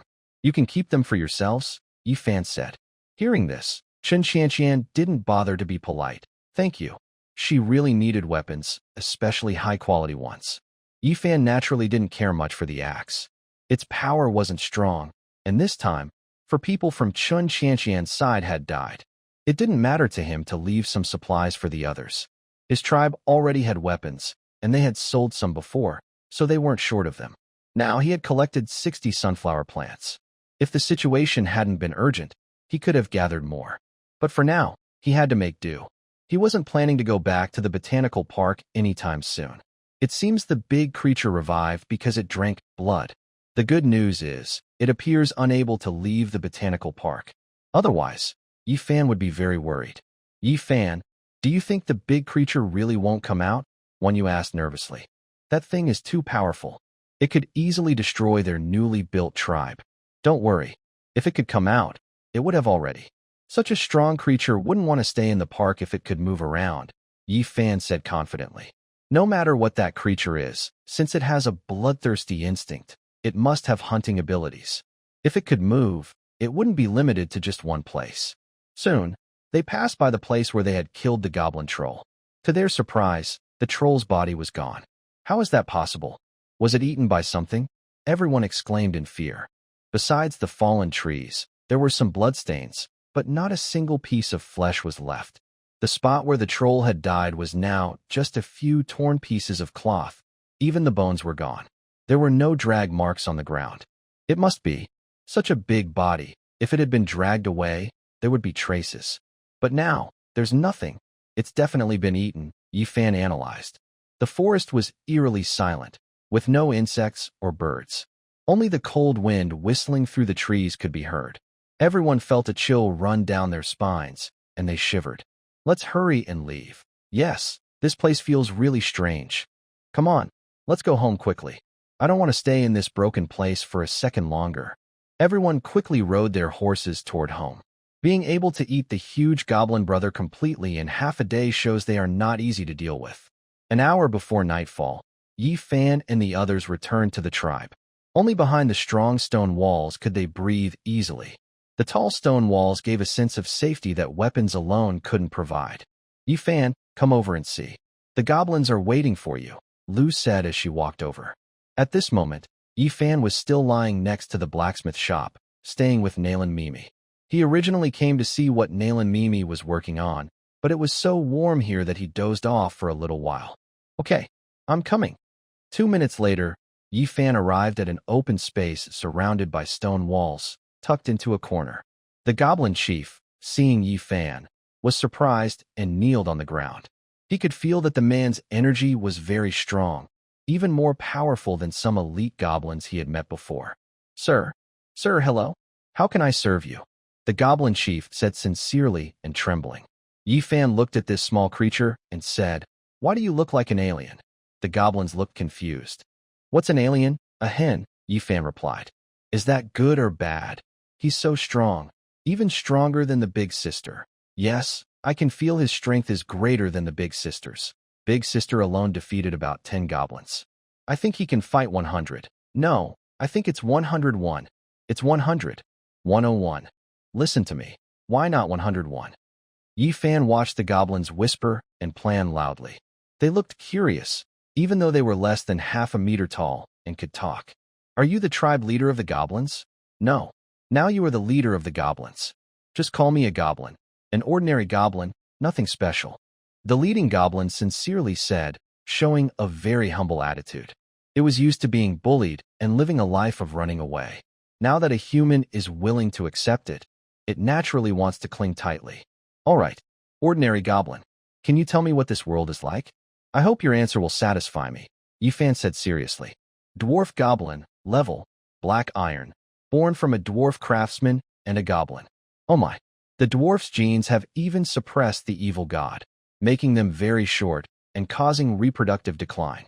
These goblins have no reproductive organs and no desire for They inherited the manufacturing skills of dwarf craftsmen and are more interested in making things. The goblins are quite clever. They are a strange group among the goblin clans. Goblins are a wicked race. As long as it's a female, they won't let her go. But this group of goblins inherited the genes of the dwarf race, which is very unusual. Or perhaps only a few dwarf genes are so strong. It's like some races on Blue Star. No matter who they marry, their children are always dark-skinned. These goblins have no reproductive system. Without one, they have no desire for female things. It's similar to ancient eunuchs. After being castrated, they tend to become more feminine, with softer voices and less desire. Of course, the situations are different. One is physical castration, the other is natural. Because of this, Yifan decided to keep them. He couldn't have a group of wicked creatures around him, and these defective goblins are just right. The goblins thought for a moment and then answered, "My understanding of this world is limited.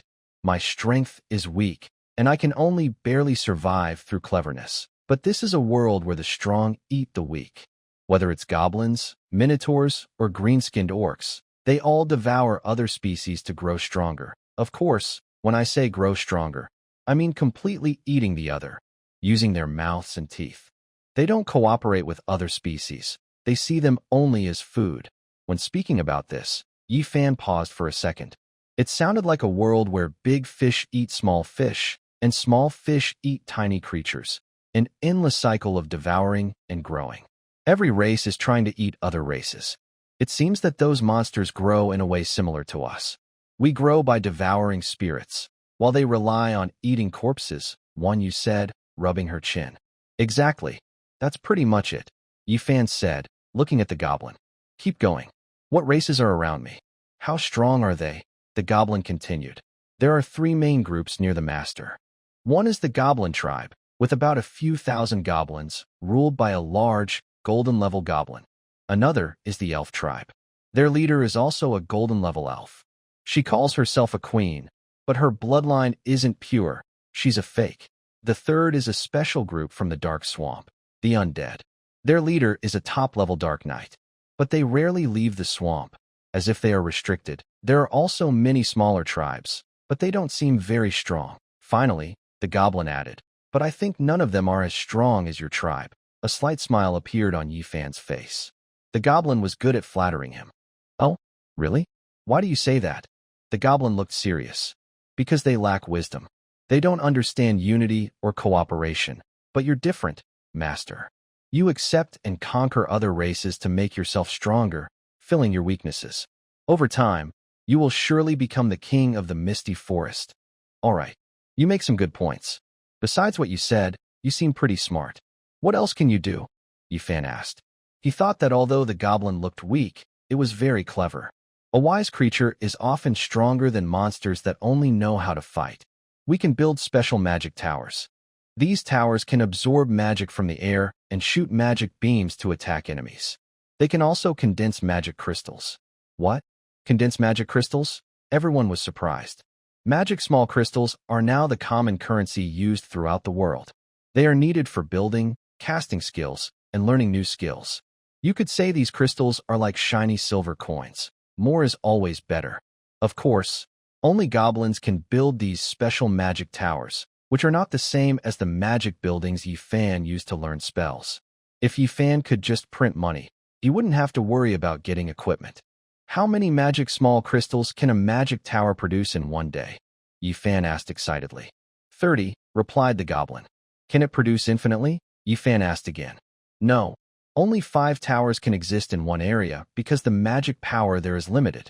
Even if you build 150 towers, the total production will only be 150 crystals, the goblin explained. Yifan pointed to the sunflowers growing nearby. Will that affect my sunflowers? No, it won't.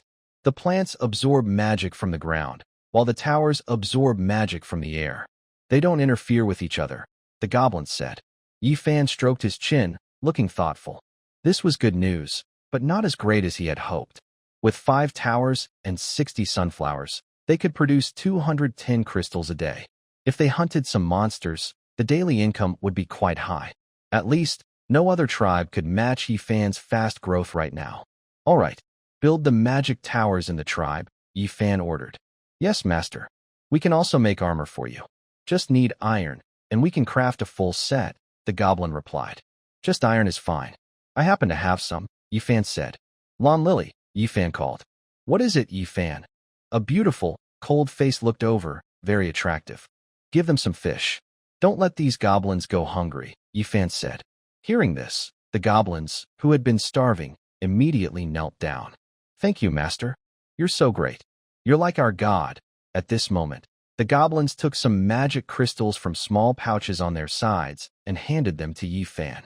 Sir, this is what we've saved up over the days. We lost some to goblin thieves, but we still have 200 crystals left. Please accept this. Ding, received 200 magic crystals. Yifan was very happy. Good, good. You performed well. Hurry up and build the magic tower. Yes. The goblins stood up and started working in the camp. They carried small hammers and tools, moving the materials stored in the camp. After temporarily solving the problem of not having enough magic crystals, Yifan felt very happy. By the way, Yifan, after we share the fish, we won't have enough to eat. What should we do? Yin Lily asked. No problem. I'll go to the trading area to buy some. Today, I can spend a little. Then Yifan went to the trading channel to buy some meat. War God Tribe. Does anyone have extra food? I'll trade for common level weapons. Thirst for Blood Tribe. Who has magic crystals? Skills aren't enough. I can only get them from smelting materials. It's so hard. Akuan Tribe. Can I trade my special Iron Mountain technique for some magic crystals? Iron Blood Tribe. I have blueprints for armor. I want to trade for some weapon blueprints, preferably high-quality ones. Do you have any? Or I can trade some magic crystals. Hunter Tribe. Selling meat. Just caught a big bear. Does anyone want some? I only accept magic crystals. Farmer Tribe. Wow. Why does everyone want magic crystals? You all know how hard they are to get. Sometimes, killing monsters consumes more crystals than you get. Egg Tribe. Exactly.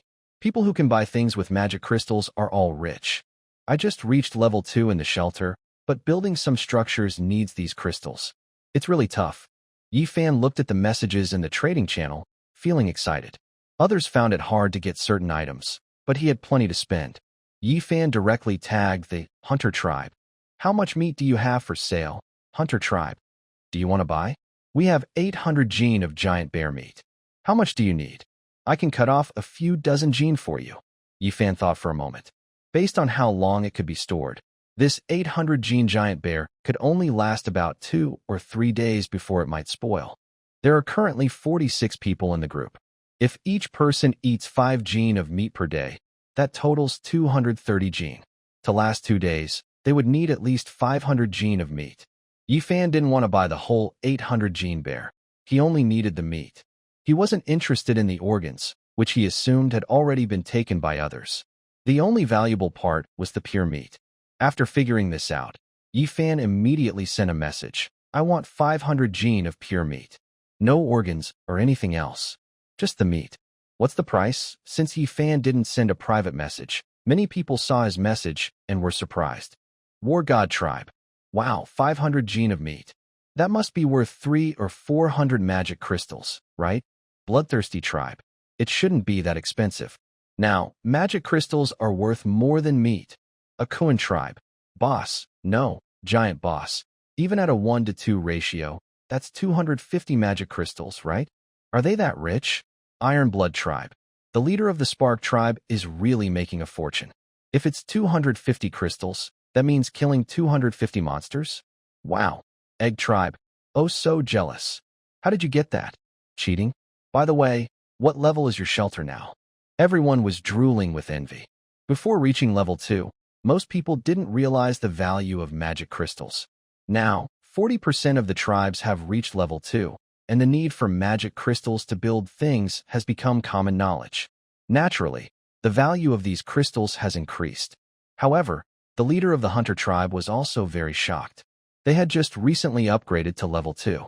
They urgently needed magic crystals to build Benunci, Altar, and Magic Tower, which together required 150 crystals.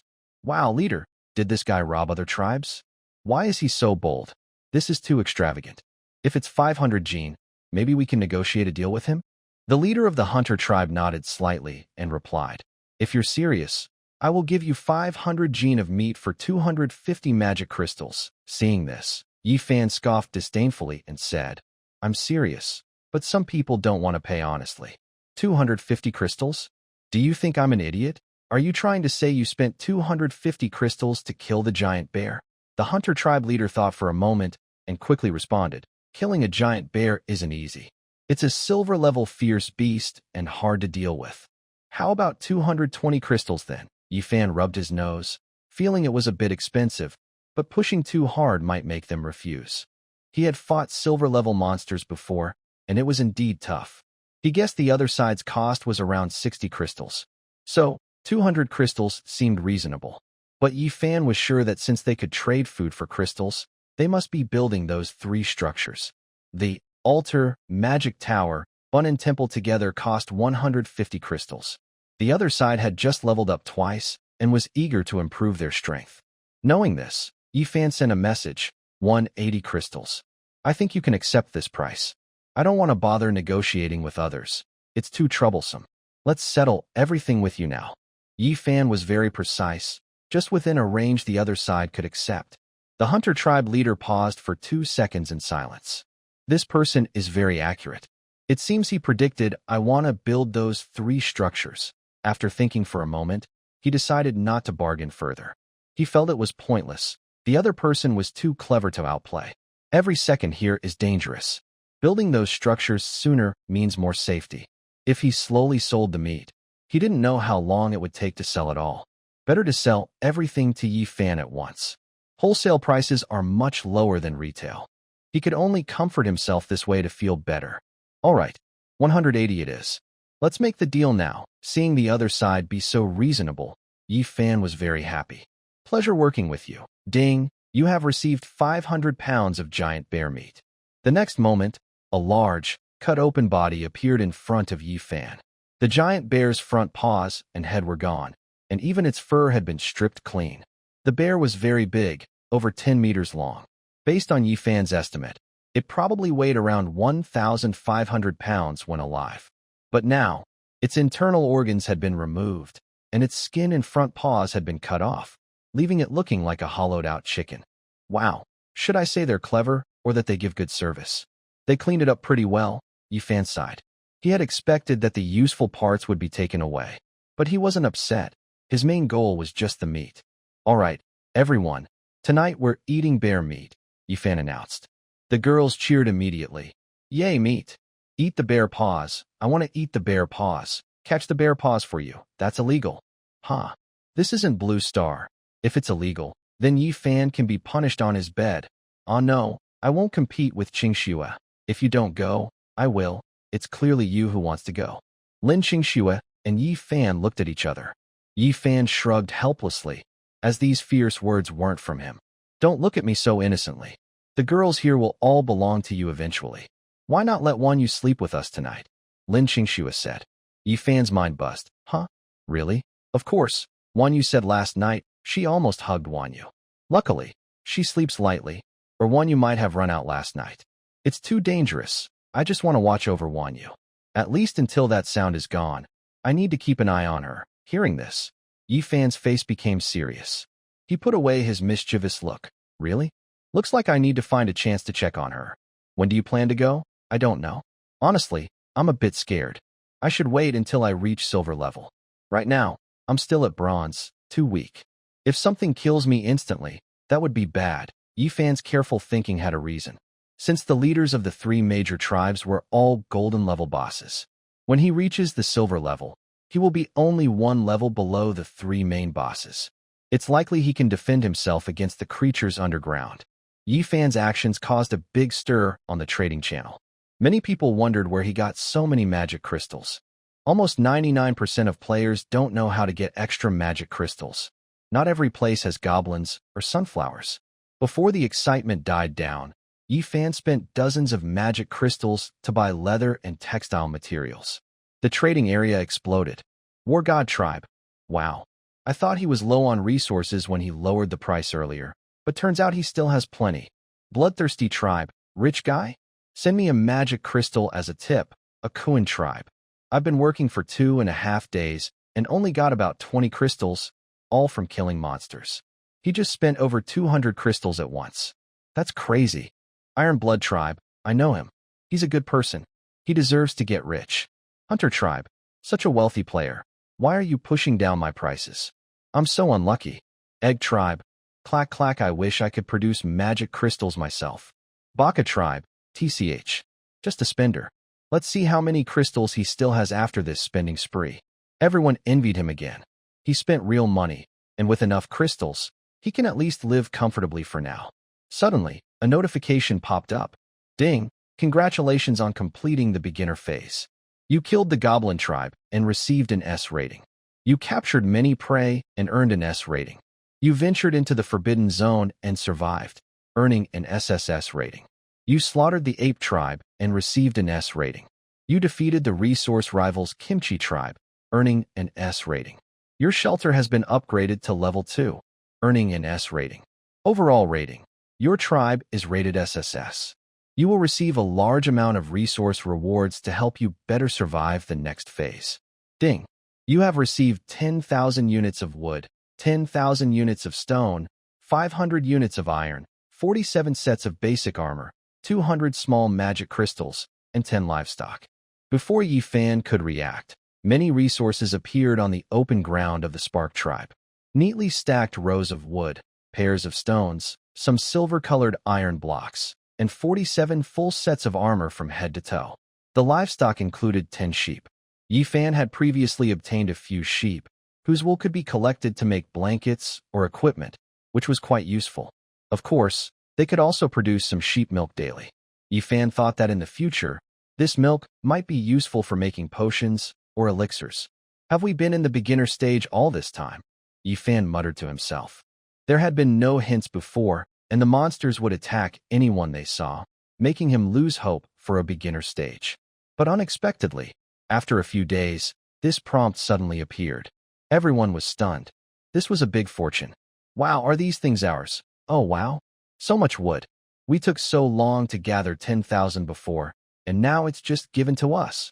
Wow, so much iron. We're rich. Nail and Mimi also love the iron ingots. Great. With this iron, I can do more experiments. A group of girls rushed forward, touching the resources. Those who had cut trees knew how hard it was to get wood. Those who had mined stones also knew how tiring it was to dig a single stone. Now, these resources were given for free, so they were very happy. Besides, the interface of everyone's game added a few new features. Leaderboard, Arena, Initial Ticket. 1. Dungeon, Initial Ticket. 1. Yi Fan first opened the leaderboard. In the overall tribe ranking, his Spark Tribe was currently in first place. He could also hang a golden flag-like symbol above his head, which could be used to show off. Yi Fan looked at the golden flag above his head, which had the number 1 foot on it. Not bad, it can also be used for lighting. This was Yi Fan's first thought, and his profile also changed.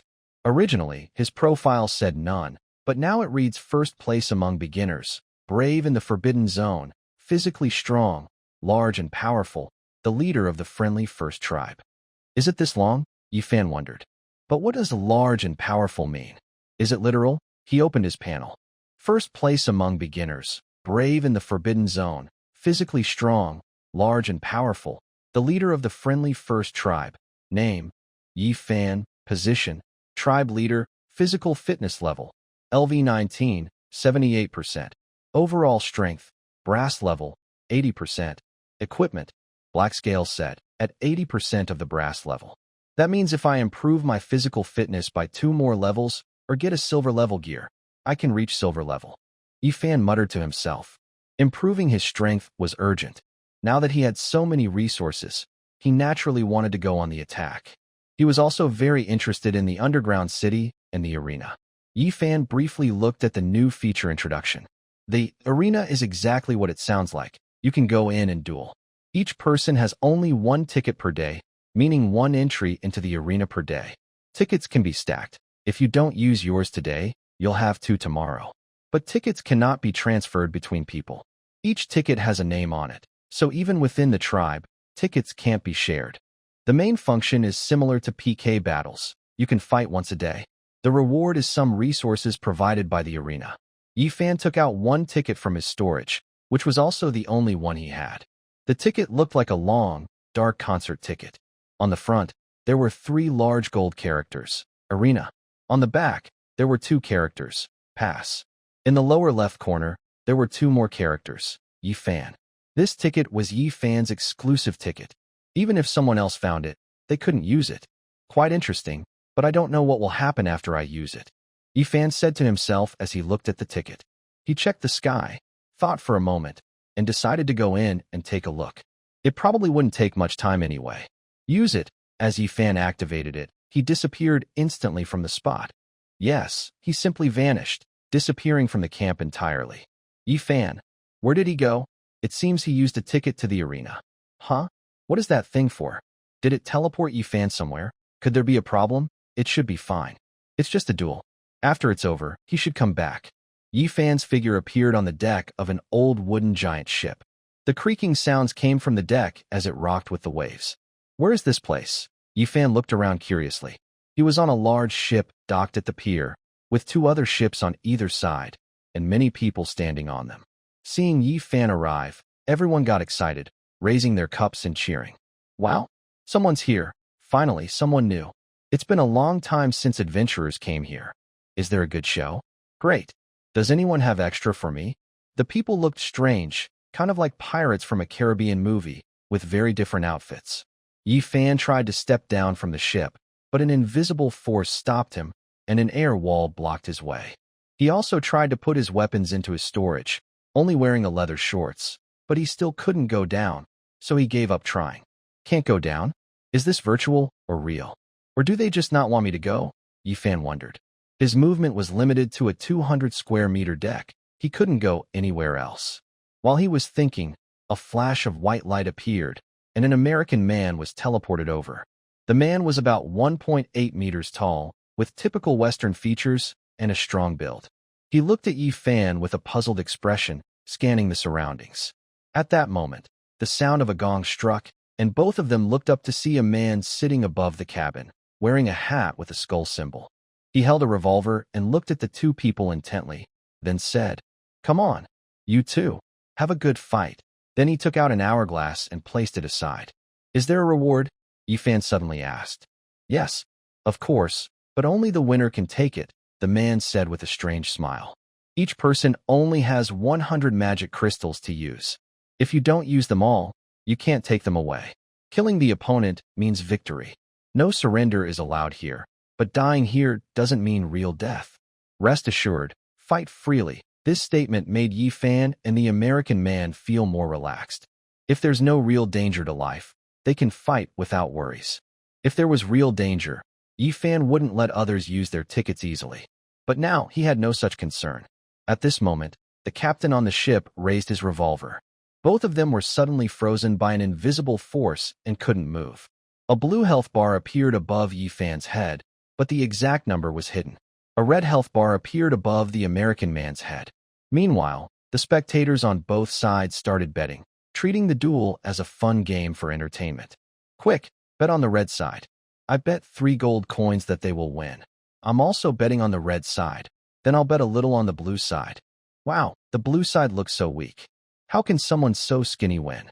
Are you serious about betting on them?" "Exactly, he's so poor he's wearing shorts. Without equipment, how can he fight? You're new here. You don't understand. He's not poor." "Huh?" The person was confused. "Forget it, just bet quickly. The fight is about to start." At this moment, the captain shouted, 3, 2, 1. Then, a gunshot rang out, and both fighters' bodies suddenly regained their freedom, marking the official start of the duel. Both Yi Fan and the American man saw 100 magic crystals appear in their storage slots. The slots were black, as if specially designed for this purpose. "Kid, no matter where you're from, I will definitely win this first match. I want to take the reward too," the American man suddenly shouted, sounding a bit foolish and overly confident. "It's okay, I just came to take a look. But you're a bit too arrogant. Killing you would be effortless," Yi Fan said calmly. The American man chuckled. "Haha, are all you people from Xia country so full of pride? I'm already at the bronze level, and my physical strength has reached an incredible level 14. You can't beat me." "Level 14? Oh, that's really scary," Yi Fan said with some disbelief. The American man immediately felt insulted and looked unhappy. Did you not read the introduction? The matches in the arena are based on strength. So, our gap isn't big. But we Westerners are taller and stronger than you Easterners.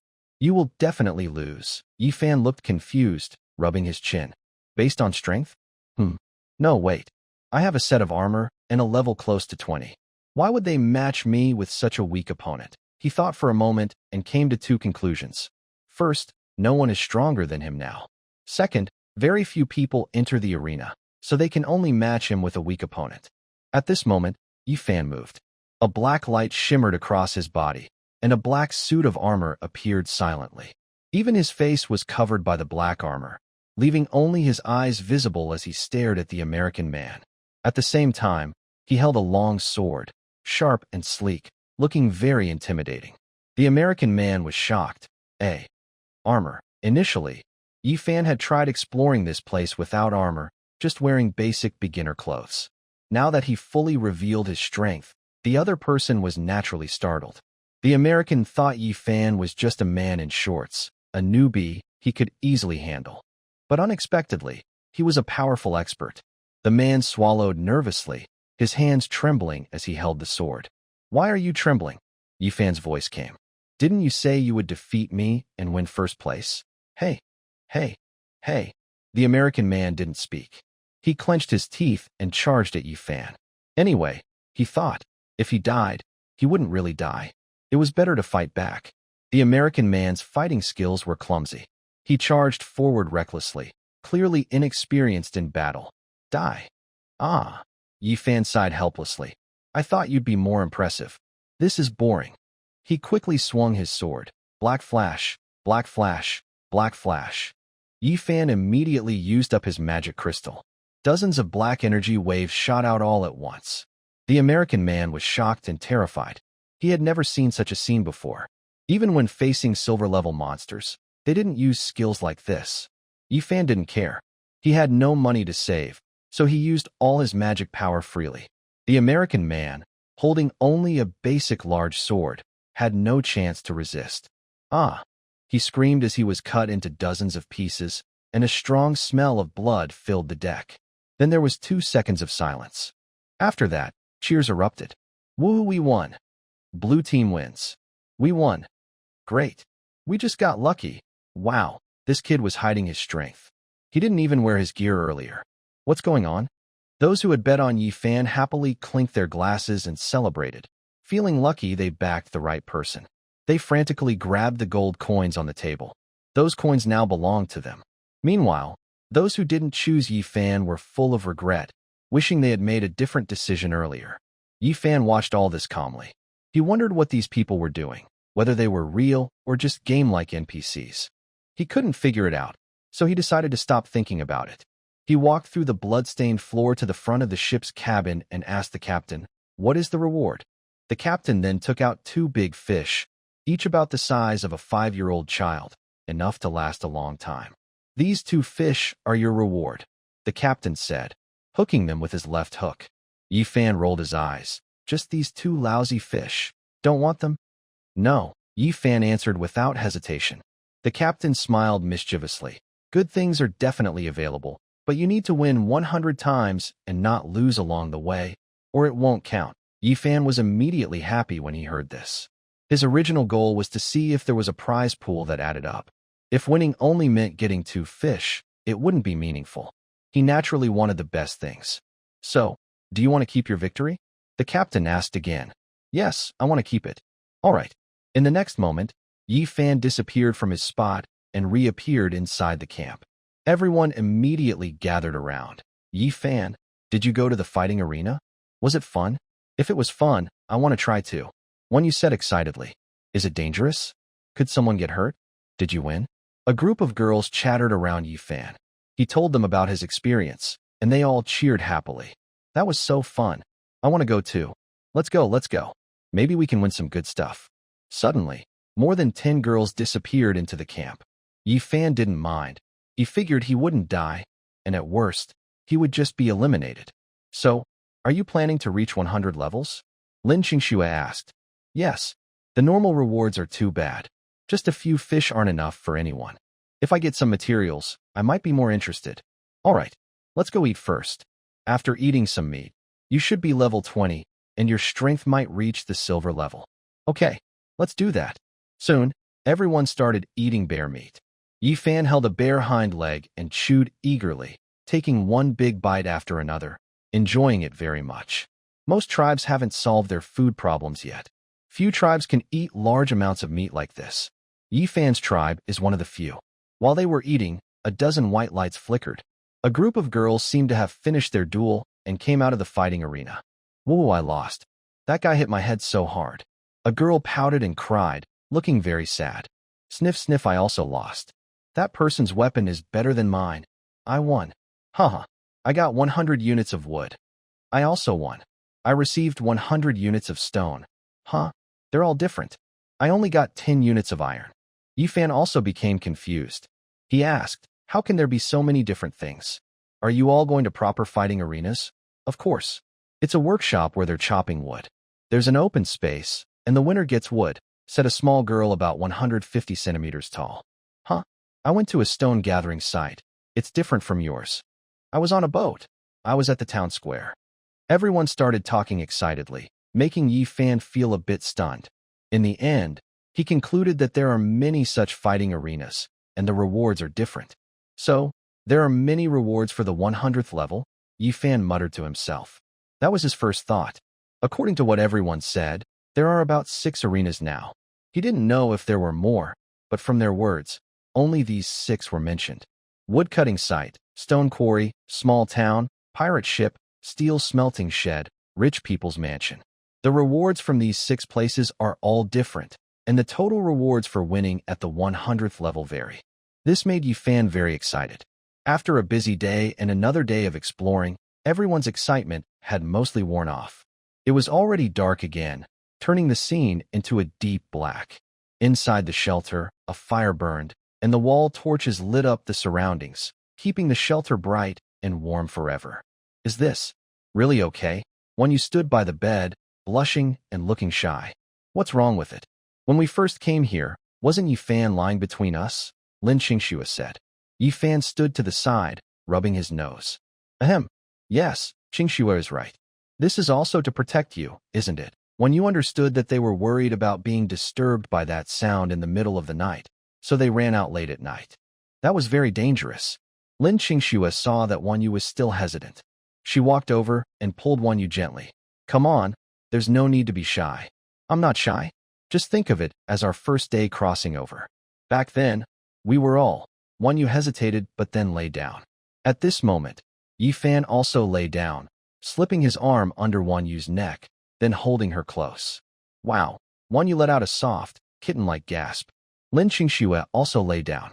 The bed was big enough that even with one more person, it wouldn't be crowded.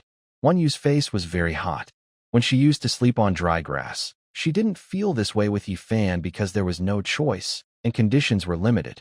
Now everyone had their own bed, yet she still felt a bit uncomfortable. But after feeling the strong, warm chest behind her, she felt very safe.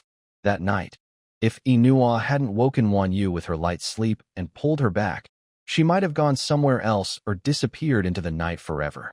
Now, being tightly held in Yi Fan's arms, she felt completely secure.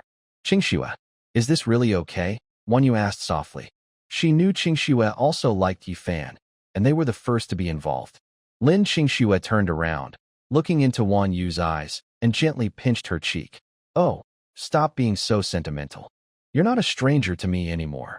Besides, in this world, we're in it together, sharing life and death. We're all on the same boat. And tell me honestly, do you also like Yi Fan?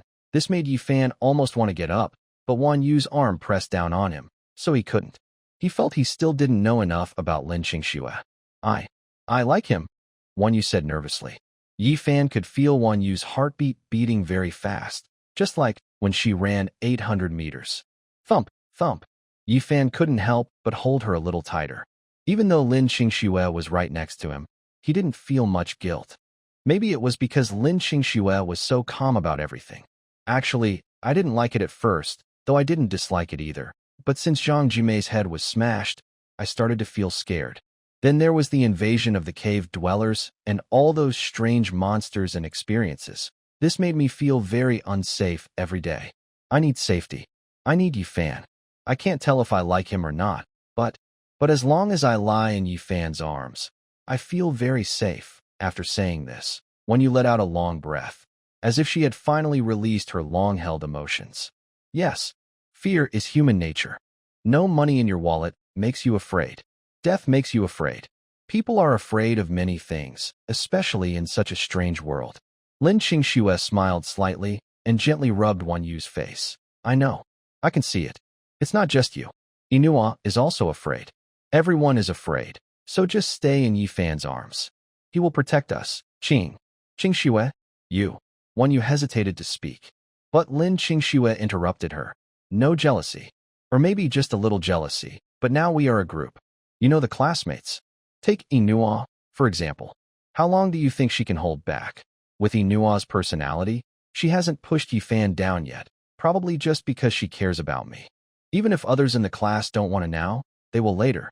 What will we do then? Although this is a quick topic to discuss, it is indeed a future problem. We are all human, and humans have desires. Lin Qingxue's words were very realistic, or perhaps she had already guessed the final outcome. But as long as Yifan could protect everyone, she didn't mind. She knew that the group of older boys in the class were very lecherous. The boys were openly flirtatious, and many things would come to mind. However, girls are different. Most of them are quiet about their abilities and only show them subtly. Of course, if a girl starts driving, she will definitely be faster than boys. Yifan naturally did not disturb their conversation. He was also thinking, but after just 2 seconds, he decided not to bother anymore, since he believed the outcome would be good for him. At that moment, Wan Yu suddenly felt a sharp pain in her head, and the voice came again. Help me. Save me. Please help me. I'll get out of my head. Wan Yu suddenly shouted loudly, trying to drive away the voice. Yifan immediately held her in his arms, and Lin Qingxue gently stroked Wan Yu's head to comfort her. After half a minute, Wan Yu's forehead was covered with tiny beads of sweat. How are you? Yifan asked with concern. I'm fine. The voice disappeared, so it probably won't come back for now, Wan Yu said with a pale face, as if she had just had a nightmare. Okay, go to sleep. Come into my arms. Wan Yu obediently snuggled into Yifan's embrace and closed her eyes to sleep. She seemed very tired. Within less than 2 minutes, she was asleep. Yifan, have you reached the silver level? Lin Qingxue asked with wide eyes. Yes. After eating bear meat, I just hit level 20, silver level, 2%. Then let's go check out that cave tomorrow. I don't want to see when you suffer anymore. Yes, I think so too. We should see what's underground, Yifan said seriously. This was an important task. Now that Yifan had reached the silver level, he felt confident that he could protect himself no matter what that thing was. Thinking this, Yifan held Wan Yu in his arms and fell into a deep sleep. Wan Yu was different from Lin Qingxue. She was usually a sweet girl, but when she got angry, she was fierce and strong like a tough woman. Wan Yu's physique was different from Lin Qingxue's. Yifan had seen it before. Wan Yu belonged to the divine beast type. Of course, this was not something acquired later, but was innate. Yifan had carefully observed and confirmed that it was indeed innate. Not only that, Wan Yu's body hair is sparser and shorter than usual, probably due to genetic inheritance. The next morning, Yifan took out the crystal ball. Its energy was already full because he had used it twice yesterday, so he didn't use it again yesterday due to lack of magic power. As Yifan activated it, the crystal ball emitted a white glow, and a prompt appeared before his eyes. 1. A door has appeared in the northeast, leading to a secret realm. You might find it useful. Risk level, 1 star. 2. A special object is hanging on a large tree in the northwest. You could try to bring it back. Risk level, 1.5 stars. 3. Something in the southwest woke up last night. It is bloodthirsty and powerful. It's best not to go there. Risk level, 4 stars. Yifan looked at the information without thinking too long. The first 2 options definitely require sending someone to check. For the third, he should keep an eye on it. He didn't know how far the third location was, but it was better to be cautious. Still, he was a bit curious about what had awakened last night. Reluctantly, he released Wan Yu, who was soft and cuddly like a little kitten, from his arms. Then he went downstairs to the outside. The goblin's special magic tower was completed last night. There weren't many goblins, and they kept dying off one by one. Here, this is your food. Yi Fan threw a large piece of bear meat. The goblins immediately rushed over when they saw the meat. Food. Great. Thank you, master. You are the greatest god. God. I am still human, not a god, Yi Fan said, a little worried that calling himself a god might bring some kind of punishment. The goblin chief chewed on the meat and said, For us, anyone who gives us a bite to eat is a god. Yi Fan smiled and asked, Well, is that all your technology? Can you evolve or upgrade anything? He was very interested in goblin technology, which others didn't have. If they could develop more technological trees, it would greatly boost their strength. The goblin leader thought for a moment and pointed to a small main city they had built. The city looked like a castle, but it was only about 20 square meters in size. This thing didn't exist yesterday, but today it suddenly appeared. This surprised Yi Fan. Did you all stay up all night? The goblin leader rubbed his tired eyes, and the other goblins looked exhausted too. He slowly spoke. To help our master, we built it overnight, using some of the master's materials to upgrade the main city. Now, we have a new technology. What kind of technology? Yi Fan asked happily. A top-quality dwarf cannon. The goblin leader said excitedly, a look of excitement on his face. He believed this technology could definitely help his master. Under the goblin's watchful eyes, Yi Fan showed a happy expression. Cannon? A long-range weapon that activates remotely? Exactly. But we still need one more material. The cannon needs iron, small magic crystals, void grass, and wood. The missing one is void grass. Hearing this, Yi Fan frowned deeply. He had never heard of this grass before, let alone find it. Since you told me about it, you must know where this grass is, right? Yi Fan asked. He didn't believe the goblin would give him false hope and then let him down. You're very clever, master. The void grass does exist, but it's taken by a group of creatures called grass dragons. They eat it. Those grass dragons have tough skin and thick flesh, and they're not easy to deal with. Some are even silver ranked. No problem. Just tell me where they are. Also, how far can the cannon shoot? How powerful is it? Yi Fan asked the most important questions. There's a grassland to the northeast. The cannon's effective range, according to your terminology, is about 150 meters. One small magic crystal can supply 10 shots. Each shot can easily pierce top-quality equipment, provided the enemy isn't actively defending. Hearing this, Yi Fan was overjoyed. One magic crystal could fire 10 times and pierce top-quality gear. This was very good. This kind of low-consumption, high-damage item is definitely a must-have. Also, the northeast direction is one of the areas for crystal ball divination, and I was planning to go there today. Yi Fan, everyone has finished breakfast. What are the plans for today? Luina asked as she walked over. Today, Luina wasn't as lively as she was the past 2 days. Last night, she saw when you wasn't in bed and knew when you had gone to see Yi Fan, which made her feel a bit upset. Despite her long legs, impressively long and exaggerated, with thick thighs and thin calves, her body proportions are very good.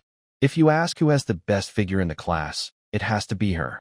Even in all of Jiangxing, Luina is confident she ranks among the top 3 goddesses. Many young men are eager to pursue her. But Yi Fan chose Lin Qingxue and Wan Yu, and he hasn't shown any interest in her. This has hurt her pride for a long time. Maybe Yi Fan doesn't like her long, curvy legs? Maybe he prefers Wan Yu and Qingxue, who are a bit smaller and sweeter. What's wrong? You look so tired this morning. Didn't sleep well last night? Yi Fan asked with concern. No, I'm fine. I just woke up a bit grumpy, Luina replied casually. All right. Today, we're heading northeast. Bring more people. What about Wan Yu? She asked. This afternoon. Once I get the cannon, I'll feel more confident. Okay, no problem. No time to waste. Let's go now. Got it. Yi Fan made arrangements for Sister Donghua to take some people to the northwest to check things out. A 1.5-star level isn't too dangerous. As long as we're careful, we should be able to handle it. During the journey, Yi Fan received several messages from unknown sources. Who is sending me random messages? He wondered, confused, and opened his device. The message was from Yunhai tribe. Bro, you guys are also in the Misty Forest, right? My talent tells me your tribe isn't far from mine. Yi Fan immediately became alert and said, Who are you? I advise you not to try anything funny. Otherwise, I have plenty of ways to deal with you. Yunhai tribe, don't get excited, don't get excited. I mean no harm. I just want to discuss something with you. Yifan continued to ask, what is it? If the other side truly had malicious intent, he needed to set up guards in advance to be prepared. Yunhai tribe, well, I've teamed up with 2 other tribes in the Misty Forest. We plan to hunt a grassland area where many grass dragons live, about 20 of them, and among them, 7 are silver level, with very strong defenses. Since there are many of us, we want to take them down together. Plus, those 7 silver level monsters are sure to drop good items, which we can share. So I wanted to ask if you're interested. Yifan thought about it. Grass dragons. Weren't they the creatures the goblin mentioned? Could it be that the grassland the other side talked about is the same one he was heading to? It's better to arrive early than late. He needed to gather some void grass, and the goblin also said grass dragons are tough to deal with. Now that he heard there are 7 silver-level grass dragons, it makes things even more difficult. He's fought silver-level monsters before and remembers how hard they are. If they could work together, it would reduce his chances of getting hurt. It's a good idea, but he also needs to be careful about potential traps. With a common goal, everyone is friends, for now. But afterward, everyone might have their own plans. After thinking it through, Yifan replied, okay, no problem. But which countries are the other 2 tribes from? Yunhai tribe. One is from the Asen country, and the other is from the Kimchi country. We're all from Xia country, so it'll be easier to look out for each other. Honestly, I'm worried they might team up to take me out first, so I came to ask for your help. The other side didn't hide their purpose, which made Yifan understand. They're afraid the other tribes might work together to trap them. If all 3 tribes kill the grass dragons and then unite, the next target could be the Yunhai tribe itself. Yifan wasn't afraid to get involved in this mess because he was confident in his strength. Does everyone have enough magic crystals? Yifan asked. Yes, we have enough. Definitely enough, a girl replied. Good. Then that's settled. This time, everyone should be careful during the joint hunt. Although our main goal is the void grass, killing some grass dragons would be good, and they can also serve as food.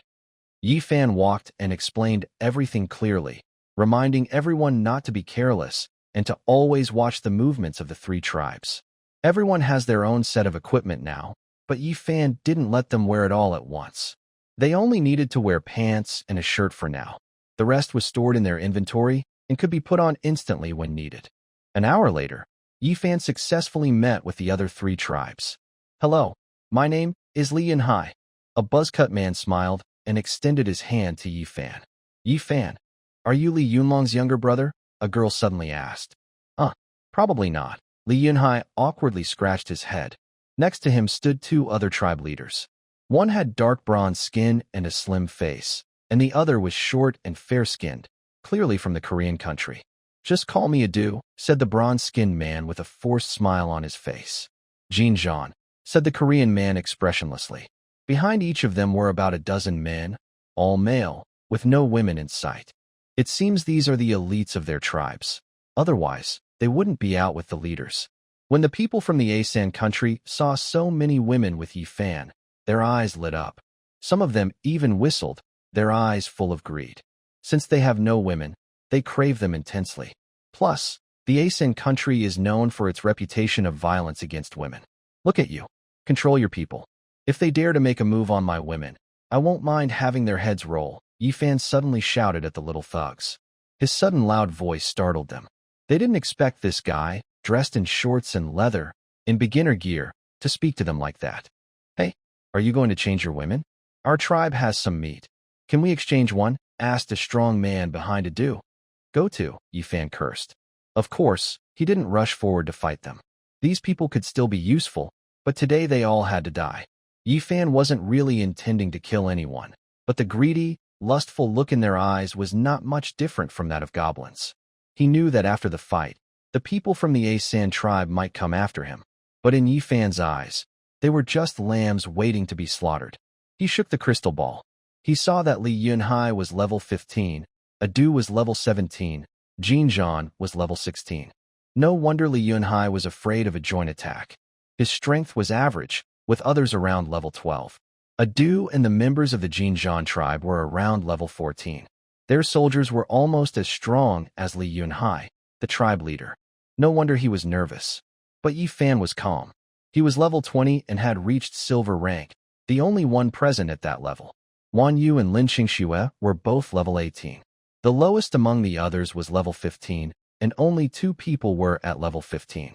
The opponents couldn't see Yi Fan's full strength unless they attacked him or used a method like the crystal ball. No matter how you looked at it, Yi Fan's side was the strongest, but he hadn't revealed his power yet. Let's go and discuss the plan, see how to divide the roles, Li Yunhai said with a smile. The others didn't answer, but quietly moved aside to talk. Since it was a team hunt, they needed a tank, a main attacker, and someone to take the hits. About 200 meters away was a grassy field, roughly the size of 10 school sports fields. There were some rocks, but few trees, only a few scattered. On the grass, a group of lizard-like creatures with brown skin were eating plants. Although they were herbivores, their sharp claws, tough scales, and sharp teeth showed they were not gentle. This would be a tough fight. At this moment, Li Yunhai secretly sent a private message to Yi Fan. He wasn't worried because, without permission, others couldn't see it.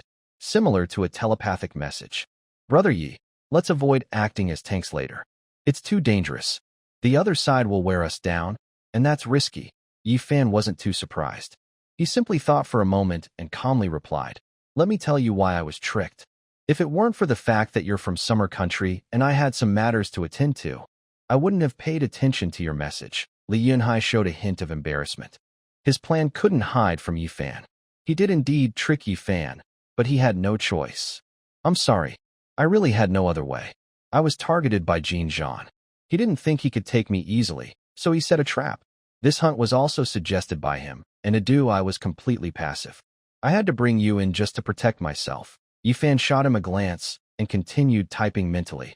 "I understand. They aren't very united. If they team up against you, one might not help much, so they want you to join the hunt. Since you're weaker, not only will the grass dragon weaken you, but you'll also help them catch the grass dragons. It's a win-win, right?" "Exactly. That's how it is. If I didn't come, I worry they might force their way in and kill me. So I had to agree." Li Yunhai felt helpless about all this. It's like he's an honest student walking down the school corridor. Suddenly, 2 tattooed troublemakers ask him to go to the bathroom with them. If he refuses, he gets beaten up. If he goes, he has to pay money, and it happens again and again. Li Yunhai's tribe is like that. If they don't find a way to escape, they'll either be wiped out or forced to serve others, giving all their resources.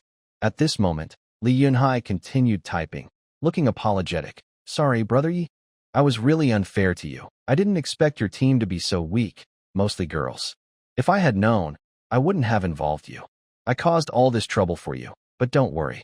When the fight starts, I will send my people to fight hard. You should run quickly. If they can't find your tribe, they won't be able to catch you. I am a person from the Summer Kingdom. Even if I die, I won't be enslaved by them. When the time comes, I will cover for you and help you retreat." Yi Fan didn't continue speaking. He knew the other person was forced into a corner. Li Yunhai didn't expect his helper to be so weak. Otherwise, Li Yunhai wouldn't have contacted Yi Fan at all. First, Yi Fan's presence wouldn't help, and second, Yi Fan's tribe might suffer heavy losses because of this. All of this was his fault. "Go defend against the damage. Our tribe will deal the damage," Adu said to Li Yunhai. Sure enough, everything was as expected. The other side was just trying to make Li Yunhai take the hits. "Us? We're too weak. If we go to take the damage, we'll be wiped out in no time," Li Yunhai said unhappily. "What? So you want us with high damage output to take the hits? Do you play King of Glory and send assassins to take damage?" Jin Zhan said coldly. He clearly knew a bit about the game from Summer Kingdom. At this moment, Adu suddenly pointed at Yi Fan. "If you don't want to go, this kid can go instead." Yi Fan spread his hands, acting carefree. "Come on. With our fragile team, we look like a squishy support. I'm not a tank like Niu Mo or Zhang Fei, so why the heck should I take the damage?" Yi Fan's words were rude and harsh, even a bit unpleasant, which made Adu unable to stand it. He pointed at Yi Fan and cursed. "You, what are you even saying?" At this moment, Jin Zhan's eyes moved slightly, as if he was secretly typing something. 2 seconds later, Adu put away his anger. "Forget it. Keep talking. I can't be bothered to argue with you, you noob." Sure enough, these two seemed to be tied together, Yi Fan thought to himself. Everyone had their own little plans. Li Yunhai was passive. Adu and Jin Zhan had decided not to attract trouble. As for Yi Fan, he was considered the weakest in their eyes, but he was very proud. He believed that his weakness was justified. He was too fragile to take hits, so he wouldn't do it. Fine, then our tribe will take the hits. Li Yunhai sighed helplessly. From the beginning to the end, he never said a word that would make Yi Fan carry the injury, which is a kind of moral compensation for him. Yi Fan didn't care at all, showing no feelings or emotions. This was the attitude he should have. After all, who made Li Yunhai drag him into this? Yi Fan was typing and talking with Lin Qingshu and Wan Yu, among others. After a moment, everyone's eyes were filled with excitement. They are now the weaker side, unable to fight injuries, just supporting from the side as minor characters, so the casualties won't be too heavy. Since the other side wants to play a game of cat and mouse, with the predator waiting in the shadows, he will act as the hidden snake behind the hawk. A lurking snake among the trees, ready to strike and end the hawk's life at any moment. The 4 tribes combined have 70 elites, and Yi Fan has 15 people. The team moved steadily toward the grassland. Yi Fan looked at the big creatures, some up to 10 meters long and 1.5 meters tall, when lying on the ground, and felt happy. These big creatures were either lying on rocks sleeping or eating grass. Their wagging tails were as thick as Yi Fan's thigh. If hit, they might not die but would shed a layer of skin. Wow, 7 silver-level monsters, plus resources from 2 tribes. Hee, all mine. Yi Fan was very happy inside. This time, he was earning a lot. Dear readers, please send gifts. The first appearance is over, and the views are dropping. Boohoo Little Yellow wishes everyone good health and all the best. Please this time, the task of attracting monsters was handled by Li Yunhai's team, while the attack was led by Jin Zhan and Adu from the other 2 tribes. Li Yunhai's tribe had decent gear, with everyone wearing armor, though not perfectly complete. Some lacked arm guards, others lacked chest armor, making it hard to form a full set. In contrast, Jin Zhan and Adu's tribes were different. About 70% of their team members were fully equipped, with the rest missing 1 or 2 pieces to complete their sets. Their armor was made of wood, of average level, not very impressive, and their strength was moderate. At this moment, Adu and Jin Zhan were quietly talking in their minds, using the mental panel to chat, which Yi Fan and Li Yunhai couldn't see. Adu, what should we do next? Jin Zhan. What can we do? First, we need to weaken the Yunhai tribe. That guy Yi Fan is not worth fearing. Adu, but I feel something strange about Yi Fan. He's so weak, yet he talks so confidently. Could he be hiding something? Jin Zhan. What could he be hiding? Their tribe is all women. In the early stages, women are not as good as men in fighting or exploring. It's a natural difference that can't be changed. Besides, even if he has other plans, as long as we've almost defeated the elite members of the Yunhai tribe, our strength can still match him. If he's really pretending to be weak to hide his strength, we need to see if he's strong enough. Unless he's from a top 10 tribe, he can't really compete with us. Adu agrees. As long as Li Yunhai's team is mostly defeated by Chao Long, even if Yi Fan is strong, he can't fight both of us alone. Their strength is above average among all groups worldwide. If 2 tribes join forces, they can challenge the stronger tribes. Adu, you're right. Let's do as you say. But how should we split the 7 elite monsters? Who gets 4? Jin Zhan. How to split? Of course, I get 4, and you get 3. Adu was about to protest, but Jin Zhan sent a message. Don't rush to disagree. I don't want any of those women. All of them are yours. Adu deleted the message he had just typed and looked happy. Yes, he wants women. He really wants women. He wants to bring back the women behind Yi Fan, especially a few who are stunningly beautiful. Bringing them back would make him very happy. Adu. All right, no problem. I like your idea. Let's do it quickly. I can't wait to bring those women back and enjoy. At this moment, Jin Zhan shouted to Li Yunhai. Go ahead, pull the monsters. But don't pull too many. If you pull 7 silver-level monsters at once, we won't be able to handle it. Li Yunhai's face darkened, but he felt helpless. He said to his team, everyone be careful. Stay focused. If you get distracted, you might die. Then he guilt-tripped himself. Sorry, everyone. It's my fault this time. Yes, we don't blame you. These are helpless situations. Blame ourselves for not being strong enough. Let's all work together. Fighting now only causes more injuries and losses. It doesn't help. Yes, stay united. The people of the Yunhai tribe look determined. They understand their current situation very well. It's not Li Yunhai's fault. It's just bad luck and not enough strength. Otherwise, they wouldn't be so heavily suppressed now. If only Adu's tribe was alone, they might still have a chance. But now, with two tribes working against them, they have no hope of winning. They can only look for a way out. If there's no hope at all, they might fight to the end with Adu and Jin Zhan.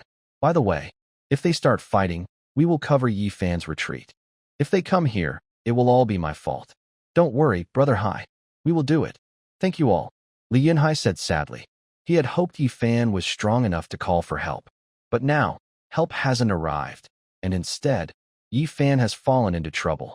This makes him feel very guilty. Of course, if he had known from the start that Yi Fan's tribe was so poor, he wouldn't have contacted Yi Fan at all. As they spoke, they were getting closer to 4 or 5 grass dragons. Among them, 2 are silver level, and the rest are bronze level. They are very powerful. All around are tall grass plants about a meter high, growing thickly. These grasses look like green, thin-skinned sugarcane, full of juice and flesh. Li Yunhai swallowed hard, and then raised his weapon, rushing toward the grass dragons. Shockwave strike. In the next moment, a 5-meter-long shadow of a staff appeared in Li Yunhai's hand, and he swung it at a silver-level grass dragon.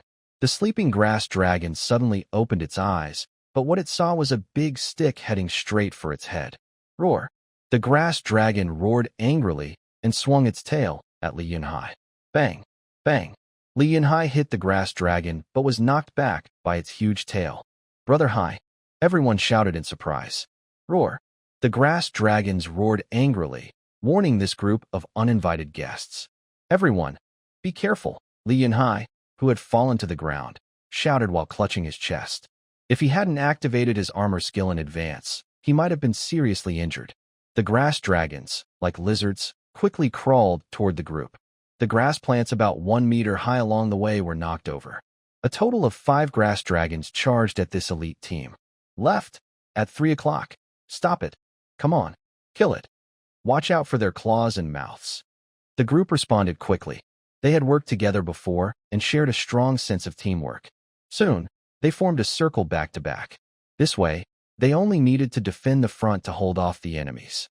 The dull sounds of collisions and fighting echoed across the grassland. Yi Fan crouched about 50 meters away, watching the half-body emerging from the grass. Yi Fan, what should we do? Those are our people. Should we just watch them die one by one? Lu Yinhua asked. Anyway, Li Yunhai was also a compatriot from Xia country. If Yi Fan could help without getting hurt himself, he was willing to do so. They've already attracted their hatred. Hurry up and join them, Wan Yu shouted at Jin Zhan and the others. Jin Zhan looked confident and unbothered. Focus on your own tasks. The time isn't right yet, and it's not safe. Exactly. We should wait until they've worn out the grass dragon's strength before we go in, Adu agreed. Clearly, they planned to watch Li Yunhai suffer some injuries first. This way, they could weaken Li Yunhai's team and then swoop in to reap the benefits. It was a win-win situation. Yi Fan understood their intentions well. He quietly leaned close to Lu Yinhua and whispered, "Do this, then that, and then this. Will that work? Won't it be dangerous? No worries. As long as we stay safe, it's fine. All right. I'll go now. Yin Lily, Xiao Lan, Xiao Xian, come with me." Lu Yinhua called out. Okay. The girls bent over and headed in one direction. Jin Zhan and the others looked confused. Where are your people going? To take a dump. Do you want to come along? Yi Fan replied. Jin Zhan twitched his face twice, feeling very speechless. He didn't understand why Yi Fan kept talking about insulting people or talking about dirt, and at this moment, Lin Qingxue held her magic wand and rushed toward Li Yunhai. She then waved her wand and cast healing spring rain. Green rain fell from the sky, and Li Yunhai and the others, standing in the rain, immediately recovered some of their injuries. Thank you. Everyone looked at her with grateful expressions. It's nothing. Yi Fan asked me to help you. Can you hold off these few grass dragons? Li Yunhai wiped the blood from the corner of his mouth. His previously tired look improved a lot under the rain. Yes. With your healing magic, we can hold on. Maybe we can even kill a silver-level grass dragon. Hearing this, Lin Qingxue also sighed in relief. That's good. Just hold on for a few more minutes. Yi Fan has sent someone to help. Send someone?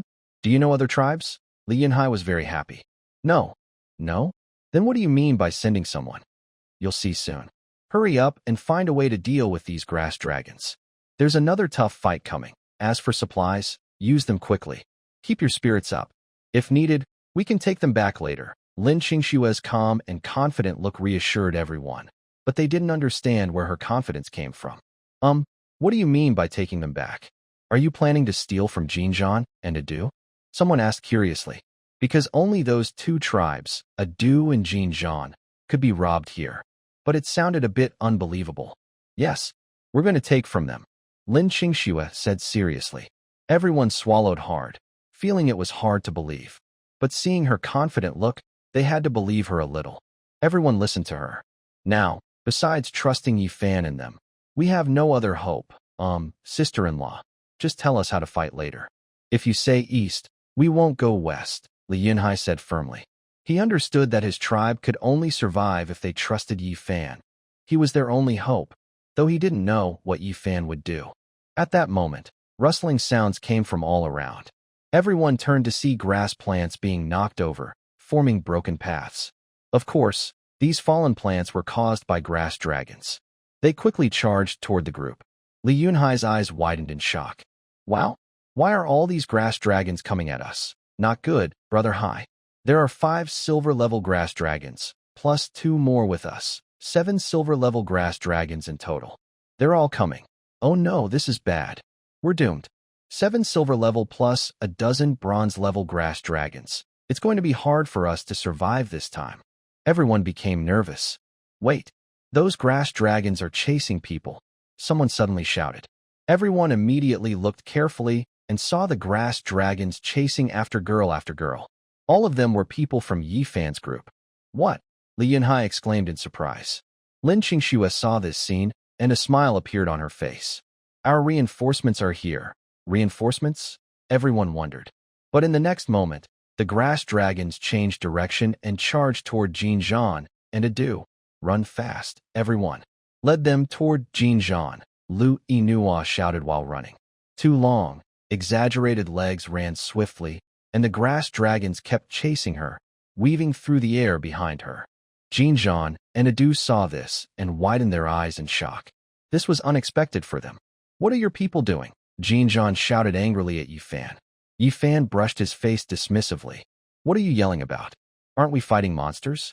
Come on, bring them all on. Seeing Yi Fan's indifferent attitude, Jinzhan got even angrier. He pulled out his mountain-splitting blade. Kit, I'll cut you down first. Better you save your breath. Take a look at your left side first, Yi Fan said calmly. Left side? Jinzhan was confused. He looked to the left and saw a silver-level grass dragon charging straight at him. The grass dragon roared loudly, its tail with a spear stuck in it, swinging from side to side.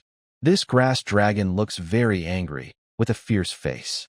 It was actually pooping at the moment when someone stabbed it in the rear with a spear. The spear got stuck in its backside, causing it terrible pain.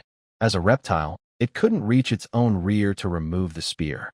Angry and wanting to vent its rage, it started chasing people, but eventually lost them. Now, seeing Jinzhan, its anger shifted onto him. Jinzhan's eyes widened in shock. He glared fiercely at Yi Fan, then swung his sword and shouted, "Open the sky and split the earth." The mountain-breaking sword flashed with red light as it swung toward the charging grass dragon. With a loud, the sword hit the dragon's head, but it only cut into the head by an inch and couldn't go any further. What? Jinzhan exclaimed in surprise. At this moment, the others rushed to help. The grass dragon immediately twisted its body, and its thick tail swept out, forcing everyone back. The injured grass dragon roared loudly, then spat out venom toward Jinzhan. Jinzhan quickly dodged. The venom hit the ground and smoked, showing it was very corrosive. Roaring again, several more roars sounded. These grass dragons had all been lightly injured, thanks to Lu Yinhua and the others. Adu saw 3 silver-level grass dragons rushing forward. He clenched his teeth and swung his wolf fang club, charging into the fight. Is this kid crazy? Doesn't he want to live anymore? Adu was very surprised. 7 silver-level grass dragons appeared at once, and they couldn't handle them all at the same time. Yifan wasn't under attack for now.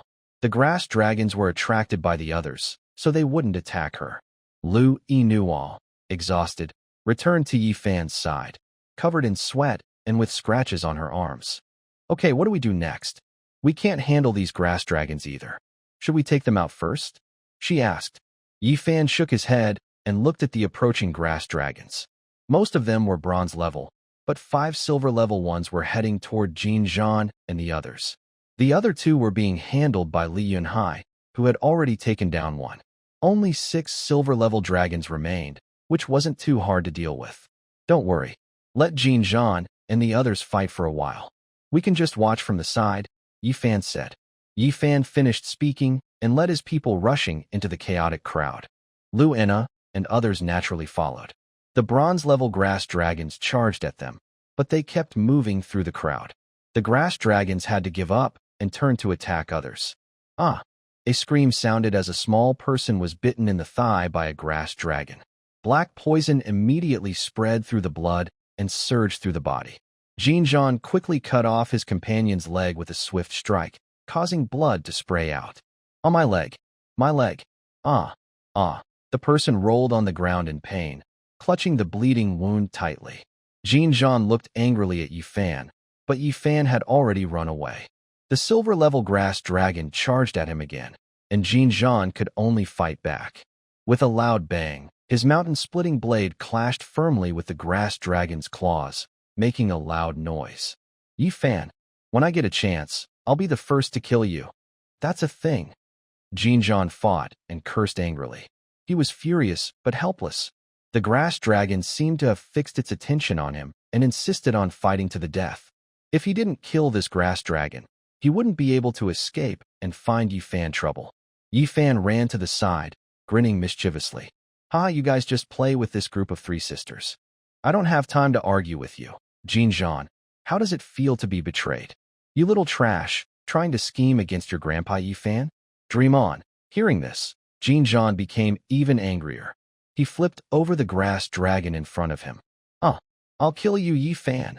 But in the next moment, the grass dragon rolled and pounced again. Jin Zhan could only fight back. The grass dragon was cut off one leg, looking quite miserable now. I told you this kid was suspicious, but you didn't listen. Now look at this. Adu scolded Jin Zhan while fighting, their relationship not exactly tight. Shut your mouth. Quickly deal with these grass dragons, then go kill that kid, Jin Zhan roared angrily. Adu was a bit helpless, but could only focus on dealing with the crazy grass dragons first. With their strength, they would only get hurt. At worst, a few people might die. Although their strength was greatly reduced, it was still easy for them to deal with Yifan and Li Yunhai. Yifan didn't bother with them anymore. They had left a few people watching him, making it hard for him to make a move. Moreover, Yifan needed them to kill 2 more silver-level grass dragons, as they still had some use. Yifan headed toward Lin Qingxue. At that moment, a grass dragon was rushing toward Li Yunhai and the others. Yifan seized the opportunity and swung his sword at the grass dragon below. Black flash, a black light wave cut toward Lin Qingxue's front, quickly opening a gap in the belly of a silver-level grass dragon.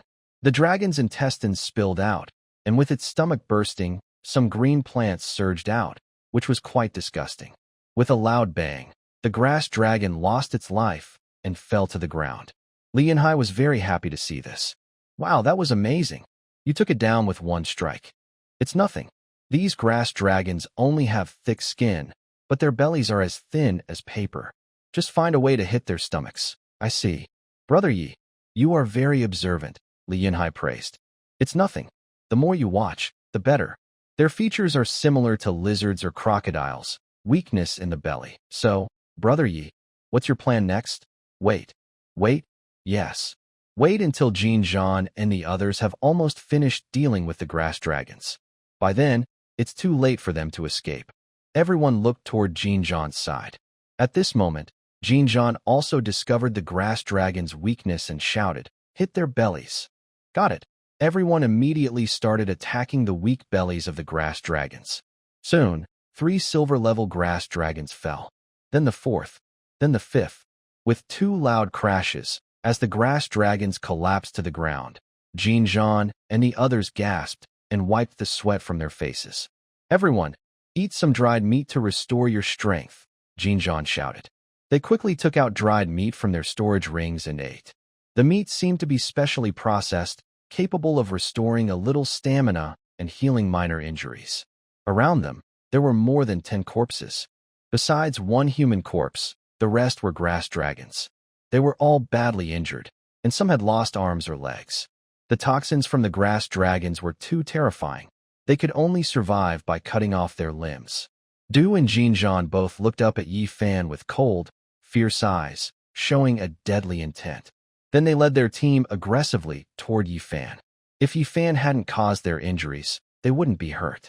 "You think you're clever, huh? You probably believe a little trick will save you. I was planning to keep you around to work for me, but now I'm not interested. All of you will die here." Jean Jean's voice arrived before his people. "Leave the women to me. Those who harmed me will be punished by using your bodies to comfort my people." Du also cursed. Seeing a group coming fiercely, Li Yunhai prepared for battle. He calculated that even though they were injured, they weren't a match for him and Yi Fan. "Brother Yi, it looks like your plan failed. After killing Chao Long, their level is even higher. We can't handle this now. Brother Yi, you should leave quickly. This mess started because of me. I will take responsibility for everything," Li Yunhai said bravely. But Yi Fan just shrugged casually, spreading his hands. "Leave? Why should I leave? Didn't you notice what's above my head?" "Above your head?" Li Yunhai looked confused. Then he looked up and saw a golden battle flag symbol with a number on it. A 1 foot. Yes, a big number 1 foot, meaning Yi Fan's tribe is ranked first in the world. There was also a long line of golden words hanging above Yi Fan's head. "Winner of the beginner's first place, brave in the forbidden zone, strong and powerful, a leader of the top tribe with charm." Li Yunhai and his team looked like they saw a ghost, their jaws almost dropping to the ground. No, Brother Yi, you're the number 1 in the world?" Li Yunhai exclaimed, trembling. He never expected Yi Fan's tribe to be the top in the world. It was unbelievable. There are so many tribes worldwide, but the strongest one is right in front of him. How could he not be surprised? "Wow, Brother Hai, we've hit the jackpot," someone behind Li Yunhai said excitedly. "Yes, Brother Hai, your request for help this time was really impressive. Ha, we won't die this time.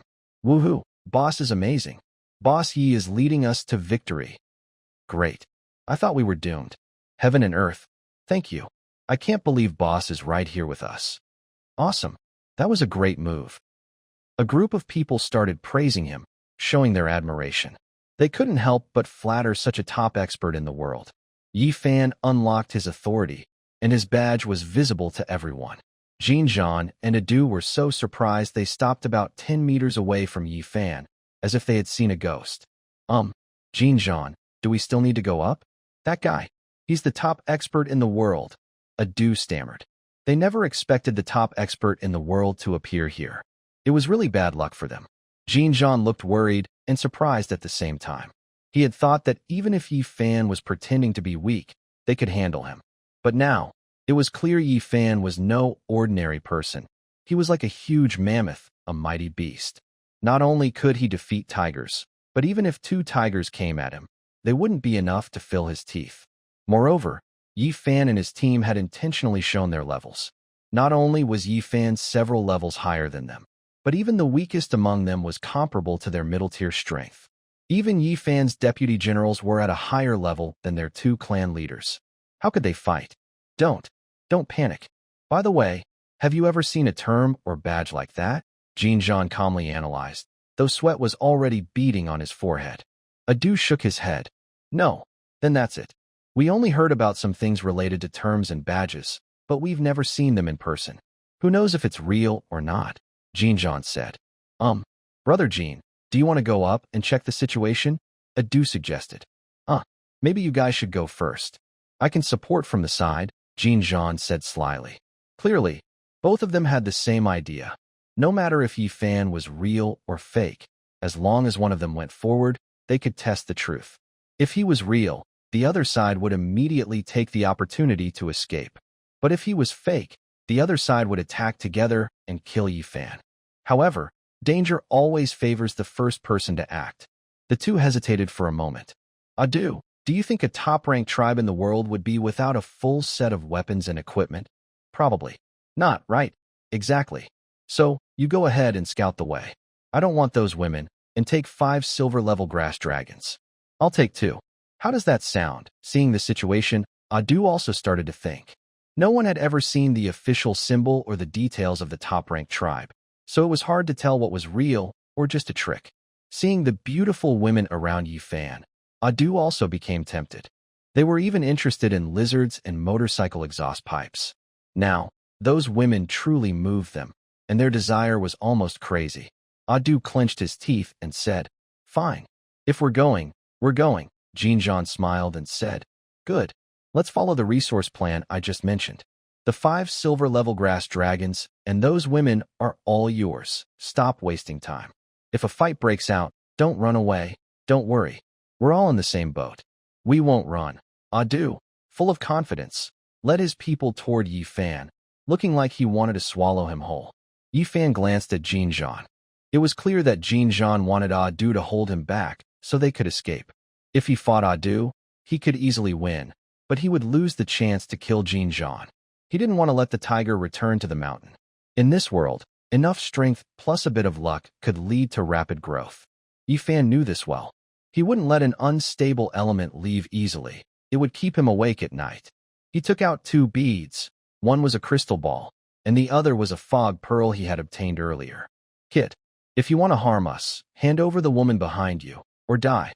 Adu threatened loudly, still wary as he circled about 4 or 5 meters away. A cold smile appeared on Yi Fan's face. He then threw the crystal ball into the air. Holy light shine. Suddenly, a white light shot up into the sky, dazzling everyone except the members of the Starfire tribe, who were temporarily blinded. At the last moment when the view was lost, Adu saw Yi Fan's entire body glow with a black light, clearly indicating he was wearing a full set of equipment. The other girls also all wore armor, each dressed in full gear. Suddenly, Adu's heart sank. It's over. He's the real number 1. But after losing sight, he couldn't react immediately. He could only instinctively back to back with his companions, ready to face any danger that might appear at any moment. Jinzhan was also panicking. He knew Yi Fan was hiding his true strength. They were capable of defeating him. Everyone listen. The blindness won't last long. Once you can see again, split up and run. Got it. No problem. But within seconds, they were all stunned. Although the blindness disappeared, a purple fog filled their vision, limiting visibility to less than 2 meters. Everyone was shrouded in the fog.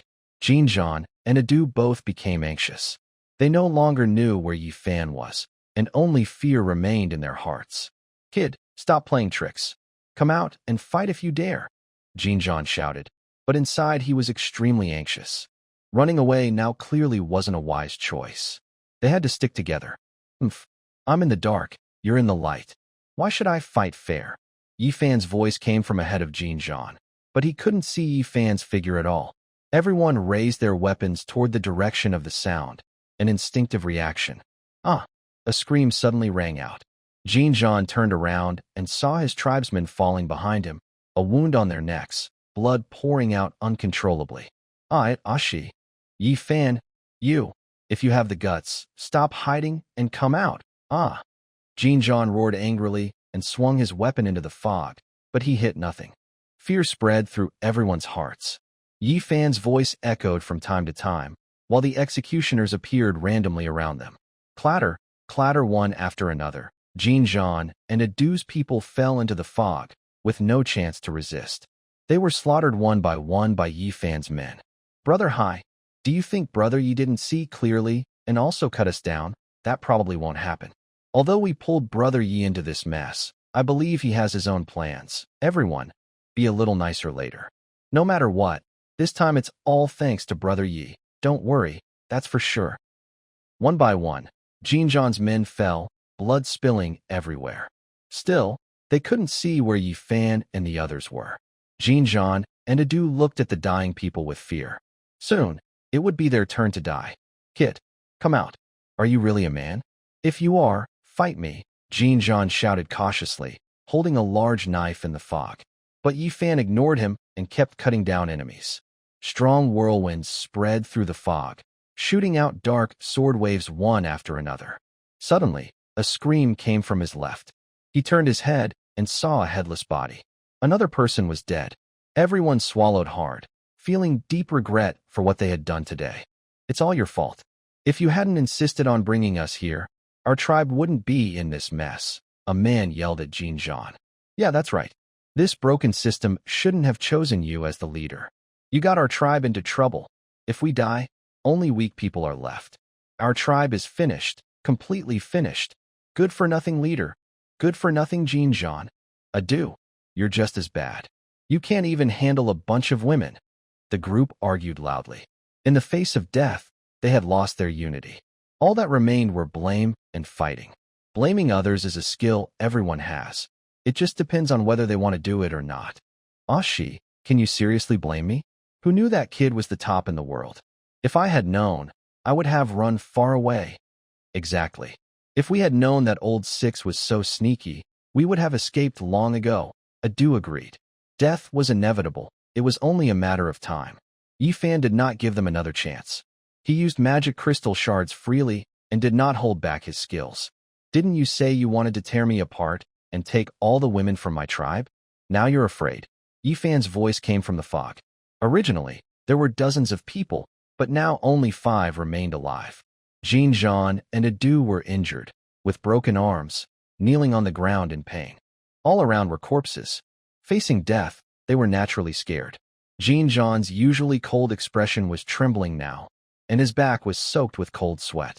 Yi, Brother Yi, no, Lord Yi, we were wrong. Please spare us. We beg you. Jin Zhan shouted to the others. Yes, Lord Yi, we know we were wrong. Most of our elites are dead, and we can't pose a threat anymore. Please, let us go, Adu also begged. At this point, they could only surrender. Maybe this was their last hope to survive. But all they received was Yi Fan's cold voice. Humph. Spare you? If I get caught by you, would you spare me?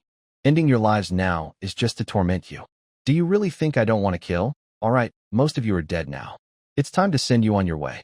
If you want to beg, go tell the king of in the underworld. Black Flash.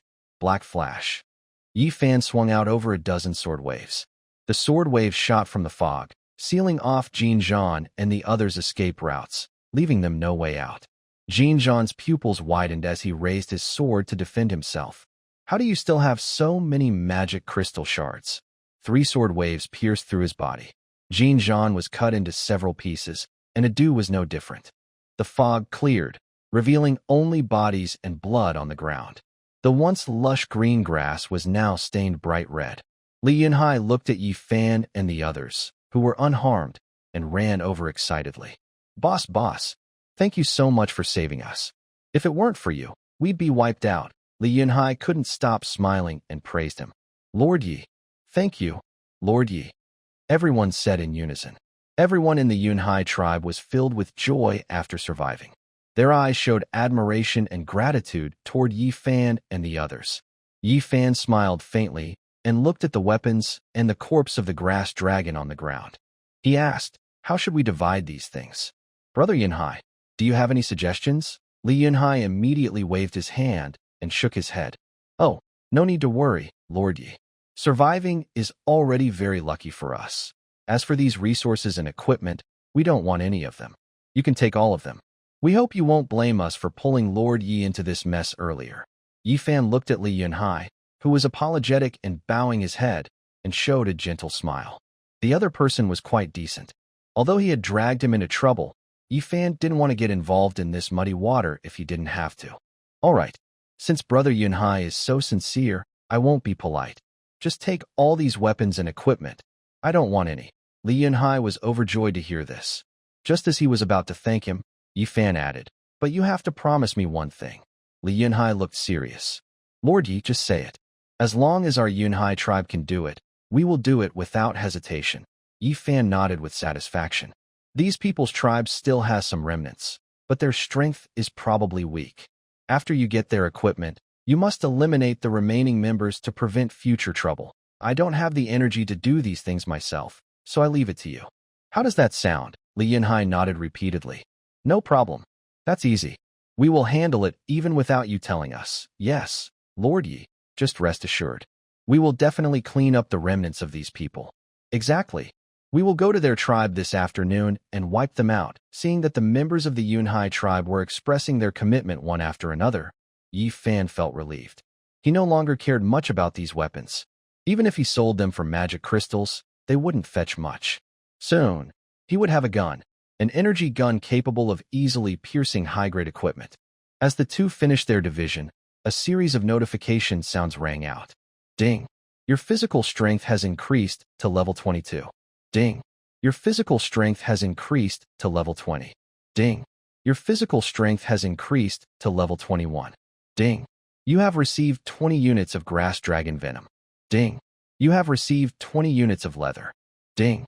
You have obtained 1 broken treasure map fragment. Ding. You have received a bow modification blueprint. Ding. You have received a woodcutting upgrade blueprint. Ding. You have obtained a farming technique blueprint. Yi Fan listened to the notification sounds with joy, especially since his personal panel unlocked a new feature. Yi Fan was not in the mood to look around. He quickly stored all the items into his inventory. Li Yunhai was also very eager, but he wouldn't ask for anything. Just surviving was enough for him. He also knew he absolutely couldn't offend Yi Fan, the great master. He didn't doubt that Yi Fan alone could destroy their entire tribe. Master Yi, we don't have anything else to do, so we'll head back first. We'll have a meal later, and this afternoon we'll go to clean up the remnants of Jin Zhan and Adu's followers, Li Yunhai politely said. Yes, go ahead, Yi Fan nodded. All right, see you again if fate allows, Master Yi. Li Yunhai and his group left feeling disappointed. They didn't lose much this time. Although the grass dragons had nothing to do with them, they still gained some equipment. Yi Fan didn't care much for the equipment. He also hoped Li Yunhai could deal with the remaining followers. He truly didn't have the energy to clean up those leftovers. Yi Fan, these grass dragons are big, but their meat is poisonous. What a pity, Lu Nuo lamented. It's okay. These creatures, like lizards, can't be eaten, which is expected. But we gained a lot of good stuff. This trip wasn't a loss. Let's gather some void grass to take back. Maybe we should dig some up and plant them ourselves, so we don't have to go out next time, Lin Qingxue suggested. That's a good idea. We'll need to expand our territory, Yi Fan agreed. Everyone immediately took out shovels and started digging up the void grass in the grassland. It's a straight, bamboo-like grass. There are no handles, only a thumb-thick part, probably used to connect to the gun barrel. Yi Fan took the opportunity while everyone was gathering plants to check his today's loot. Herb dragon venom, highly corrosive and neurotoxic, may be useful to you. No need to mention the leather. It's needed for making armor and protective gear. Broken treasure map fragment. Hee, adventurer, this buried treasure is in the Misty Forest. You might want to open the Misty Divine Vault. Current progress, 10%. Only 10%? It seems there are 10 such maps, but I wonder where the other 9 are, Yi Fan muttered. Whenever it comes to treasure, collecting it is necessary. Maybe he could find powerful gear or technology. Bow modification blueprint. Upgrades a regular bow to become a more powerful multi-shot bow. Lumberjack improvement blueprint. Improves wood gathering speed by 200%. Farming technique blueprint. Increases crop yield by 50% and allows planting dark plants. Yi Fan read through all this information. The bow and arrow blueprint was familiar since he already had one, so he could now produce a multi-shot crossbow. The crossbow's range is longer than a gun, making it suitable for use by those on watchtowers. With the tower's boost, they could shoot farther and better protect the tribe. Also, once 3 members in the tribe reach level 20, everyone gets an extra accessory slot. Accessory slot can hold accessories or elemental items that enchant weapons. He didn't have accessories now, but he believed he would get some later, perhaps to poison weapons or imbue them with lightning or fire elements. Of course, this was just his understanding. The specifics would only be known after he equipped these items. After half an hour, everyone stood up, feeling a bit sore in their waists. Since they were wearing light armor to stay cool, they moved easily. A few brave girls even started body art, not bothering to wear anything. Yi Fan couldn't help but glance twice. The two people were Yan Lily and Yan Lily, the sisters, who were very brave. I say, are you both so bold? Aren't you afraid someone might see? Yi Fan teased, even though he had looked many times. Yan Lily, with her waist tilted, said, look if you want. You've seen enough. I already treat you like family. Yi Fan was speechless. What do you mean, family? I'm just a straight guy, okay? Yan Lily shrugged. That's fine. Or you can come feel nature with us. The air here is much better than on Blue Star. No smog at all. Yi Fan thought for a moment, but decided not to. He wasn't interested in that, and Lin Qingxue, Wan Yu, and Lu Yinghua were all there. If he didn't handle them first, he wouldn't dare to just suddenly kiss these two sisters. But Yi Fan's eyes kept on the two of them. After watching for a while, he muttered to himself, sigh. If only they were twins, they look exactly the same everywhere. Do you like it? Lin Qingxue's voice came from behind him. Yi Fan was startled, then quickly hugged her into his arms. Lin Qingxue was also surprised. It's okay, but not as pretty as Snow. Really? Lin Qingxue blushed shyly. Yes, Snow is not only pretty, but her learning is also adorable. Yi Fan, you're rolling over my face with your words. Lu Yinghua, standing nearby, also blushed. Well, you understood instantly. It's not my fault. We both understand each other. Big brother, don't blame second brother. All right, let's not be mushy tonight. First, let's find the secret realm. Yi Fan picked up Lin Qingxue and stood up. Yeah, let's go find the secret realm. Yi Fan and the others had been observing earlier, but they hadn't found it yet. The misty forest was just too big. Finding the secret realm from one direction was quite difficult, and it was just a door. What kind of door was it?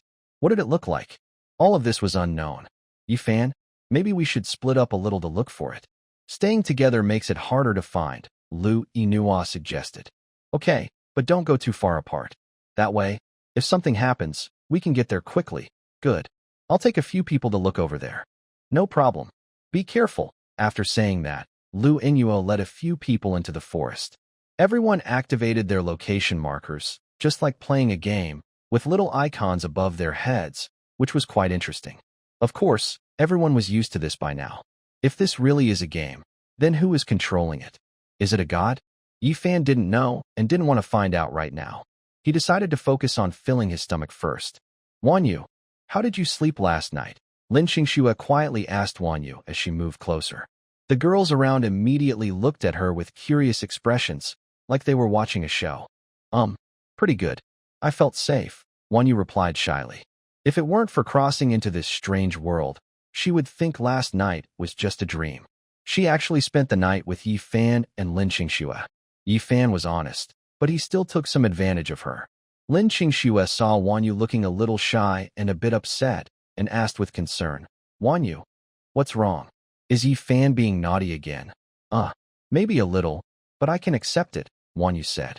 Really? Wan Yu, you've changed. You used to be so aloof and cold, and now you're letting Yi Fan get away with this, Yan Lily said in disbelief.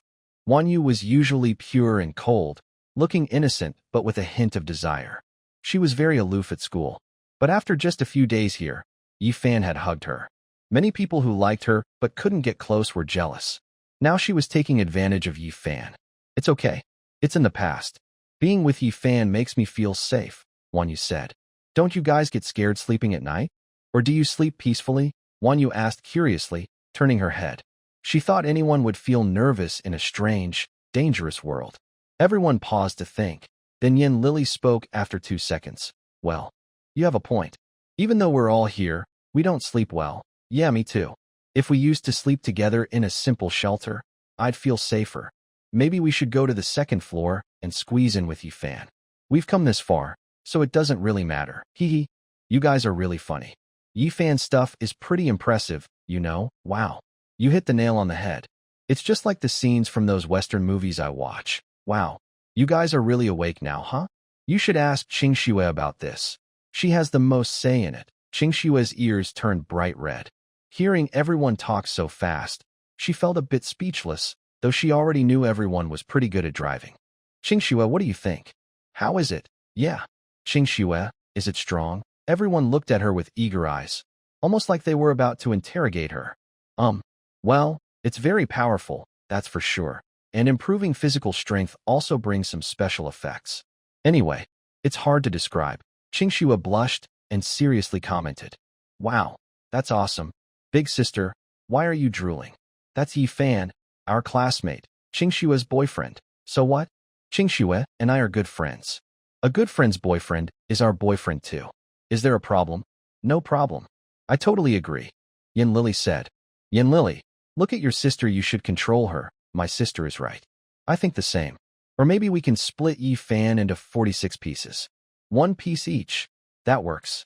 "I want the most important piece." Yi Fan was speechless. He was just walking ahead, and the wheels rolled over from behind. "I said I'm still alive.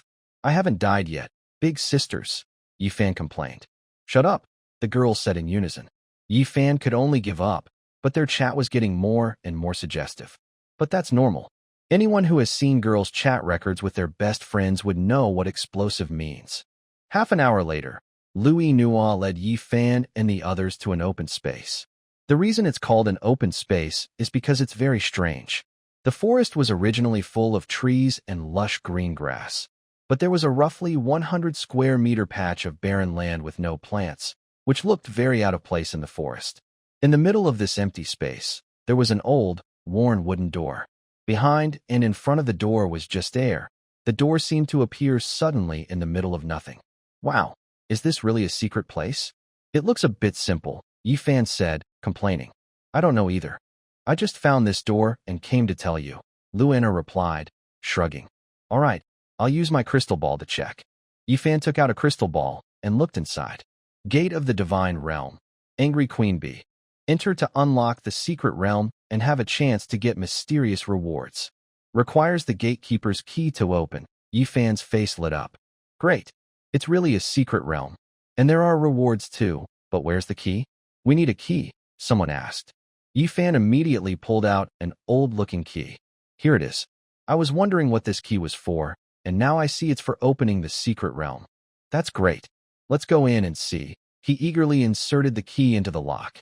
With a click, the lock opened, and the wooden door slowly swung open.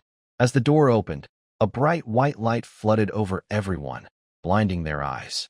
When they opened their eyes again, they found themselves floating in midair. Around them were towering trees, real trees, with leaves so large that a single leaf was as big as a bed. "Wow, where the heck are we?" Everyone wondered, confused. Why was the world behind the door like this?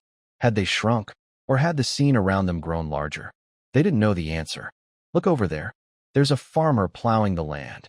Yin Lily suddenly pointed at something far below.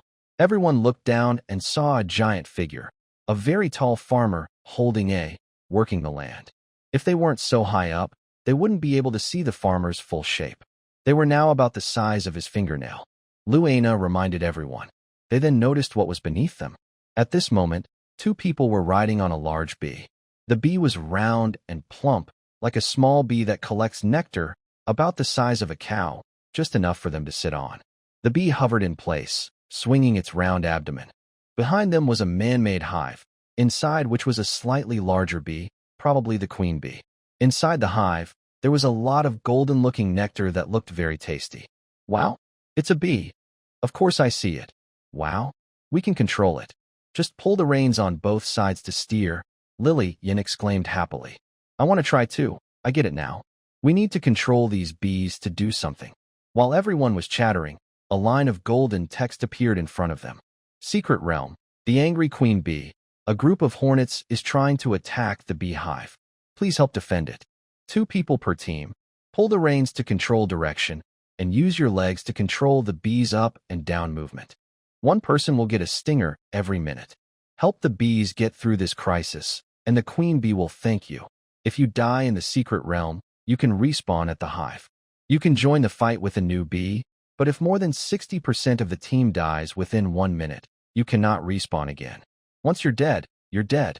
The instructions were easy enough to understand, kind of like playing a simple game, which made everyone feel excited, but the last part of the message made everyone worried.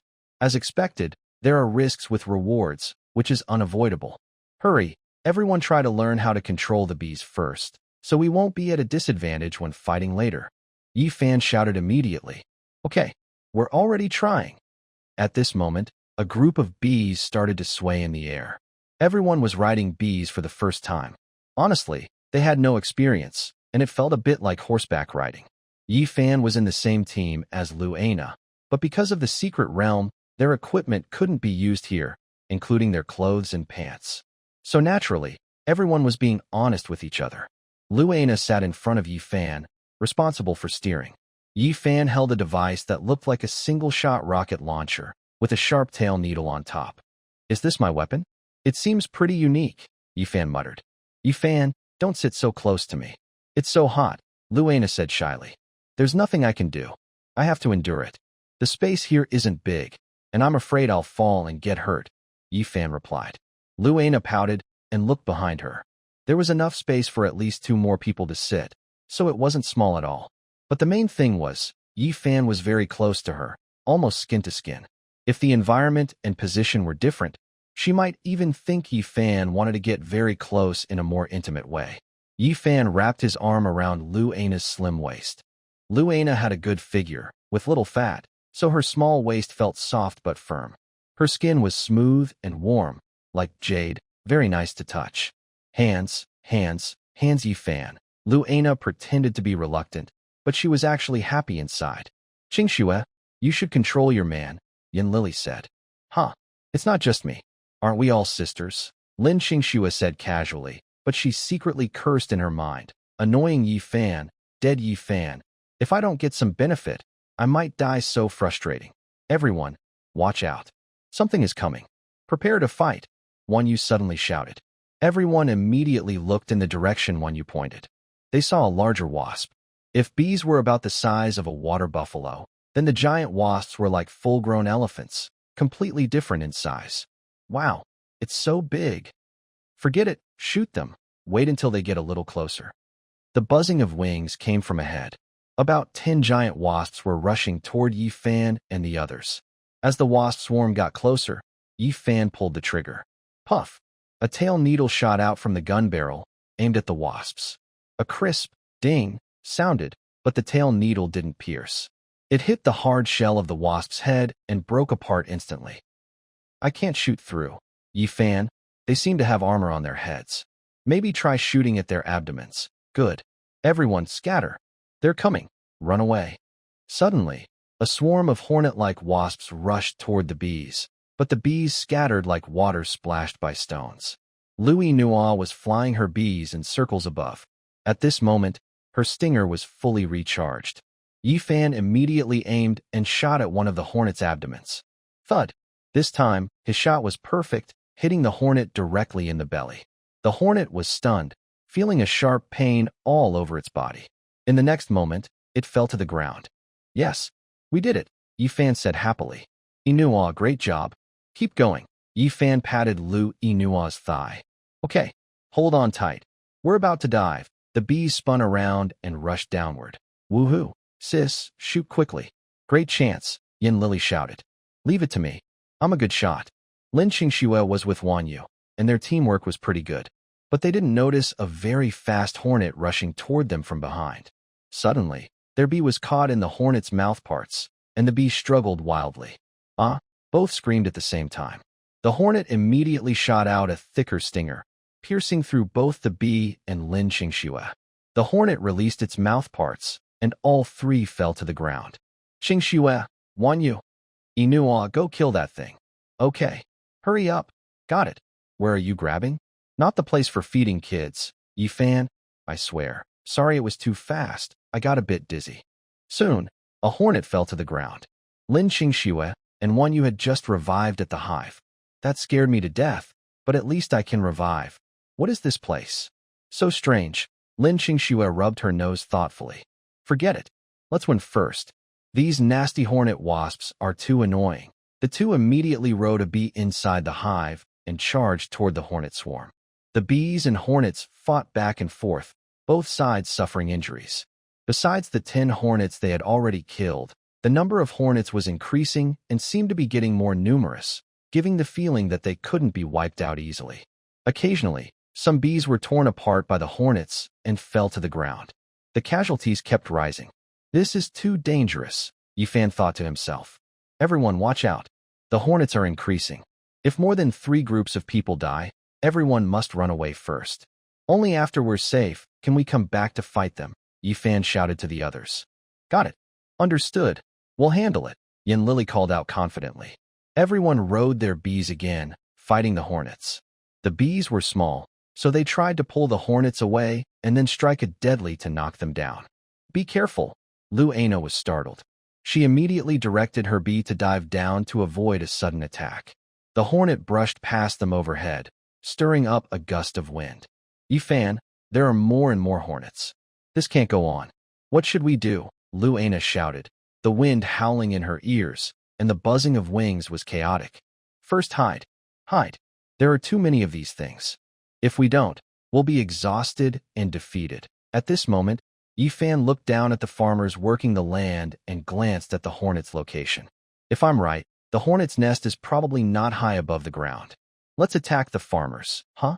Won't we get killed? Someone asked nervously. I don't care. I don't believe there's nothing here we can interact with. Okay. Hurry up. Hold on tight. Don't grab the places where they feed their kids. Big brother. Big brother. Ah, pain. Pain. Pain. Lu Ana was flying her bee downward while crying out in pain. I'm going back to teach you a lesson. The two of them moved quickly and soon reached the farmer. Yifan looked at the human who was a whole size larger than himself and felt amazed. This feeling was very frightening. Facing such a huge creature naturally caused fear. Yifan, shoot him quickly. Yifan immediately aimed and said, okay. He pulled the trigger toward the farmer's face. With a loud pop, the tail sting pierced into the farmer's face. Suddenly, a strong wind blew. It was the farmer's slap. Run quickly. Can't escape now. Everyone was shocked when they saw this scene. Yifan, elegant. Everyone, run quickly. Don't get killed, or we'll all die, Lin Qingxue warned. The crowd finally calmed down a bit and scattered to escape. Behind Lin Qingxue, 3 giant wasp-like insects flapped their wings desperately to chase. One Yu was flying her bees among the leaves, and the large size of the wasps didn't give them much advantage here. The others weren't fools either, and they started to imitate her. After a little while, Yifan, Lui Nuo, and 4 others were reborn inside the beehive. This is so hard. When will this end? Those wasps are fast, and there are many of them, plus their shells are thick, a girl said helplessly. Yeah, let's fight now. I think it'll be over soon, Yifan said to the farmer below. By now, the farmer was no longer in the field but had gone inside, holding his swollen face. Yifan thought he probably made a mistake. Although he didn't know where they were, since the other person was similar to a human, he should be angry. Think about it. If someone's face was bitten and swollen, what would they want to do most? Exactly. They would want to get rid of those pests. But Yifan wasn't worried about whether the other would attack the bees, because the hive was tall enough. However, the wasp nests weren't tall, and the giant would definitely take out his anger on the wasps. The buzzing sound continued, and 30 more wasps rushed toward them. This number is no longer manageable for them. If things continue like this, they will definitely all die. Yifan stroked his chin and asked curiously, it shouldn't be like this. This secret realm should be possible to pass, right? It can't be a dead end. Maybe our actions weren't good enough? Lu Ana asked. Yifan waved his hand. It shouldn't be. The number of hornet wasps has already exceeded ours by 3 times, and they are stronger than the bees in every way. It shouldn't be this difficult. Even with better tactics, it's impossible to avoid casualties in this situation. So what do we do? Are we really going to die inside this secret realm? Lu Ana suddenly became worried. They came here to find treasure, not to risk their lives. Yifan looked at the queen bee inside the hive. The queen was more than twice as large as the hornet wasps, responsible for laying eggs in the hive. Lu Ana also looked in the same direction at the queen bee. The queen had an extra pair of wings, was very large, and had a good pair of mouth parts, but he wasn't sure how strong her fighting ability was. The queen was holding a lot of honey and kept nibbling on it, looking very happy. Yifan, are you thinking of riding the queen bee in a battle? Lu Ana looked like she saw a ghost. The rules don't say we can't ride the queen into battle, do they? Don't say it. You really might be onto something. So, shall we go? Yes. Let's try. Lu Ana hurriedly climbed onto the queen bee's head. At this moment, she saw that the back of the queen's head was indeed equipped with reins. Luina immediately pulled on the reins, and the large queen bee flapped her wings and took off. Yifan, we really can control her, but how should we attack? Why doesn't this queen bee have a stinger? Yifan also looked around, but found nothing. Wow, does this queen bee not have any weapons? Yifan also found it strange. Forget it, let's rush out first. The queen should attack automatically, right? Otherwise, what's the point of the reins? Okay, hold on to me tightly. Yeah. With that, Yifan wrapped his arms around Luina's waist from behind and moved his hands upward. Luina felt something strange in her chest, but didn't say anything, as she was used to it. Anyway, Yifan wouldn't listen even if she told him. A buzzing sound came, louder than the wings of those hornet-like insects. Suddenly, the queen bee let out a strange, wave-like cry, then waved her big legs and threw bunches of honey at the approaching hornets. Wow, she's throwing honey. Everyone cheered happily. Although honey isn't as deadly as stingers, it is very effective. Sure enough, under everyone's watch, the honey hit the hornets, sticking to their wings and bodies. The hornets desperately flapped their wings, but couldn't escape. They fell straight down like planes losing power. At this moment, their fallen companions began to revive one after another, helping to stabilize the situation. Yifan wiped his cold sweat and said, "Great, we held them off. But I don't know how much longer we can last." A dozen more hornets flew toward them, looking fierce. Yifan, look below.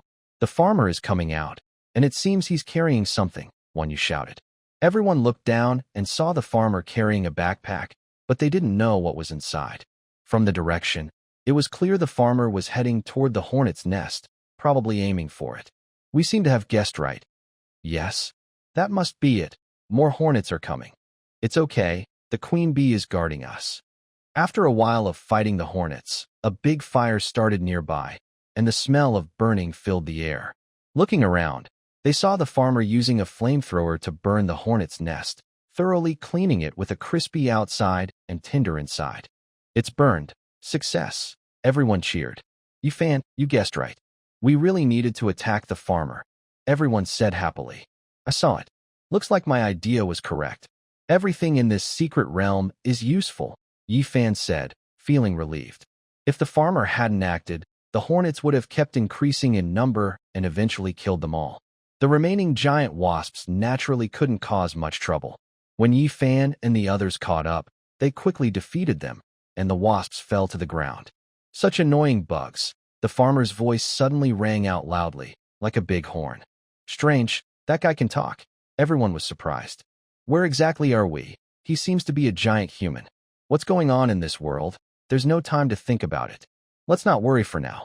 Maybe we'll find out later. At this moment, the farmer who had cleaned out the wasp nest went inside the house and didn't come out again after closing the door. Ding! Congratulations on completing the secret realm trial. Ding! You have received a hidden reward. Divine Beast Honey Snow Bee Queen. Ding!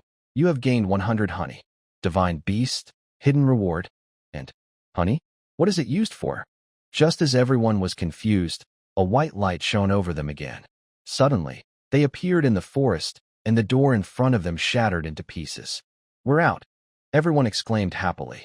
Yifan looked at the sky and saw there were about 3 hours before sunset. Unexpectedly, we were inside for so long. According to the time, we should have only been inside for about an hour. Could it be that the flow of time is different on each side? That must be it. Only that makes sense. Let's go back first.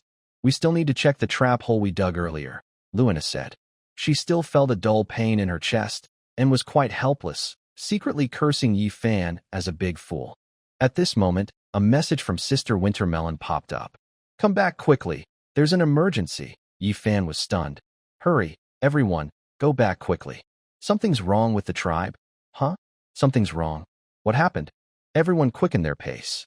They didn't stop along the way, so they moved very fast. While walking, Yifan asked, Wintermelon, what's going on? Did something happen to the tribe? Are there any casualties? Sister Wintermelon looked at the group lying on the bed and replied anxiously, No one has died, but many people have been poisoned. We don't know if there is a life-threatening situation yet. Poisoned? Yifan asked in confusion. Yes, but we don't know what kind of poison it is. They can't wake up now and are in a coma. We have no idea what exactly happened. Okay, I understand. We'll be back immediately. Everyone ran back to the tribe. Once there, Yifan quickly went inside to check. Inside, many people were standing, and many others were lying on the beds. Black lines spread across their arms or thighs. These black things had wrapped around their heads, causing them to fall into deep sleep. Yifan roughly counted. 16 people were poisoned. They had gone out to gather iron ore, but something must have happened at the iron mine. A group of girls crouched by the bed, looking very worried. Oh no, is Zhang Jun going to die? I hope not. Everyone will be fine. There must be a way. Ruo, please wake up. Ruo, can you hear me? Lin Qingxue stepped forward, holding her magic wand. Let me try to heal them. Everyone moved aside to give her space. Lin Qingxue used her wand, and suddenly, green rain started to fall. But the spring rain, which usually works well, didn't seem to have any effect this time. It doesn't work. My spring rain can't cure the poison. Lin Qingxue looked disappointed. It's okay, try another method. Nua comforted her. At this moment, Yifan took out a crystal ball and aimed it at everyone. Black Mamba rose, a toxin produced by a plant that looks like a snake, growing in places full of corpses. It is not born from evil. Its poison is colorless and tasteless, causing people to fall into sleep, slowly draining their body's nutrients. When they die, it's like a flower blooming. After seeing the message from the crystal ball, Yifan looked confused. Is there such a plant near the iron mine? No. We checked. There's no such plant as described, said Sister Wintermelon, looking worried and guilty. If only I had gone with them to protect them. I always feel like this isn't so simple. Yifan didn't blame anyone. After all, no one wanted this to happen. Tell me what happened at that time. After I couldn't reach them, I rushed over immediately. I didn't expect they were all unconscious. Luckily, there were no wild animals around, or it would have been dangerous. Hearing this, Yifan sensed something was wrong. He hadn't been to the mine before, and everything suddenly felt strange. But for now, he could only try to wake them up. He looked at the crystal ball in his hand and thought, since the other side can't produce evil, maybe the holy light from the crystal ball will help. The holy light is good at controlling evil things. Trying it won't hurt. Shine with holy light, Yifan whispered. Suddenly, the crystal ball glowed white, illuminating the entire room. The black patterns on their bodies slowly faded under the light. It worked. It really worked. Everyone was overjoyed. Yifan also relaxed a little. Good, it's useful.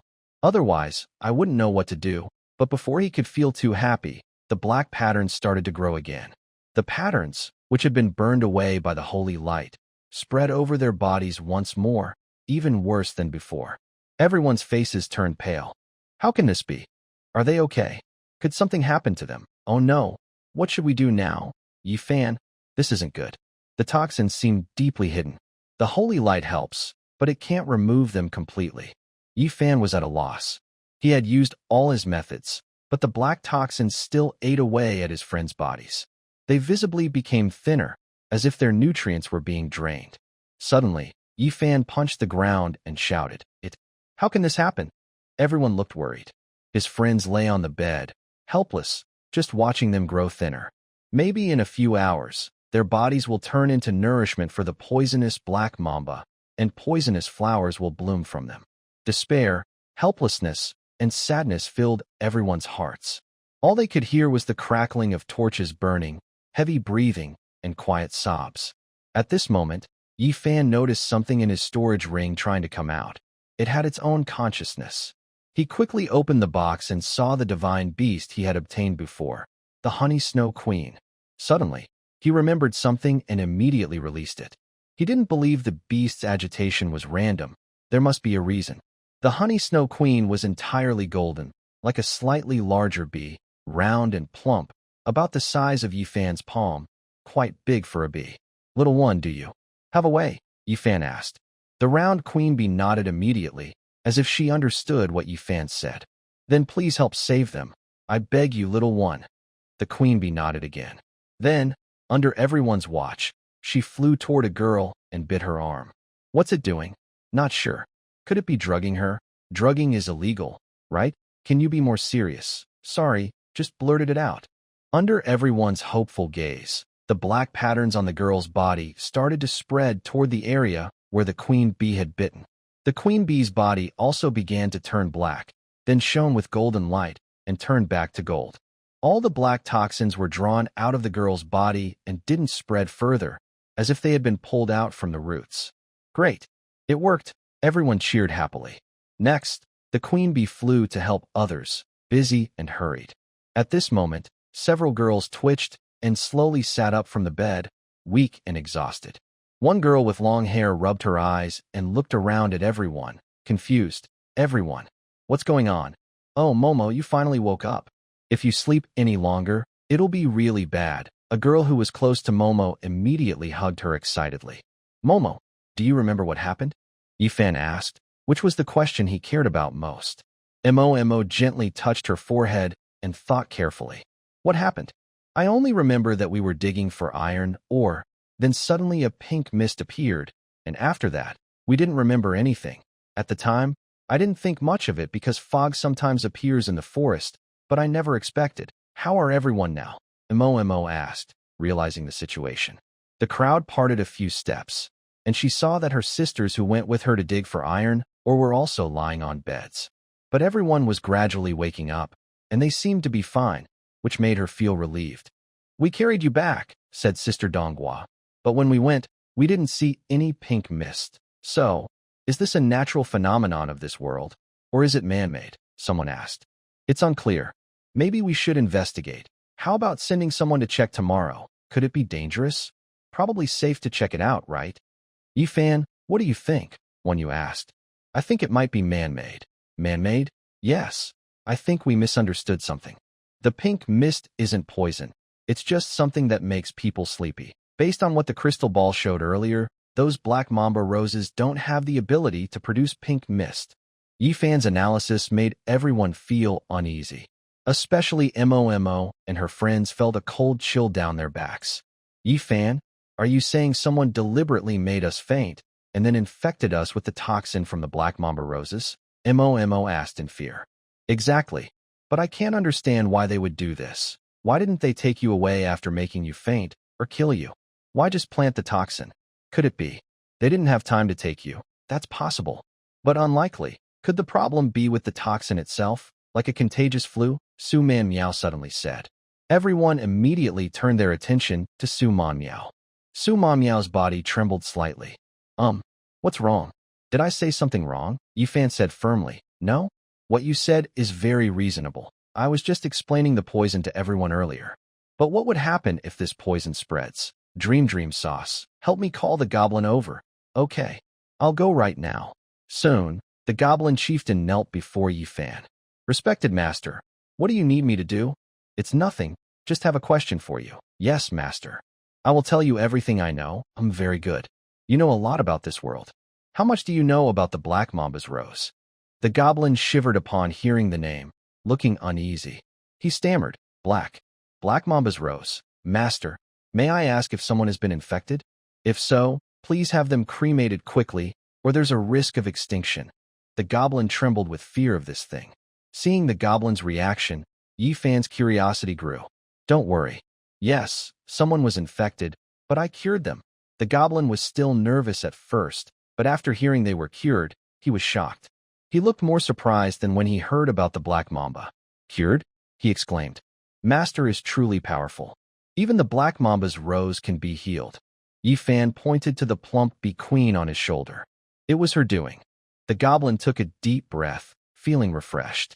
His eyes brightened, and he realized, oh, that's the aura of a divine being. No wonder.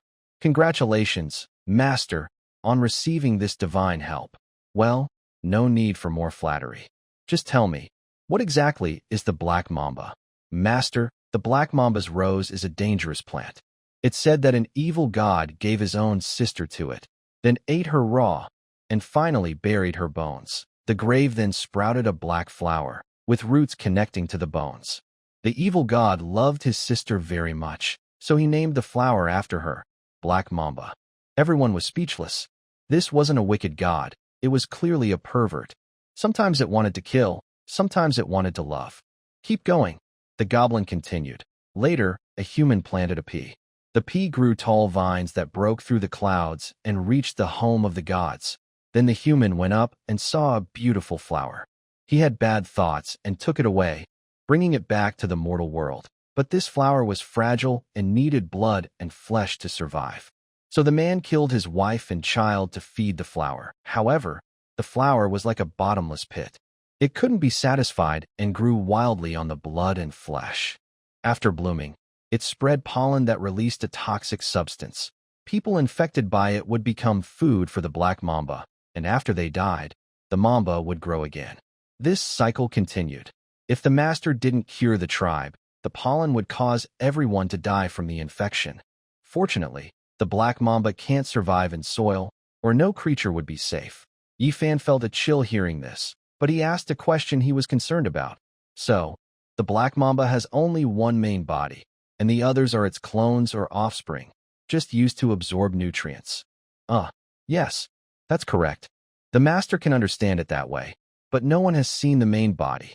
It must be very dangerous. Yifan nodded slightly and asked again, is there any way to avoid being infected by the flowers and still move them? Yes, I know there is, but I don't know how to do it, because I once saw a creature carrying the black mamba wandering in the forest. That was a long time ago, and today's events probably have nothing to do with what I saw. All right, I understand. It seems our opponent is quite tricky this time, Yifan said seriously. So, someone or a tribe that can carry the black mamba without harm is targeting us. Lin Qingxue asked. Everyone was not stupid.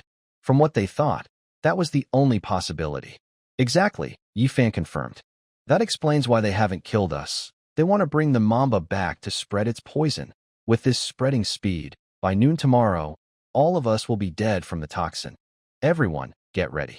There is a high chance that enemies will attack us tomorrow noon. By the way, I collected the empty grass. Hurry up and make cannons for me, Yifan ordered the goblin. Yes, master. Rest assured, we will complete the task on time. Good. Go now. The goblin immediately ran outside, looking a bit funny. What should we do now? Stay here and guard, someone asked. Maybe we should set up more watch posts for safety, suggested another.